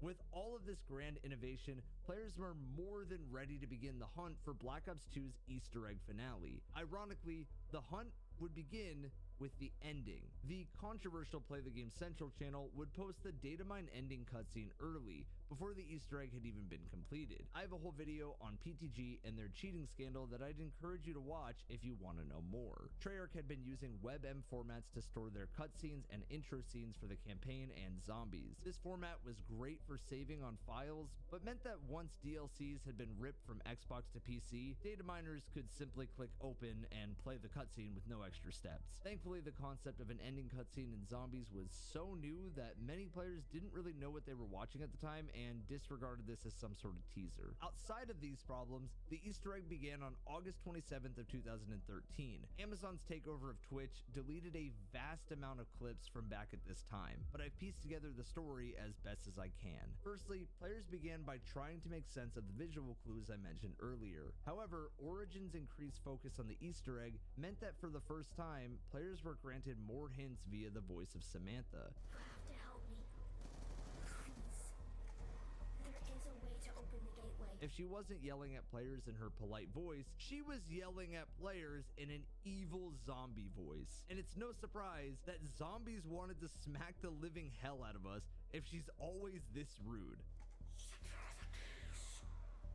Now that voice line may sound somewhat familiar to you, and it sounded very familiar to players attempting to discover the Easter egg for the first time too. Players would come to find out that every step of the Origins Easter egg references Reznov's 8-step escape from Vorkuta in Black Ops 1. Now, I wasn't able to confidently nail down a reason on why Treyarch chose to do this, so let me know if you have an idea why. Securing the keys meant something less literal in Origins than it did in Black Ops 1. Players would come to find out that it wasn't the keys they were trying to find, but instead 4 elemental staffs they needed to build. Now, this is not going to be a step-by-step guide, but I will be glazing some of the steps because it remains some of Treyarch's most creative work to date. And more importantly, the innovative nature of these puzzles fundamentally changed how the zombies community looked at what a wonder weapon could be and how they could be obtained in zombies. Players were first introduced to the idea of elemental staffs when they were prompted to place the gramophone down at the entrance to the crazy place. Inside the crazy place was about as alienated players had ever really felt from the dark, spooky setting zombies had always seen before, as it was incredibly bright and colorful. The above ground setting of a dark and gloomy World War I battlefield only helped to enhance this contrast, and in many ways, opening the door to the bright and colorful crazy place probably had the more metaphorical impact of opening zombies in general to a more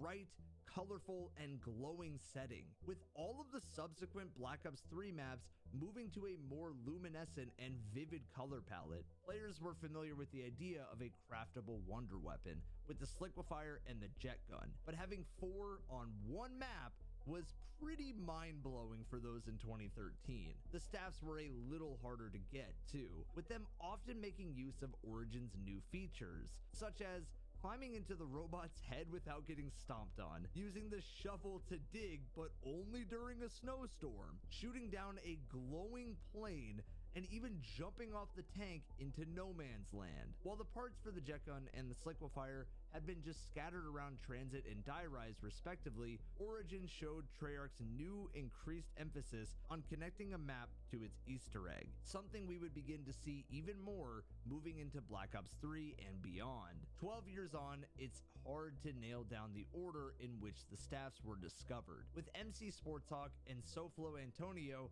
both uploading a video on all 4 staffs. Once all staffs were in hand, Samantha would yet again come on the intercom to let you know that you're not done.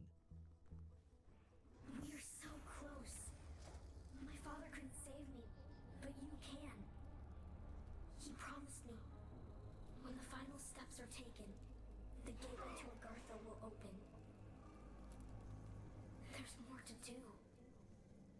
Father said the staffs weren't powerful enough. It wasn't until 14 hours into the hunt that Sports Talk uploaded the first gameplay of the next steps, showcasing 2 fully upgraded staffs. These staffs had insane abilities, including one that allowed you to flip it around to shoot an instant revive stim at teammates. While Samantha had given some small hints for the base staffs, the ultimate upgraded staff puzzles were completely hidden from players, with no audible hints, only symbols and visual puzzles. And the puzzles that Treyarch had created were incredibly innovative and really interesting to solve. However, according to SpiderBite's videos, half of the staff puzzles were actually brute force the first time around, completely ignoring Treyarch's work. The ultimate lightning staff was the first staff solved, and it has the most basic puzzle out of all of the 4 staffs, because it's the only one that doesn't really require any math. The first half of the puzzle had the community solve a small musical puzzle. The way the devs intended players to figure this out was to notice that the wall that the puzzle takes place on looks kind of like a piano, as well as the hints for what notes needed to be played on the piano are actually laid out kind of like sheet music, accurately telling the player what notes needed to be played. SpiderBite points this out in his video on the staffs. All right, so here's the layout of our keyboard, and we've numbered numbered each of the triangles as well as put a letter identifying the note to be played, all right? So all you have to do is match up those previous images we showed and activate the notes. We did have one glitch on one of them where I think it was number 8 wouldn't activate once. So we just made sure that was the last one we activated for that chord in order to make it work. And also we did do them from left to right. Not sure if you can do them out of order, if you can do them from right to left or the middle one first and then the other two. We did them from left to right, and that's how we succeeded in completing the part. The second half of the lightning staff was much simpler and only involved small map changes. At this point, it was assumed players would have found the large circuit breakers in key locations. At the second half of the do them out of order, if you can do them from right to left or the middle one first and then the other two. Sure, if you in order we did and videoing the player what notes actually laid out, kind of like sheet music, accurately telling the player what notes needed to be played. Spiderbite points this out in his video. The played in the piano are actually laid out, kind of like sheet music, accurately telling the player what notes needed to be played. Spiderbite points this out in his video on the staffs. All right, so here's the layout of our keyboard, and we've numbered each of the triangles as well as put a letter identifying the note to be played, all right? So all you have to do is match up those previous images we showed and activate the notes. We did have one glitch on one of them where I think it was number 8 wouldn't activate once. So we just made sure that was the last one we activated for that chord in order to make it work. And also we did do them from left to right. Not sure if you can do them out of order, if you can do them from right to left or the middle one first and then the other two.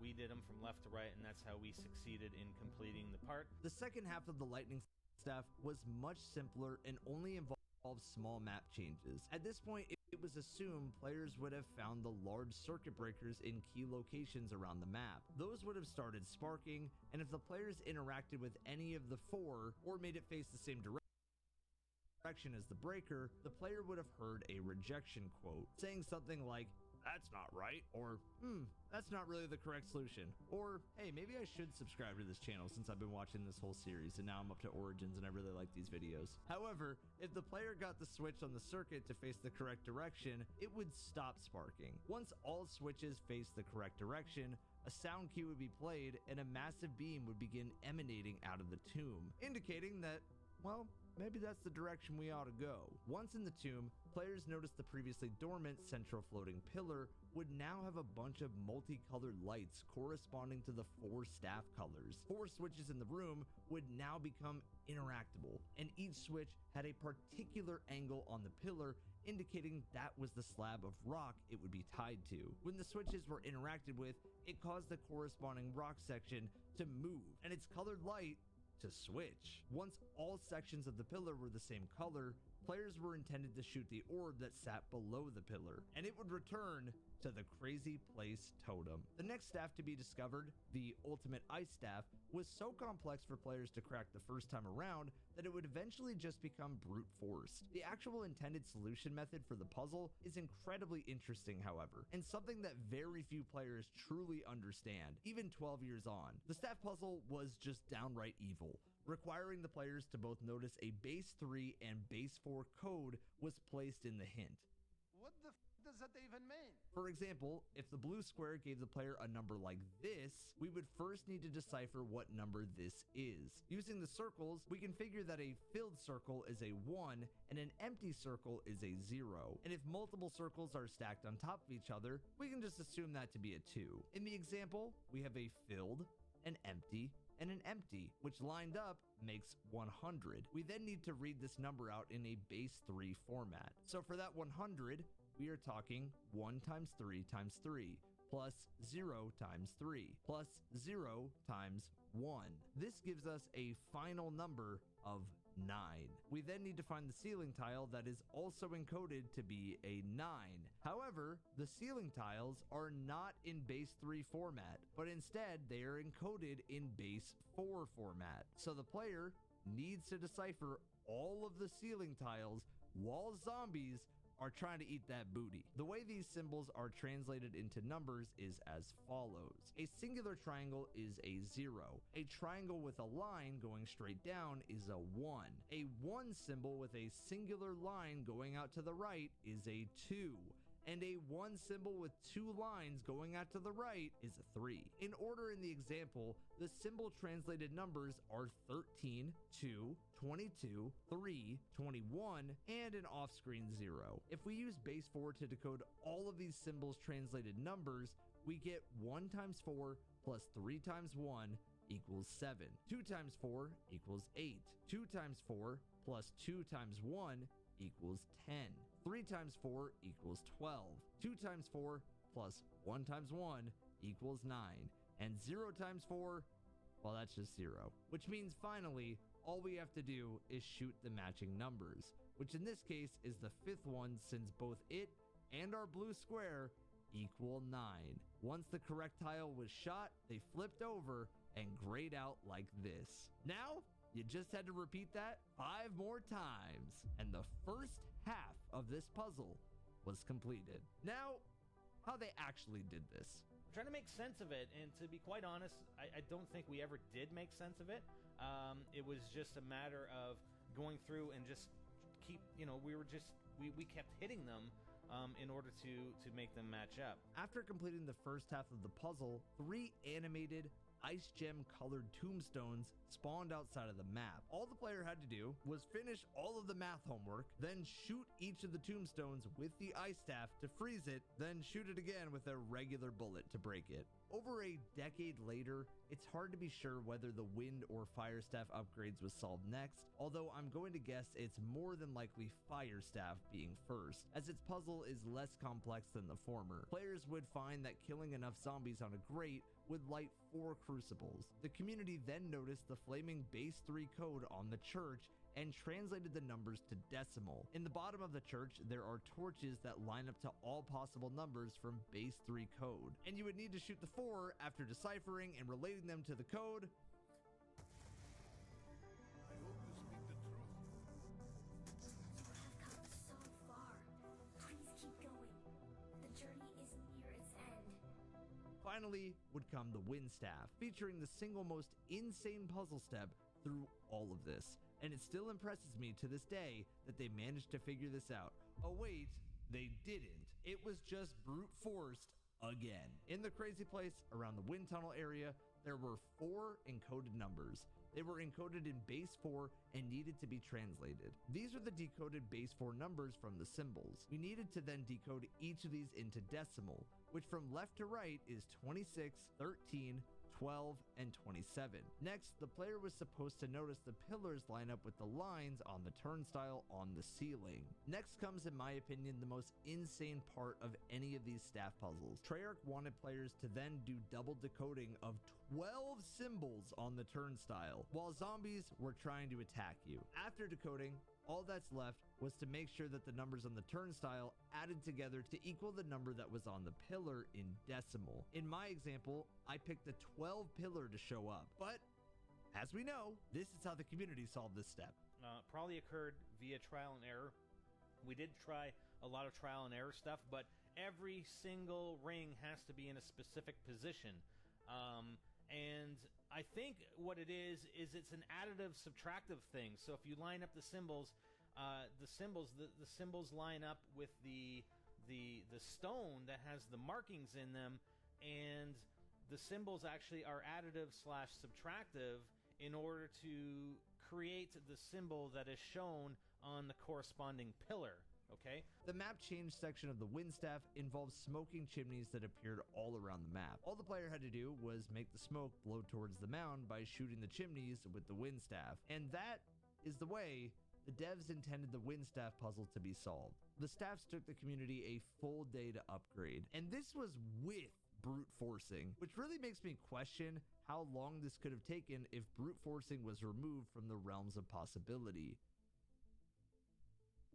The insane process to upgrade the staffs was a real pivotal moment in the history of wonder weapons for Call of Duty. Staffs had set a new standard for how strong wonder weapons could be, as well as how they could be crafted and upgraded. The Slickfire was cool and unique, and being lucky enough to get the Ray Gun Mark II from the box was a great feeling. But truly nothing could be compared to the rewarding feeling of unlocking the incredible power of the goddamn Ice Staff. Many will argue to this day that the heights of the staffs have never been matched by Treyarch, but the standard they set certainly made them think more about the wonder weapons they added to zombies, and that can be seen clear as day in Black Ops 3's maps. A whole day later, players had finally secured the keys, and they would now need to ascend from darkness. Once again, in a slightly less literal way than Reznov. Spiderbite cited in his video that people noticed there was a fire pedestal and figured that there just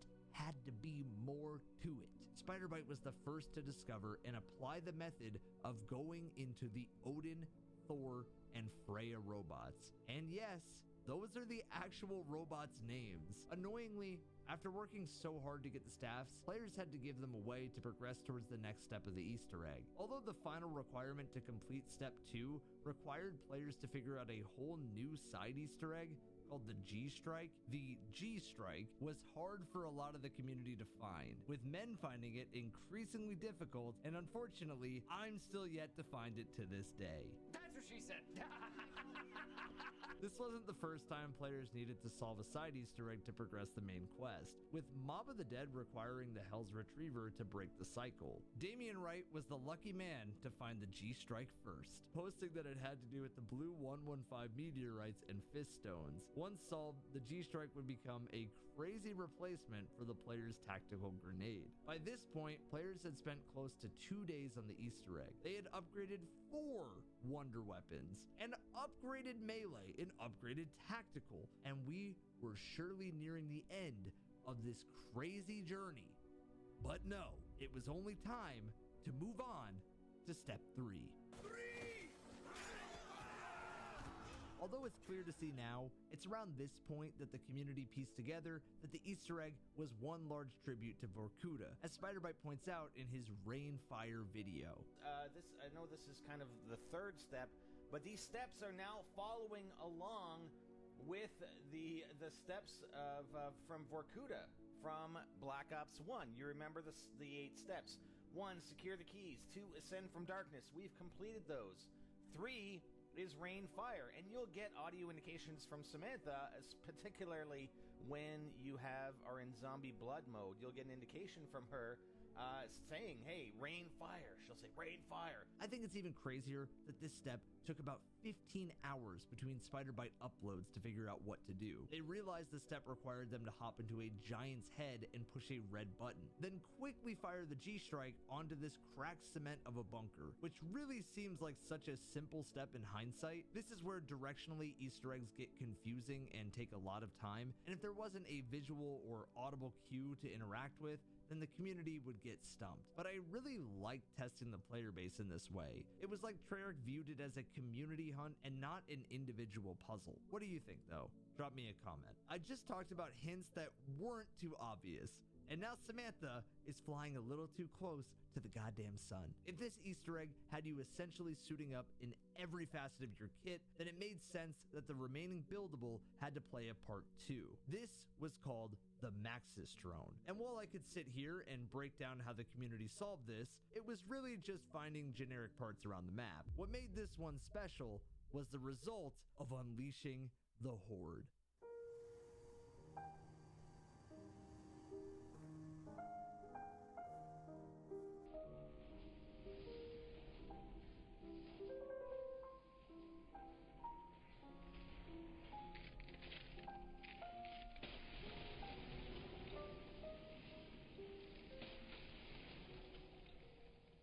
The Panzers, if unprepared for them, were a run killer, and I'd love to see a compilation of teams experiencing this for the first time. Nowadays, we're pretty used to crazy mini-bosses or hordes and Easter eggs, but this set a real precedent back in Origins, as we had never seen a step like this before. I could sit here and applaud Treyarch for what is actually quite a cool step from a narrative and gameplay point of view, but the little Evan still inside me will simply never forgive them for the horror those panzers put me through. Following the panzer step, players were met with step 5, which wasn't too hard for teams to figure out at the time, as the clue was pretty self-explanatory.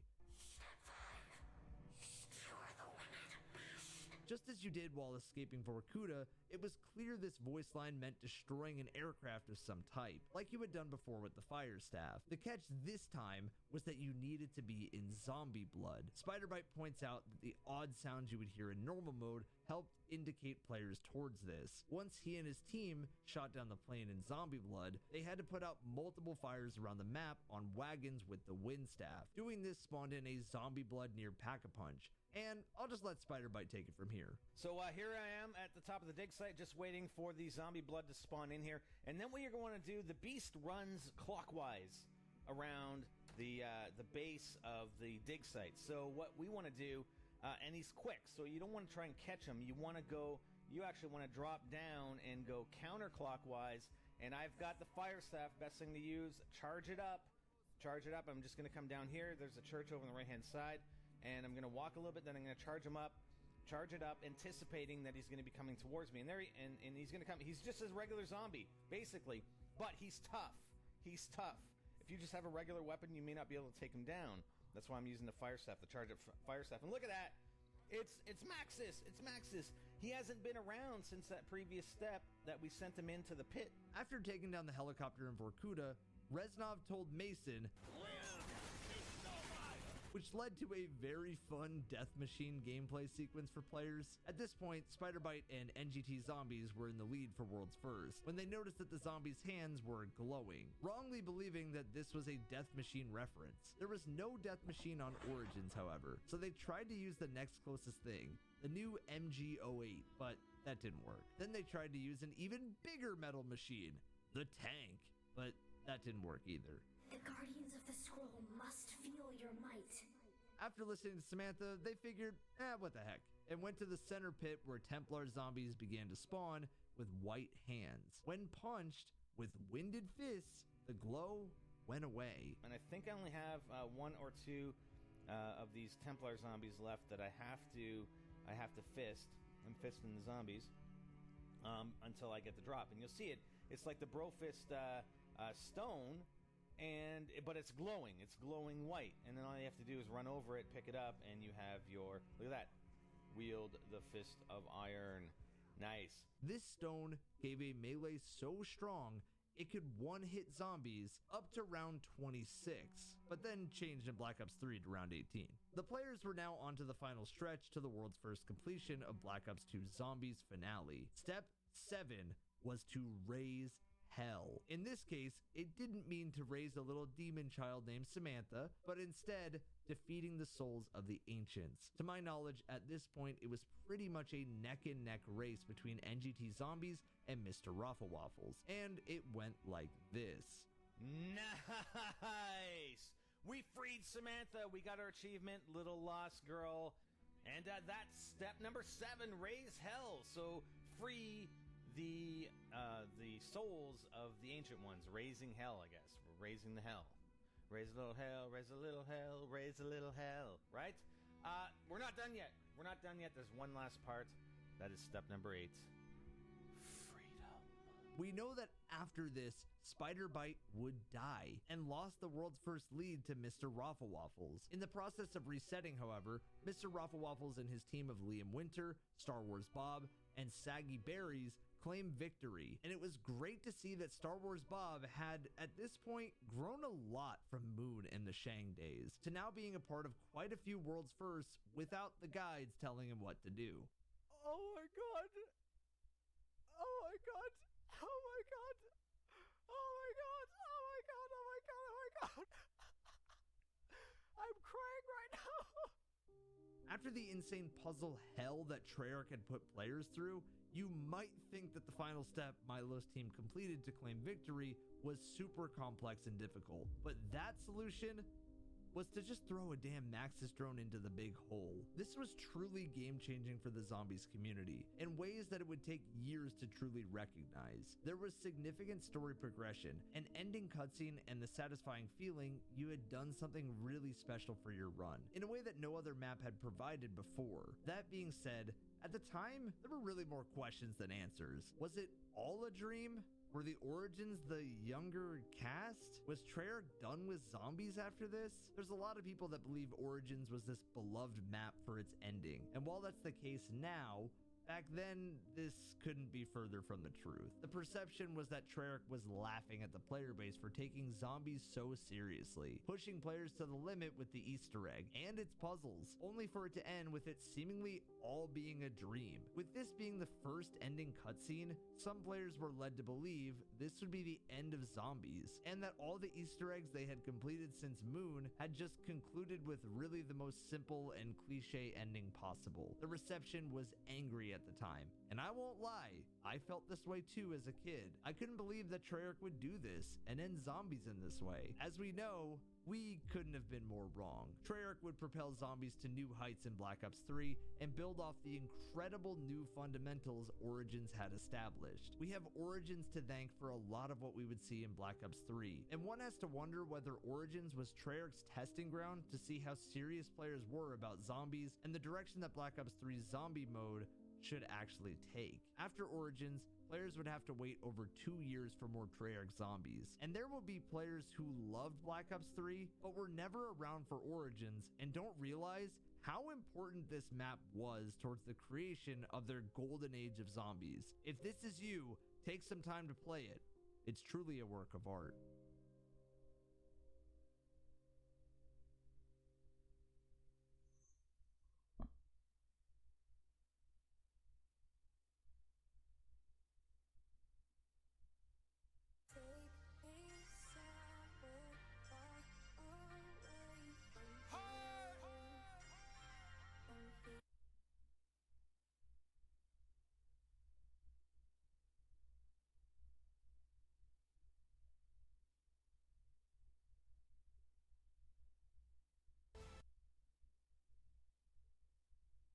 Hey, it's Scout Willis. Check out my new song, It Ain't Nothing, on YouTube and YouTube Shorts. Your one-stop shop for music.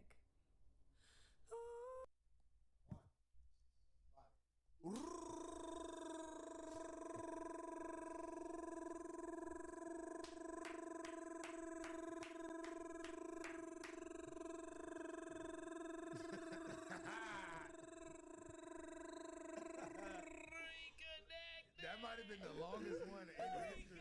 You say that every fucking week, bro. No, I get better at it. I be consciously peeping my technique. You can't get into the end breath, but he look, just gets man, satisfied more and more every time. Episode 136, man. 56. 136, brother. Oh, really? I'm yes. sorry. But most importantly, thank you so much for the 50,000 subscribers. Yes way. Yes, sir. I'm not gonna lie. If I was the old me, I would have grabbed both of y'all beers and I would have stone cold them and shattered glass everywhere. And the podcast would have been over in 2 minutes, bleeding everywhere. Also panicking.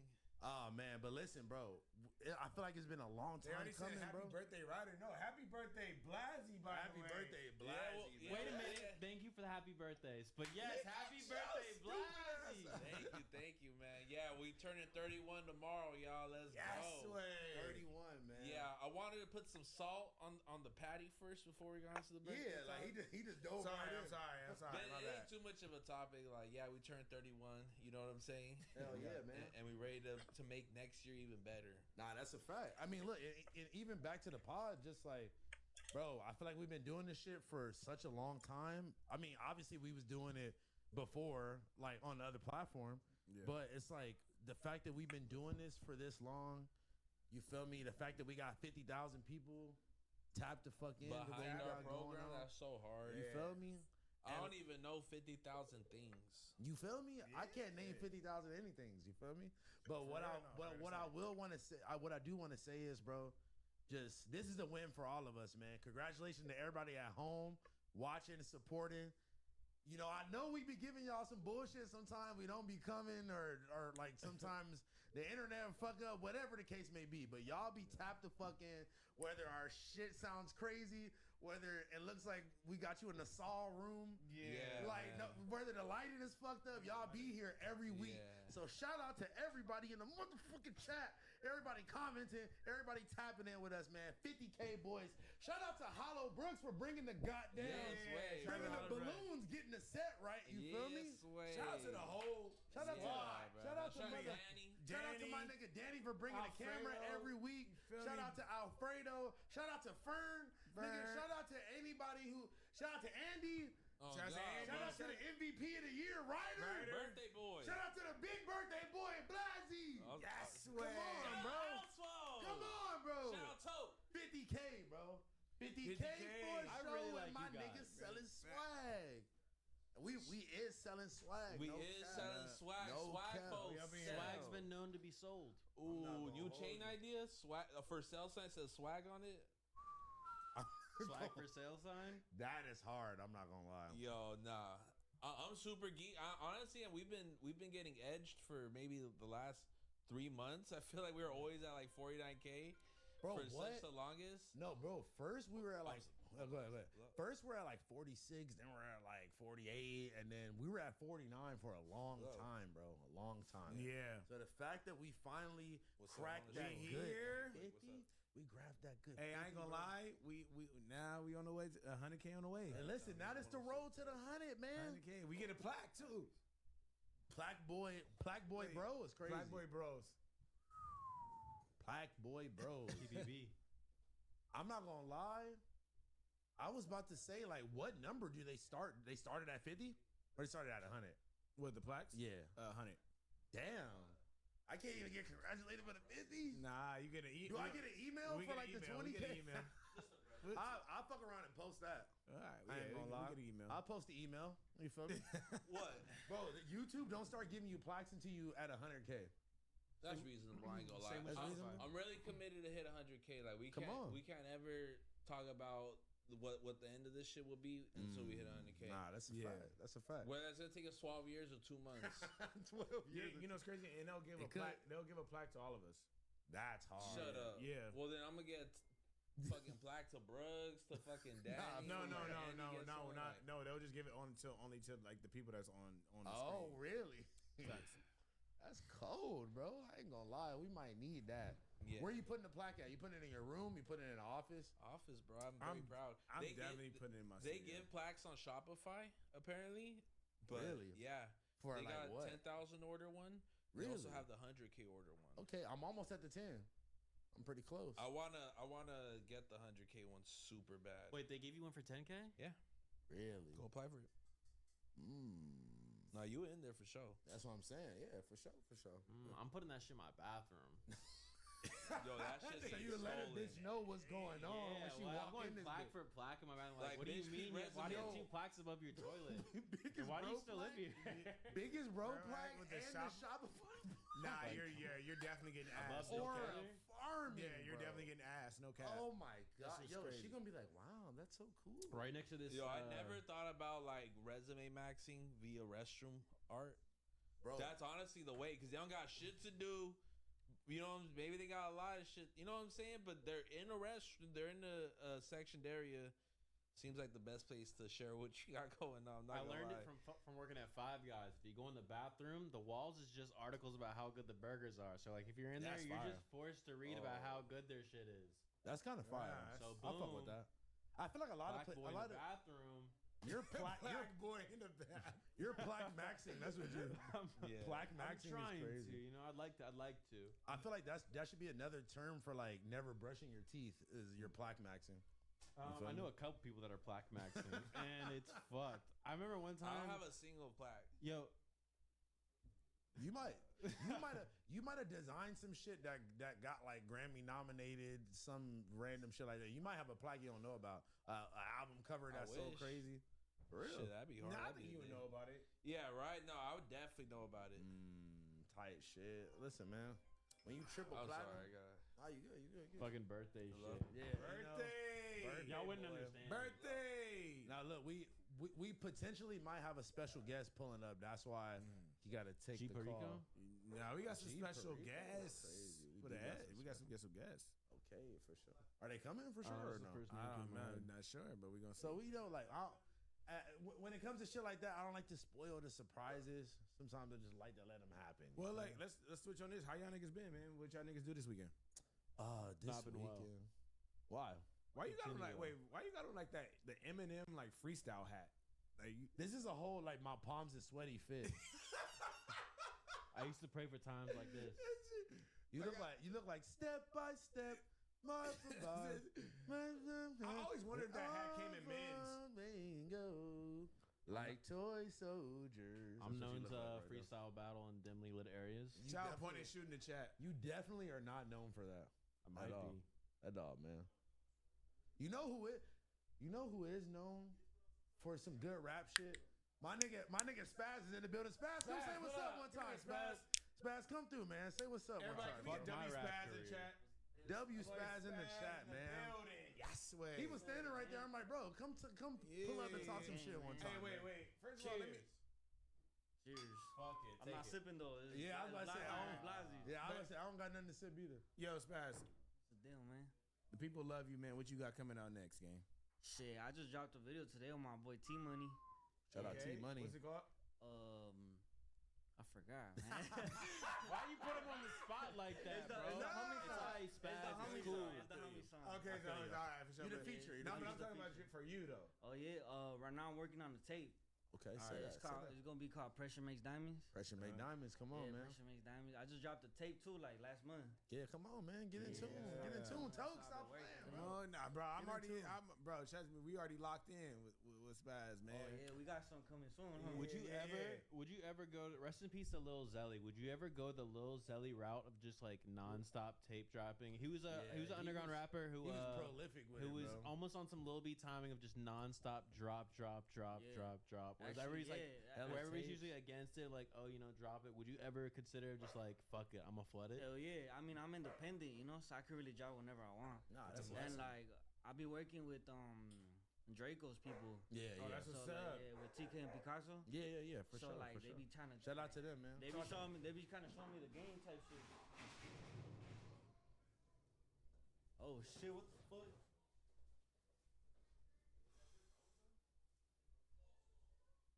Anyways, so lately, I just been like kicking it. I have honestly been going through like a little mental. Honestly, I've been waking up a little crazy, but just been getting to it every day. Honestly, but that's about it.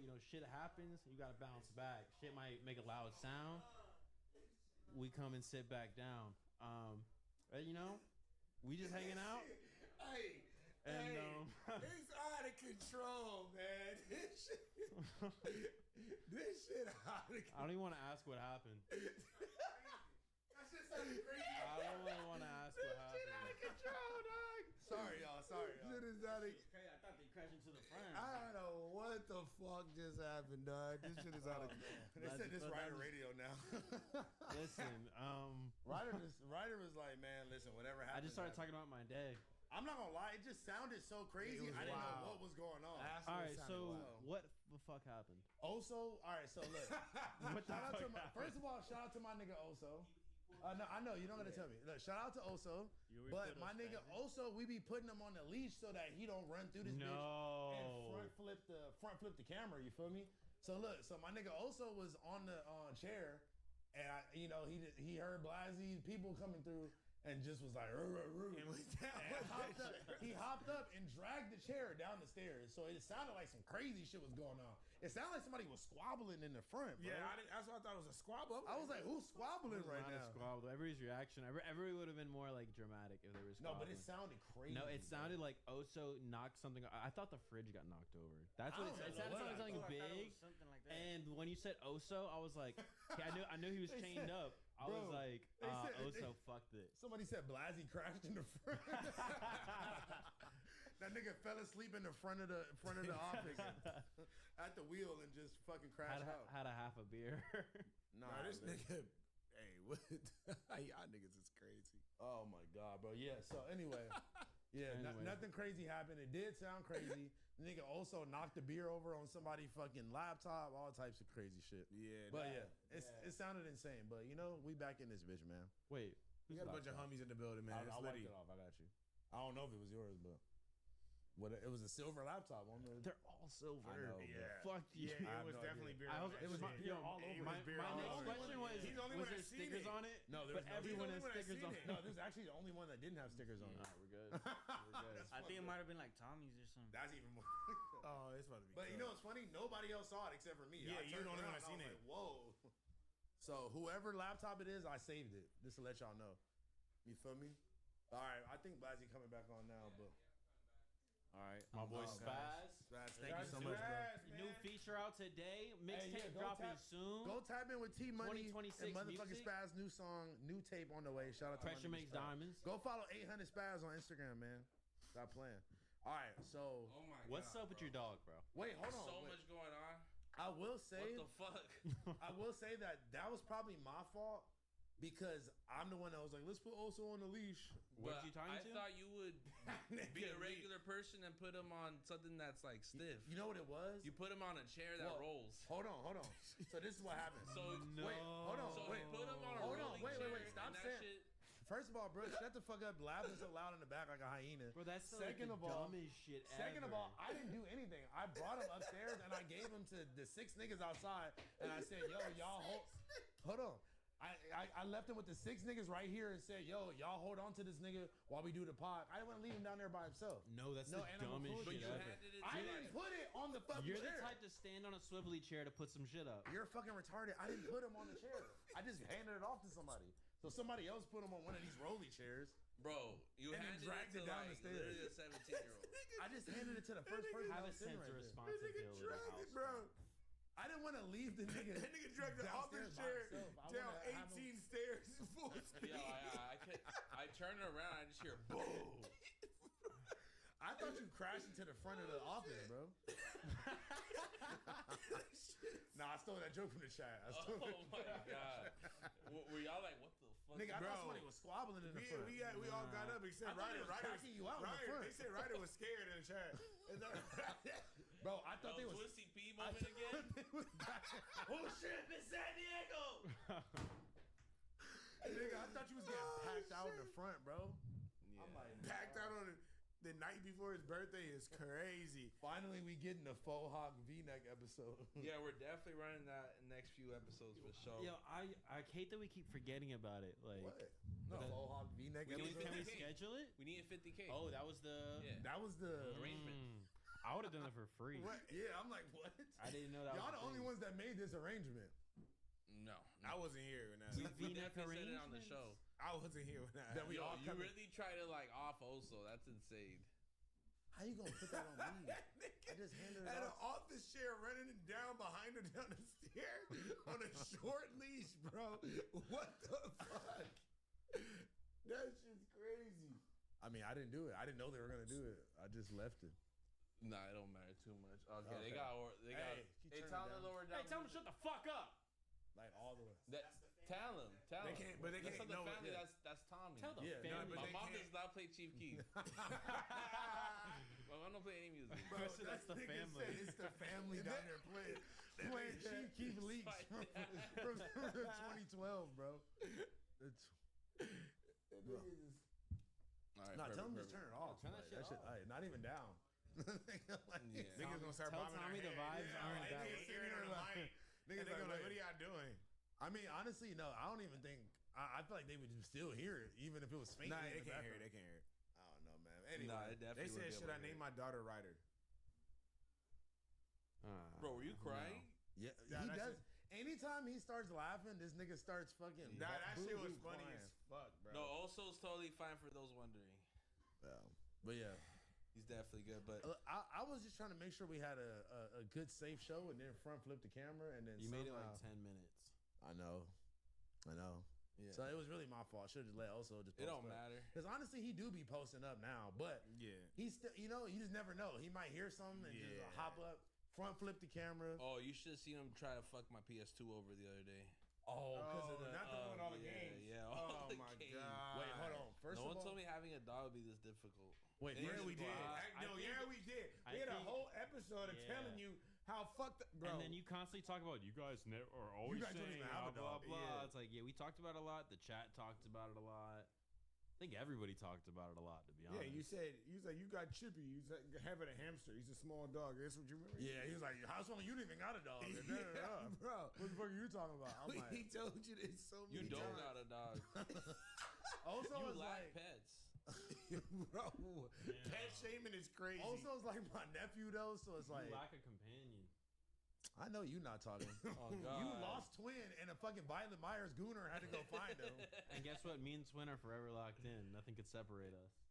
Well, Yeah, thank God to the Gooners. yeah, out there, thank bro. God to Yeah. Violet Literally Myers. Couldn't we all, Number shout one. out to the Gooners out there. Nothing could be like without y'all. Violet Myers, number 0.1 top percent spender on OnlyFans. Literally. Speaking found him. y'all for didn't go you. to the Halloween party, not Halloween, the Christmas party. You went? Yeah. Damn, I didn't get an Give invite. us a review. We talked about it. It was a little vibe. I got my caricature drawn. What do you mean? Like there was someone doing caricatures. There was mad food. Oh, She- I thought that was like thing a. about her, she always knows how to throw a fire party. It's like I always don't think I ever been in her open party. bar, math, food, extracurriculars. It's always. What does fun. that mean? What does extracurriculars Everybody's mean? fucking. Is that what you expected? I don't know. Yeah, is that what you meant? Yeah. Nah, I like ain't gonna lie. shit going on. But what is There was a balloon person, a caricature person. There was like mad photo opportunities. There was like you could sit with Santa, the Grinch. There was two like bad bitches, like Santa bitches. You could take pictures with. Okay. Um, I'm not gonna lie. When you said I got like my character drawn, caricature. When you say you got that shit Caricature. drawn, I'm not gonna lie, gang. I thought that was like a weird way of you like saying that they like made a mold of your dick or something for like a fucking, like a dildo or something. That's what Yo, porn. bro, no They one be want selling fleshlights and weird shit Do you like that. What are you talking good about? question. Do you know what a caricature is? I didn't until you explained it. Then I was like, oh, I didn't okay. explain it. He don't know You what said a it was rolling chair is. drawing, He don't know what the drawing caricature. of somebody. This is the guy that tied the dog to the rolling chair. All right, man. It's I did not tie the dog to the rolling chair. Anyway, But shout out to you the want some Gooners. freaked out. You want Shout out to some the freaked out Gooners. function shit. I'm thinking you went. I'm thinking you going and getting Oh, 3D sex I was sex in my dolls bag. made or something. I don't I know. did. That's what I'm 3D saying. sex dolls is crazy. Okay, if she offered you a VM fleshlight, are you taking it? That happened on fucking. I think Halloween last year. The homie took it. Not the homie took The it. homie took it. took No it. lie. He's trying to put it on the homie. everything. The Put homie it on the took it. homie is Used it crazy. today. You wouldn't take Ass it. nigga. You wouldn't take it on a spin. Now listen, hear me out. Take it for a spin, like around the block. Yeah. No, look. Now if it was the little torso, John. Yeah. If it was the VM torso. Oh, I never need a girlfriend. What's up with y'all? If it was the VM torso, I might take it for a spin. But just a fleshlight, you just Bro, what's you just up put with your dick in in just a random hole. You gonna put your dick in a fucking half a body, you fucking sick fuck?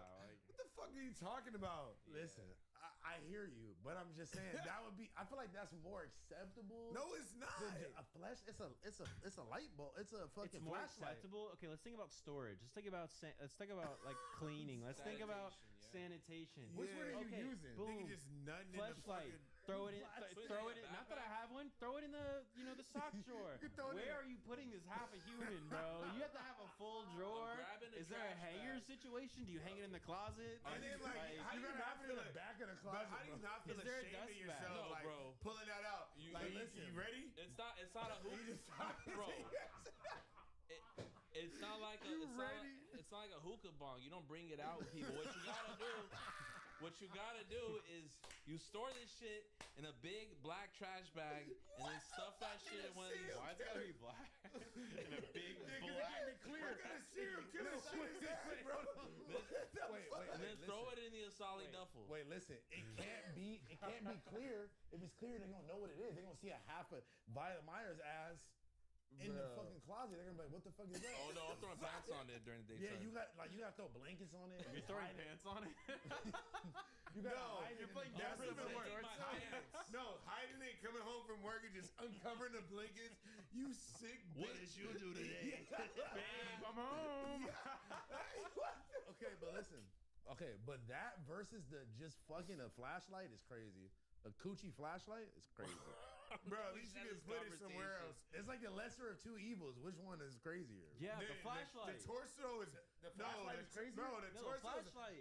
1,000% more crazy. I'm not saying that, but I'm saying You got a fake body and you're just going to town on it, bro. What The do you flashlight got? is technically the iPod of masturbation. If you want to think about it's it. like a PlayStation or a PSP, basically. Like could I would fit it in rather your- play my PlayStation. Not necessarily though. Like you really half step and you really need the whole girlfriend thing with like with the hands and shit. Nah, see, but look, like that's when I feel like it's getting into like necrophilia at that point. Why? Because Not no it's dead just body. like then it's a full body. It's not just I don't know. It's even Yeah, it's weirder. over with, bro. I feel like that's even weirder. The half body is crazy. The full body is not weird though. It's like a whole head and a fake wig and arms. Bro, all that shit crazy, bro. If I was up 100 M's, I'm grabbing me 30 robot wives.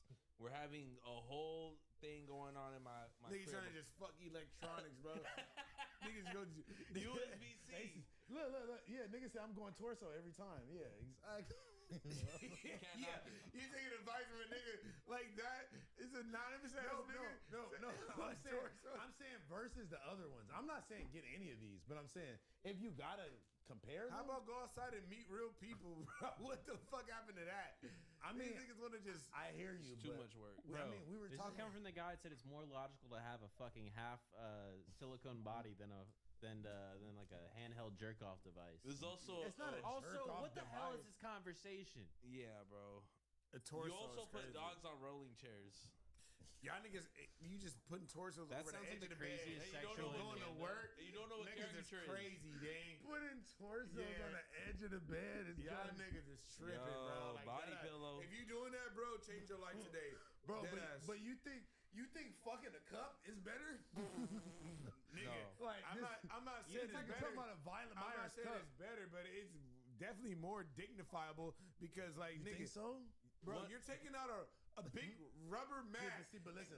You thinking about the logistics of it a little too much. All I'm saying is Why are y'all thinking about logistics just of pure because you the one went to the gooned out freaked out Yeah, party. it takes one friend going to a Christmas party to start Bro, this conversation. at least All okay. right. Well, first of all, guess what? It was nowhere as gooned Put- out as this No, conversation. put it like this. I At least the other one. At least the other one. No, I would have loved to go. At least the other one is like electronically You're probably jacking off. banned. The Wait, other- no. No, yeah, it is. Wait, is it's it? like electronically jacking off, right? Wait, But no, oh shit. electronically jacking off. But then the flashlight is it's like automatic or something.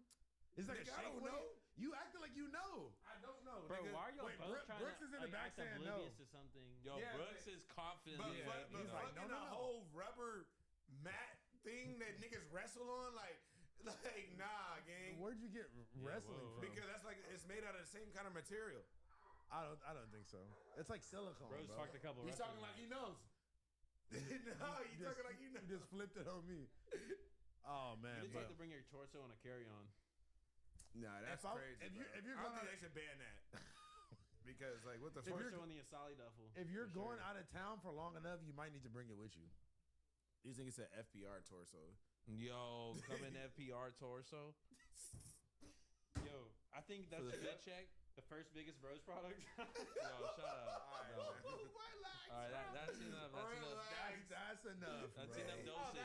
fucking Oh, he about to get on your ass. Yeah. Now you're getting big. Yeah, Now you're in the beef. White Now on you're in white. the Oh beef. yeah. White You on better white get on your violence. ass. Why don't want to be violence, man? Yeah. Oh yeah, I this is love gonna it. be grand. Speaking about white on white, you did white on melanin with the gifts. Bro, what the fuck does that even mean? I don't know what You you gave a tried to. bunch of gifts to a bunch of brown and black people. Whoa, that's a crazy. Yeah, one. that's- Yeah, I mean, you crazy what honestly, you you did. Yo, I did go white to. I don't know how to say whatever. Yeah, I gave y'all some gifts. Merry Christmas. Should we to start? y'all. Wait. Okay. And happy birthday to Blasey. Y'all, everybody got a gift here at the table. I even got Danny straight at the table. I got some for. Nothing for Brooks. I didn't know Brooks was coming. I'm sorry. Damn. Of course I got Brooks. Oh. Brooks, of course I got you. No, shout out to Danny though. Shout out to Danny And, Dunks. Yeah, Crack this shit open. Fuck it, let's get Blasey's it. is a little bit extra because you know his birthday is as well. Crack it open. You open it first? Yeah, crack it open. It should Go be ahead. there. Tomorrow. Yeah. Well, I guess in like fucking England. Are we it all is linking now. up tomorrow? Yeah. It's Come nothing out. crazy. We're trying to go out to eat. Let's go out to eat. Say that. Yeah, I'm with that. Oh, those locos? I'm not down for no. No, we're going. No, don't we're say where we going on the fucking thing. We going there tonight. Yeah, I'm God. Oh my god, bro! What the fuck? He got you. All right, so we got the Rider Ringer Jesus shirt. I really wanted this too. That shit's hard. That's dropping next at the end of the month. Oh, so he got the early one. And the sweat shorts to match the hoodie. I saw you caught the hoodie, so I need. I was honestly gonna wear the hoodie today. I'm like, bro, but I need the shorts. Look, can I just interject and say, those are literally some of the best shorts or some of the best sweats in general that I've ever owned. I literally had them on earlier today. I'm not Them fucking shits are playing amazing. this time. I'm Them coming shits are back and I'm coming bro. correct. And my first white button of hello. Come on, man. Let's go, man. I lost my job yesterday. That shit is very crispy. Yeah, yes. bro. Thank you so much, dog. I appreciate it. W Rider. Bro. Okay, hold on. Since we giving gifts, I did bring my boy Blasey something for his birthday. Shut up. Shut up. I got you with a thermal zip up, my boy. No way. An XL, Bro, yes. I was seeing you post this shit today. I'm like, I need this. I got you, my Yes, boy. Wacy's. That is XL. You feel me? Where the fuck was my birthday gift? Oh, hell yeah. Oh, here it is. Thank you so much, let's fucking do Here it, it is, bro. go. Let's fucking do it. Where the fuck was mine? You know what? It's your day.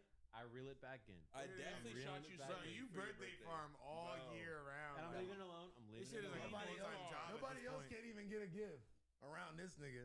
Yo, Jesus Christ. I don't want to get it. Yo, I am blessed. Thank y'all so much.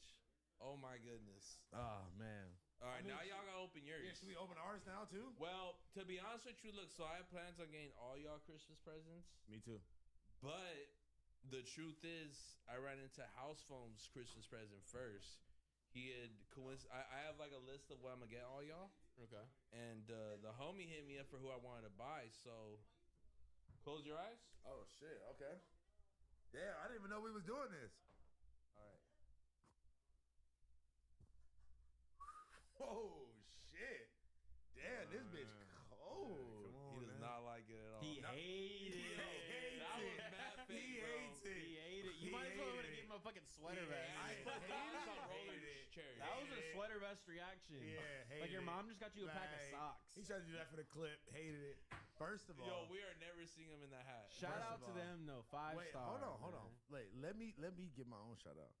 Shout out to motherfucking Hood Angels and 5-star. I just did a photo shoot with them the other day. Yes, way. Their new shit they about to drop is hella crazy. I did see this one while I did the photo shoot, and I did not get this one, so thank you very much. Bro. Yes, I appreciate sir. you, gang. Yeah, he literally pulled up. I'm like, bro, I need a gift for house. He's like, he was fucking with this. I'm like, bro, let me get the same thing Not too. the then. hand-me-down Shout out- gift. Yo, I'm sorry, I'm tweaking.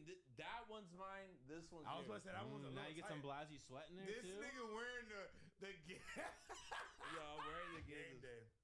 Yeah, and hey, this is not broke allowed it to in get for you. sold on no like IG story. Bro, you know in what's like bro? 9 months. Yo, this shit's gonna be a fucking He wasteland always next says week. that. Like I'm about This to is just going for a steady C note on Household Nah, Story in listen. 6 months. I stopped doing that because I was like, one, if You the home, literally sold nothing personal. you sample. always say that. Bro. I did not do that, bro. I'll never forget that. I promise. You for sure have sold Ryder Studio. Oh yeah. No, it was a sample with his face Bro, on it. he has a, That he shit got cost like $300. he got one of like the first ever horn And hats. I still have ever. it. No, It's because one time I called, I was like, bro, you realize that's like there's like 4 of those in existence, the purple ones. And he was like, Oh my. oh yeah, I guess you're right. I had to fucking tell him not to sell it. I bet you that shit's gone. And I had the OG I bet- first red nah, one that too. That shit probably looks fake as fuck now. That's what I'm saying. That shit doesn't even look real. I got probably. the OG H one too, the red one. That's what I'm saying. You got the OG. I have the ones. red and the purple one. Stop playing with me. I got both of them. All right. Damn. I got the original samples, This nigga. is the anti-house phone Whatever episode. whatever you give me, you know where it's going. But guess what?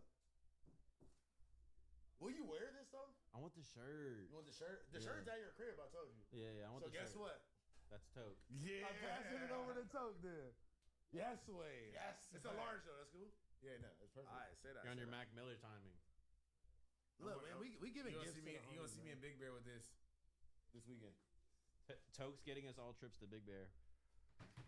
I actually can arrange that if you can give me a time. All right, you gonna If- open your gift house phone? If you give me a time. Bro, we would love that. What about mine? Hold on. Ooh. Oh yeah, I ain't gonna lie. Can I guess what Both it is? y'all open at the same time. Can I guess At what the it same is? time? Yeah. I both know y'all what got it the is same already thing. by the feel. What is it? It's the shirt.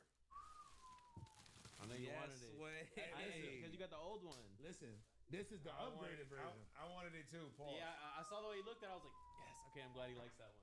Listen, first of all, I again, big Ryder Studio supporter. Big RS.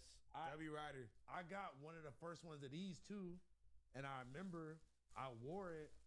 I actually wore it on Valentine's Day, which is crazy. It's a good fit. It was a great fit, and like I didn't have no other button ups to wear, so I wore this on Valentine's Day, and it was funny because this was the day.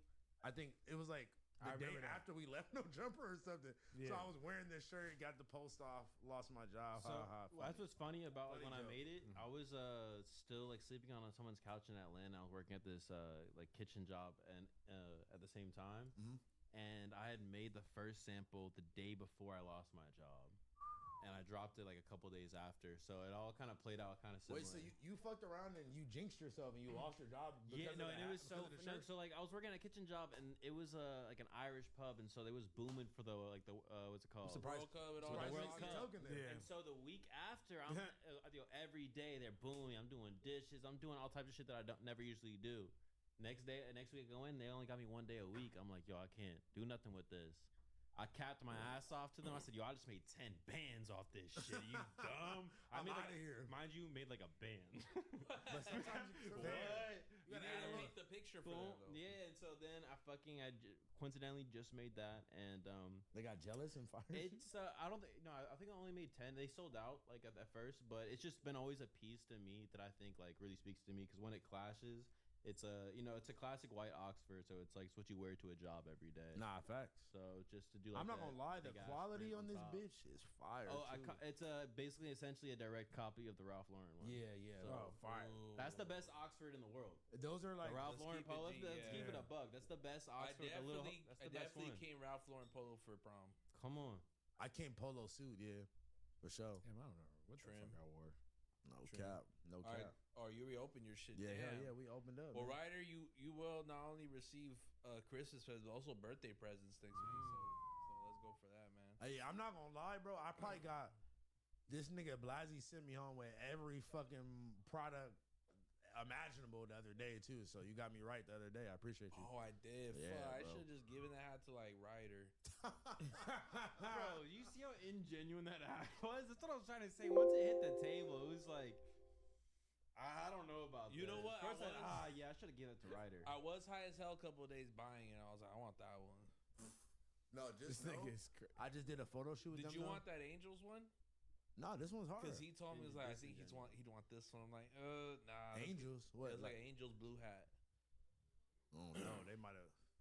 I be trying to be like cautious of which hats I wear, just because just niggas be tripping off that shit or whatever. But I've never really got pressed for wearing a hat before, like at least not in recent I'll times. press you right now. Take that shit off.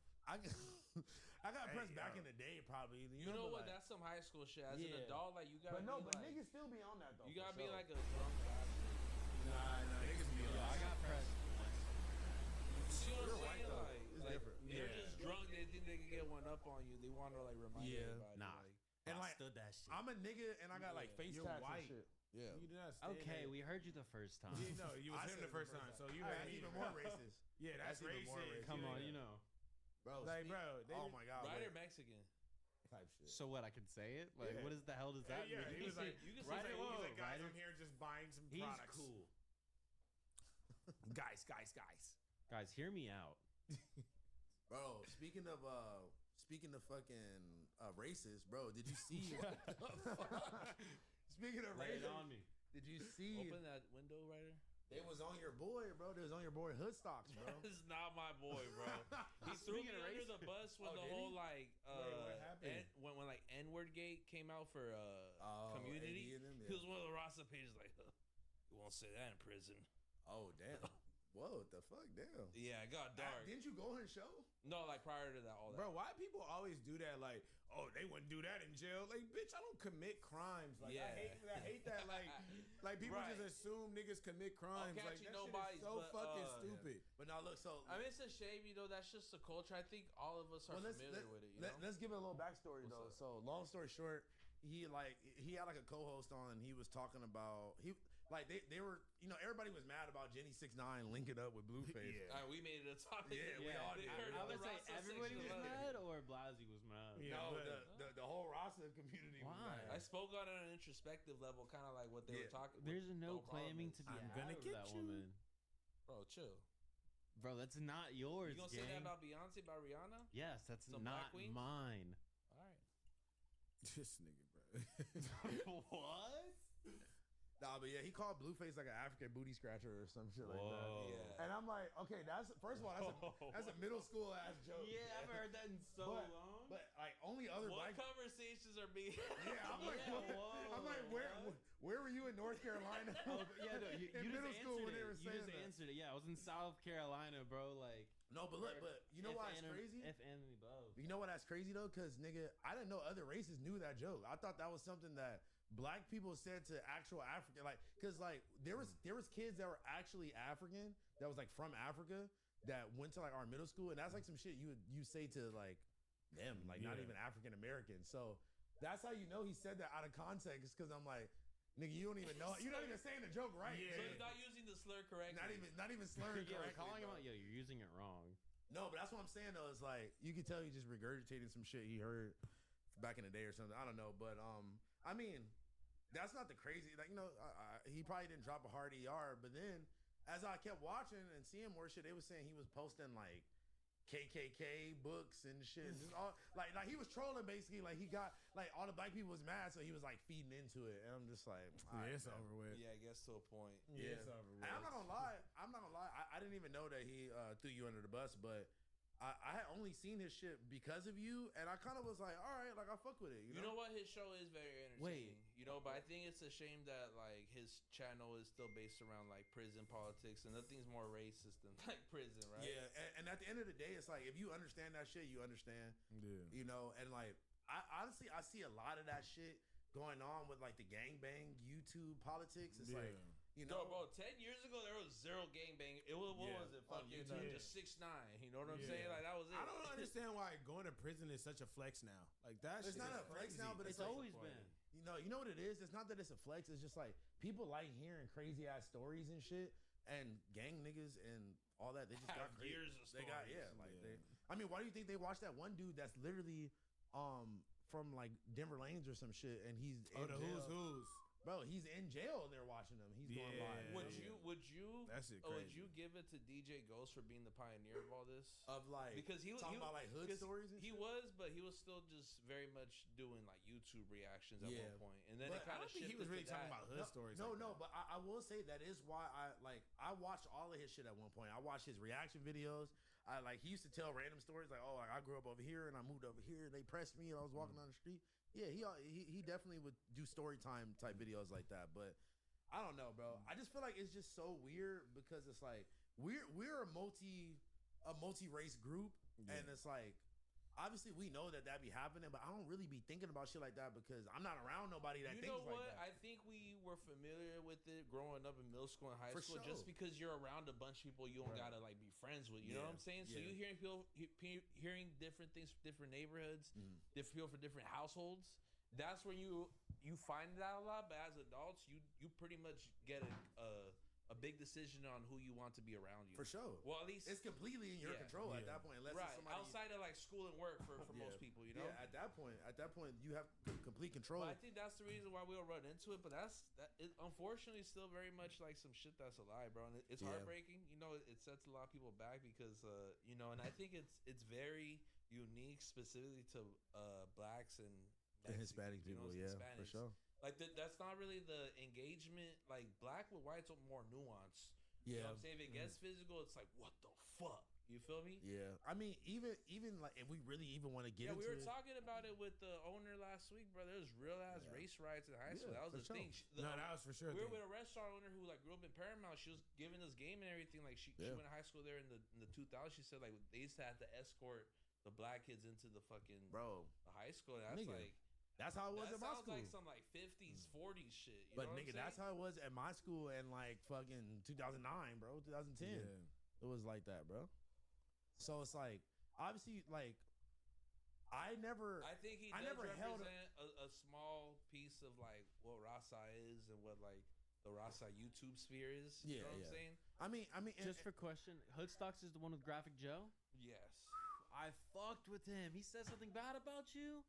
well, not even just him. I mean, that's- it's all podcasting. It's all Like, did he podcasting. say it like he's always just a in an character, alleyway? though. He I said it enjoyed on his camera. content. You feel me? Like, I didn't really take it personally. Yeah, it was like We've talked since. Damn. It's unfortunate. no, but like the whole like the whole like fake racism shit is just like not even fake, but just like I don't know. At the end of the day, people's true like how they feel on the inside is always gonna come out no matter Yeah, what. Like facts. if you hate gay people, you hate black people, you hate white people, you hate whatever. It's like Awesome. you're not gonna be able to like hold it in forever. And like who said Let it out. Yeah. Yeah, what's your least favorite race? My least favorite Let's race. get into it. Yeah, let's talk All about right, it. I'll say it. Let's get into Let's get into it. into it. Nah, I can't say it. It's Okay, they look. gonna turn my Shopify off and shit. Nah, for real. What's your least, Ryder? What's your least favorite? You from South Carolina? Yeah, who really gets under your who really gets your blood? Yeah. Who President really at least gotta hate who's someone. really You gets, got, I know. who really gets We your know blood what middle boiling? school What jokes are grinds going your around. gears, brother? Who really gets under your skin, brother? Just say it. I don't want to sound. Is it those damn Just- Somalians? Nah. Somalians. I don't want to speak on it. 'Cause I don't want to sound Yo, like. Oh, so you so have there one, but you is don't. one. Well, my least favorite. I just want to feel like I You feel have like a preloaded answer. historically white people have been fucking up, but I don't want to sound like I hate myself. I love myself, and I don't Oh, want to so be you're like. saying why? Oh, My okay, least so one you would got be the like- eye roll, whatever. my least favorite race. I don't want to sound like I was copping that answer. I so I was like, want to let's shout just- out. Listen, there's a lot of hate. There's a lot of like hate speech against Indians right now. I gotta say that. Yeah, I don't like that. I don't They like are this the most successful immigrants in the United States. Listen, man, That's facts, stop bro. Indian. Shout out to all my brown boys. Stop this anti-Indian propaganda. Listen, Young Hate it. Fazo got the Indian community on his back right now. boy. all right? Shout out to my brown boy. Shout out to Nav. You feel me? Shout out to all the brown boys out Fuck, there. bro. I was gonna say my Indians least favorite only? race is the fucking 100-meter dash, but y'all niggas are my boy's been working on his joke. That nigga said Somalians. You White said white. Oh yeah, it's over with. Bro, he yeah, hates get these himself. niggas up out of He here. hates Somalians. It's over with. Yeah, it's We over just with. got 50K. I mean, no, it's over with. Get these niggas up out of here. Yeah, we about to get demonetized. Yo, this turned into a red pill podcast. It's over. That nigga said, systematically white people. I mean, I kind of. It's this nigga said. That nigga Ryder said, I haven't been feeling white people like that. Yo. That nigga, every order that just came through about to get refunded. They about to send all. We need Tommy out here to speak the other side. We're talking I'm about. fucking with you. Are you downstairs? Yeah. Oh man, bro. It's back down to 49K. Y'all better now, bro. Y'all some trolls. no. I believe it. I wouldn't even be mad. I'd be like, you know what? Y'all some trolls. So I'm still rocking 50K. What? Yeah. 50K for a show and my niggas selling swag. All right, listen. All right. Now, I know we've asked this plenty of times, chap. I know we have, promised we're going to step it up. We're going to do better. We're going to do more, blah, blah, blah. But seriously, we didn't hit the 50K mark. We going into 2026. We trying to elevate and upgrade this bitch, man. Exactly. I need to know from y'all watching right now, what would y'all like to see more from the biggest bros? Y'all want to see more vlogs? Y'all want to see more documentary style videos? Y'all want to see more streams? You want to see Blasey reacting to shit? Should we do some new music streams? And I just show fucking Token Blasey the fucking most random. The new Nine Vicious song. You feel me? Yeah. Like, should we start doing I that? feel like we should create a Twitch account or something for that because yeah. We're gonna get clipped on yeah, YouTube. see exactly. YouTube, nigga. We don't want to risk YouTube for that. He said, no, y'all ain't. Do an IRL stream. We could IRL stream too, but I'm talking about more consistent content that we could drop on the channel on a either weekly or bi-weekly. Vlogs and shit. I agree to vlogs or W. All right, say that. All right, look. So all right. If we really want to take the vlogs to the next level, I'm not gonna lie.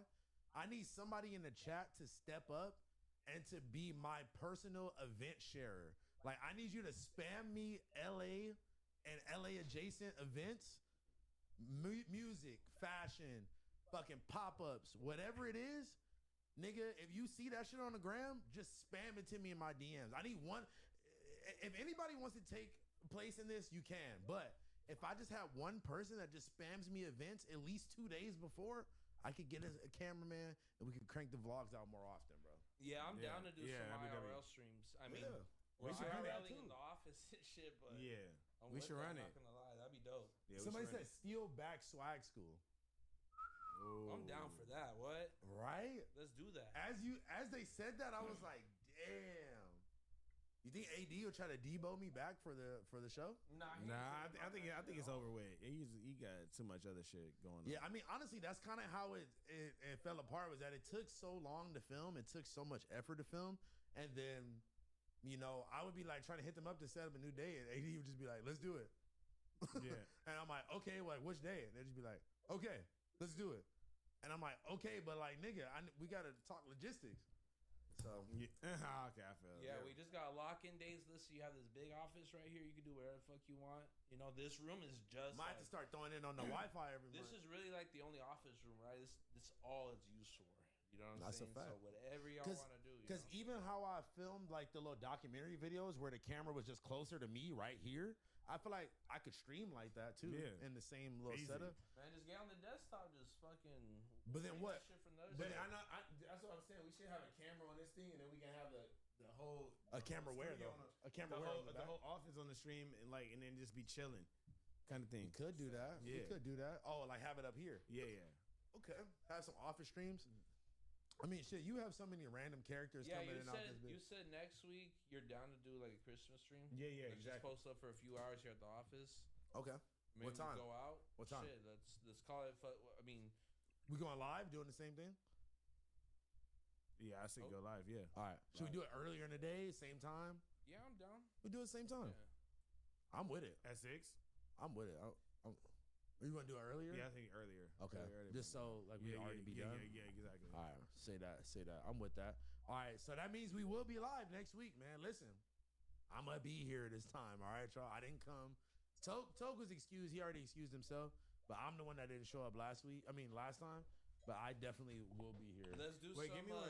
Let's do a drip check before I bring the food in. Oh. I'm gonna try to sit my dad and my mom down.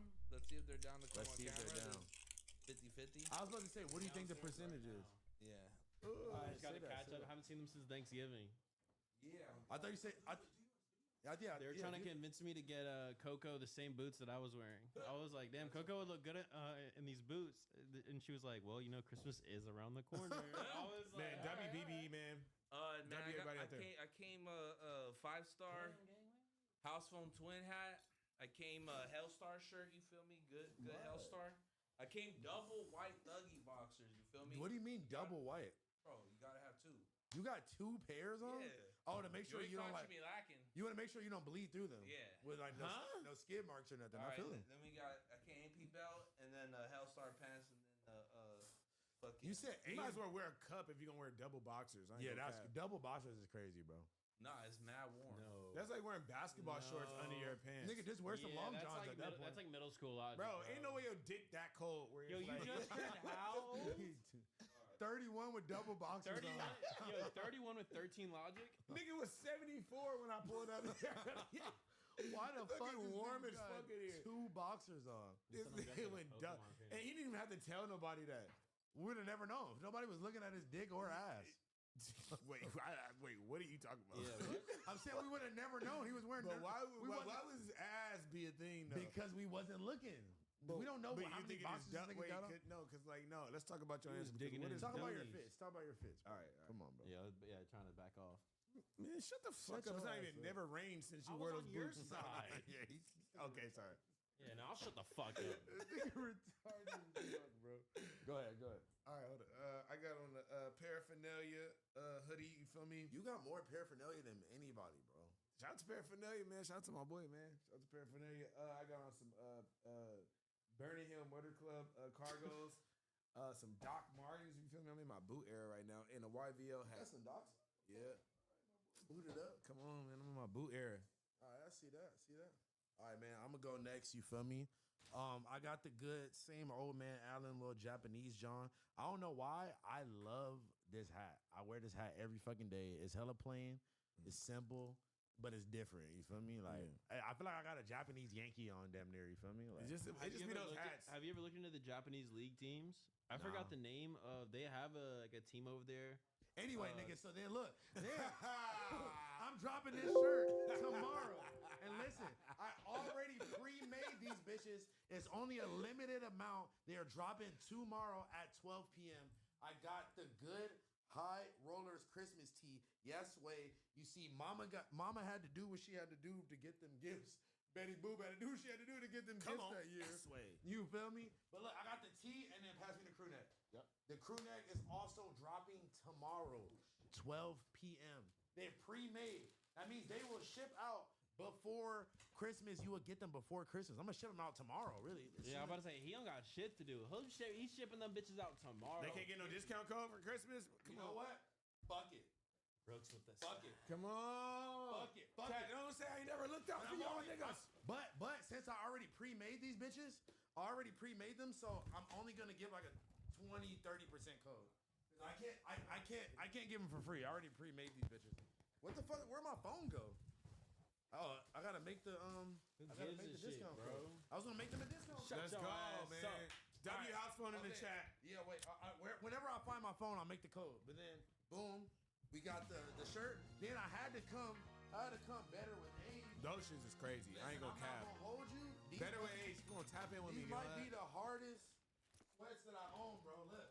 So what they did was they mixed 4 different crew neck sweaters and made them into sweats. Those shits are stupid. And look, even you can see right here, like the top of the crew neck. You feel me? Like it's literally. Well, can you talk about the kicks?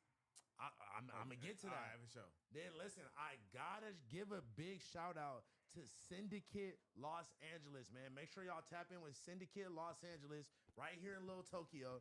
Nigga, I DM'd them, asked them if they had the narwhals. They gave them to me not only for a good price, they sent these bitches in the Uber to the crib, to the front door. Didn't even have to go get them, bro. Yes, way. Shout out to them. I went do on the kicks. Stupid. I'm not gonna hold you. I love Narwhal. One of my favorite people ever. As soon as I saw that they were dropping these, I was like, I absolutely need them. And shout out to Syndicate for making that dream of mine come true. Stupid hard. I gotta grab them. I ain't gonna cap. The Black Friday orders is on the way. Yes, way. They're almost done. We had hella crazy motherfucking amount of numbers we had to get done. You feel me? Yes, way.